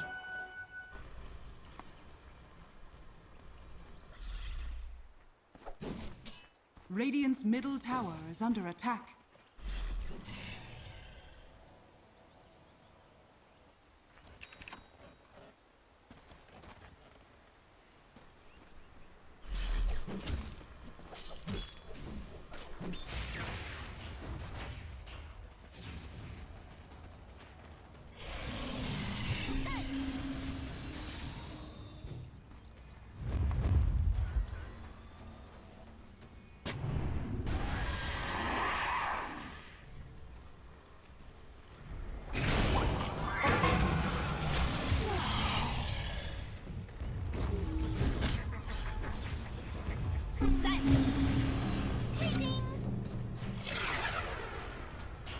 Radiant's middle tower is under attack. Dire's bottom tower is under attack. Radiant structures are fortified. No! Dire's courier has been killed. Radiant's middle tower has fallen. Stupendous! The Dire's seeds of middle fortune. tower is under attack. Dire's structures are fortified. Dire's bottom tower is under attack.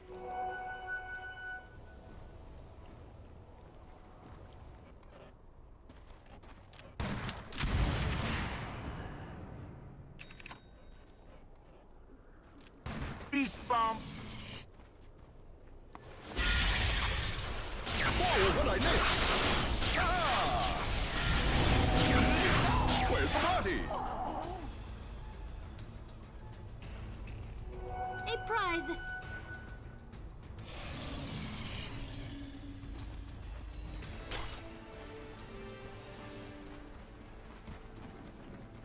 Dire's middle tower is under attack. Radiant's bottom tower is under attack.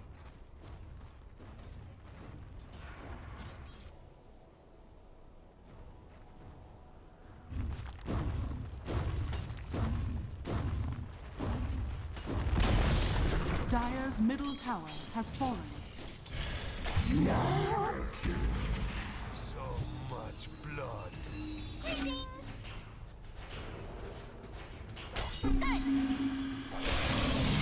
Oh, that's double kill.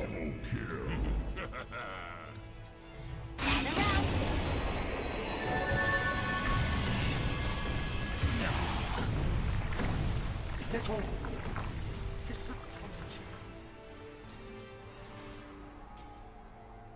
Radiant are scanning.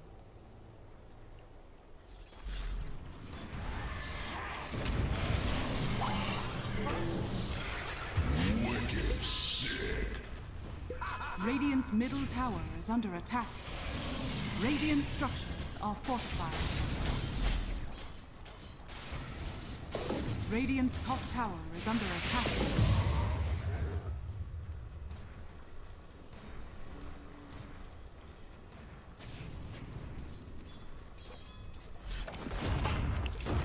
Dire's bottom tower is under attack. Dire's structures are fortified. Radiant's top tower is under attack.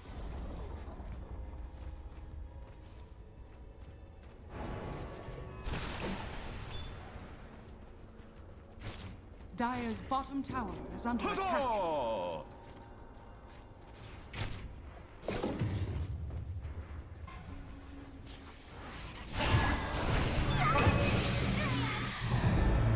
Dire's bottom tower has fallen. I almost feel bad. The narcissist's point of no return.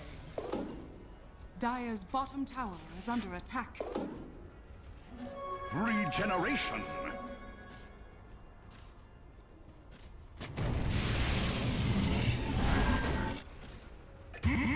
Monster kill. 哎，队友呢？队友嘞？哎，队友呢？队友呢？队友呢？ Radiant's middle tower is under attack.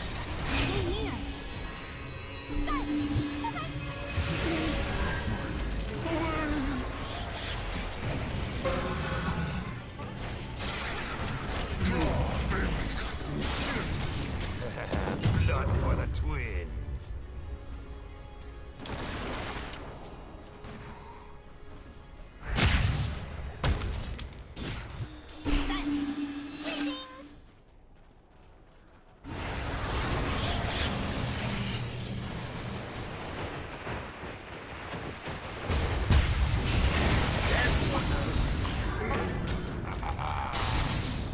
Radiant's middle tower is under attack.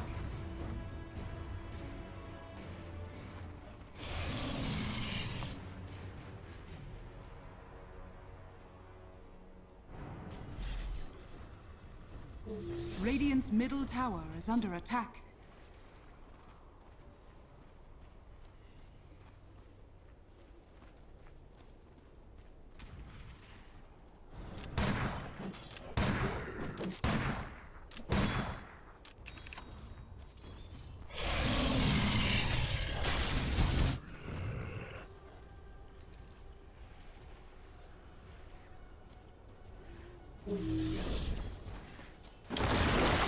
Bounty!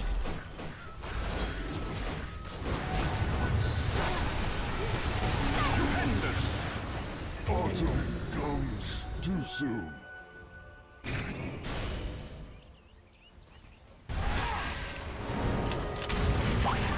Storm Force, double damage. Drink your blood.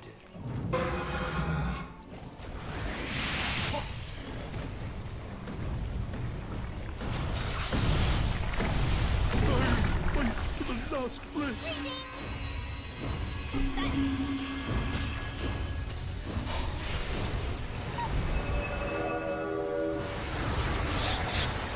Radiant structures are fortified. Short-lived creatures. Dire are scanning.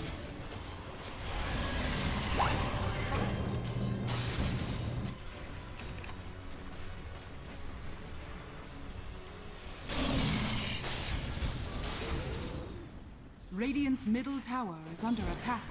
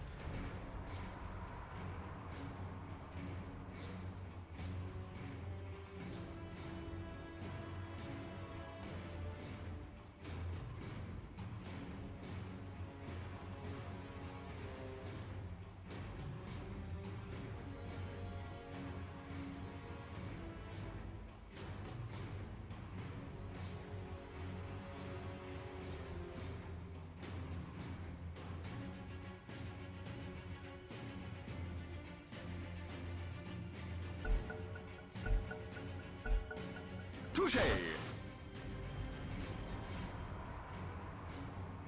Oh boy!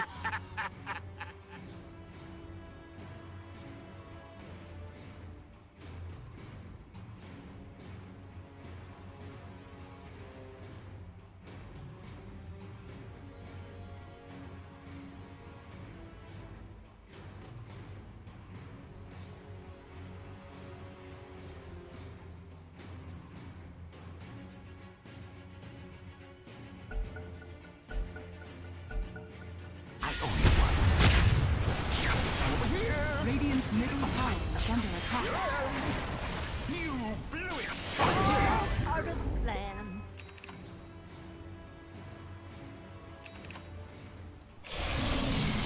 Radiant's top tower is under attack.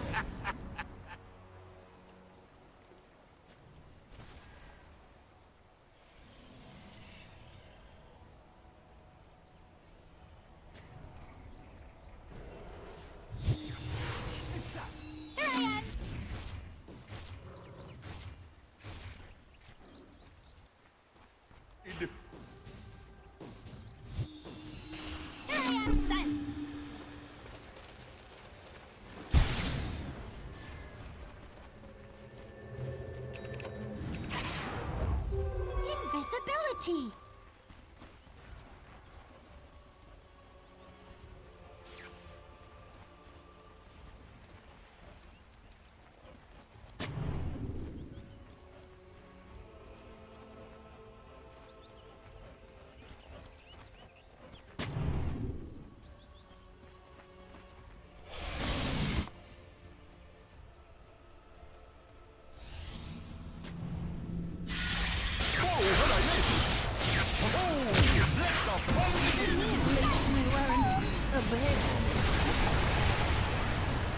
No sorcery lies beyond. Rise next season. Dictate your demise. No!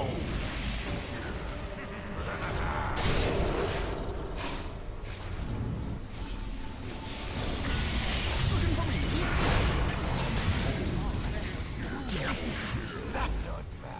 Radiant's middle tower is under attack. Dire's top tower is under attack.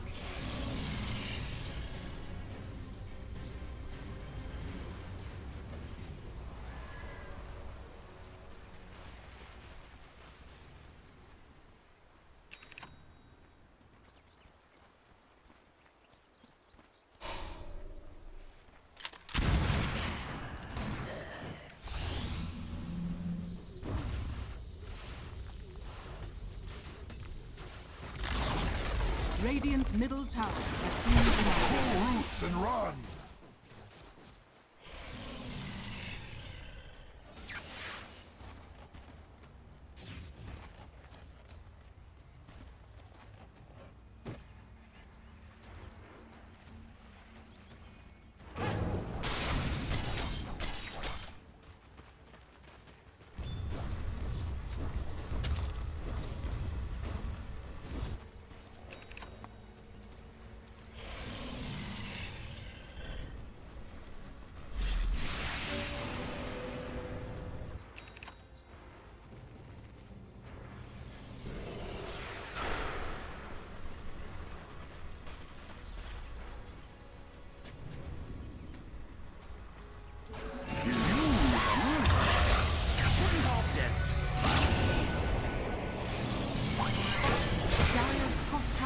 Under attack.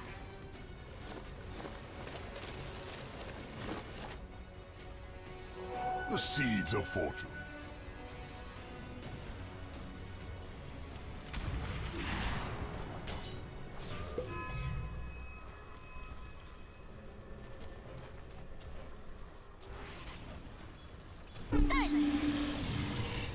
Dire are scanning. Gather round.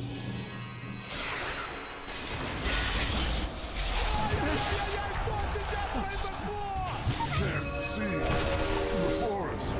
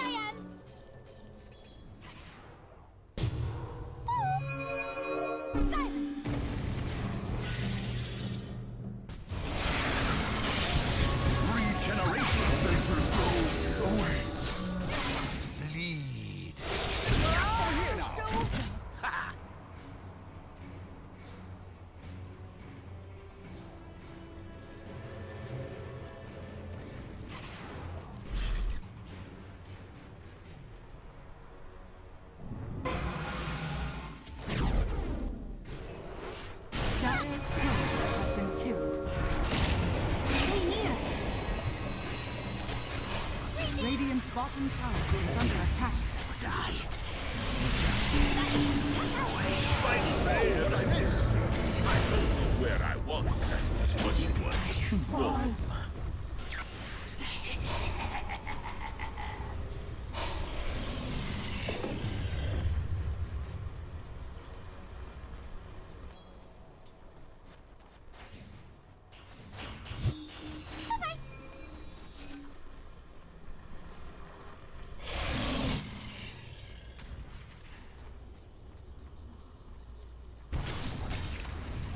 Radiant's middle tower is under attack. I'm over here.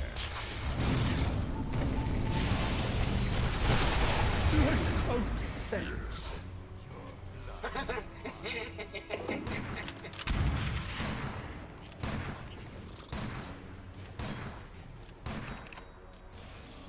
Dire's top tower is under attack.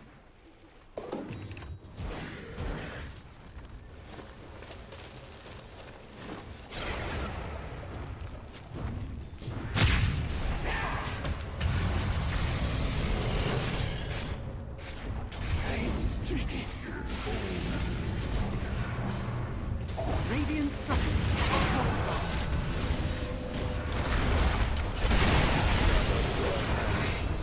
My stuff. fills me. Radiant's middle tower is under attack. I hear when you trade faces. You've gone green.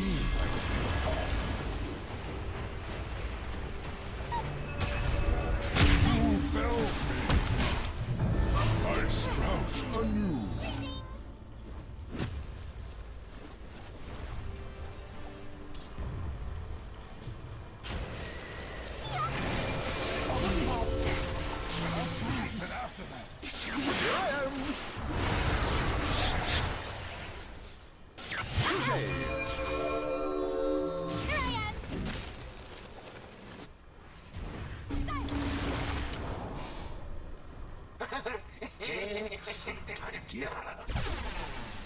Oh! Dire's middle tower is under attack. Behold!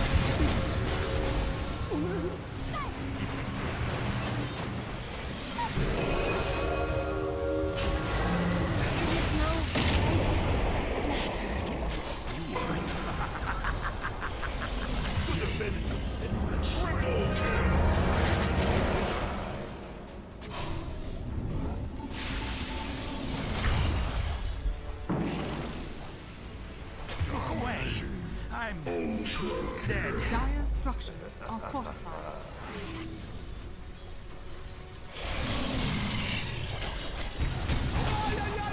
Что сейчас произошло?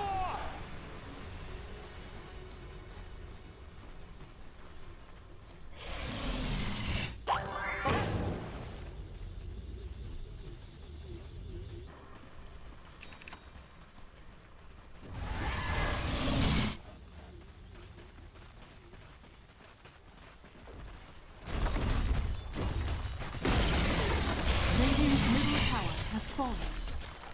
Radiant's middle barracks are under attack. Dire's top tower is under attack. Radiant's middle barracks has fallen. Dire's top tower has fallen.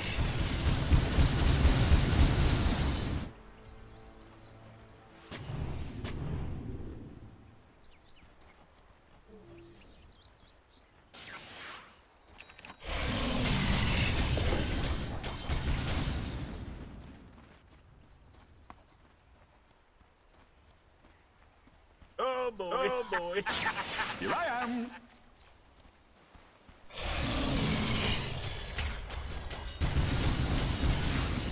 Over here now.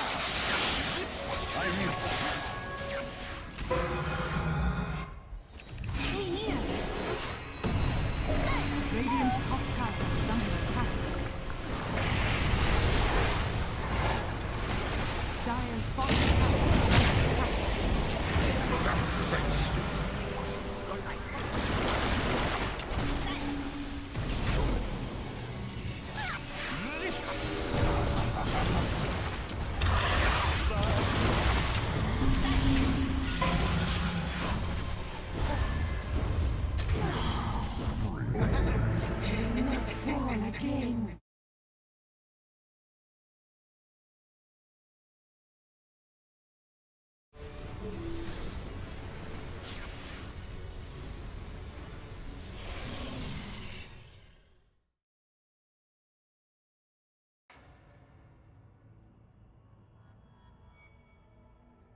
Radiant team pick.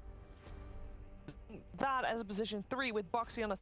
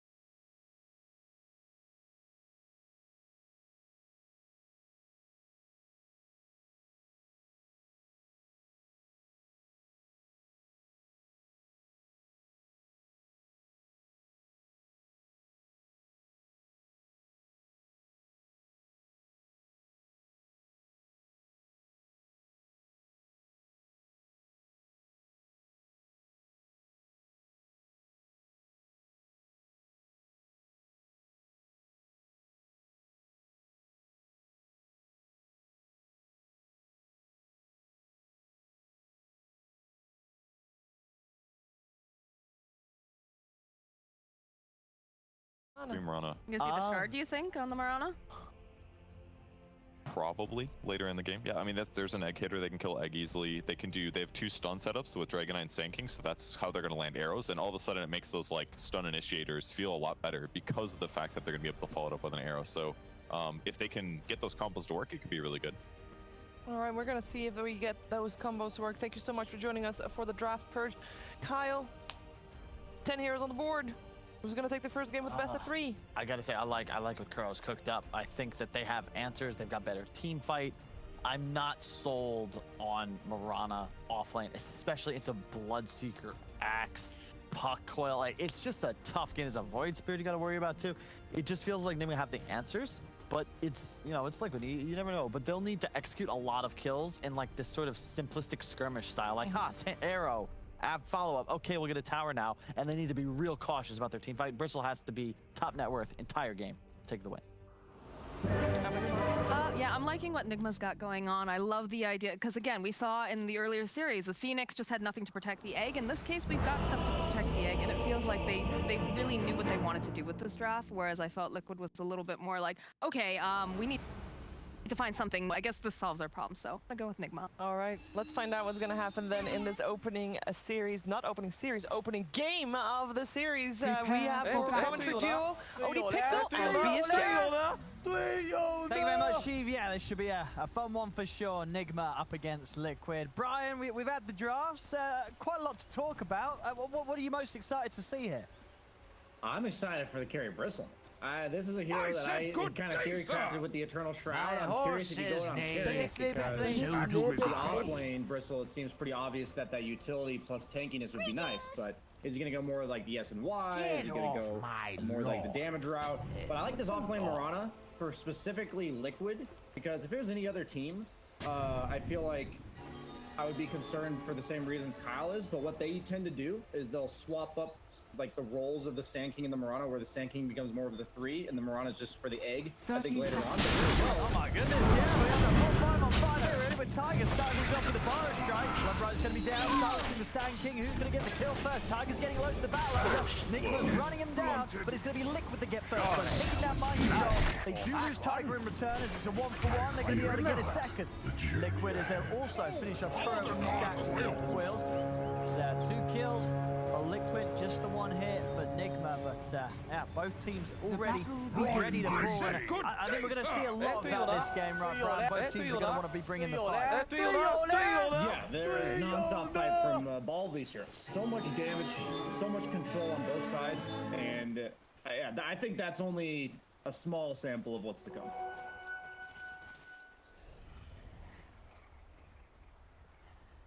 Yeah, as both take a read of one another, but as you say, you know, you said you're interested to see what Mikke does with carry Bristle. I mean, game as a whole, do you think Nigma's drafted some good solutions for the Bristle? Have they sort of, you know, identified the fact that it would be in this sort of position 1 and have the relevant means to deal with it?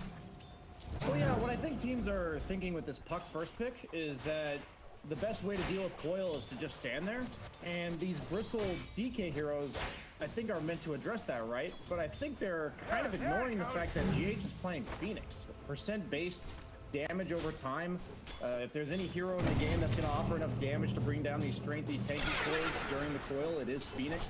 So we've seen GH carry the crap out of games with it in the past, and I think that he's going to be kind of the crucial factor towards it. I'm curious if they're going to try to do any synergy with the Blood Rage to amp up his damage even more, but he'll probably just be using it on himself most of the game. Yeah, for sure. Having this axe as the last bit was very nice. Get that Bristle facing the correct way so they can get the damage into the run. Top. Going. Mid lane so far, quite for 7-for-1. We are trade between 2. Down bottom, farm for Miracle. Pretty good so far here. 8-for-4. Boxy getting out of this lane. Not a lot at all, but it's going to be what we do see Liquid doing. Looks like Boxy's sort of taking a step back, and they're going to be letting Tiger doing the farming on this bottom lane as the Sand. so weird that they do this. It's the only team I've seen in a long time do it. It's a lot about Taiga plays these really greedy heroes, the ones that end up being like carry or like poison of themselves from the support role, like the Enigma. In this case, Sand King is a very heavy farming core. He becomes more of a skill pushing mobile hero. I think they're gonna have a tough time dealing with him later as well. My issue with Team Enigma's draft potentially is not necessarily that they can't bring down one of these heroes, but that they can't bring down all of them. That there's just three very tanky. They're all gonna build to live cores, and pretty much all of Enigma's team is predicated around killing them. Yeah, you feel it for Liquid as well. Bottom. Getting rather low. He's going to start running down Tiger. Tiger's Burrow Strike available for a couple of seconds. Miracle's going to have it down in time. No Burrow Strike. Miracle will still get the kill. Quite bring down the Bloodseeker in time. Miracle down the side. Wants to try to get back in. Remnant's out with the Burrow will die, but it looks like Miracle find the cleanup. Poxy with the leaps delving up. Miracle trying to chase. Poxy's got enough leap charges to get out of there. Bloodseeker hero, man. The sustain is insane. All these little skirmishes are going to come down to like that fine line if he gets that kill off or not, because then he gets all of his health back and lives for it. But Taiga's going to be back in lane, full HP.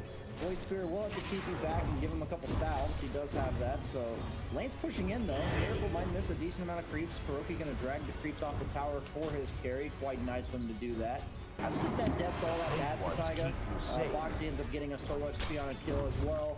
And then overall, since he's coming back full health, and basically this stun combo scales really well against this Bloodseeker hero. He's not going to have some natural way to survive, so Void Spirit's going to be glued down here for a while.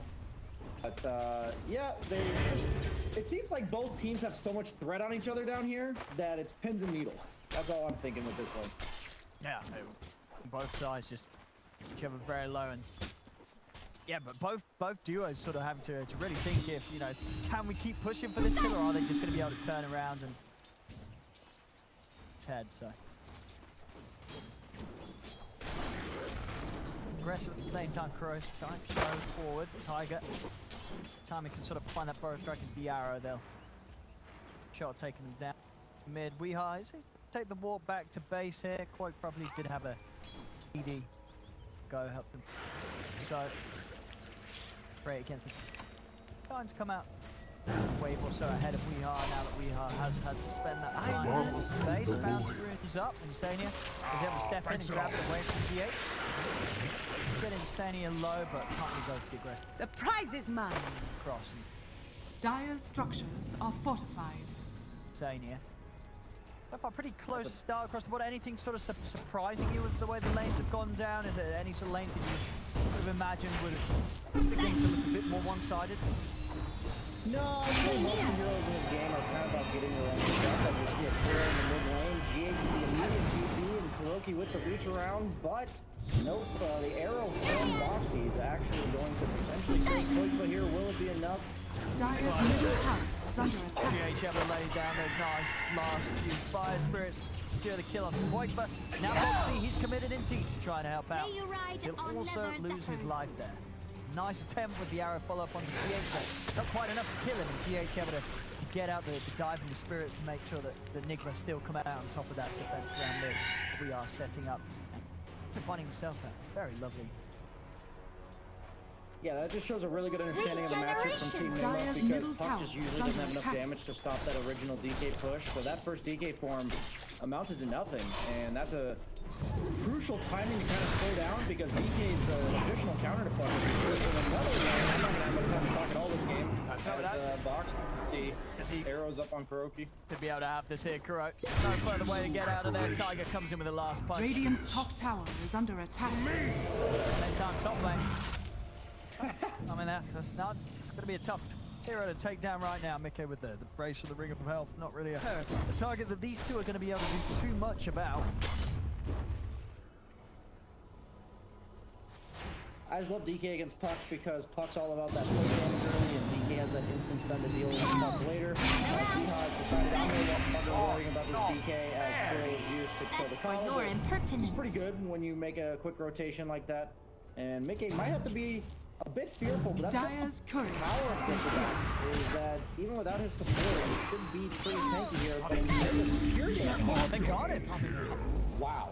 But excellent move from We Are, turning that, you know, quick straight dream core into a keeper of the light into a kill on the carry. Now back over towards mid. He's going to come across the guard to set up onto Koi for with the right. Koi trying to step back on the safety of the high ground. He's not going to get away, and We Are is the one to turn up and clean up the glory here. Triple kill from We Are, maybe even more. Boxy is getting very low. It's going to tick him down, and We Are going to be able to get another ultra kill on the pug. I mean, We Are could not be starting off this game any better here. 5-0-2 already for the 8-minute mark. These movements are so fast from Team Enigma. This is crazy. Like, from lane to lane, I can't even keep up with it on the caster, let alone a player. This is crazy. What was I just had a poke around. We Are not going to be able to grab his hands on the room. We'll end away. Progress and Miracle going for the phase into the Maelstrom. And is this sort of just, this is the go-to build nowadays on carry Bloodseeker Maelstrom every time? Yeah, the spell damage plus, or spell amplification plus attack speed from your Blood Rage, it's just too good, right? And they also buff Maelstrom, so that a lot of carries are buying the item. It's just crazy that they have so many tanky cores on the side of Team Liquid. Enigma just understands that so well, because they realize if they want to bring down these cores, they need 3 or 4 heroes. That's exactly what they're bringing. They're bringing ample numbers to every single fight. And I think Liquid, even though they're like dying on these crucial cores, maybe this amount of resources required to do so is not all that bad, because they're still about neck and neck. See, a bit of a repeat of what we had earlier. We Are finding the opportunity to go down to the city with the oil. Did he get the kill? See if Mickey can get anything in return. Jump away back to safety. Mind control to be more time to step across, grab Mickey with the call, dunk him down. As Enigma just continue to do an excellent job at finding these kills. Pretty much every attempt that Enigma goes for in this early game to get some sort of action, especially when it's round We Are, has just ended up in success. Liquid taking some heavy hits here when it comes to the hero. Yeah, I really do think the setup for all of this is so much about that shutting down that first DK ultimate, because a lot of these movements would be stopped if DK was applying a lot of pressure on the mid tower, but Phoenix able to defend that tower alone. As I've talked for 3 seconds, and we have another engagement bottom. Yeah, Tiger, he's getting gone upon by Radiant's Miracle. bottom tower is under attack. Enigma just not missing a single beat when it comes to seeing any opportunity. Just go, and as soon as that kill happens, we sweep across the We Are. He's making moves already with the smoke, trying to find the jump onto Boxy. Boxy's into the trees, so will end the time and get him away. Use those leaps though to keep himself alive. And look what I found here too, a very juicy triple stat. They're going to be able to clear this out for themselves. Those were 4 bounties going the way of Enigma, so that's just such a well-timed move, because they knew that nobody on the side of Liquid would be able to get the top bounties, so by committing 4 heroes here, they can safely just have the access to the other 2 bounties. They've called We Are. Quaper with the stun set up and a lot of follow-up too. Boxy with the arrow, Tiger jumps in with the burrow strike, finally able to put an end to sort of We Are's clean opening to this game. Bring Tiger across. Take this down. They've got the combo. Burrow strike into the arrow. And they will drop the epicenter as well. They're going to do every bit of damage to take down. They'll get it.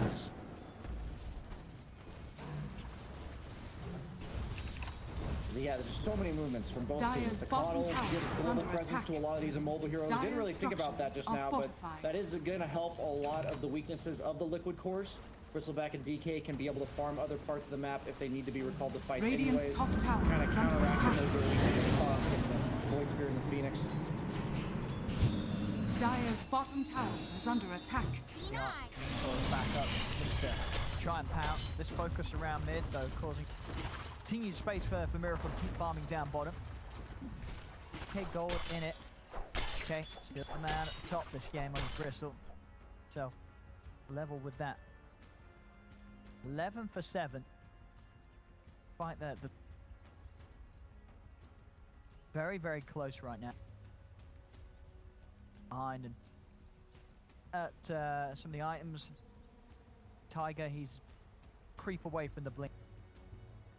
Big component of fight that's going to enable them to start, this chain stun do have between the Sand King, DK, and Mirana. Certainly make Weeha's life a little bit difficult. So last time, caught up out by one stun, pretty much done for. Not a lot that his team can do to save him if he gets an issue.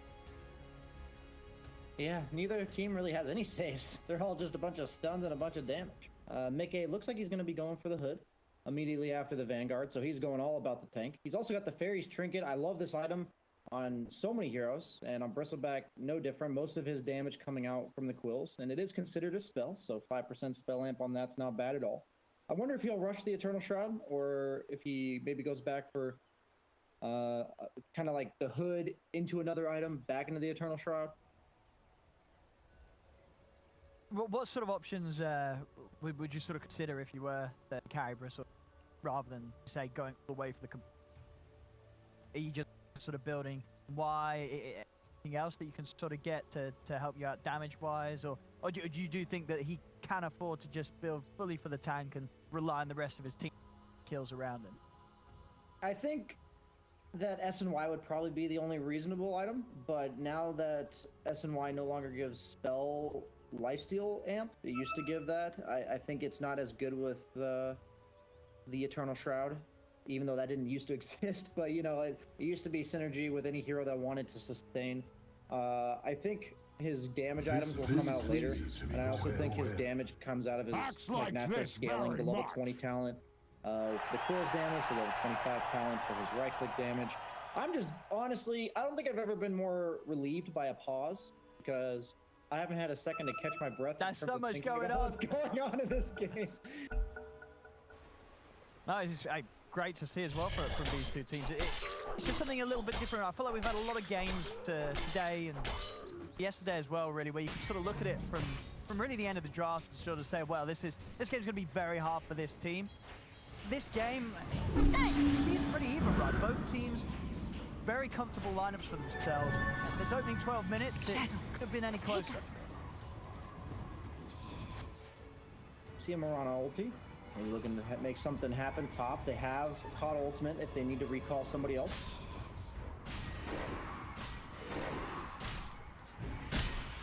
Like both teams are kind of just at a stalemate here. Yeah, the big 4 of them up. So not quite. Link dagger, very close to. There I am. Tiger, of course, here's on the curry. He's actually going to get a gun on before he can really do anything about it. Backup's coming in. He's been out of position by the call. Just much sharper finish up the job. Liquid bringing in the numbers. There's the only stun onto Weeha. They get the trade. Can they get more? They can't quite be trying to chase. Perot still with a stimulate left available. And ready back up. GX is in the middle. Gets the egg on. Are they able to take it down? We have to do it. It's going to come to an end. But Foxy loses his life for it. Mickey still fighting for it, though. He's got a long time, a lot of HP to work with. As he runs down mind control, cleans up the third. As Liquid will be able to push back Nigma, come out on top. By their best attempt, Nigma, to really bring the fight to Liquid, entering their jungle. As we saw, it is going to be a tricky game for GX, at least early on, to get these supernovas off, as Liquid will be able to do a pretty solid job of taking it down, especially if Boxy's alive. Yeah, you saw the Mirana pick paying off there. He did a great job of leap dodging the axe call in order to finish off the egg. And you can tell that he knows his purpose. He dies for it, and it's a worthy sacrifice in this case, because that egg going off spell a lost team fight anytime for Team Liquid. Yeah, and you can really sort of respect why they did get it for that alone. Radiant's bottom tower is under really attack. Matter about if you've got lackings elsewhere. It's very much worth to draft a pick to counter DH's Phoenix because of how great of a game you're just sort of used to seeing DH have on his Phoenix. Regeneration. Probably one of the best Phoenixes, so very much worth a pick just to guarantee you can take them. Yeah, I think what makes these drafts so even from these tier 1 teams whenever I watch them is that every pick has a response. You don't see an egg that doesn't get dealt with. You don't see some pushing hero that they can't bring down. You don't see tanky heroes that they don't have enough damage. It's like every hero has a solution. You know, and that means that both teams have plays that can always be made. They can always take team fights because, like, there's some sort of AoE combination of Radiant's stuns from bottom the Sand tower King, from is the under Phoenix, attack. and both teams have some semblance of tower pressure. But in the form of Enigma, it's mainly the kill threat. So that's why Team Liquid is constantly able to contest these power pushes. And the beauty of the Coddle Bristle combo, a lot of people think of it as the mana, but I'll just harp again Radiant's on bottom iterate tower is the fact under that attack. the Coddle being able to bring the Bristle from wherever, he's basically a Spectre in regards to where he gets the farm. Like, it's not a matter of, like, you know, his team fight presence, but Radiant's the fact that he can be bottom farming tower anywhere is on the under map attack. as a hero that usually struggles with mobility. Suddenly, that's a lot of efficiency that racks itself up, and even though he had a couple early deaths, Bristol's still Radiant's number one bottom network. tower has 15 minutes in. fallen. Moonlight popped in, be able to catch wind of the warning job. And now they'll be able to take the fight. Yeah, done that. Dire's Now top immediately tower able to is remove under that attack. vision. Head. Top lane mind control. Jumping onto Tiger. All up for Miracle. We are throwing everything down onto Sand King. Tiger didn't get a chance to throw anything out in return. Down, mind control. He's going to get caught out. He'll be the one to lose his life in return. Can they catch anything else? They can. An attempted TP out from Miracle. Took the stop by the Boris strike. He's trying to run with the solar bones, slowing him down. Miracle also pay with his life. Dire's top tower is under attack. Tiger's buyback. Radiant's top Houston, tower that is under setup, that attack. catch onto Miracle. That's definitely a work. Yeah, it looks like he is going for the SNY on Bristle. It is a very feels good item on the hero, and it's nice against Axe. Radiant the only way to deal with structures are calls is to just fortified. make the call last less amount of time. Radiant's top tower is under it's attack. going to allow him to be more mobile in fights. It's also going to be a good way to deal with the rupture of the stack. And they're going to try to bring down the tank. Yeah, ready they go. Three of them. They got one damage to do so. They have it. As Tiger comes in with the counterplay, the first shot comes down, but he will be able to Radiant's pop middle the tower Great as is the under first. attack. Get him sitting outside the range. Stun, mind control. He's in with the blink. Catches. Tiger drags back on the wall. Follow silence. Tiger's down. Radiant's bottom Very tower extended duration. is under attack. Trying to reinitiate. He jumps forward instead of onto mind control. The blast is there from the Illuminate. Corrin trying to get out of it. Kuiper. Refires attempt to Radiant's stimulate bottom the tower dodging is Corrin. under attack. Kuiper still searching. Radiant He structures hits are it. fortified. Bang on target. Liquid, Radiant's they may have top lost tower Tiger, is under but attack. again, happy to bring the ball back Dire's to Nigma. Radiant's top tower is fallen. He's going to look to take out Stadium with it, and he'll get it. He really does not like Insania. I'm pretty sure that's 5 out of 6 coils that are only on Insania. Crazy part about this Bristle pick is even though it was first rounded, it seems like they have a decent amount of damage. But when I was talking about the draft, how all their heroes are about killing people, it seems like, yeah, every hero wants to kill people, but they don't have like the Slark or the OD or like the Ursa, a hero that, I guess OD not as much anymore, but the hero that capitalizes on the enemy living longer, right? Feasting on them with healing stats or doing more damage. You see that they can bring the Bristle down to like 20-30%. But they just don't quite have the finishing blow. If they don't bring down the Bristle, that's about the Liquid's equivalent of not killing the Phoenix Egg, right? Because he's going to have all that damage dealt to you with quills. He got salved up by Insania so he could rejoin the fight. And suddenly you're seeing the power of this Bristleback, and they've been stacking ancients all game for him as well. So hero that isn't traditionally known to farm super fast, Radiant suddenly are skyrocketing scanning. in net worth. And Dire's top tower main is game so under far attack. for him, despite being first round. Dire's structures Yeah, it really are is. fortified. You see there on the stats, he's found just as much from Newts and Ancients as he has from lane. Dire's top Because tower of this is same under amount of attack. stamina going on for Dire's Liquid. top And tower as we've come is to know, fallen. just as a team throughout all of the sort of recent appearances, the second half of 2020, Liquid just far the team that stacked the most. Quid. With the Moonlight. Nigma pretty prepared though. They're all here as a 5-man on the high ground. He's able to find the jump on who. Rehard shows up Nick, Kuiper in immediately. Dragon Tail down. They've got the first taken off, they do. Tiger has the follow-up epicenter, they take down Rehard. Now they're going to look to try and get back out. Tiger's the bar stretch, it's already been ruptured. Can he burn low? Rod, stop it, mighty shot. The egg is attempted, but again, they take it out straight away. They're also finding it up a miracle. Radiant's middle tower is under attack. This time, a clean team fight win for Radiant structures Yeah, this is are getting out of control fortified. quick. These tanky heroes, it's all about hitting that threshold. Radiant's whether or middle not they can tower burst is you. under attack. And if they're being forced to now rupture a Sand King, that's kind of what I was worried about when I saw their draft. Is that Radiant's if they middle fall behind tower at all, has fallen. there's just too many tanky guys. There's not enough spells to be casted on the side of Nigma to bring these guys down. Number one weakness of Puck is sustained damage over time. Like, and this is a hero that's been getting first rounded, considered very powerful this patch. And I think, like, it's amazing to see these top tier teams kind of just dissect a hero. It's like their entire draft is predicated around being so tanky that their damage from Puck eventually becomes underwhelming. And this is your mid hero, they didn't counter some 5 position hero. This is a mid Puck, and they try to make up for it, I think, with the Bloodseeker Axe, like burst damage, pure damage. And I see what they're going for, and I really like it. Dire's middle tower is under attack. To just not quite be enough. Oh, for sure. And in a game where Nigma's been getting a lot done. It's not like they're suffering in the play. It's really is, as you say, just an element of the fact that the heroes they have is not quite able to do enough to deal with what bring at this. The action. We are trying to get the Lincoln Sphere done so he has some sort of safety against this solid initiative point for Jack Patel. Death of him times now. I wonder if skipping that Spirit Vessel might be a massive mistake for Weehaw here, because bring down DK and Bristle mid-game.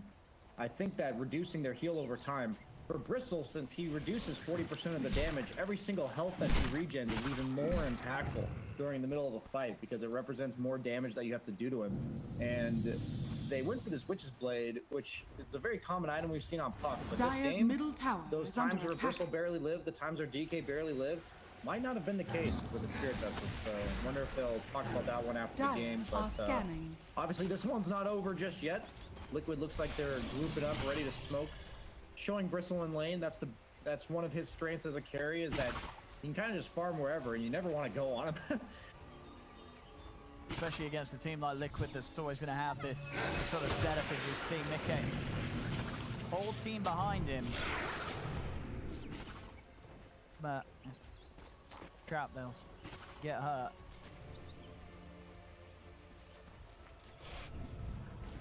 Top. For Kuro. Tiger. Finding the burrow stroke. Kuro's got his teeth cancel. But gets away. They're going for the burrow. Mickey's going to start slowly wearing it down. Enigma, they do have the smoke and they have got the jump ready. Sort of trying to mind control, a little off the mark with the call. And now Tiger, he's going to have to get the burrow straight down onto the 2 of them. GH going for the exit, trying to wherever they can. Again, taking it out. Both Mickey and Koikba just focus the Supernova completely. GH will buy back, but now he's without the ultimate. Dire's bottom tower is under attack. Haste. Look at Insania's inventory. He's got the shell. He's got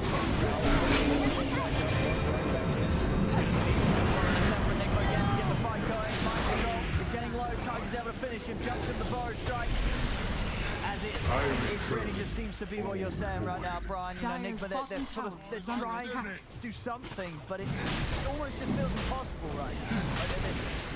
What can they do? They're sort of running out of options against Liquid's lineup right now. The build up, the itemization they have, these heroes just seem too much for Nigma to deal with. I think one of the worst feelings you know is having a guy that just walks into you and you just like can't do anything. You're supposed, like, these heroes are meant to just burst somebody. They're meant to be a threat. You're supposed to be afraid of them. Top tower You're supposed to be worried about your positioning at all times with heroes like this. And Mickey, he just ran straight up the high ground, with no care in the world. Doesn't even care if he's facing them. I love the Sand King pick specifically here because it offers an AoE stun that punishes them grouping up around the Bristle. We saw it top earlier when they tried to burst him when it led to the 4-man burrow strike. We saw it there. Just some sort of deterrent similar to the Axe Sig.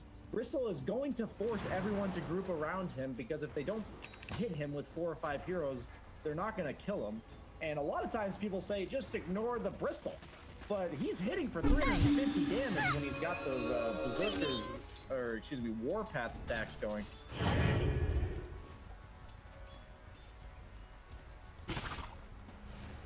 I mean, for Nigma, is there any sort of... Radiant are scanning. You know, you look at the sort of Bloodseeker carrying Miracle. I mean, he just needs so many items, right? At what sort of point does this Bloodseeker become a threat to the heroes? Top lane, Weehaw is trying to push out lane. Phase shift off. Well, fine, some time. He'll be able to make it away. Trees he goes. Won't die today. Yeah, Liquid's farming all 3 lanes though. Bristle's farming bottom, Coddle's pushing mid, and the gank top is more of a get out of here, this is our lane. And if Coddle groups up with his team top, he can bring the Bristle with him. Mickey's doing the same thing as we just saw top and bottom, but he can do it by himself because he's got the Aegis. This is all just map control. They're the sheepdogs. Nigma's the sheep. They're just trying to herd them. That's all they're trying to do. And now Nigma is stuck on their triangle. This is what I see almost every tier 1 team do with their Aegis, right? They're just going to slowly just group you together and then eventually choke you out so that the net worth lead is going to go up and up. If they can kill this guy, that'd be really good. But Taiga, he's ready. He's not going to get surprised by this kind of stuff. He knows he's alone. He's the one vulnerable on his team, and he is instantly ready to react when the axe is under attack. So much pressure coming in from Liquid now. Okay, knocking on tier 2. Enigma, the 4 of them sat top. Behind Miracle in case Radiant's bottom tower has fallen. Pistol blade done. 26 minutes in, this is, yeah. This is some crazy levels of farm on Mickey Bristle. It's all from the Coddle stacks and the mana. He doesn't have to buy any mana items. He gets all those extra stacks. It's so nice for Bristle. One of his biggest weaknesses is having to buy so many regen items to actually use his quills off cooldown. But that's just not the case with people in the light. Radiant structures are fortified. Dragon Tail starting at the same time. From the backline, commits to the boat.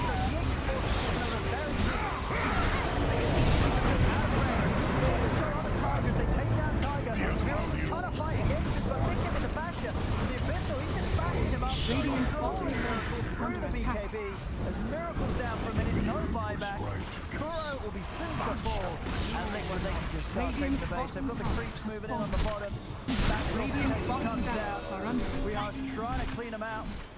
Push back these waves. But it's only down to him and GH, and it really does feel like it's just the last 10 minutes of this game. Radiant's bottom it's just been a walk in the park for Liquid's lineup. Radiant's bottom barracks has fallen. Radiant's middle tower is under attack. Yeah, the pace of this game is actually nothing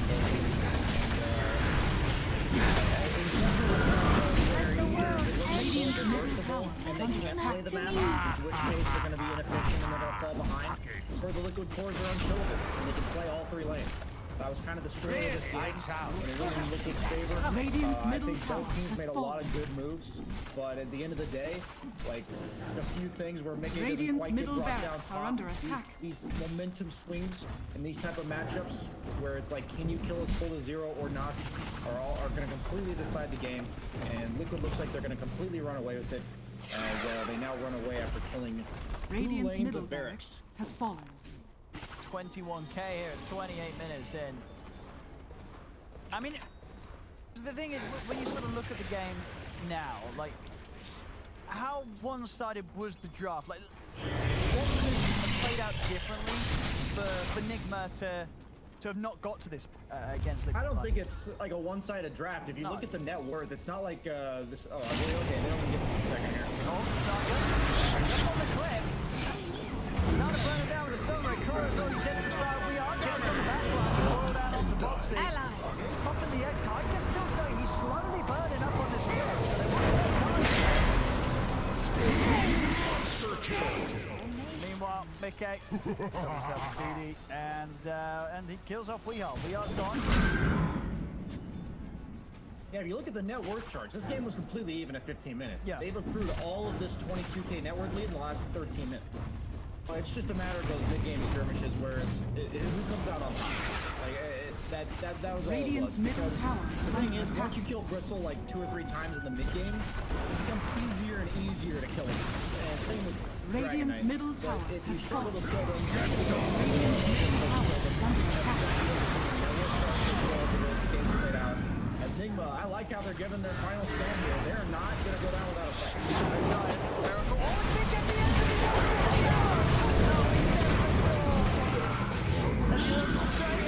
Takes the head first. The arrow from box Radiant's six. middle Down tower and is out. under attack.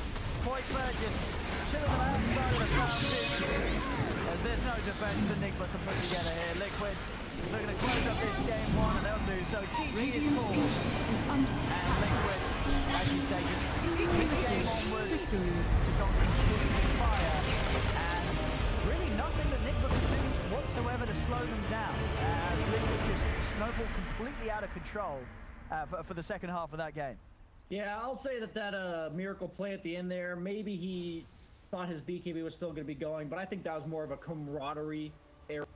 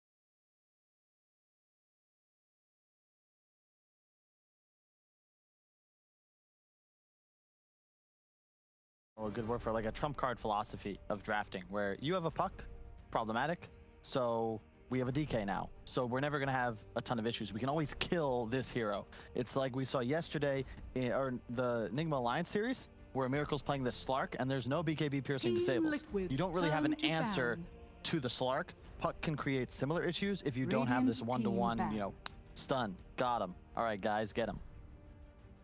And the other thing I really like about what Liquid's doing is that in all of their drafts so far for the DPC, they've been picking quite for these heroes that are not only really difficult to gank in lane, but are also very good at pushing towers. So, and that they find that piece so important that they keep picking case. Would have been Lone Druid if not Dragon Knight, but Dragon Knight worked last game, so 5 they just have seconds to remaining. draft slightly different around it. Yeah, that's And really also, Liquid's turn Enigma to had the same ban. opening lineup too, but this time they banned Caudle, so they felt like Caudle was the issue in making last game hard.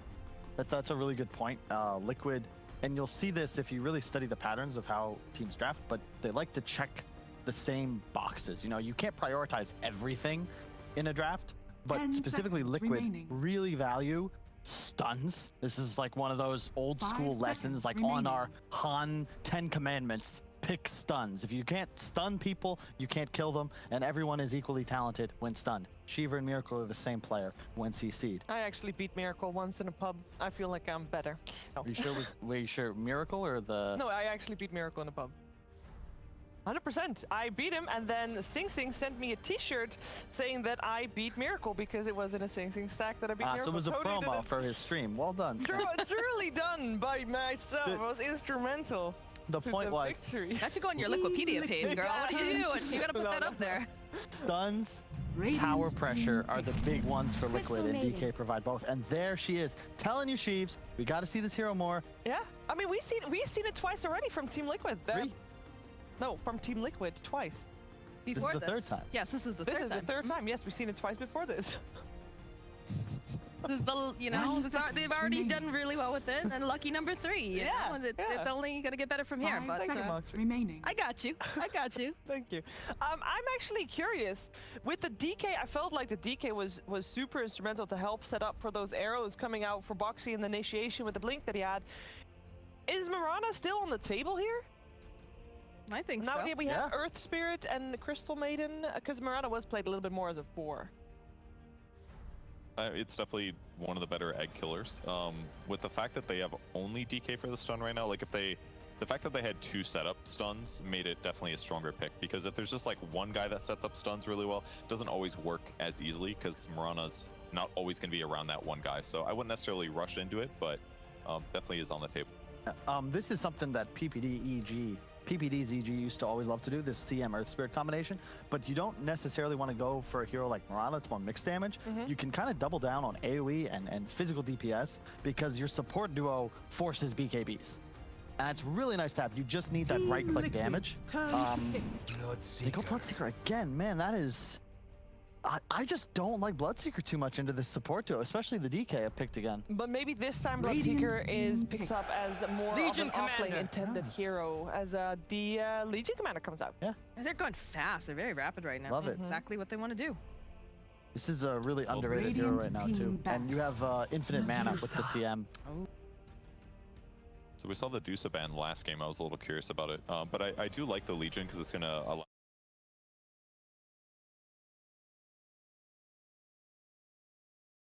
So attack speed, you can kill Egg with Legion Commander, 10 you can do Blade seconds Mill, remaining. Blink duels on Bloodseeker and be really effective, so they have some good options here. This 5 might be seconds remaining. a little nuts, but this is a sniper game for Team Liquid. Team Liquid's turn That does to sound ban. nuts. Yeah, why is this a sniper Against game for Puck, Team Liquid? Bloodseeker. It is really good against Puck in the laning phase. If you go up against it middle, you hard counter Medusa, and I mean, hoo-hoo, That's a ha-ha. hard counter Medusa. Do you think it's You Medusa's outrange, safe lane? you outrange Stone Gaze. 10 Yeah, but seconds she remaining. runs really fast with Stone Gaze now, so she'll run him down every time. Yes, well, 5 you'll... seconds remaining. you have the cooldown reduction with the Midas, so by then you'll have even more items than she does. Yeah. Look, I like playing Sniper, but it's still really, really, really situational. Okay. He did say it was nuts, Closest to one out be was fair. It was a little nuts. Yes. No.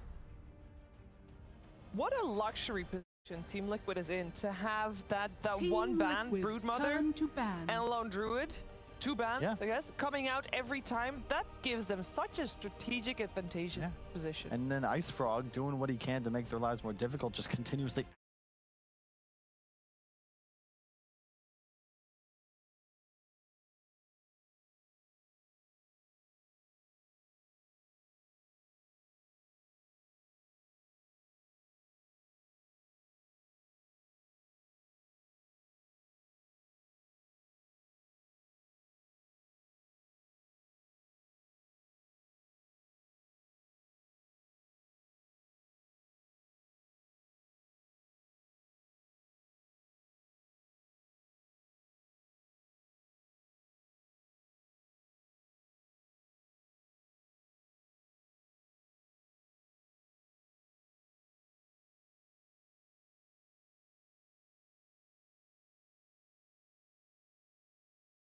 feel like they're lacking some, for example, tower damage coming out from the...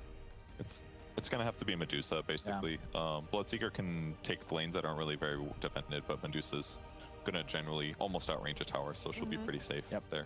And because of this match lineup from Nigma, you want to be ran at. Like, you have the Medusa, you are banking on having the late game. You want to defend your structures and take advantages from fights, and then eventually Medusa has so much farm that she'll take towers of her own. But running into this lineup is near impossible. So you want to control outcomes. It's a clockwork. Oh, okay. Okay. Okay, yeah. Okay, good. Initiate, basically. It's importantly, it gives them an ability to catch their opponents outside of using like Rupture or Dream Coil, which they definitely need. Weehaws can play Puck, so it's Phoenix Clock support duo. Against Ursa, the Ursa pick very good. Outside of, not so great against Medusa, but very good against a lot of the other heroes. Yeah, the Ursa's just going to dominate the Bloodseeker in lane. I think that's the purpose of the pick. That's why it was so quick.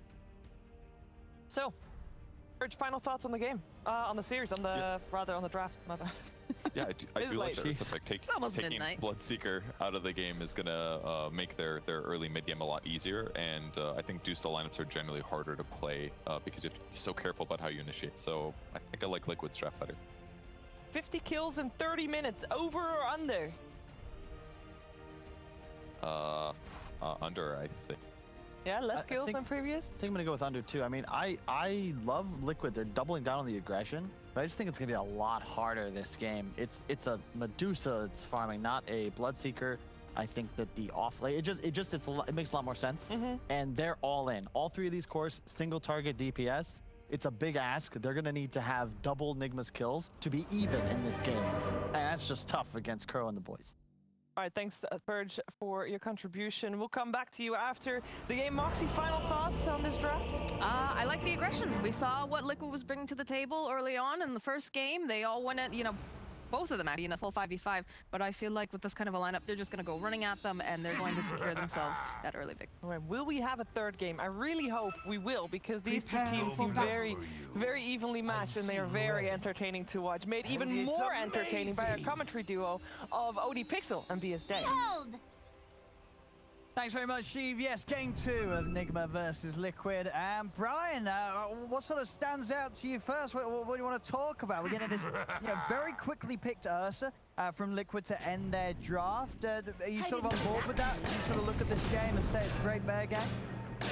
I wouldn't say it's a bad pick. I didn't see anything better, but I don't necessarily feel all that great about it because last game, the counter to the Bloodseeker puck was that they kind of just stood still. Ursa, on the other hand, has to actually run around in the fight, and if they throw all their spells on him and force him to use his BKB and ultimate defensively, he's suddenly not nearly the threat and tanky hero that he's meant to be. I think Medusa makes their entire game plan very difficult.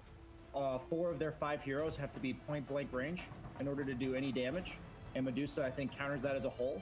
And they have to go on the Medusa eventually, and the rest of Nigma's lineup is just so good at what Kyle was called peels. You're forcing them off of the Medusa with the Clockwork Hook and the Cogs, the Phoenix Egg, Puck Coil. I really like Nigma's draft. I personally think it's heavy out draft for Nigma. Okay.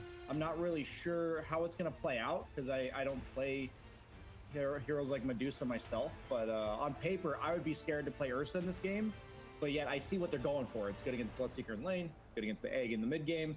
So I like what they're thinking, but I do think Nigma has the upper hand. I mean, that's the thing as well, right? Is that this top lane, as you say, sure, the Bloodseeker's melee, Mika's going to have that advantage being an Ursa against him. But you're against this Bloodseeker and the Phoenix, right? And this Phoenix isn't going to be too much fun for the Ursa to lane against. Yeah, Ursa's just not the lane dominator he used to be. He usually comes online like level 3 or 4 when he gets a couple points up in all of his spells. And Bloodseeker, 6 base armor. Really high base armor for an offlaner, traditionally speaking. So the threat of the Ursa physical damage early is not going to be nearly as high. And he also has decent sustain. And the Phoenix, like you said, the Fire Spirits can be super annoying because Ursa might have to put a point or 2 up in the Overpower, which means he has less points in the Earth Shock for the slow. Yeah, I don't think this lane's nearly as bad for mind control as Kyle painted it to be. Okay, and then meanwhile, sort of down on the bottom lane, are Liquid going to be able to put much pressure onto Miracle here as this Dusa, or are you able to farm pretty safely down here? Yeah, I thought they were going to pick something like Ogre last pick for Enigma, but Clockwork does a similar job. His whole job is just say, get away from my Medusa, right? He's going to walk in front of you, threaten with the Battery Assault, and I don't think they can really do anything to Miracle. They're both melee. They have to go through a Clockwork. Kuroki's always going to position himself properly. Just look at him. He's just running at the Legion. Boxy's actually getting completely zoned as Miracle is just free farming down here. I really like the idea that Miracle has to solo carry this game. Like, I think his hero is much more built than last game to do just that. So yeah, Kuro doing a great job of just running Boxy down and causing him to have to make the move all the way back to his tower. Top lane miCKe is looking for GH. He's going to have another shock in a second. GH just hits level 2 and is able to dive back out to safety. Quite able to off yet. And it's going to be interesting. Oh, Miracle, he's sort of ended himself up underneath that tower here. Tiger do the best with the body blocks, but Kuro will come across, logs out onto 2 of them. He's able to safely sit back and ride again. An abundance of mana to rely on for his shield. And yeah, just going to be interesting what Miracle builds on the Medusa. We did see a Medusa the other day. Went for 2 of the Falcon Blades. It's the S and Y. So that is definitely one way to play the hero in this patch. See which way Miracle wants. I'm curious if he does the same thing. The Falcon Blade seems really nice for the mana regen as well as the health. It's just so value on Medusa, but I don't know if you need 2 of them. So I'm kind of that's the only sample size I have thus far. But I'm not like sold on it completely yet. No, because other than that, like what sort of other items are you looking on Medusa? Is this another hero that you still feel happy getting a Maelstrom early on to just sort of speed up your game? I'm of the opinion he probably just needs to build a live, just buy efficient stat items like a Manta and a Scotty, and basically just say my team's going to do the rest of the damage for me. Bloodseeker Phoenix, I don't think damage is going to be an issue. I think it's more so that as long as Liquid can't kill him before all of his teammates' damage goes off, then he's good to go. There, Tiger. Looking onto Weehaw. Might be able to set up completely. Bottom. Boxy now with the levels, level 3. Just doing a better job of turning and trading back with Kuro. Points at the moment of courage to so. Mid lane Weehaw is completely out of regen. 4-minute rune's coming up. He's going to chance it for the bottom rune, and he's going to get very fortunate too. Gets the refill, and it's an arcane. So lovely power rune there for Weehaw. On the side, only really that bottom lane where Boxy's a little behind sort of the top lane. You're going pretty evenly. No one else really getting completely bullied out. You will make a nice snow angel. Mid. I like the Taiga's move here. I think him going top is really good because he can't really help pressure the Dusa, and so in that case, just let Boxy be Boxy down here. And he's allowing the Ursa to get solo, like basically free farm up here because mind control to walk up.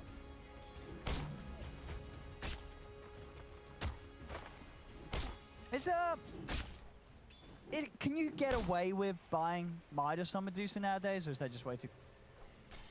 I think in some games you can. I think he's heavily benefits from the attack speed, and it just depends on how much you feel like you're going to get ran at mid-game. And I think since Liquid has such a high grade of that here, as you see, Crystal Maiden, I feel like if you had to bang on one hero every game being first blood, you know, high percentage-wise, it'd be a Crystal Maiden.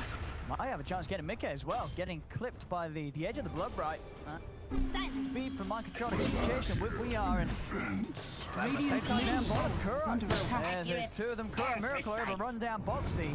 Kills across the map here for Enigma. Again, you know, Weehaw making the same sort of move that he was doing in that last game, where he really was off to just a brilliant start with his early rotations on the puck, and we're seeing that yet again here. He's still getting aggressive top. He's about a creep away from hitting level 6. Zania very low. He's trying to pop the stab in Zania, but Weehaw's going to be able to finish it off. The setup's there for Microtronic to get the kill with the blood right, and now Weehaw, he's level 6. So he can look to get even more out of this. Turns over towards Tiger. They're going to get another out of it. It really is, again, just the opening 8 minutes we saw, you know, Weehaw get an ultra kill in the last game. Already here in the 6 minutes, 2-0-2. He got so much done there with that move up to top. I think in this patch, it's really hard to play carry. I think it's really hard to be survivable as carry. I think if you ever manage to draft a carry, that I look at and say, I don't really know how he dies. I feel like it's a significant draft advantage, more so in this patch than normal.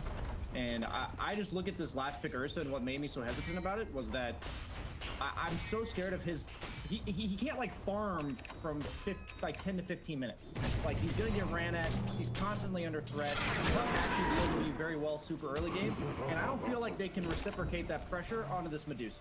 I think the Clockwork last pick was great. You saw it bottom, and exactly what it was meant to accomplish when Miracle got kicked under tower. But here they're looking to make something happen. Liquid is not okay with the status quo of this game. And they are going to try to basically ensure this Ursa's safety top so that he can have some space to farm.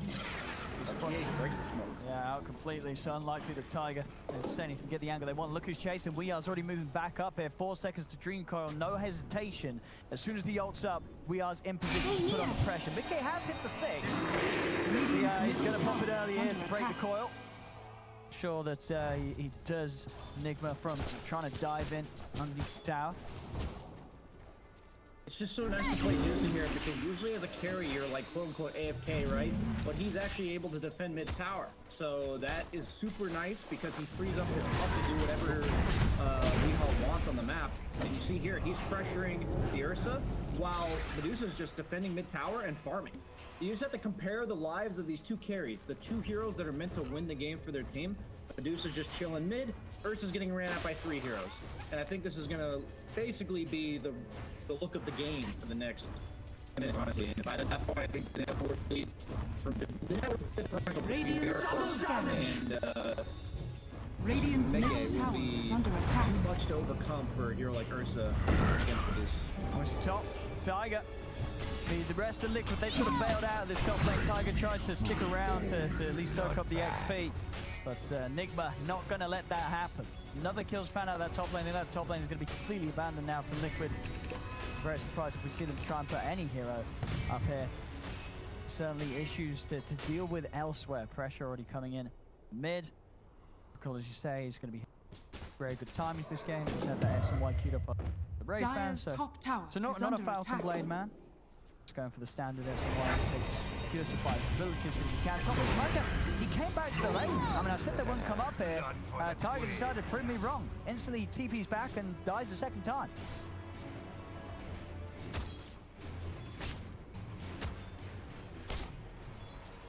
I actually don't know how Liquid wins this game. I actually don't know how they win this game. I feel like it's already over. That's how I view it. And the beauty of this is I love how teams will do whatever they can to win the game. Like they're just gonna figure out some way. Like if we can win the game, what's the one iteration, according to Doctor Strange here, that results in our victory. And right now, it looks like Liquid is just gonna try to hit their timing. DK, I think, is gonna be the backbone of their comeback here. Maybe that early bit of tower pressure, maybe catch them out with that early blink dagger. Because right now, Taiga's only level 4. Legion Commander doesn't really have a clear duel target. It's hard to get on top of the puck. Medusa's gonna be playing super safe on the map. Phoenix, Clock, these are very hard heroes to duel. And Weehaw, you just feel so content on Weehaw here, running around the map. Meantime, you can He's able to pick up the bounce. Start. Sanador was Kuro, but it is the TP away. He'll make it. Something found, at least for Liquid, as Mickey gets the kill onto Weehaw. Dive in on the mid. GH looking for Tiger. Radiant's bottom tower is under attack. Dire's middle tower is under attack. TP straight back into the mid, trying to do his best to limit the amount of pressure that Miracle can put onto this tower. But Miracle's got the backup of GH. Miracle doesn't seem to want to go anywhere as he's sticking around, trying to finish off the tower. From the stun gaze as well to try and secure the last hit, but they have the fortification up. So Enigma will have to retreat. At least we'll be able to hold and take that away from them if they want to. Radiant structures are fortified.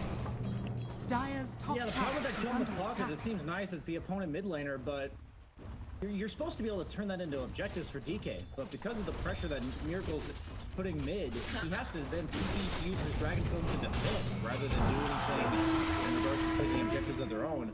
And Mind Control, he might be in some trouble top. Taiga is level 6. Roll into the duel here most likely.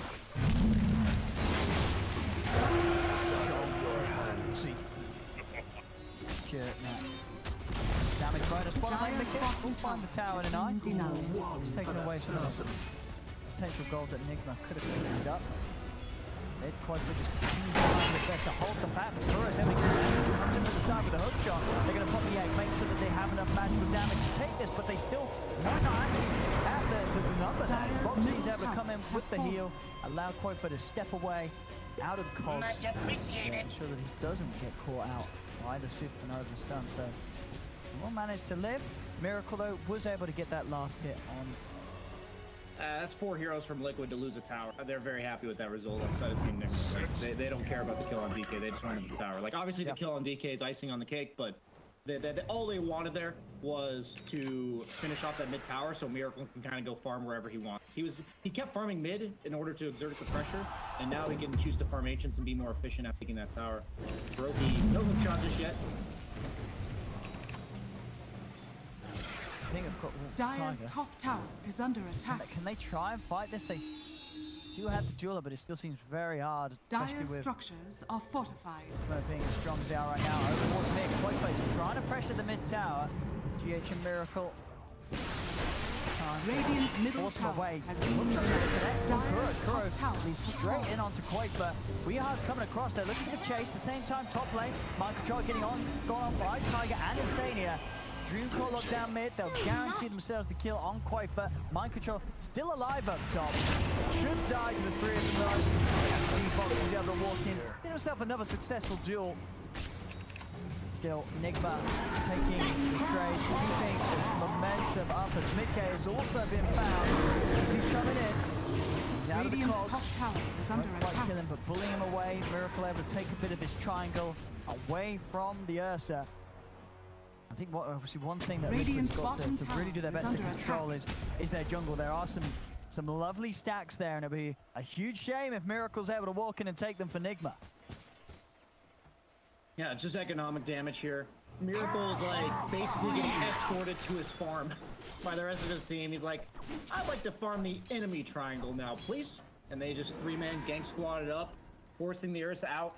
Seems like it may be inefficient to do that for some camps, but Ursa's not farming. So even though your GPM's technically lower on the Medusa than it would be if you were farming your side of the map, you're making the Ursa's GPM effectively 0, you know, other than the passive goal. He's forced to run away. He's not getting any camps at all for himself. And it's all percentage based. You'd rather have 100 to 0 than 200 to 1 in terms of network, right? Like, so it's going to keep paying off here. Miracle's got the S&Y.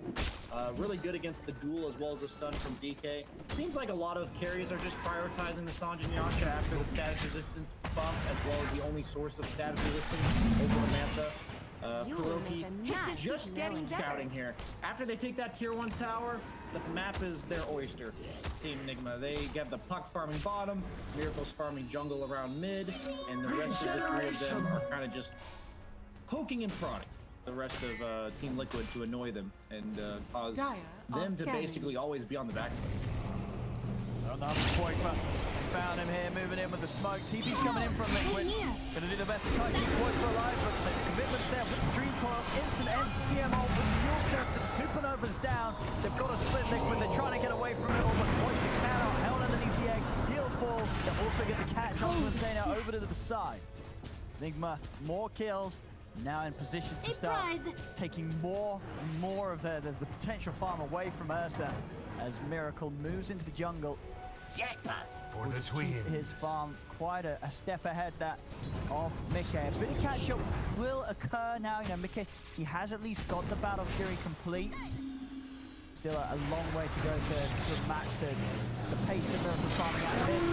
More kills for Miracle to get involved in. Steps across, claims the life of Tiger. Rehart. This will come in out handy. Boxy to the side, but no Coil quite back up yet, so have that immediate catch. But this is some early aggression now. What, 15 minutes in, you're stepping up with this Medusa to these tier 2s. And Wiper trapped in the trees here. They're able to hook shot. Cox over to the side. Mickey's been started. He's got a chance to get the ult off. He's got to run. He's got to step right out of it, but he's disruption.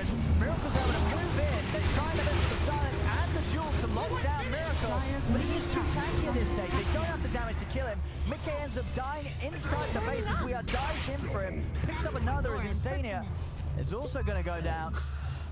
As it just seems to be too much. 16 minutes in, 14-3, 7k lead. And Nigma's lineup, that they can just sort of go wherever they want with this Medusa. And it's hard to see what Liquid can do to stop this. Yeah, Medusa, I think the Medusa pick was just too good. They had DK, Earth Spirit, Legion time in that draft. Like, all their damages, we have to go on. Radiant's top and it's similar to tower is last under game attack. where Enigma relied on going on them, and they just didn't have to move on side of Team Liquid in game one. It's like the opposite here. Medusa just, you saw there, he gets dueled up, he's in the middle of everything, and Miracle's just like, okay, I was gonna be attacking you guys anyways, I guess I'll just keep attacking. The rest of his team just cleaning up in the back. Ursa had to use all of his like ultimate survivability tools just to live, which means he can't dish out the damage because he's no longer confident in terms of his own survivability. Hoigfa, like DK's not going to carry the game. You know, he tried his best to create some pressure early on, but Nigma consistently was willing to bring 3 or 4 heroes, even just to slow him down. It doesn't necessarily mean you have to kill him, just stop him from creating pressure so that you can pressure the Ursa. Miracle's almost got a butterfly done. Ursa overpower, it used to not count attacks when you miss, but now it does. He's got the level 10, 15% evasion talent, Radiant's plus the butterfly coming out for Miracle. This Ursa Radiant ain't structures hitting. are fortified. What's he going to stand his ground? Go for the duel with the blade mail. He's not going to win that duel though. Won't lose it even, does die after it comes to an end. So just more catches for Kuro. I mean, Radiant's bottom tower is under attack. Have a great game though. 2-0-5. Easy setups and hasn't died at all. Bottom lane, Hoigfa really trying to get some objective. They've got the tower defense on lock. Snigma coming, push him away. Dire's Keep top that tower tower alive is under and attack. available for the deny if they want to. Spike choice hunting. Couriers. How? Ooh, it. Hit.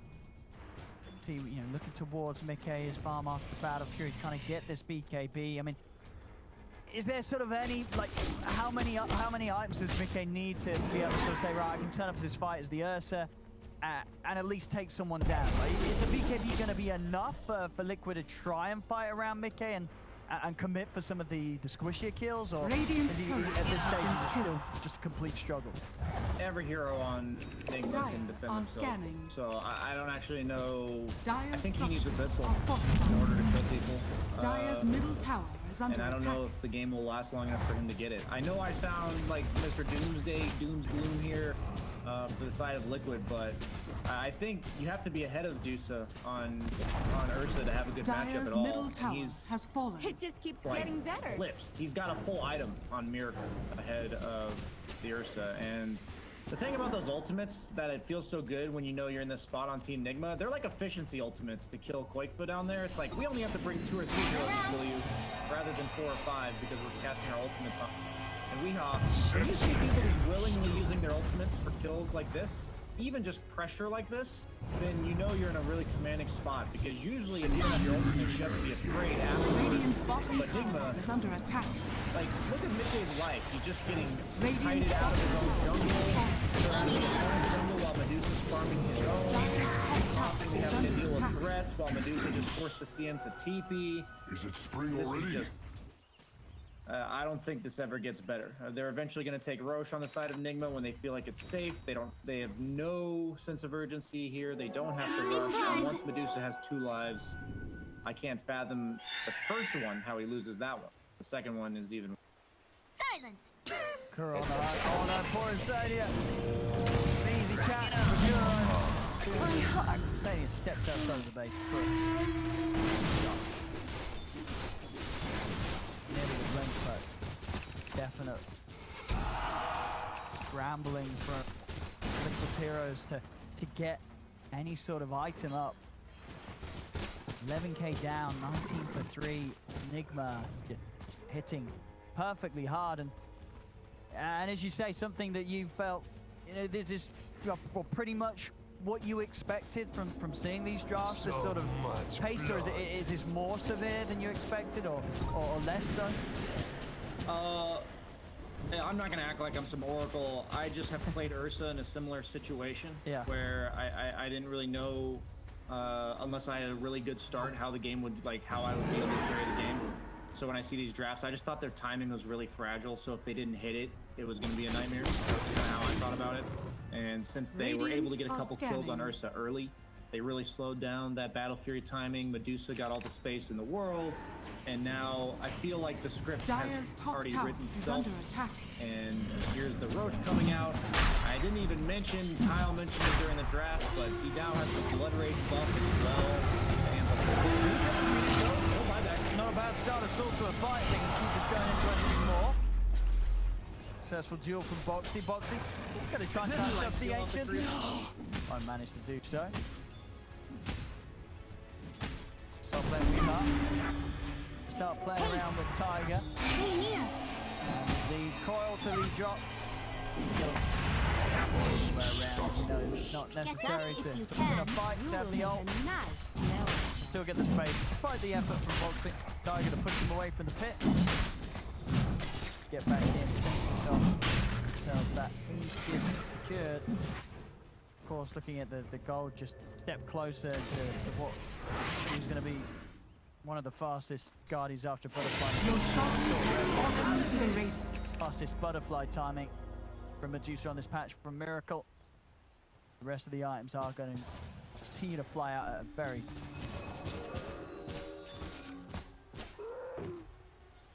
yeah, he's got the. It looks like he's wrapping up his build with the Daedalus. If he does get that far, he basically says, "I'm unkillable. Now I kill all of you." The natural progression for heroes like Medusa: stat yourself up, and then make yourself unignorable.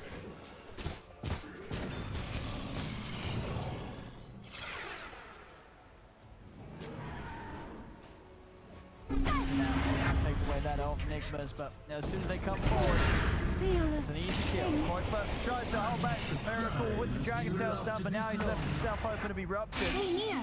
Tanky's trying to run, but locks him down, forces out the BKB. Koifa will at least keep his life intact. Out of BKB and down bottom. He's on the 100 Boxy. Trying to stand his ground.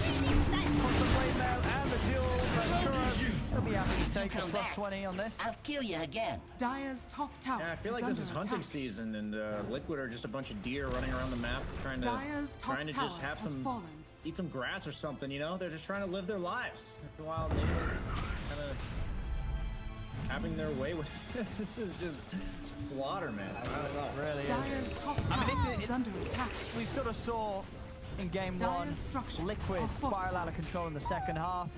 This has just been Enigma spiraling out of control pretty much from minute one. Dire's top tower is under this game, attack. I mean, those first few moves from G up to the top, crushing the lane of Mickey, just really sort of set the gears in motion, and Liquid just haven't been able to put a stop to it at all. We're 24 minutes in, they have this Miracle Medusa knocking at their base, S&Y, Butterfly, Skadi, and Aegis. Just an incredible amount of strength that they have to sit behind Enigma.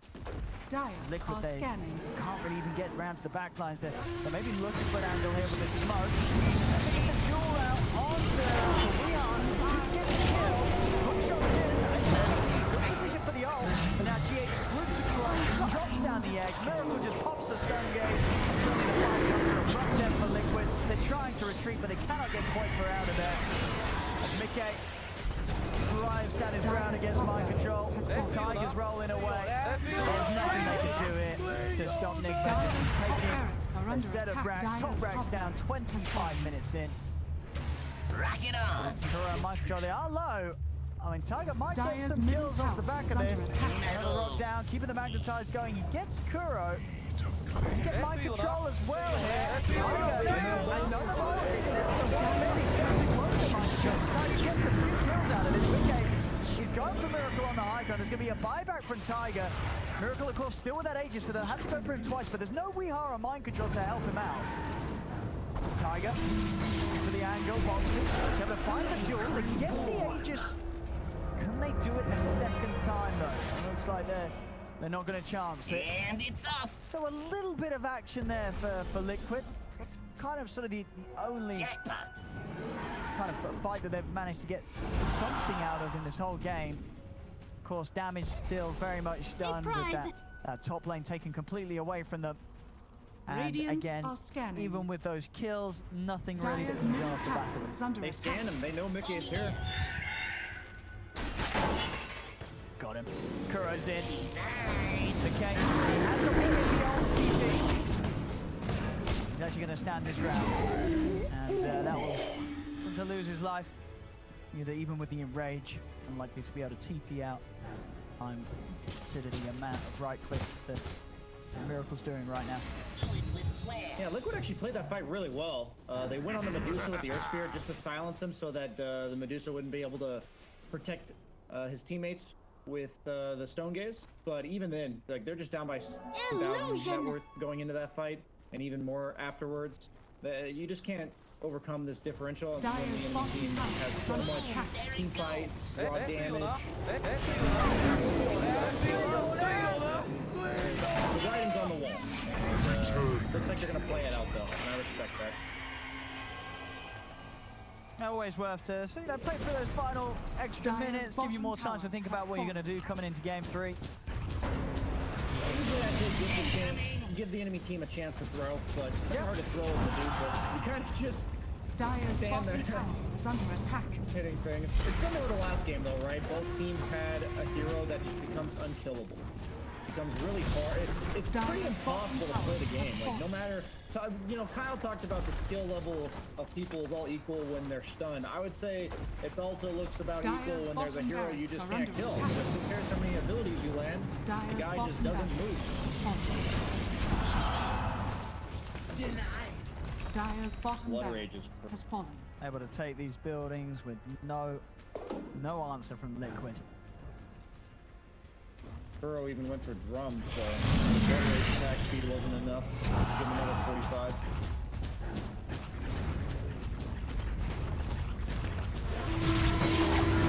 Try something. Up the duel. Needs to lead. Master by the Yule steps up. He'll go down. He has got a buyback. Point for having used the BKB to step back. They do manage to take most of the mana of Miracle away.